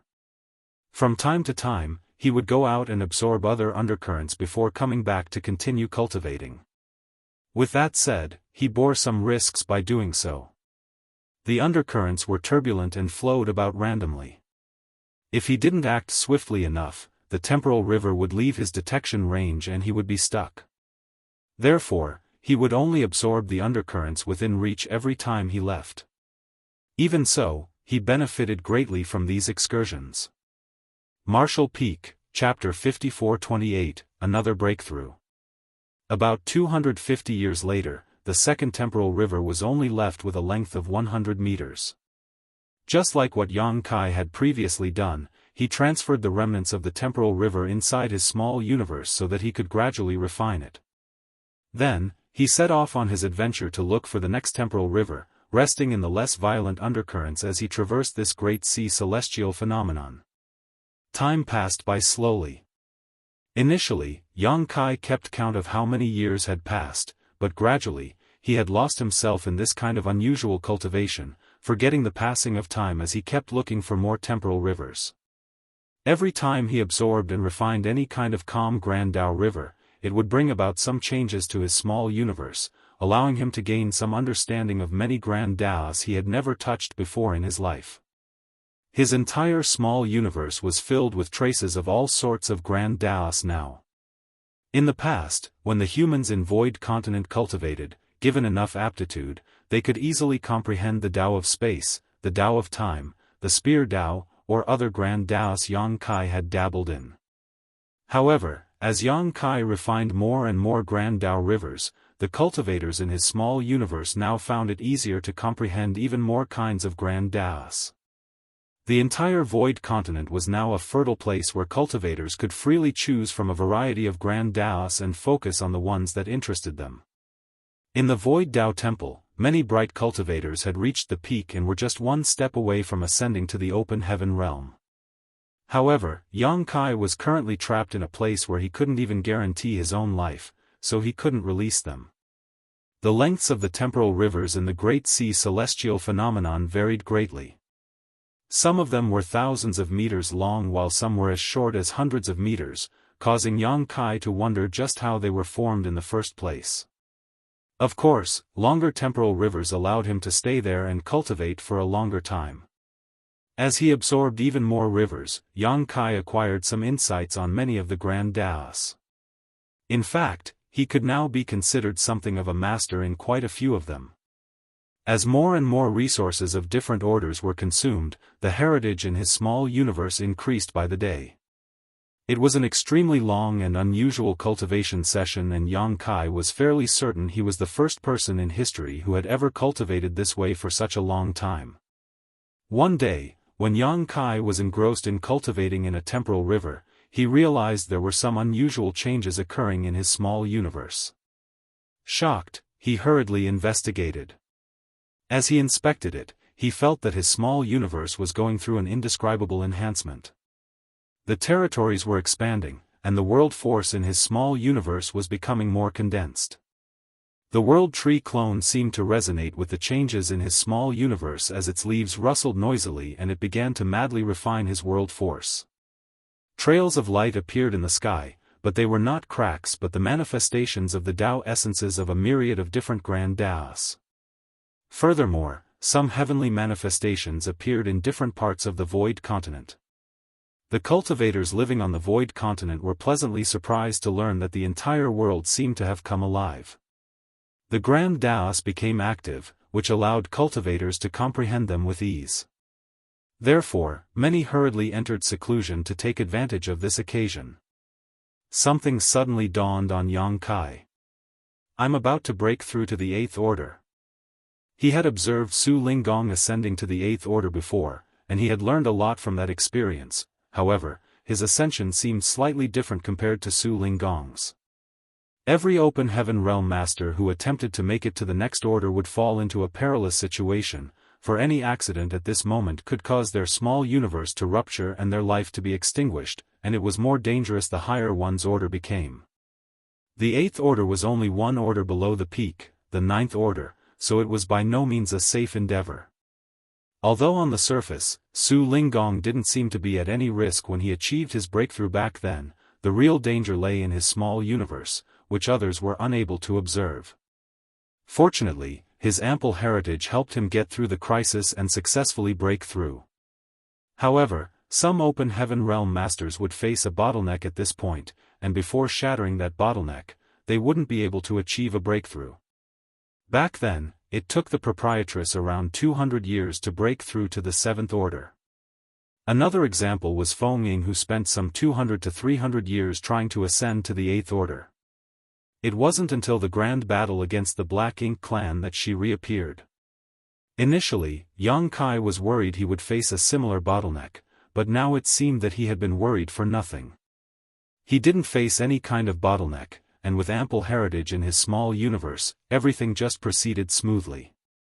Perhaps it had something to do with the world tree clone, which had been in his small universe for hundreds of years now and helped to refine his world force to an incredible degree.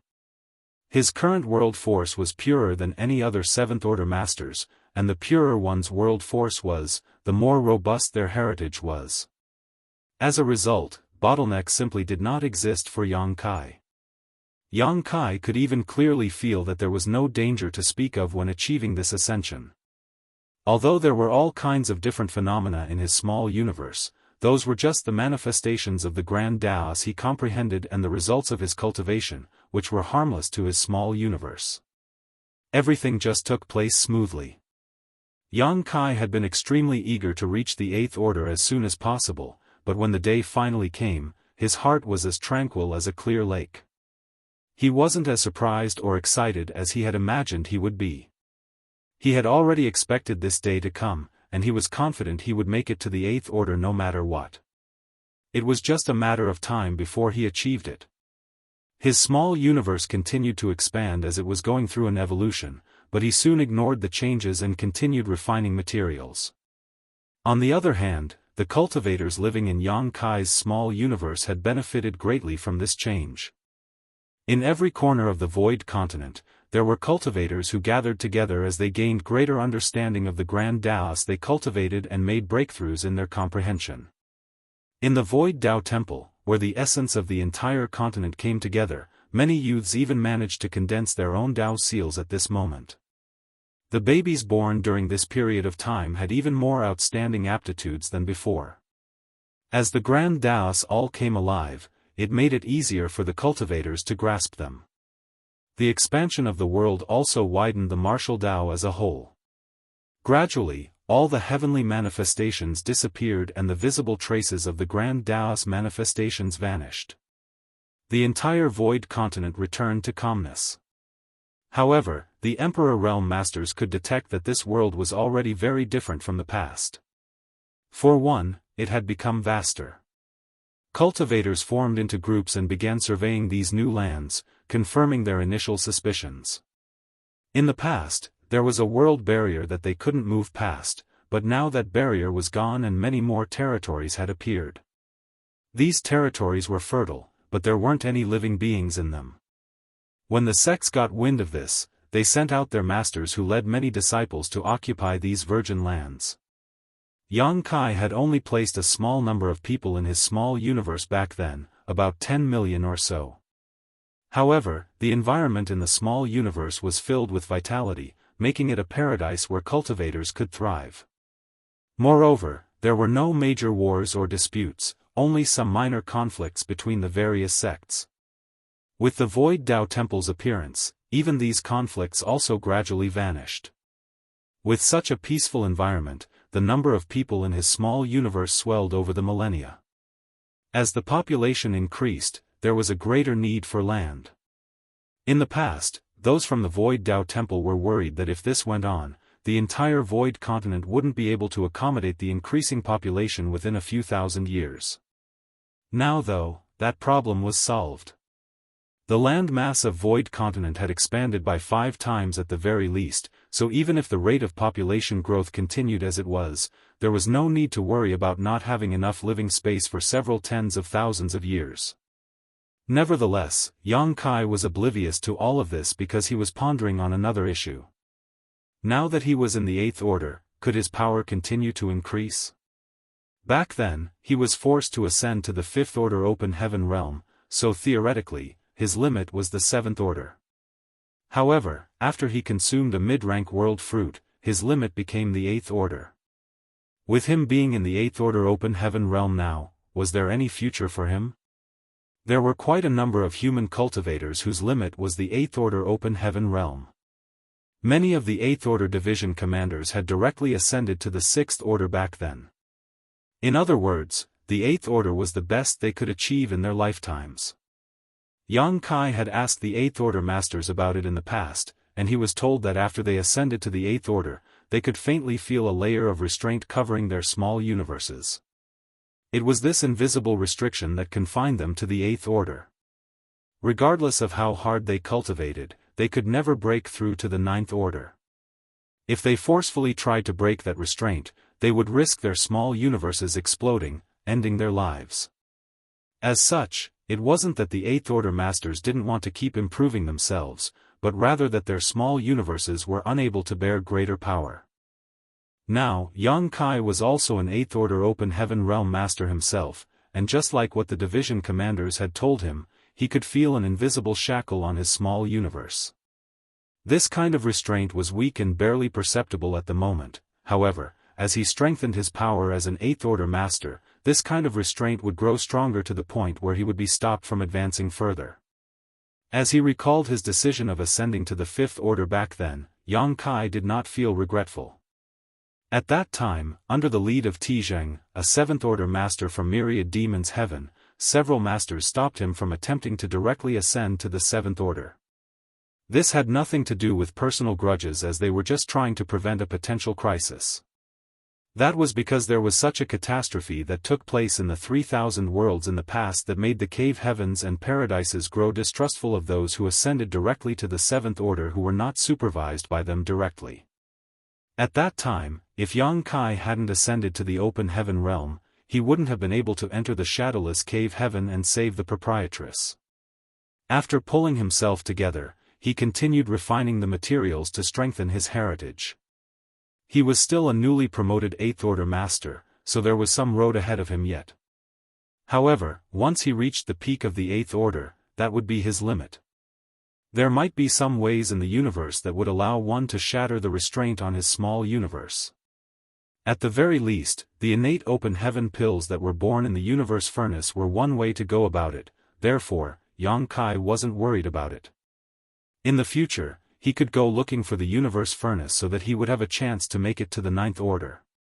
Unfortunately, those that he got from the blood monster cave heaven did not seem to have any effect on shattering the restraint on his small universe. Maybe it was the age of the pills. Or maybe, there was some other reason. Regardless, Yang Kai remained hopeful that his hope lay in the universe furnace. Time continued to go by slowly as he repeatedly set off on journeys to look for more temporal rivers. It was a rare chance, so it would be a shame if he missed it. When looking for the next temporal river or cultivating, he would seize the chance to refine even more grand Dao rivers. Finally, there came a day when he finished refining a set of materials in a temporal river that was still 3,000 meters long, but when he was ready to fish out another set, he realized that he no longer had complete sets of materials. Regardless, Yang Kai remained hopeful that his hope lay in the universe furnace. Thanks to Dale for remembering this detail because I sure as heck did not. Wish my memory was as good. D. Marshall Peak, Chapter 5429, Dao Advancements. Initially, Yang Kai had a massive amount of resources. Before he left the 3,000 worlds for the Black Ink battlefield back then, he had made some preparations by bringing many materials of all different elements with him. Over the years, he had acquired even more resources on the Black Ink battlefield, especially when he raised chaos in the Black Ink clan's territory and robbed many of their cities. Every Black Ink clan master's territory had a large number of shops where there were innumerable resources for sale. Therefore, Yang Kai had never worried about not having enough cultivation resources. When Sung asked for some resources to restore his strength, Yang Kai gave him some without hesitation. Now, he still had a lot of materials, but those were all of the 5 elements. He no longer had any yin or yang element materials with him, including the yellow and blue crystals he had acquired from Big Brother Huang and Big Sister Lan. Among the different sorts of materials, yin and yang attribute resources were the hardest to come by. In the 3,000 worlds, higher-order yin and yang element materials were considered strategic reserves even in the cave heavens and paradises. They wouldn't use them unless they absolutely had to. The situation was slightly better on the Black Ink battlefield, but all in all, yin and yang element materials were still much rarer than materials of the 5 elements.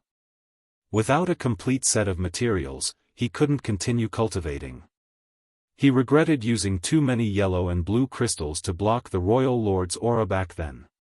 Every time he used instantaneous movement, he had to release potent purifying light to block the Royal Lord's aura, and after years of running away, he had consumed a lot of those crystals.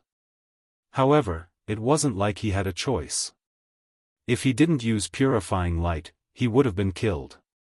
Even though he had a lot of open heaven pills, consuming them to cultivate was extremely slow in comparison. Moreover, he had been staying in this great sea celestial phenomenon for far too long, so he intended to leave. This cultivation session should come to an end.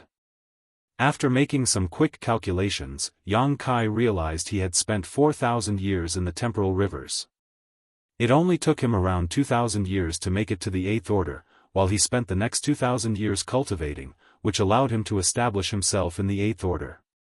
Just like that, 4,000 years had passed. With that said, a significantly shorter amount of time had passed in the outside world. As the flow of time in every temporal river was different, and Yang Kai wasn't aware of the exact ratio compared to the outside world, so he was unable to calculate how much time had really passed by in the rest of the universe. However, he knew he had spent about 100 years outside of the temporal rivers, so taking some rough estimates, he guessed that somewhere between 400 and 500 years had passed in the outside world. How is the war between the two races? It wasn't until this moment that he thought about this matter. After such a long cultivation session, Yang Kai had almost forgotten everything about the outside world. All of a sudden, he recalled that the very reason he even barged into the Great Sea was that he was chased after by the sheep-headed royal lord. He hadn't seen the royal lord after such a long time, so he wondered if the other party had entered the Great Sea as well, or if he was even still alive. Yang Kai shook his head to push the thought to the back of his mind.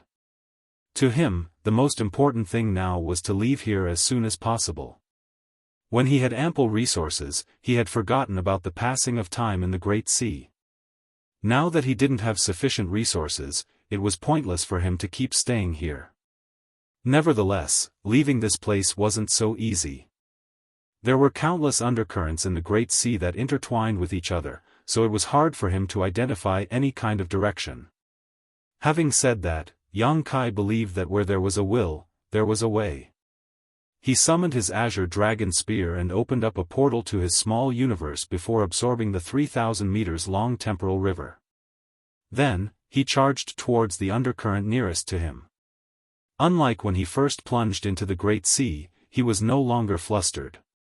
Over the years, he had moved across the Great Sea countless times to look for more temporal and grand Dao rivers, so he had learned some tricks to deal with these undercurrents. Every undercurrent had evolved from a grand Dao, which formed a martial domain. Yang Kai had never dabbled in many of those grand Daos, so it was hard for him to react accordingly. Now, he had devoured quite a lot of grand Dao rivers, including some of the grand Dao of space, which helped improve his mastery over the Dao of space. By this point, it could be said that he had some basic achievements in most of the grand Daos in the universe, though his level of mastery in them varied greatly. When he was particularly skilled in a certain grand Dao, he would have it easier in the corresponding undercurrent. For example, Yang Kai had come across several space Dao rivers which were full of space Dao essence and void cracks that moved about randomly. Most people would find such an environment to be a death trap. Even Ninth Order Open Heaven Realm Masters and Royal Lords would find it hard to survive once they landed in such a river. However, Yang Kai was able to traverse the space Dao rivers like he was strolling across a flat meadow.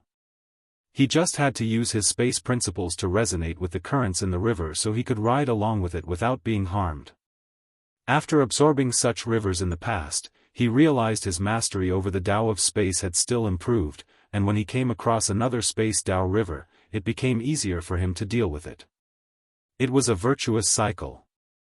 Now, Yang Kai wasn't skillful in all the grand Daos, but as long as he knew a thing or two about them, he could make use of his comprehension to ward off some of the dangers in the undercurrents. If the rivers were cohesive enough, he could even refine part of them and enhance his mastery of those grand Daos. Therefore, despite knowing that it would be easy to leave, Yang Kai wasn't worried he wouldn't be able to achieve it. Given enough time, he could absorb and refine all the undercurrents in the Great Sea, and without these undercurrents, the Great Sea would simply cease to exist. This would be an enormously strenuous task as just based on his observations so far, the Great Sea was so vast that it would take him several tens of thousands of years to achieve this on his own. His experience of absorbing the undercurrents this time was different from the previous ones. Back then, Yang Kai primarily focused on looking for temporal rivers to improve his cultivation, while absorbing undercurrents was something he did when looking for the next temporal river or to break up the monotony of cultivating. However, as he focused on taking in undercurrents now, his efficiency was far higher. This caused his small universe to be filled with grand Dao rivers that he hadn't managed to refine. These rivers contained all sorts of abstrusities as they clashed in the small universe, causing some unusual phenomena. When it became too much, Yang Kai had to look for tranquil undercurrents to refine the remnants of the rivers, and only after they were fully refined would he continue with his journey. As he absorbed the grand Dao rivers, his mastery over various grand Daos improved rapidly. He had also managed to raise his spear Dao to the 7th level of mastery. His mastery of the sword Dao, which he hadn't even properly studied before, reached the 5th level, attaining mastery through comprehensive understanding. Reaching the 5th level in this grand Dao didn't do much to add to his strength, but it was enough for Yang Kai to now be considered a great master in the sword Dao. Of course, That was just the level of mastery he had achieved in a theoretical sense, and he still wasn't comparable to those who reached the same level through their own hard work and comprehension. Regardless, that was none of Yang Kai's concern, as he just wanted to make use of the advancements in the Grand Daoist to help him get out of this great sea. Furthermore, it would take one a long time and much effort to reach the 5th level of mastery in any Grand Dao, but Yang Kai only had to refine a number of Sword Dao rivers to achieve that. As more and more Grand Dao rivers were extracted by Yang Kai, he found it easier and easier to traverse the undercurrents in the Great Sea. Having said that, there was one point that made him torn between tears and laughter.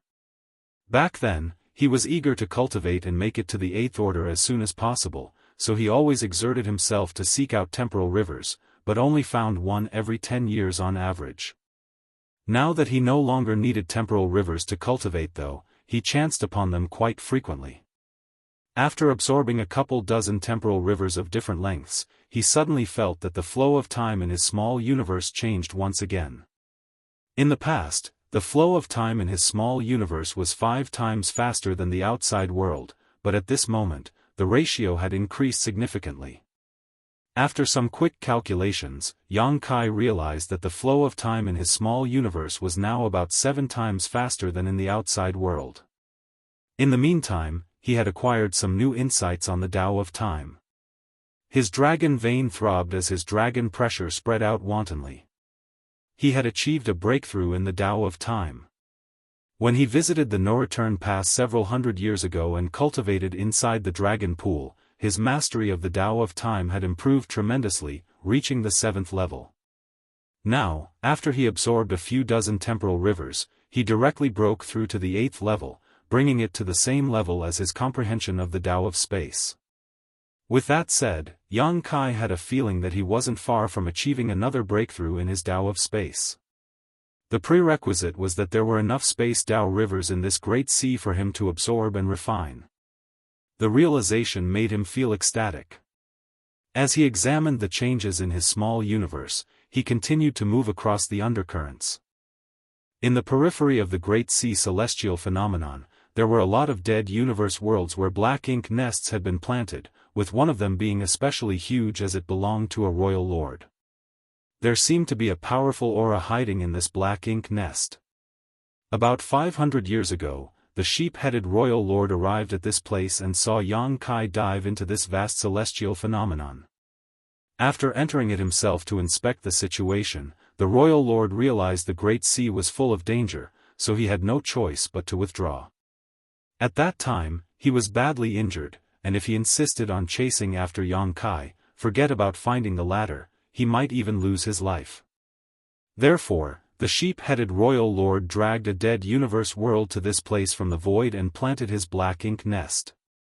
By doing this, he could monitor the Great Sea so that he could immediately capture Yang Kai should the latter manage to somehow survive and escape. Secondly, he had to recuperate. Now that 500 years had passed, his black ink nest wasn't the only black ink nest in the periphery of the Great Sea. There were about several hundred low-rank black ink nests. With that said, there were no mid-rank black ink nests yet. After all, it would consume a vast amount of energy to nurture mid-rank black ink nests, and the royal lord didn't have the intention of having his own territory lords yet. The reason he even nurtured other black ink clansmen was to help him monitor the Great Sea. Several hundred low-rank black ink nests were scattered around the Great Sea with only a short distance between them, while almost 10 million black ink clansmen had been spawned from these black ink nests. The resources in the nearby void had been fully extracted and sent to the black ink nests to help nurture more and more black ink clansmen. Now, most of these black ink clansmen were posted around the Great Sea celestial phenomenon, so if Yang Kai really managed to emerge, they would immediately discover him. Martial Peak, Chapter 5430, Determined to Kill. At this moment, a feudal lord was staring at the Great Sea celestial phenomenon in front of him with a frown, sporting a doubtful expression. He had a feeling that the Great Sea had changed somehow over the years. It seemed to have become smaller, however, the change was so gradual and minute that he wasn't sure. Then, he turned to look at the royal lord's black ink nest and hesitated about whether he should report this matter. The royal lord was still recuperating, and although 500 years had passed, he still hadn't fully recovered. If this feudal lord bothered him with a trivial matter, he was worried he would be punished. Perhaps I'm imagining things. The feudal lord shook his head. He had many companions who had been keeping an eye on this great sea as well, so if the great sea had really become smaller, the others would have noticed it. Since none of them had detected it, the feudal lord believed that he must be overly worried. While he was lost in his thoughts though, there was suddenly an anomaly in the great sea. With a start, he looked towards it intently. He had been in this place for 300 years, but he had never seen any movement in the great sea, as though it was completely dead. It was odd that there were some ripples on this day. Before he could see clearly what was happening, a figure bolted out of the great sea with a spear in hand. The person seemed to be fighting against an invisible enemy as his murderous intent surged and his world force undulated. When the person appeared, he happened to meet eyes with this feudal lord. Both of them were startled, but the feudal lord soon came to his senses as he hurriedly retreated and howled to alert the others. The human that the royal lord had been waiting for had finally appeared. Although the feudal lord had never seen Yang Kai before, he knew this was the target the royal lord had been looking for the moment the human appeared.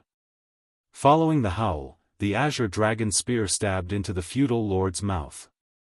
As world force burst forth, the feudal lord's head exploded. Why is there a feudal lord here? Yang Kai frowned. As he looked up, his doubt intensified because there was a low-rank black ink nest on a universe fragment nearby. There were also quite a lot of black ink clansmen wandering around this universe fragment. Sweeping his eyes around, Yang Kai realized there were even more black ink clansmen in the void that scattered around the great sea, as though they were monitoring something. After giving it some thought, he realized what was going on. That royal lord sure is clever. I suppose he has been waiting for me to come out all this time. He must have had his own black ink nest, otherwise, he couldn't have nurtured so many black ink clansmen. As soon as I left the great sea, regardless of direction, he'd immediately find out about it. It seemed that the royal lord never entered the great sea and instead was recuperating in the periphery over the years. But, how many years had Yang Kai been inside the great sea? Since the day he decided to leave the great sea, he had spent 200 years looking for a way out. During that period of time, he had simply been dragged around the undercurrents with no way to identify which direction he was headed. Yang Kai almost lost hope after spending 200 years looking for a way out. Fortunately, his efforts had ultimately not been in vain. Before he could ponder on this matter, a powerful aura awakened from a universe world in the distance. Following that, he saw a burly figure shooting towards him like a meteor. Before the figure even arrived, he was engulfed in the familiar royal lord's pressure. He's quite quick. Yang Kai knew that the feudal lords nearby must have informed the royal lord about his appearance through the black ink nests. The feudal lords in the void also started charging towards Yang Kai in an attempt to hold him down. Yang Kai gripped his azure dragon spear and grinned. Then, he dashed towards the royal lord, and everywhere he passed, all the black ink clansmen exploded into blood mist. In the void, the royal lord was startled as he wondered, why isn't he running away? He initially thought that Yang Kai would immediately flee after leaving the great sea. Although this human was weak, his skill at escaping was phenomenal. Therefore, the moment he received the news from his subordinates, the royal lord dashed out of his black ink nest as he was worried that Yang Kai would escape. To his surprise though, instead of running away, the human came right at him. What gave this human brat such confidence? Had he forgotten about how battered he was while being chased by him 500 years ago? Soon, however, the royal lord realized where the human's confidence came from. As they got closer to each other, the human's aura surged and soon exceeded the limits of the 7th order before reaching the 8th order. He's now in the 8th order open heaven realm. The royal lord was startled. He broke through. This damned great sea is full of deadly danger. Back then, I couldn't even stay inside for long. It would be considered lucky for this boy to have just survived, so how did he even manage to achieve a breakthrough? Did he come across some kind of astonishing opportunity inside the Great Sea? The Royal Lord's expression darkened. So what if he's made it to the Eighth Order? I'm a Royal Lord. In the past, he was unable to kill the human because he was horribly injured, so he couldn't fully use his strength. However, after 500 years of recuperation, his wounds had mostly healed. Although he still wasn't in peak condition, he was already much better than 500 years ago. Even if there were 5 Eighth Order humans in front of him, he could easily deal with them, not to mention that Yang Kai was on his own. The only worry the Royal Lord had was about Yang Kai running. As long as the latter didn't try to escape, everything was fine. As the two figures charged towards each other, the distance between them shortened rapidly. Their powerful auras clashed, and before they even exchanged moves, the void had started warping. Suddenly, the Royal Lord lost sight of Yang Kai. The next instant, he was engulfed in a powerful sense of murderous intent and innumerable spear shadows. At this moment, Yang Kai wielded his spear as he showcased the skills he had acquired in the Great Sea. With his own spear Dao as the foundation, he weaved the grand Daos of luck, yin, yang, life, death, 5 elements, karma, murder, bloodlust and many others together. The power of his spear made the entire universe tremble. Even if there was a territory lord in front of him, he had the confidence to destroy him with this move. It was the strongest spear attack he had ever unleashed. Faced with this exquisite series of attacks, the Royal Lord responded with pure brute force. Circulating his black ink strength madly, he forcefully pushed out his fist. The next instant, Yang Kai was sent flying away while he sprayed out a mouthful of golden blood. Overwhelming power triumphed over 10,000 skills. Although Yang Kai had acquired much in the Great Sea and comprehended numerous different grand Daos, it still couldn't make up for the huge discrepancy between their raw powers. He hurriedly stabilized himself, but instead of feeling downcast, Yang Kai was thrilled. That was because he realized he was able to compete against a royal lord. Before he entered the Great Sea, he couldn't have imagined battling against a royal lord, as the other party only needed to land a single punch to end his life. But now, despite still looking battered, Yang Kai had managed to trade blows with a royal lord. His breakthrough to the Eighth Order and the assimilation of many different grand Daos had improved his strength tremendously.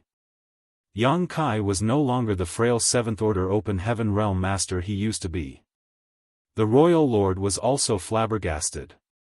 After striking Yang Kai with that punch, he didn't rush to pursue him and instead looked down intently at his fist. All kinds of indescribable powers swirled around his fist, and they also lingered in the void where they clashed. Those powers were inscrutable, as though they had something to do with the very foundation of energy and existence themselves, something he could not understand in the slightest. But soon, he cast those distracting thoughts away and glared at Yang Kai, murderous intent burning in his eyes. Some 500 years ago, this human escaped from him by diving into the Great Sea, but after emerging, he had become significantly more powerful. The Royal Lord knew he could not let such a human escape again, otherwise, many Black Ink clansmen would die at his hands in the future. Therefore, he was determined to kill Yang Kai regardless of what it took. On the other hand, Yang Kai had also decided to purge this Royal Lord at all costs. It wasn't that he was overly confident in himself because of the increase in his strength, but rather that he knew the secrets of this Great Sea and couldn't afford to let this Royal Lord live. There was no denying that the Great Sea was a massive treasure trove. Although he had been trapped inside for many years, Yang Kai had benefited enormously from the experience. Such a celestial phenomenon was hugely beneficial to all humans, not just him. Perhaps he could come back in the future and cultivate here again. As such, he couldn't let the secrets of this place be leaked out. If he allowed the Royal Lord to live, after witnessing Yang Kai's massive growth in strength, the latter would surely dive into the Great Sea and possibly discover its secrets. The Grand Daos and the undercurrents were useless to the Black Ink clan, but they were beneficial to Black Ink disciples. They just had to bring some black ink disciples with them to reap all the benefits of this celestial phenomenon. To prevent such a thing from happening, Yang Kai had to kill this royal lord. Moreover, it was obvious that this royal lord wouldn't let him flee either. He had been waiting in this place for hundreds of years, so now that his enemy had appeared, there was no way he would let him off. Today, either this royal lord died, or Yang Kai would perish. It just so happened that both of them were determined to destroy each other. In the next instant, Yang Kai disappeared from the spot while the royal lord surged his black ink strength and flapped his wings. Following that, Yang Kai abruptly appeared behind the royal lord and thrust out his spear. As though there was an eye on the royal lord's back, he swung his hand out, his palm seemingly able to suppress the heavens and the earth. Nevertheless, he realized he couldn't grasp his target. Yang Kai's afterimage dissipated in his hand while the true body reappeared on his left. Having expected this though, the royal lord directly pushed out his fist. The moment Yang Kai appeared, it was as though he chose to crash into the opponent's attack. They had exchanged over 100 moves in an instant, but they weren't going all out yet. Yang Kai's afterimages scattered around the void, as though there were dozens of him appearing at the same time. Before an afterimage dissipated, a new one had appeared. As he repeatedly thrust out his spear, Yang Kai channeled all sorts of Grand Daoists into his attacks, and soon there seemed to be a web of Grand Daoists that engulfed the royal lord. Unperturbed, the royal lord reacted accordingly. He knew that this human was a master of the Tao of space, so despite being the stronger one, he couldn't allow the other party to dictate the flow of this battle, otherwise, he might be the one defeated. As he was not as skillful as this human, all the royal lord could rely on was his immense power. As long as he found a chance, he could kill the other party with a single blow. At that instant, the battle appeared quite lopsided. One party repeatedly cast flashy attacks as he activated different sorts of Grand Daoists through his spear, while the other seemed clumsy but unfazed as every move he made exuded immense pressure. Martial Peak, Chapter 54-31, Chaotic Time-Space. Not long after the intense battle started, both Yang Kai and the sheep-headed royal lord felt their hearts sinking as they sported solemn expressions. For Yang Kai, even though his strength had increased by several times, he was still no match for the other party. Although there was only a difference of one order between them, it was the biggest gap to cross. When Yang Kai was a fifth-order master, he could kill a sixth-order master. When he was a sixth-order master, he could kill a seventh-order master.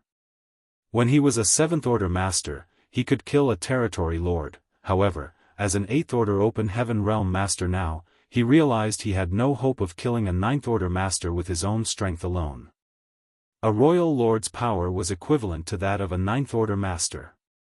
He could even clearly feel that the royal lord still hadn't fully recovered. In other words, the other party wasn't in peak condition, yet he still wasn't a match. Damn it! If this drags on, I'll fall into an unfavorable position. However, if I don't kill this royal lord, I can't keep the secrets of the Great Sea celestial phenomenon safe. While this was giving Yang Kai a headache, the royal lord was equally frustrated. The human across from him was significantly more powerful than he was 500 years ago. Although they hadn't been fighting for long, the royal lord came to realize that it wouldn't be easy for him to kill this opponent. There was no doubt this human still wasn't a match for him, but he already had the power to oppose him.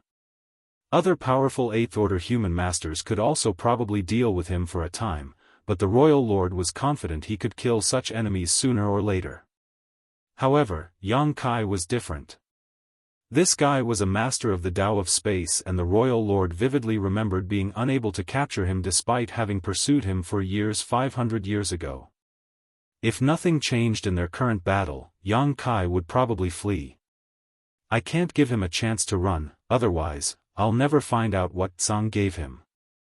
Tsang's trump card must be of critical importance and must be controlled by us. Both of them had different thoughts in their minds, but at that moment, they decided they needed to go all in to defeat the other party at the same time. The next moment, Yang Kai suddenly leaped away from the royal lord, widening the gap between them. He initially thought that the Royal Lord would stop him, but instead, the Royal Lord just let him go. Despite his puzzlement, Yang Kai didn't have time to ponder on the issue as he dropped the azure dragon spear and began rapidly forming a set of hand seals. A golden crow cawed as a great sun leaped into existence. Following that, a cold full moon rose from behind him as it cast its glow onto the void. The sun and moon appeared at the same time, forming a wondrous vision.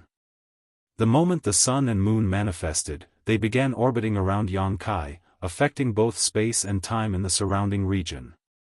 Time principles spread out, while space principles undulated and intertwined with them, forming an entirely new kind of strength. Sun and Moon Divine Wheel.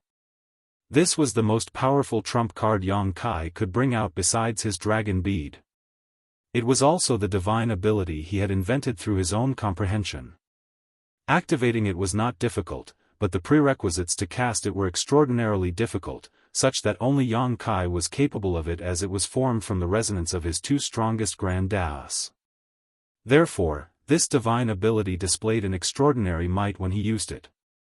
He was unable to use his dragon bead casually, so to deal with this royal lord, Yang Kai could only rely on his sun and moon divine wheel. If this move wasn't even useful, he would have no choice but to retreat before trying to come up with another way to kill the royal lord.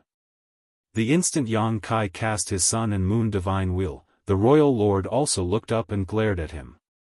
His dark eyes seemed to have turned into a bottomless abyss as though they could devour Yang Kai.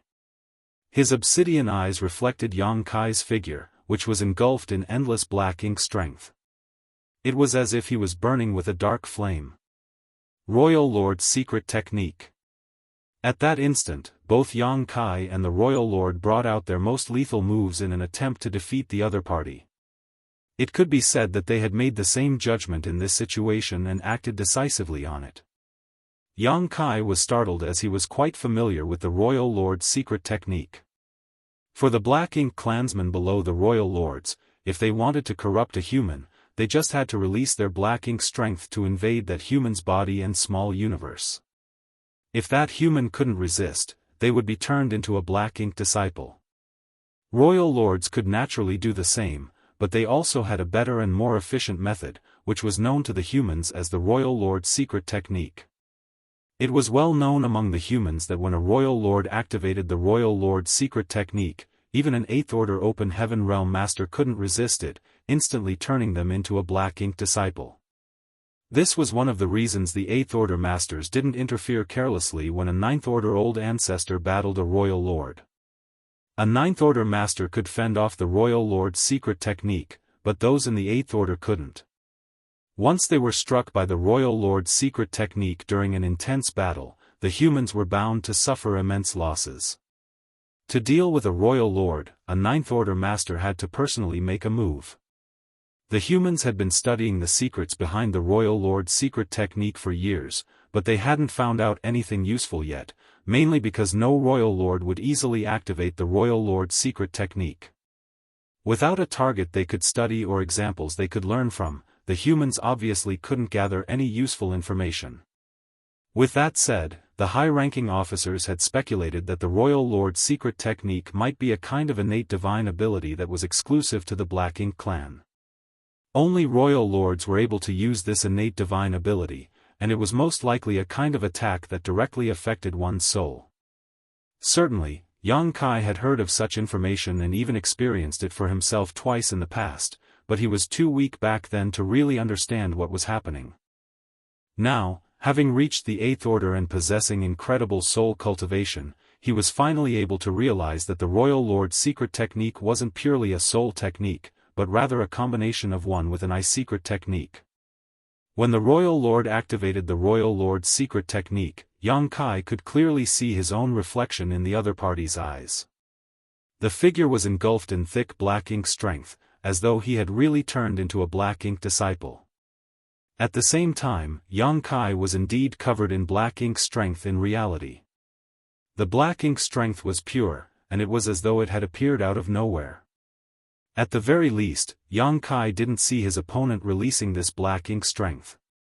The thick and pure Black Ink strength soon penetrated his physique, and despite his best efforts, Yang Kai was unable to resist its invasion.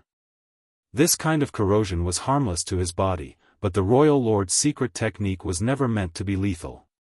The pure and dense black ink strength invaded Yang Kai's small universe in the blink of an eye, but unlike what would normally happen, the black ink strength just sputtered, like a stone dropping into an ocean. Any other Eighth Order Open Heaven Realm Master would have been turned into a black ink disciple and been enslaved to the Royal Lord by now. However, Yang Kai's small universe had the protection of a World Tree clone. He had even planted a low-rank black ink nest in his small universe many years ago to nurture some low-level black ink clansmen to use as training tools for the disciples of the Void Dao Temple.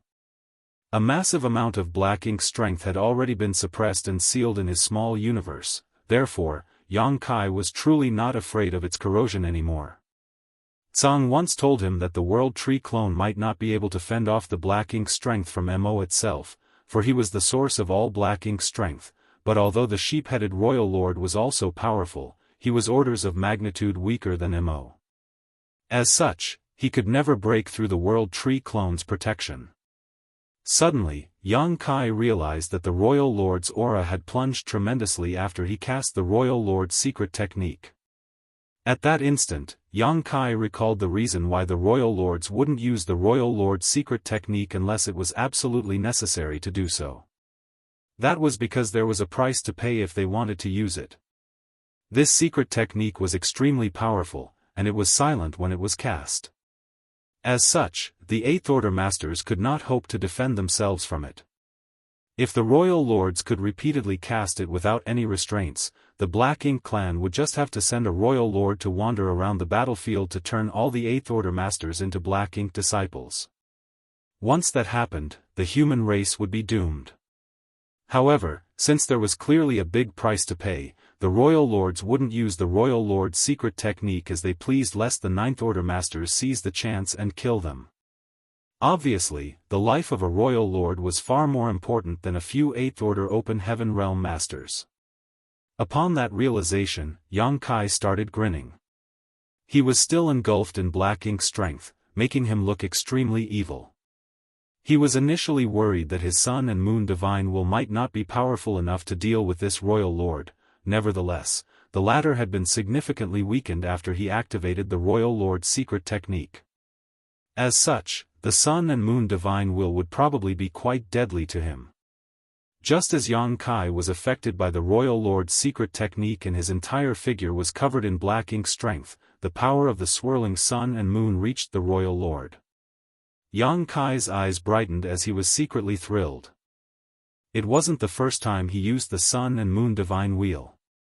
In fact, he had cast this divine ability many times back then to deal with opponents who were more powerful than he was. However, the Sun and Moon Divine Will had never been more powerful than it was now. It was to the point where even Yang Kai felt the divine ability was unusually powerful on this day. There was no denying it had something to do with his advancement in the Tao of Time. However, he reckoned the biggest reason was that he had reached a form of equilibrium. In the past, his mastery over the Tao of Space had always been greater than his mastery over the Tao of Time.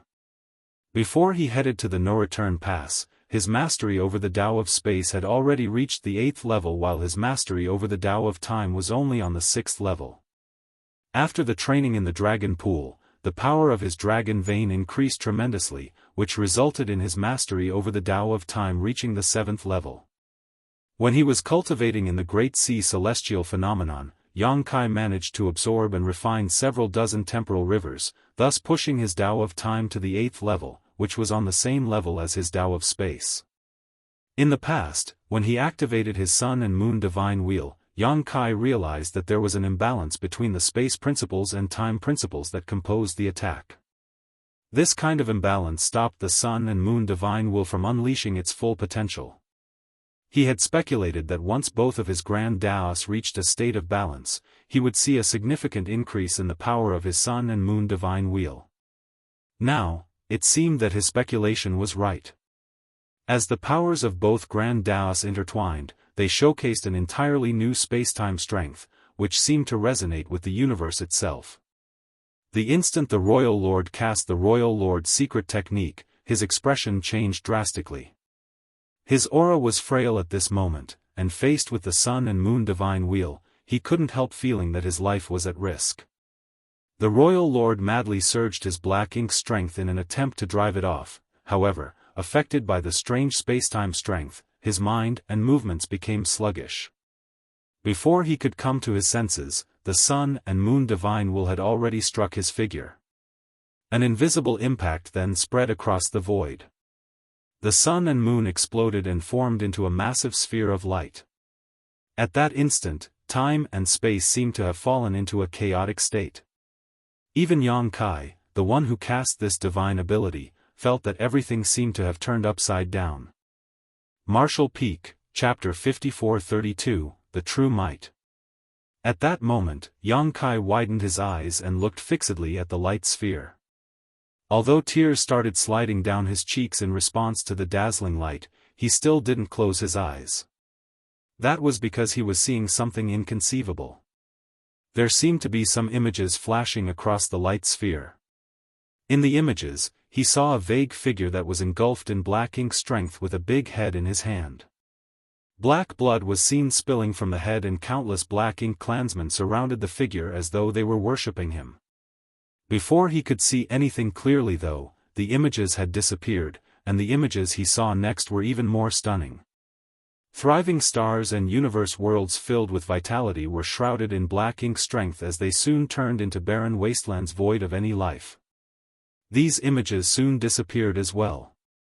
Then, he saw a humongous tree that appeared to be sick. The leaves had withered, and even the fruits on the tree were shriveled. They appeared so wrinkled as though they had been exposed to sunlight for years on end. Strange images continued to flicker through the light sphere, but they all disappeared before Yang Kai could look into them. As such, he couldn't take in the details. In just a moment, over 100 scenes had flashed past the light sphere, which was soon replaced by darkness as though there was no longer any light in the universe. Yang Kai fell into a dazed state. What were those images? He had activated the sun and moon divine will before, but he had never seen such a strange phenomenon. The light sphere had disappeared before he could figure anything out. Engulfed in the sun and moon divine will, the sheep-headed royal lord was soaked in black blood, and his face had been transformed by horror.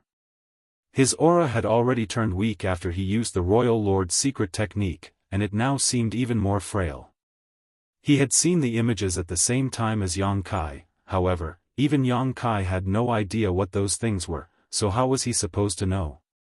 Moreover, he wasn't in the mood to ponder on it. The power of the sun and moon divine will had exceeded Yang Kai's expectations and had also gone beyond the royal lord's imagination.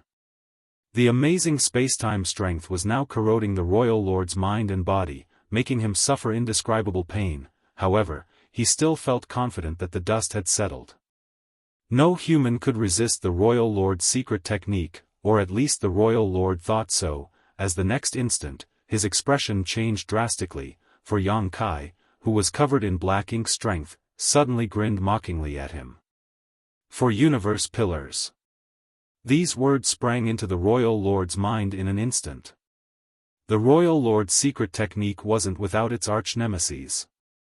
The 4 universe pillars could block the royal lord's secret technique, ensuring that the humans who possessed one of them wouldn't be corrupted by black ink strength. However, as far as the royal lord knew, precious treasures like the 4 universe pillars were extremely rare throughout the entire universe, therefore, only a small number of humans would possess one. The royal lord had never expected that the human he had been hunting down had one as well. He had heard that precious treasures like the 4 universe pillars were always owned by the strongest 8th order masters. This human was only in the 7th order 500 years ago, so why did he have one of the 4 universe pillars as well? At that instant, the royal lord deeply regretted activating the royal lord's secret technique, which caused him to be weakened. Otherwise, he would have been able to deal with the opponent's strange divine ability. He was already weakened to begin with, and he was subsequently struck by the opponent's divine ability, which exacerbated his condition. Realizing he was in a dangerous situation, the royal lord's figure shook as he used a secret technique. At the same time, the Royal Lord Black Ink Nest which was planted nearby started transmitting black ink strength to him, allowing his aura to surge. His black ink nest wasn't far away, so he could make use of it to improve his condition. Although he looked battered, everything was still well within his control. He still had a chance to kill this human. The moment the Royal Lord drew energy from his black ink nest though, Yang Kai's facial features warped, as though he was going through some excruciating pain. He then howled in agony. The Royal Lord was startled, but before he could figure out what was wrong with Yang Kai, a howl of even greater intensity burst from his lips. At that moment, he felt an immense force tearing apart the defense of his soul and badly damaging it. Coupled with the space-time strength's influence, his mind went completely blank. Soul-rending thorn. When Yang Kai asked Grandmaster Ma Fan to refine soul-rending thorns for him for the first time, the latter crafted 12 for him to use. Then, Yang Kai used 11 of them in the fight for the mid-rank Black Ink Nest, which resulted in him badly injuring or killing the equivalent number of Territory Lords and 8th Order Black Ink disciples. After that, outside the Royal City in Great Evolution Theater, he used the last one to kill Che Kong. With such a record of success, Yang Kai naturally made sure to get more soul-rending thorns for himself. When the Great Evolution Army set off on their second crusade, Yang Kai gathered some materials and asked Grandmaster Ma Fan to make more soul-rending thorns for him. It took Grandmaster Ma Fan some time and energy to do so, but now Yang Kai had several dozen soul-rending thorns with him and had been hiding them from the enemies. Even when he cast the Sun and Moon Divine Will earlier, he did not use them. That was because he would be the first one injured before he could harm his opponent. Using a soul-rending thorn would result in mutual injuries, therefore, Yang Kai wouldn't use one unless it was necessary to do so. Now, it had come to a point where he had no choice but to use them. The Royal Lord was indeed powerful. Even though his soul had been struck by the soul-rending thorn and space-time strength, he still managed to pull himself together quickly, but when he looked up, he realized Yang Kai was nowhere to be found. When his mind was blank earlier, Yang Kai had vanished. Reacting on instinct, he turned around as he widened his eyes and roared, "You court death." Above the dead universe world where his black ink nest was located, Yang Kai's figure abruptly appeared.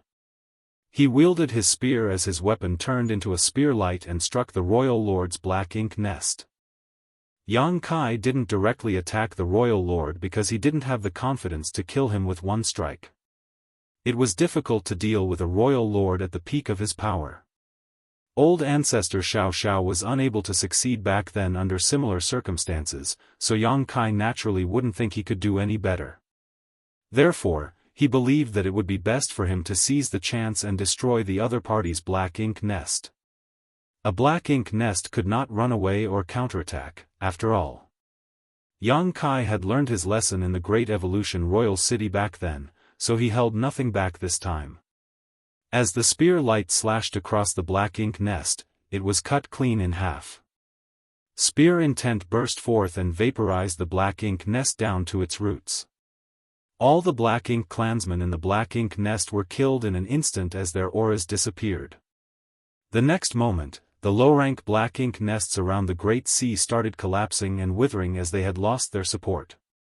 Without the support from their source, which was the Royal Lord's Black Ink Nest, all the low-rank Black Ink Nests were doomed to perish. With his spear in hand, Yang Kai turned around and faced the Royal Lord, who was coming at him. His facial features contorted in pain, but the murderous intent behind his gaze seemed to have materialized as he pointed his spear forward and roared, "It's your turn." The Royal Lord had just reached the peak of his power before his aura plunged again to the point where it was worse than before. Faced with the glistening spear, he felt panic for the very first time. The other party was indeed weaker than him, but after they exchanged finishing moves, he was the one badly injured. He couldn't help but think if the fight dragged on, he would be killed by his opponent. Soon however, he cast his fear away and grit his teeth as he charged towards Yang Kai. His expression was more hideous than that of his opponent, for it had come to a point where there was no turning back. Today, one of them would fall, there was no other possible outcome. Yang Kai remained unwavering. As they brushed past each other in the void, their blood spattered and they growled at the same time. This couldn't be helped, as Yang Kai seized the chance to use another soul-rending thorn during their exchange of moves. While his soul was again wounded, the royal lord wasn't feeling any better. Yang Kai had the soul-warming lotus, so he wasn't worried about his soul being damaged too much, but the same couldn't be said for the royal lord. The moment they stabilized their figures, they turned around and charged at each other again. In the void, countless black ink clansmen surrounded them in all directions. Knowing that he was in a perilous situation, the royal lord intended to make use of his subordinates. Unfortunately for him, back then, he abstained from spawning any territory lords to save some energy, so his most powerful subordinates were only feudal lords. The royal lord wasn't sure if such an army could pose any threat to Yang Kai, but it had come to a point where he had no choice but to give it a try. Yang Kai had apparently realized this as well. Under normal circumstances, he would certainly have no regard for these feudal lords, but the situation now was different. Presently, he was surrounded by millions of black ink clansmen, and he had to deal with the royal lord at the same time. If he wasn't careful enough, he might lose his life here. Therefore, he became even more ruthless with his moves as he madly activated the soul-rending thorns. After using a fourth soul-rending thorn, Yang Kai realized he had fallen into a dazed state. He secretly cursed because he had used too many soul-rending thorns and had now affected the very foundation of his soul. If he continued to use the soul-rending thorns, his soul would be ripped apart before he could even kill the royal lord. When that happened, even the soul-warming lotus couldn't save him. These thoughts all occurred in a flash before his mind suddenly turned blank as he was no longer able to think clearly. Then, he lost consciousness. Some unknown amount of time later, Yang Kai abruptly came to his senses when he felt a cool sensation. His head was in pain as his soul had been badly damaged, which made him unable to think clearly. It was only thanks to the soul-warming lotus that he could even regain consciousness. Following that, Yang Kai realized he was surrounded by enemies that stretched out into the distance with no end in sight. They were the Black Ink Clan soldiers. At this moment, he was fighting against the Black Ink Clan soldiers, and wherever he went, blood flowed like rivers as countless Black Ink Clan corpses littered the void. Despite the fact that he was unconscious earlier, his body honed by hundreds of years of combat reacted instinctively to kill the enemies, which saved his life. Otherwise, the feudal lords would have been able to kill him. He considered himself lucky that there were no territory lords among the Black Ink clansmen, otherwise, he wouldn't have stood a chance to survive. The next instant, he realized the royal lord was nowhere in sight. Where is he? The reason he fell into a stupor was because he had activated too many soul-rending thorns. His soul was unable to bear the damage brought about by 4 repeated sacrifices. Since he had fallen into such a state, he reckoned that the royal lord wasn't in a better condition either, despite the fact that the latter was stronger. However, now that he was awake, he couldn't detect the royal lord's aura. Did he run away? No. Suddenly, Yang Kai looked down at his hand and realized he was holding a huge head with sheep horns. This head's eyes were still wide open as though he was unresigned before his death. Black blood could be seen dripping from his severed neck. At that instant, Yang Kai realized he had seen such a sight before. Martial Peak, Chapter 5433, Spying on the Future. The sheep-headed royal lord was dead. What was certain was that the royal lord died by Yang Kai's hand, but Yang Kai didn't know exactly how he had decapitated the royal lord. He also didn't know why he was holding the royal lord's head in his hand. In this situation, there was no way Yang Kai could think clearly, and when he tried, he just felt dizzier. He knew this was because his soul was seriously injured. So far, he had relied on the fact that he had the soul-warming lotus and had done many risky things. However, the injury to his soul this time was something that could not be compared to any other in the past. The consequences were huge, but the result was worth it. He had killed a royal lord. This was also the very first royal lord he personally killed all by himself. Although he had previously killed a Ninth Order Black Ink disciple in the royal city of Great Evolution Theater, that Black Ink disciple's actual strength was much inferior to a royal lord's, not to mention that he only delivered the last lucky blow while the opponent had his guard down. The opponent's small universe was already extremely unstable after taking a blow from old ancestor Xiao Xiao, and Yang Kai just happened to have the means to defeat him. Using the unique features of his cow punch, Yang Kai was able to send his opponent to his death with just one punch. Thus, the killing of that Ninth Order Black Ink disciple was more of a lucky accident rather than a show of strength and skill. But this was a real battle. Since being chased after by the sheep-headed royal lord from outside the primordial heaven source grand restriction, Yang Kai had faced innumerable dangers, used up a lot of time, and was even forced into the Great Sea Celestial phenomenon to save himself during his escape. However, the winner was king, while the loser was the villain. He was still alive, while the sheep-headed royal lord was dead. At that moment, Yang Kai felt a sudden sense of satisfaction rise in him. He felt his 4,000 years of dull cultivation didn't go to waste, nor did the countless resources he used when in the temporal rivers inside the Great Sea Celestial phenomenon. It just so happened that the cultivation that lasted who knows how many actual years in the outside world had given him the strength to kill a royal lord in a head-on battle. Of course, the consequences he suffered weren't minor either. Yang Kai could tell that several of his bones were broken, and golden blood was oozing from a penetrating wound on his lower abdomen, seemingly having been inflicted by the sheep-headed royal lord's claws. Also, one of his arms and one of his legs were bent in a strange way, with the most serious injury being the one to his soul. After using the soul-rending thorn 4 consecutive times in short order, Yang Kai felt about half of his soul had been sacrificed. In fact, if it had been anyone else, that person would have already died.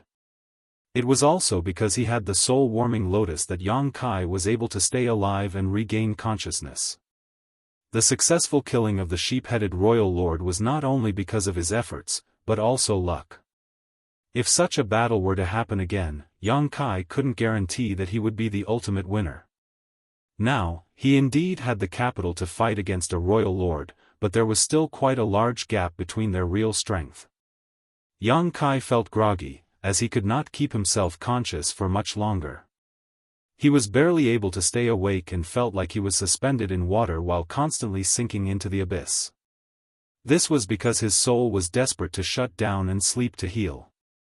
In the end, Yang Kai sank into a state of semi-consciousness again just moments after it had woken up. Though his mind fell into a daze, his body didn't stop killing the enemy. When Yang Kai woke up the second time, his injuries seemed to have worsened even more. The Black Ink clansmen were still besieging him from all directions, and he was continuously killing the enemies as if this battle would never end. Having his mind falling asleep and waking up several times, Yang Kai didn't know how much time had passed, but eventually, he woke up to find himself simply standing in the void. His body was exuding a heavy murderous aura that was so potent it seemed like it could condense into a tangible substance while all around him were corpses and pieces of the Black Ink clansmen. There were so many that it seemed like they were going to fill up the entire void. As for Yang Kai, he was currently standing tall above the mountain of corpses. At some point, his killing spree had stopped. There was not a living Black Ink clansman in sight, though Yang Kai wasn't sure if he had killed them all. However, judging by the remains on the battlefield, he guessed that even if some Black Ink clan soldiers had escaped, there wouldn't be too many of them. He had killed at least 70% of the Black Ink clan army here.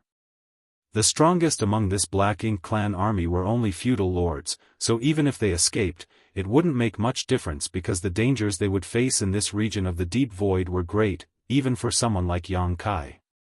Without a truly powerful master protecting them, they would all die in this place sooner or later. Lowering his head to look at his hands, Yang Kai discovered the head of the sheep-headed royal lord he was holding when he woke up the first time was gone. Perhaps he had unknowingly lost it at some point. But he wasn't concerned with that. After having a look around his surroundings, he he found a universe fragment. The Black Ink clan had moved here before stuffing a handful of spirit pills into his mouth and began to adjust his breathing and recuperate.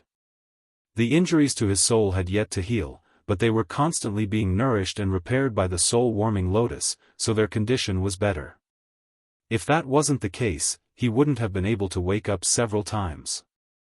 On the other hand, the injuries on his body were very severe. After all, there were a multitude of Black Ink clansmen here, so even if their strongest were only feudal lords, that was still enough to pose a huge threat to him. His body was covered in wounds of all sizes that were too numerous to count. Many of them were even layered atop old wounds. Fortunately for him, the royal lord was dead, and he had killed who knows how many Black Ink clansmen, so there was no one here to disturb him while he was healing. The first thing Yang Kai did was to reconnect all his broken bones before correcting his twisted arm and leg, which made him break out in cold sweat during the process. After doing all that, he carefully checked his body internally and externally to ensure there weren't any hidden injuries. Having done so, he did find something that made his face twitch. His dragon bead had cracked again. During the 4,000 years he had been cultivating in the Great Sea, his previously damaged dragon bead had already been fully restored. Now that the dragon bead had cracked again, it meant that he had activated his dragon bead while in his hazy state. There was no need to even guess though, it was undoubtedly the royal lord who had damaged his dragon bead again. It seemed like the sheep-headed royal lord didn't die without a fight. At the beginning of their battle, the royal lord was already not in peak condition, then he used his royal lord's secret technique which had weakened his strength, making it difficult for him to resist the blast from the sun and moon divine wheel. At that point, he could be said to be severely injured. Following that, Yang Kai used 4 soul-rending thorns in a row, which tore into the royal lord's soul, causing massive damage.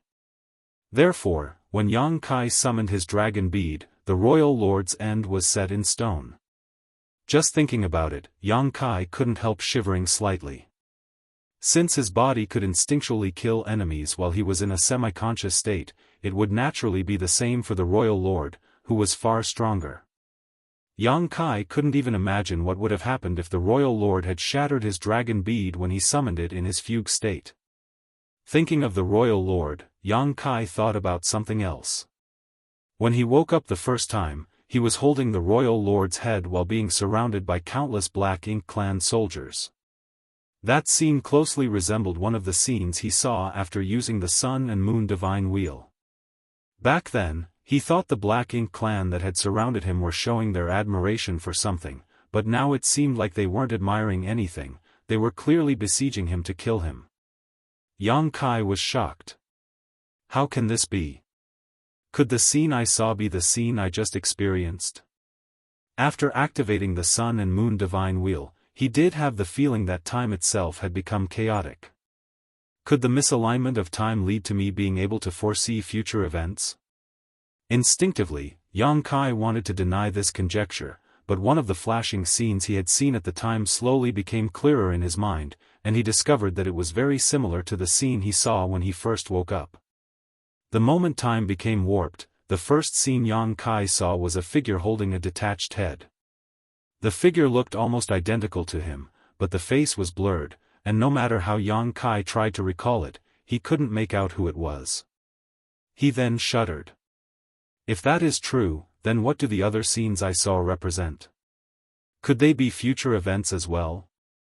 He had seen many scenes back then, but most disappeared immediately after appearing, so he couldn't determine what they were. Still, there were a few scenes that he was able to see clearly. Prosperous stars and universe worlds that were full of vitality being enveloped by Black Ink strength, rapidly turning into wastelands devoid of life. There was also a gigantic tree that seemed to be sick. Its branches and leaves were shriveled, and even its fruits lacked any luster as they shriveled up as if they had been exposed to the sun for too long. As for the universe worlds that had their vitality destroyed and turned into wastelands after being enveloped by Black Ink strength, that scene might correspond to what might happen if the Black Ink clan invaded the 3,000 worlds. If the Black Ink clan had successfully invaded the 3,000 worlds, there was no doubt that such a future would happen. What about that gigantic tree? Could it be the World Tree? At that point, Yang Kai suddenly recalled Tsang's words. He said that the World Tree was almost as old as the universe itself, and its appearance wasn't that different from when Mo was spawned, which appeared when the heavens and earth first split apart. Moreover, the World Tree had an inexplicable relationship with the 3,000 worlds. Tsang, the other 9 martial ancestors, and even Yang Kai himself were means by which this vast universe tried to help itself by exerting its rules through the World Tree.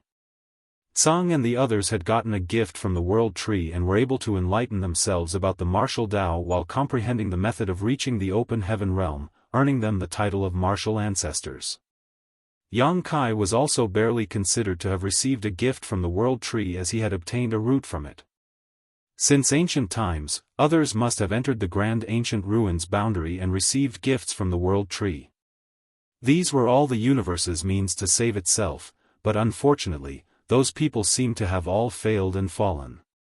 Suppose the World Tree and the 3,000 worlds did have an unbreakable connection. If the Black Ink clan invaded the 3,000 worlds and turned all the flourishing lands into wastelands, plunging the entire universe into turmoil, then the appearance of the World Tree that seemed like it was severely ill. The more Yang Kai thought about it, the more he sweated. He couldn't help but shake his head to disperse those thoughts from his mind. However, he didn't expect that when he moved, his head felt like it had turned into mush and the pain was so intense that he almost passed out again. Luckily, after such an interruption, he did not have the intention to think about such nonsense anymore. The ability to foresee the future was too surreal to Yang Kai, so he wasn't willing to believe it was possible. Even though the space-time strength he used was mysterious as well, it was just a type of strength that made use of his comprehension of the grand Daoist of space and time. How could such strength break through the flow of time itself and allow one to peer into the future? Healing my injuries is more important. A while later, cold sweat began dripping from Yang Kai's forehead. No matter how much he refused to believe it, he could vaguely sense that he seemed to have obtained a glimpse of the future. The sun and moon divine will had warped and broken time to the point that it let him witness events that had yet to transpire. Martial Peak, Chapter 54-34, A Destroyed Great Pass. After a year of focusing all his efforts on recuperating, Yang Kai had almost made a full recovery. Emerging from the universe fragment, Yang Kai observed his surroundings for a while before his figure dashed in the direction of the Black Ink nest. Though the high-rank Black Ink nest exploded after his attack, there were still some remnants left behind. After searching through the debris, Yang Kai found quite a lot of resources. These resources were mined by the Black Ink clan from surrounding areas. The Black Ink clan had a high demand for resources when spawning more of their members, and the Royal Lord also needed resources to heal his injuries. All these unused resources now belonged to Yang Kai.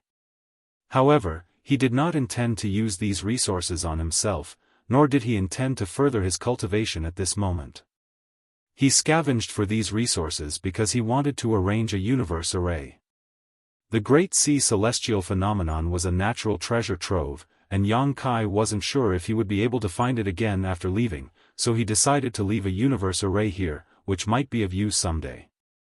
In fact, he still had quite a lot of resources on hand, but he was lacking some critical components.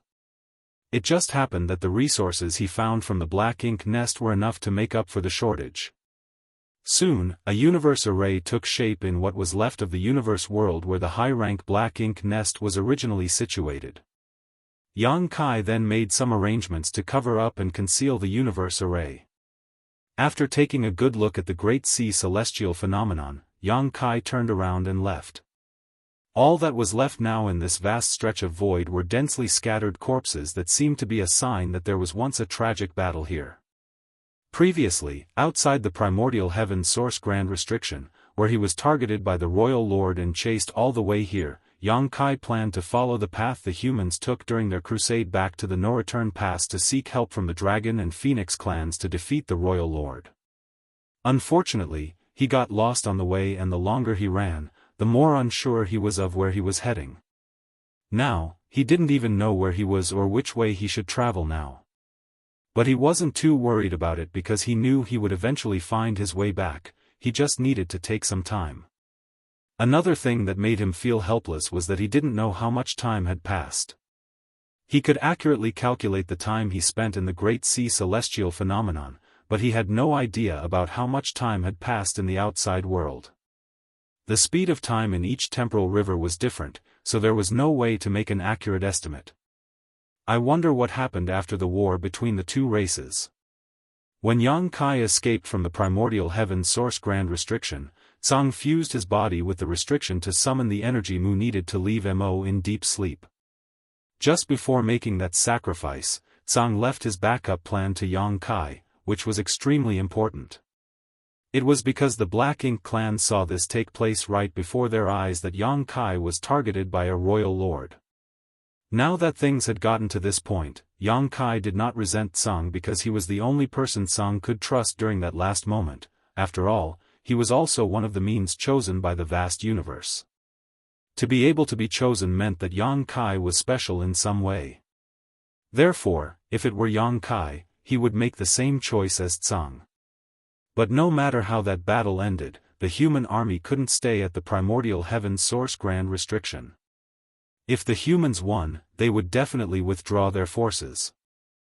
If they were defeated, they would still retreat back to the no-return pass to join forces with the Dragon and Phoenix clans because that was the only way they could resist the Black Ink clan army's attack. That was why Yang Kai only had one destination in mind, the no-return pass.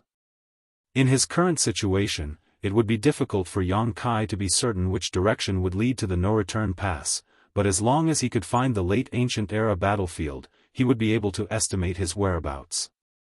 Flying through the void, Yang Kai's figure soared along at amazing speed. He would stop every half a month or so to activate the universe transference law to try and connect to any of the universe arrays he had set inside those purifying Black Ink battleships. However, the only universe array he could sense was the one he set up next to the Great Sea celestial phenomenon.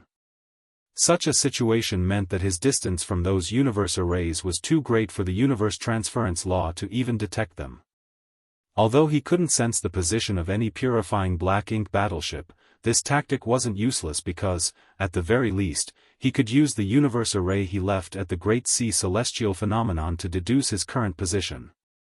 As time passed, his connection with the universe array at the Great Sea celestial phenomenon became vague, which told Yang Kai that he was getting further away from the Great Sea celestial phenomenon. It was not until half a year later that he could no longer sense that universe array. With the speed he could travel, coupled with instantaneous movement, Yang Kai still used about half a year before he lost all contact with the Great Sea celestial phenomenon, which showed how vast an area a universe array could cover. There were celestial phenomena of all shapes and sizes in the void, and Yang Kai had seen many of them while he was escaping from the sheep-headed royal lord. He even dove deep into a dense fog celestial phenomenon and the Great Sea celestial phenomenon. But since he was running for his life to avoid being killed, he didn't have the time to enjoy the beauty of these celestial phenomena along the way. Now that he was feeling more relaxed, he had time to study these celestial phenomena more carefully and even found them quite miraculous. These celestial phenomena might be the manifestation of the universe's original form and might. Many radiated extremely dangerous auras, while some of them were deep and unfathomable. Just like the Great Sea celestial phenomenon, though they looked tranquil and calm on the outside, one would only know of the dangers lurking inside after entering them. The 3,000 worlds didn't have any celestial phenomena, possibly because of all the activities of human cultivators causing them to fade away. Wait. The 3,000 worlds does have some. Yang Kai suddenly recalled rumors about some strange forbidden zones in several great territories. Those forbidden zones were filled with dangers, and they were very difficult for ordinary cultivators to even approach. Those so-called forbidden zones might be remnants of ancient celestial phenomena. They weren't complete anymore and only retained a portion of their mysteries and might.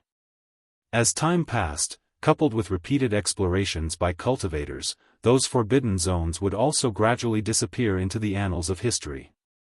Suppose one could explore the mysteries of these celestial phenomena. Maybe one could use the opportunity to gain insight into the true meaning of the power of the heavens and earth. That thought flashed across Yang Kai's mind as he flew past different celestial phenomena. Year after year, his dull voyage continued in solitude. The void was incredibly vast, and it contained all sorts of wonders, but he wasn't anxious because he knew it was no use being anxious. Along the way, Yang Kai left hidden marks inside some dead universe worlds, making it easier for him to find his way back to the Great Sea celestial phenomenon. Suddenly, on a particular day when he used the universe transference law, Yang Kai finally sensed a universe array in a particular direction. The distance was still quite far away, and the connection he felt was exceptionally weak, but if he exerted all his efforts to get there, he could probably arrive within half a year. Yang Kai was elated. All his efforts had paid off as he finally discovered something and hurriedly moved in that direction. A few days later, he used the universe transference law to determine his position. Another few days later, it was still the same. 1 month later, after Yang Kai used the universe transference law again, he frowned. Over this 1 month's time, he had used the universe transference law 5 times, and although he could establish a connection with the faraway target, there was something wrong with the situation. He was now rushing there with all his might and had activated the space principles, so his speed was exceptionally fast. Therefore, it was reasonable to say that he could have easily shortened the distance between them in this 1 month's time, and the nearer the distance with the universe array, the stronger the connection he had with it when using the universe transference law. But the reality was that the connection was still very weak. There were only 2 possibilities that could cause such a situation. One was that the universe array he was connecting with was also continuously moving forward and was keeping a constant distance from Yang Kai. However, a purifying black ink battleship's speed was incomparable to Yang Kai's, so even if it was somehow moving in exactly the same direction as him, the distance would still have been greatly shortened. Which meant it could only be the second possibility. The universe array he had set up in this purifying battleship was damaged. Yang Kai had arranged the universe arrays in the very heart of the purifying ink battleships, along with the storage room for purifying light, and after all the great passes had obtained their purifying black ink battleships, they specifically reinforced the defenses around the universe array to the point that it could be said that it would not be damaged unless the purifying black ink battleship was completely crippled. But now, the universe array on this unidentified purifying black ink battleship was actually damaged, so what about the purifying black ink battleship itself? Did they encounter some kind of battle? Were there still survivors there? Yang Kai was so anxious that he pushed his speed even harder. 2 months later, Yang Kai estimated it was about the distance that he could transmit with his now 8th order open heaven realm cultivation and strong physique. Also, it wouldn't be too risky to teleport at this point, so he used the universe transference law, wanting to use the universe array and directly transport himself onto that purifying black ink battleship. However, when the patterns of a grand array lit up under his feet, there was no sign of transmittance. With a deep frown on his face, Yang Kai discarded this plan and continued to move forward under his own power. It seemed that the universe array he had sensed was indeed damaged to the point that it was no longer functional. Along his way, Yang Kai kept his vigilance up, guarding against the possibility that there might be enemies lurking nearby. Another 2 months passed when Yang Kai suddenly looked up and could vaguely make out a lofty shadow standing tall inside the void. It was a great pass. Even though it was still quite far away, and the visibility inside the void wasn't too good, he could still make out an outline of a huge great pass. Yang Kai's mind suddenly shook as his figure dashed forward.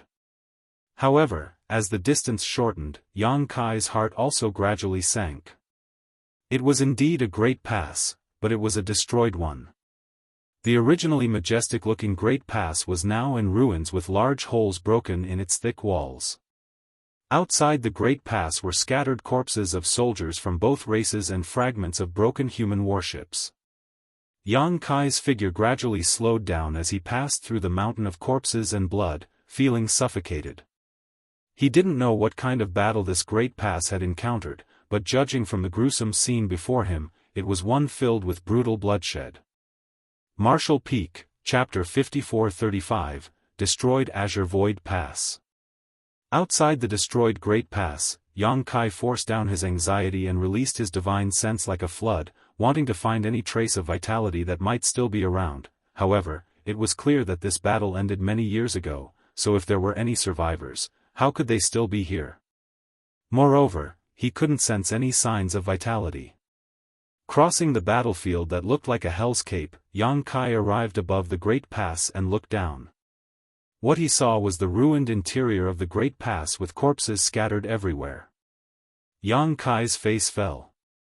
Although he didn't know what kind of battle the humans of this Great Pass had gone through, he could guess just by looking at the scene before him. The Black Ink clan army broke through this Great Pass defenses and swarmed inside, engaging in a battle to the death with the human soldiers. Soon, he saw a purifying Black Ink battleship that was broken in two and sensed the weak connection coming from the universe array inside of it. It was this particular universe array that had led him over here. Which Great Pass is this? Yang Kai couldn't figure this out from just a cursory examination, so he continued his search and soon came to the inner sanctum. The inner sanctum of every Great Pass, specifically the central square, could be said to be a human army's drill ground. Now that he looked at this place, he could see obvious traces that were left behind from the battle as there were numerous Black Ink clan corpses littered around the area. Those dead Black Ink clan soldiers were piled up layer by layer and almost covered the entire central square. And in the center of all those dead Black Ink clan soldiers was an empty space where a figure was quietly sitting cross-legged with both eyes wide open and a peaceful expression. At that moment, Yang Kai felt like his heart was being squeezed by an invisible hand. He slowly walked forward, cleaning out a path among the piles of corpses before arriving before the figure. The two pairs of eyes met each other, and Yang Kai felt a deep sense of sorrow fill his heart. He now knew which Great Pass this was. Azure Void Pass. Although each Great Pass had similar layouts, Yang Kai had visited Azure Void Pass many times and was quite familiar with this place. It was because Azure Void Pass was a complete mess after the Great Battle that Yang Kai couldn't immediately recognize it. However, he did recognize the peaceful-looking fallen cultivator sitting cross-legged in the middle of the courtyard. It was the Ninth Order Open Heaven Realm Old Ancestor of Azure Void Pass. He was the one who gave Yang Kai a piece of beef all those centuries ago. That beef was cooked into soup and allowed Su Ling Gong to gain a burst of enlightenment and break through to the Eighth Order Open Heaven Realm. The old ancestor of Azure Void Pass had died in battle here. Even in the last moments of his life, he still didn't give up on the Great Pass he protected. Thinking of that, Yang Kai felt his vision becoming a little blurry. Beside the old ancestor of Azure Void Pass was the ox monster which was missing one of its horns that the old ancestor had kept for numerous years.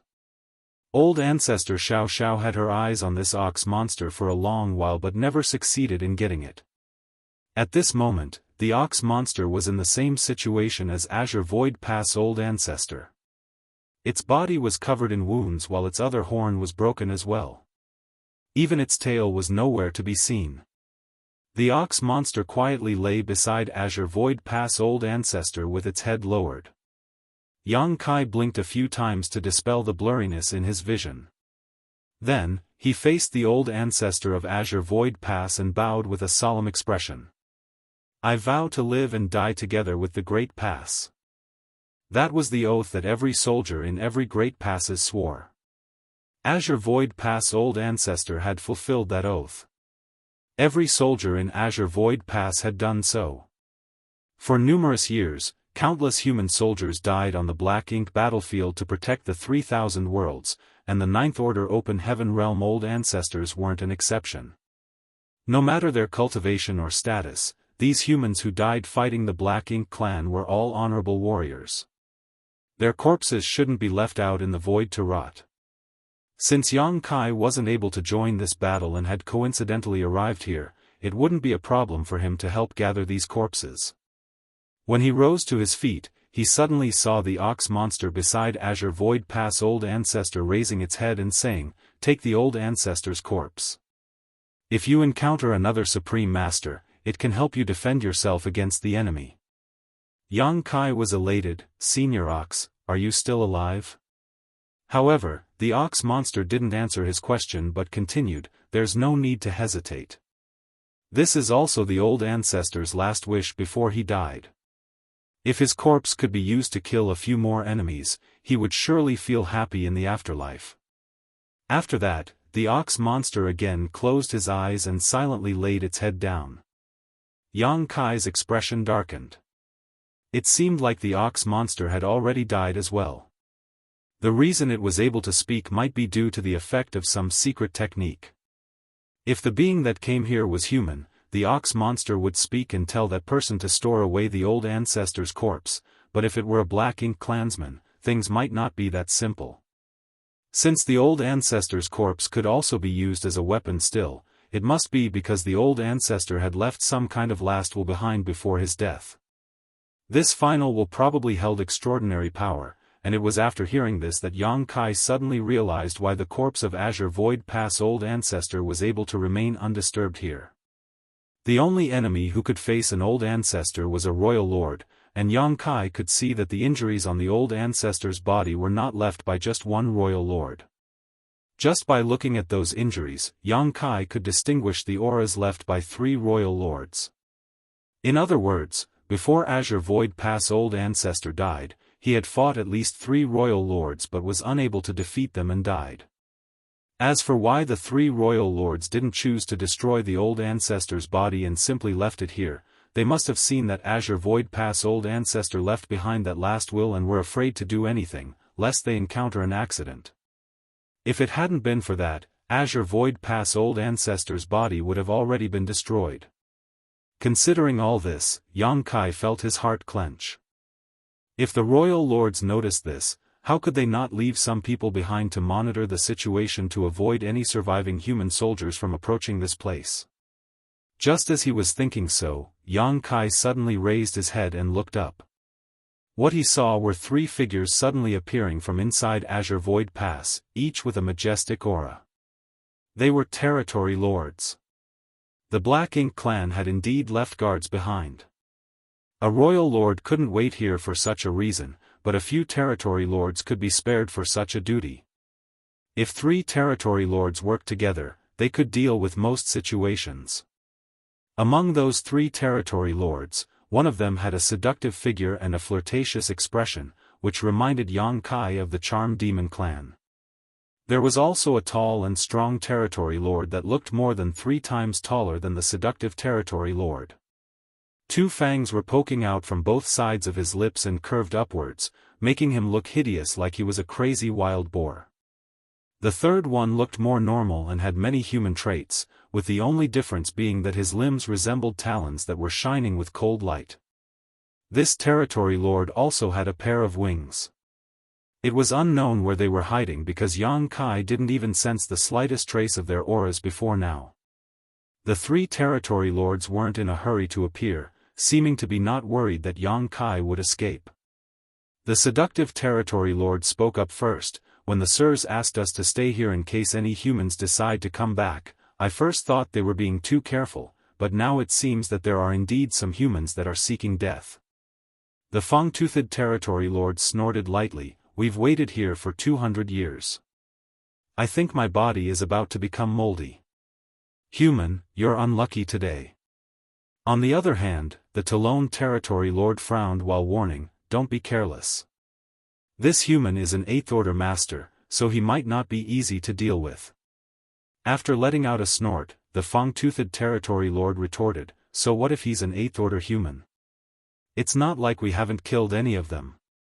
Let me kill him while you 2 stand guard. Saying so, the Fang-toothed territory lord charged at Yang Kai. Because he had a burly and bulky body, his actions seemed clumsy, but in fact, he was moving very fast, and his huge frame fell like a meteor, quickly approaching Yang Kai. The terrifying aura of a territory lord burst forth, causing the broken walls in the Great Pass to begin to creak. Meanwhile, the Talon territory lord fixed his eyes on Yang Kai, and even his eyes reflected the latter's figure. He was the fastest among these three territory lords, so he needed to be vigilant in case Yang Kai decided to activate whatever final seal was left on the Ninth Order Master's corpse. Although they didn't know what this seal was or what it was for, the royal lords had specifically told them it was definitely something the three of them couldn't resist. Even they, as royal lords, might not be able to resist the power which was hidden inside that seal. Even after death, a Ninth Order Master still couldn't be underestimated because the secret techniques those humans practiced often had unimaginable power. If Yang Kai really did exhibit any intentions of touching that corpse, the Talon Territory Lord had to stop him immediately.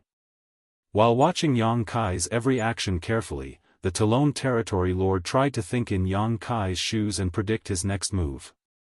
Just like he had said, an Eighth Order Open Heaven Realm Master wasn't so easy to deal with. The Territory Lords had indeed killed many Eighth Order Open Heaven Realm Masters outside the Primordial Heaven Source Grand Restriction, but the Territory Lords had suffered huge losses as well. The number of fallen Territory Lords in that battle was 2 to 3 times higher than that of the enemy. Even he himself had been severely injured by a near-dead Eighth Order Open Master. Though several hundred years had passed since that battle, he could still feel slight pain coming from his injuries whenever he thought about that scene. In this situation, this Eighth Order human only had 2 possibilities for survival. One was activating the seal on the Ninth Order Old Ancestor's corpse, while the other was to flee immediately. No matter how strong an Eighth Order Master was, when faced with 3 Territory Lords, the only possible ending was death. What shocked the Talon Territory Lord was that the somewhat excessively young-looking Eighth Order Master didn't reveal the slightest bit of panic since they appeared. Instead, this human kept a saddened expression, which was naturally because of the death of his people and the destroyed Great Pass. Under that veil of sadness, however, was endless murderous intent. This human clearly had no intention of activating the seal on the corpse. The Talon Territory Lord felt his heart sink and hurriedly warned the others, "Be careful."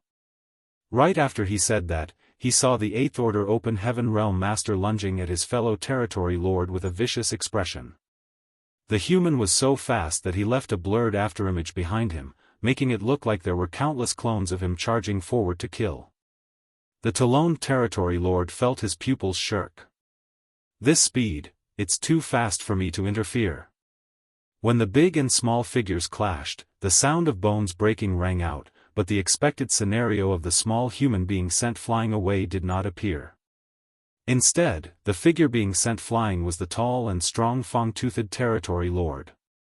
His chest had caved in, and his expression looked shocked, as if he couldn't believe that he was not a match for his enemy in a head-on confrontation.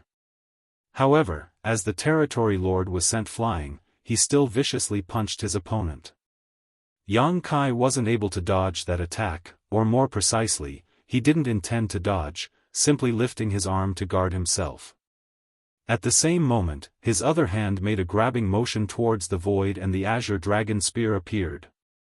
With a flourish of the spear, numerous Dao strengths manifested, creating a kind of unstoppable torrent. Following that, the long spear pierced out. A soft, muffled sound came out, causing the Talon Territory Lord's pupils to shrink to the size of needles as he felt the entire world suddenly freeze. Martial Peak, Chapter 5436, Continuous Killings. Hong. At that moment, the fang-toothed Territory Lord that was sent flying out finally fell onto a ramshackle house, smashing the already toppling building to the ground. Drip. Drip. Fresh blood dripped down and splashed onto the ground, creating a beautiful blood flower. Time seemed to have stopped at this moment. Above Azure Void Pass's central square, Yang Kai held his spear with one arm, and on the spear was a curvaceous body. The spear had penetrated that figure, and black fresh blood was dripping from it. While the different Dao strengths intertwined, they created a strange balance above the figure pierced with the spear. However, the owner of the figure could feel that the balance was very weak and could be broken with just a slight change. Once the balance was broken, those Dao strengths would suddenly explode, and what awaited her would be her death. On the Azure Dragon Spear, the seductive Territory Lord looked at Yang Kai with a conflicted expression. Her eyes were wet, making her look pitiful, but she felt more disbelief than anything. It was as if she didn't expect that she, a territory lord, couldn't even stand a single spear thrust from her opponent. Her figure was smaller than the Fang-toothed territory lord, so when the Fang-toothed territory lord was charging forward, she used a secret technique to follow behind him and silently approach her enemy. These three territory lords never thought to look down on an 8th Order Open Heaven Realm Master, a lesson they learnt from fighting the humans on the battlefield outside the primordial heaven source Grand Restriction and in various places throughout the vast void. So, at that moment, though it looked like only the Fang-toothed territory lord was attacking, it was actually a joint attack from all three territory lords. The seductive territory lord concealed herself behind her companion, while the Talon territory lord intimidated the enemy with his sharp aura, distracting his attention with his focused divine sense. This wasn't the first time these three territory lords worked together. Back when they attacked Azure Void Pass, they used such techniques to kill several 8th Order Open Heaven Realm Masters. That was why the Royal Lord had specifically left them here, because they were strong enough to deal with any dangers that might arise. By coordinating with each other, these three hadn't made any mistakes and could be said to be unbeatable. However, they had encountered an anomaly this time. The Fang-toothed territory lord was sent flying after a head-on clash, followed by the seductive territory lord being run through by a spear. Meanwhile, the Talon territory lord's pupils just shrank as he didn't dare to make a move. He could detect that the opponent still had an explosive force that had yet to be unleashed condensed inside that spear, so if he moved rashly, the seductive territory lord would immediately die. Although they were shocked at how powerful this 8th Order human was, they had actually won. The seductive territory lord indeed looked quite pitiful at this moment as Yang Kai's spear was piercing her, but her efforts and sacrifices weren't in vain as her jade hand had pierced into Yang Kai's chest and grabbed his heart. She could feel the strong beating of his heart inside his chest in the palm of her hand. Just by tightening her grip, she would be able to crush this human's heart and kill him. However, she didn't do that. Instead, she silently looked into Yang Kai's eyes and suddenly smiled. "You're very strong. Such a strong 8th Order Open Heaven Realm Master, I don't feel like killing him anymore."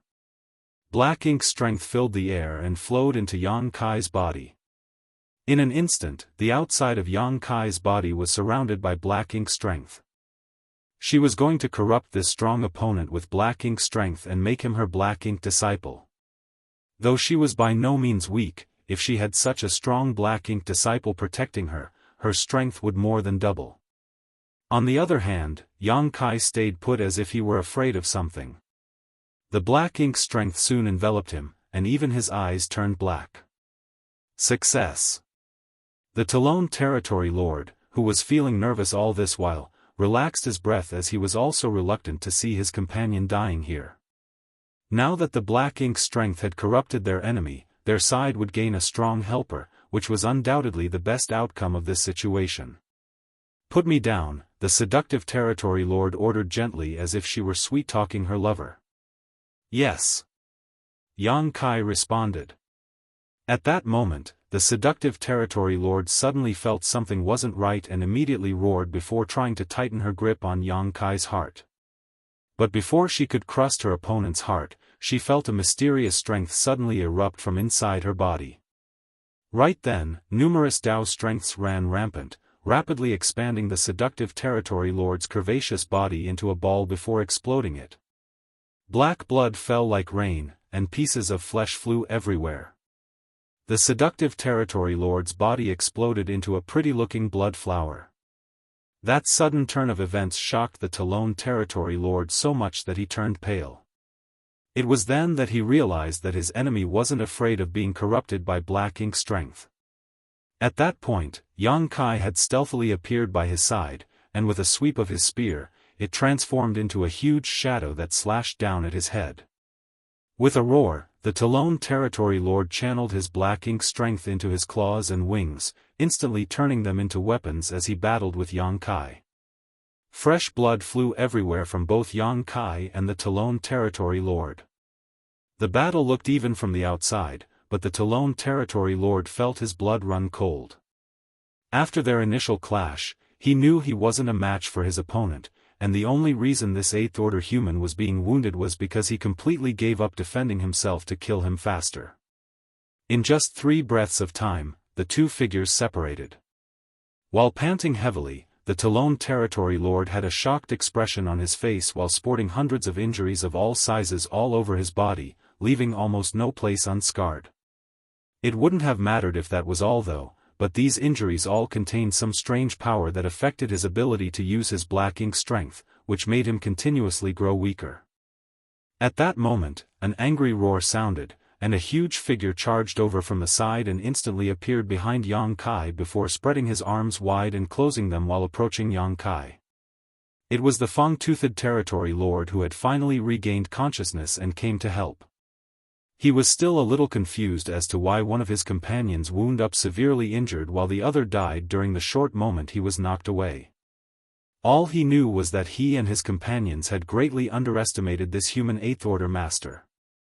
Just as he was about to slap his hands and crush his enemy, the Fang-Toothed Territory Lord suddenly felt a strange power surging in the air and surprisingly found that no matter how he tried to bring his palms together, he couldn't shorten the distance between them. At this instant, the space between his palms seemed to be infinitely stretching. This scene shocked him even more. While he was distracted, the Eighth-order master had already disappeared, and a grunt and roar came from the other side. Raising his head to look over, the Fang-Toothed Territory Lord felt his heart jump as he watched his Taloned companion being madly beaten up by the Eighth-order master like a sandbag. The space over there seemed warped, distorted beyond recognition, causing the two figures on the other side to appear occasionally elongated or shortened like they were reflections in a broken mirror. Black blood spewed everywhere, and the Talon Territory Lord seemed to be unable to resist the relentless thrusts of Yang Kai's spear. Many principles and Dao strengths were being activated by Yang Kai and turned into killing power. Noticing the situation, the Fang-Toothed Territory Lord howled madly before dashing over to help his companion. They came here as a trio, but now one of them was dead. If another one of them fell, they might be completely wiped out. Having never encountered such a terrifying foe before, the Fang-Toothed Territory Lord thought that all the other Eighth-order masters they had previously killed were simply incomparable to the one before him. Despite the fact that his aura wasn't stronger than any of the other Eighth-order Open Heaven Realm masters, this human had control over some various kinds of strengths that were exceptionally difficult to deal with. They had seen such strengths used by other human masters, but those humans would only be proficient in 1 to 2 of them, so they weren't so difficult to counter. There had never been a human who could wield so many different kinds of Dao strengths. These strengths weren't much on their own, but when they all intertwined in one place, they seemed to produce unpredictable effects. After madly running halfway to help his companion, the Fang-Toothed Territory Lord suddenly stopped and immediately turned around before charging out of Azure Void Pass's broken walls and into the void's depths. This couldn't be helped as he saw the Talon Territory Lord's head blown to pieces by Yang Kai before he could even arrive to offer assistance. In just 30 breaths of time, even with 3 Territory Lords working together, 2 of them had been killed, leaving only one alive. Would he be able to keep his life if he stayed there? Before the Fang-Toothed Territory Lord could escape Azure Void Pass though, he suddenly stopped and looked up with a heavy expression. Standing tall above the crumbling walls was a figure with a long spear that was pointing down at him as black blood dripped from his hand. That figure was glaring at the Fang-Toothed Territory Lord with cold eyes. That figure was the Eighth-order Open Heaven Realm Master, who was supposed to be behind him. The Fang-Toothed Territory Lord felt a truly bitter taste in his mouth. However, he soon composed himself because after killing both his companions, this human must have also suffered severe injuries. The most obvious sign of that was the human's aura, which felt wavered between strong and weak, clearly indicating the other party was not in top form anymore. I might be able to defeat him. I can't let him intimidate me with his aura alone after he killed 2 territory lords. If I don't fight, I might really die here. I can kill him. I must kill him. The Fang-Toothed Territory Lord roared as black ink strength poured out of him like a tsunami, making his figure become even bulkier. With determined eyes, his aura flared to the point that it felt like he could kill the enemy with one punch, even if the one standing before him was a ninth-order open heaven realm master. Then, he charged at Yang Kai. Following that, the two figures entangled together, their fight drifting from azure void pass out into the void. Attacks were exchanged back and forth as the two were locked in an intense battle. At that moment, the Fang-toothed territory lord was indeed very happy. He discovered that, just like what he had expected, this eighth-order human strength really had fallen after killing his two companions. Even though the enemy was still very strong, this human couldn't kill him with his current strength. Sensing this, the Fang-toothed territory lord immediately changed tactics. Since the opponent seemed to be fighting with all his might, wanting to end this battle as quickly as possible, he would focus on defense instead. He then decided that he would drag this battle out until the human couldn't hold on any longer. An hour, 6 hours, half a day later. The battle was still as intense as ever, but the Fang-toothed territory lord didn't feel as relaxed as before, and his expression was gradually becoming heavy. As the battle gradually became disadvantageous for him, he was able to discover the root of the problem as well. The strength that this human eighth-order open heaven realm master was exerting was slowly increasing. In other words, the human was slowly becoming stronger. This human. What's wrong with him? The Fang-toothed territory lord could never have expected that the opponent before him had only just broken through to eighth-order open heaven realm recently and was considered newly advanced. Yang Kai had spent quite some time cultivating inside the Great Sea, so his foundation was extremely stable and his heritage wasn't distinguishable from veteran 8th Order Open Heaven Realm Masters, so the thought that he had only just reached this realm was hard to imagine.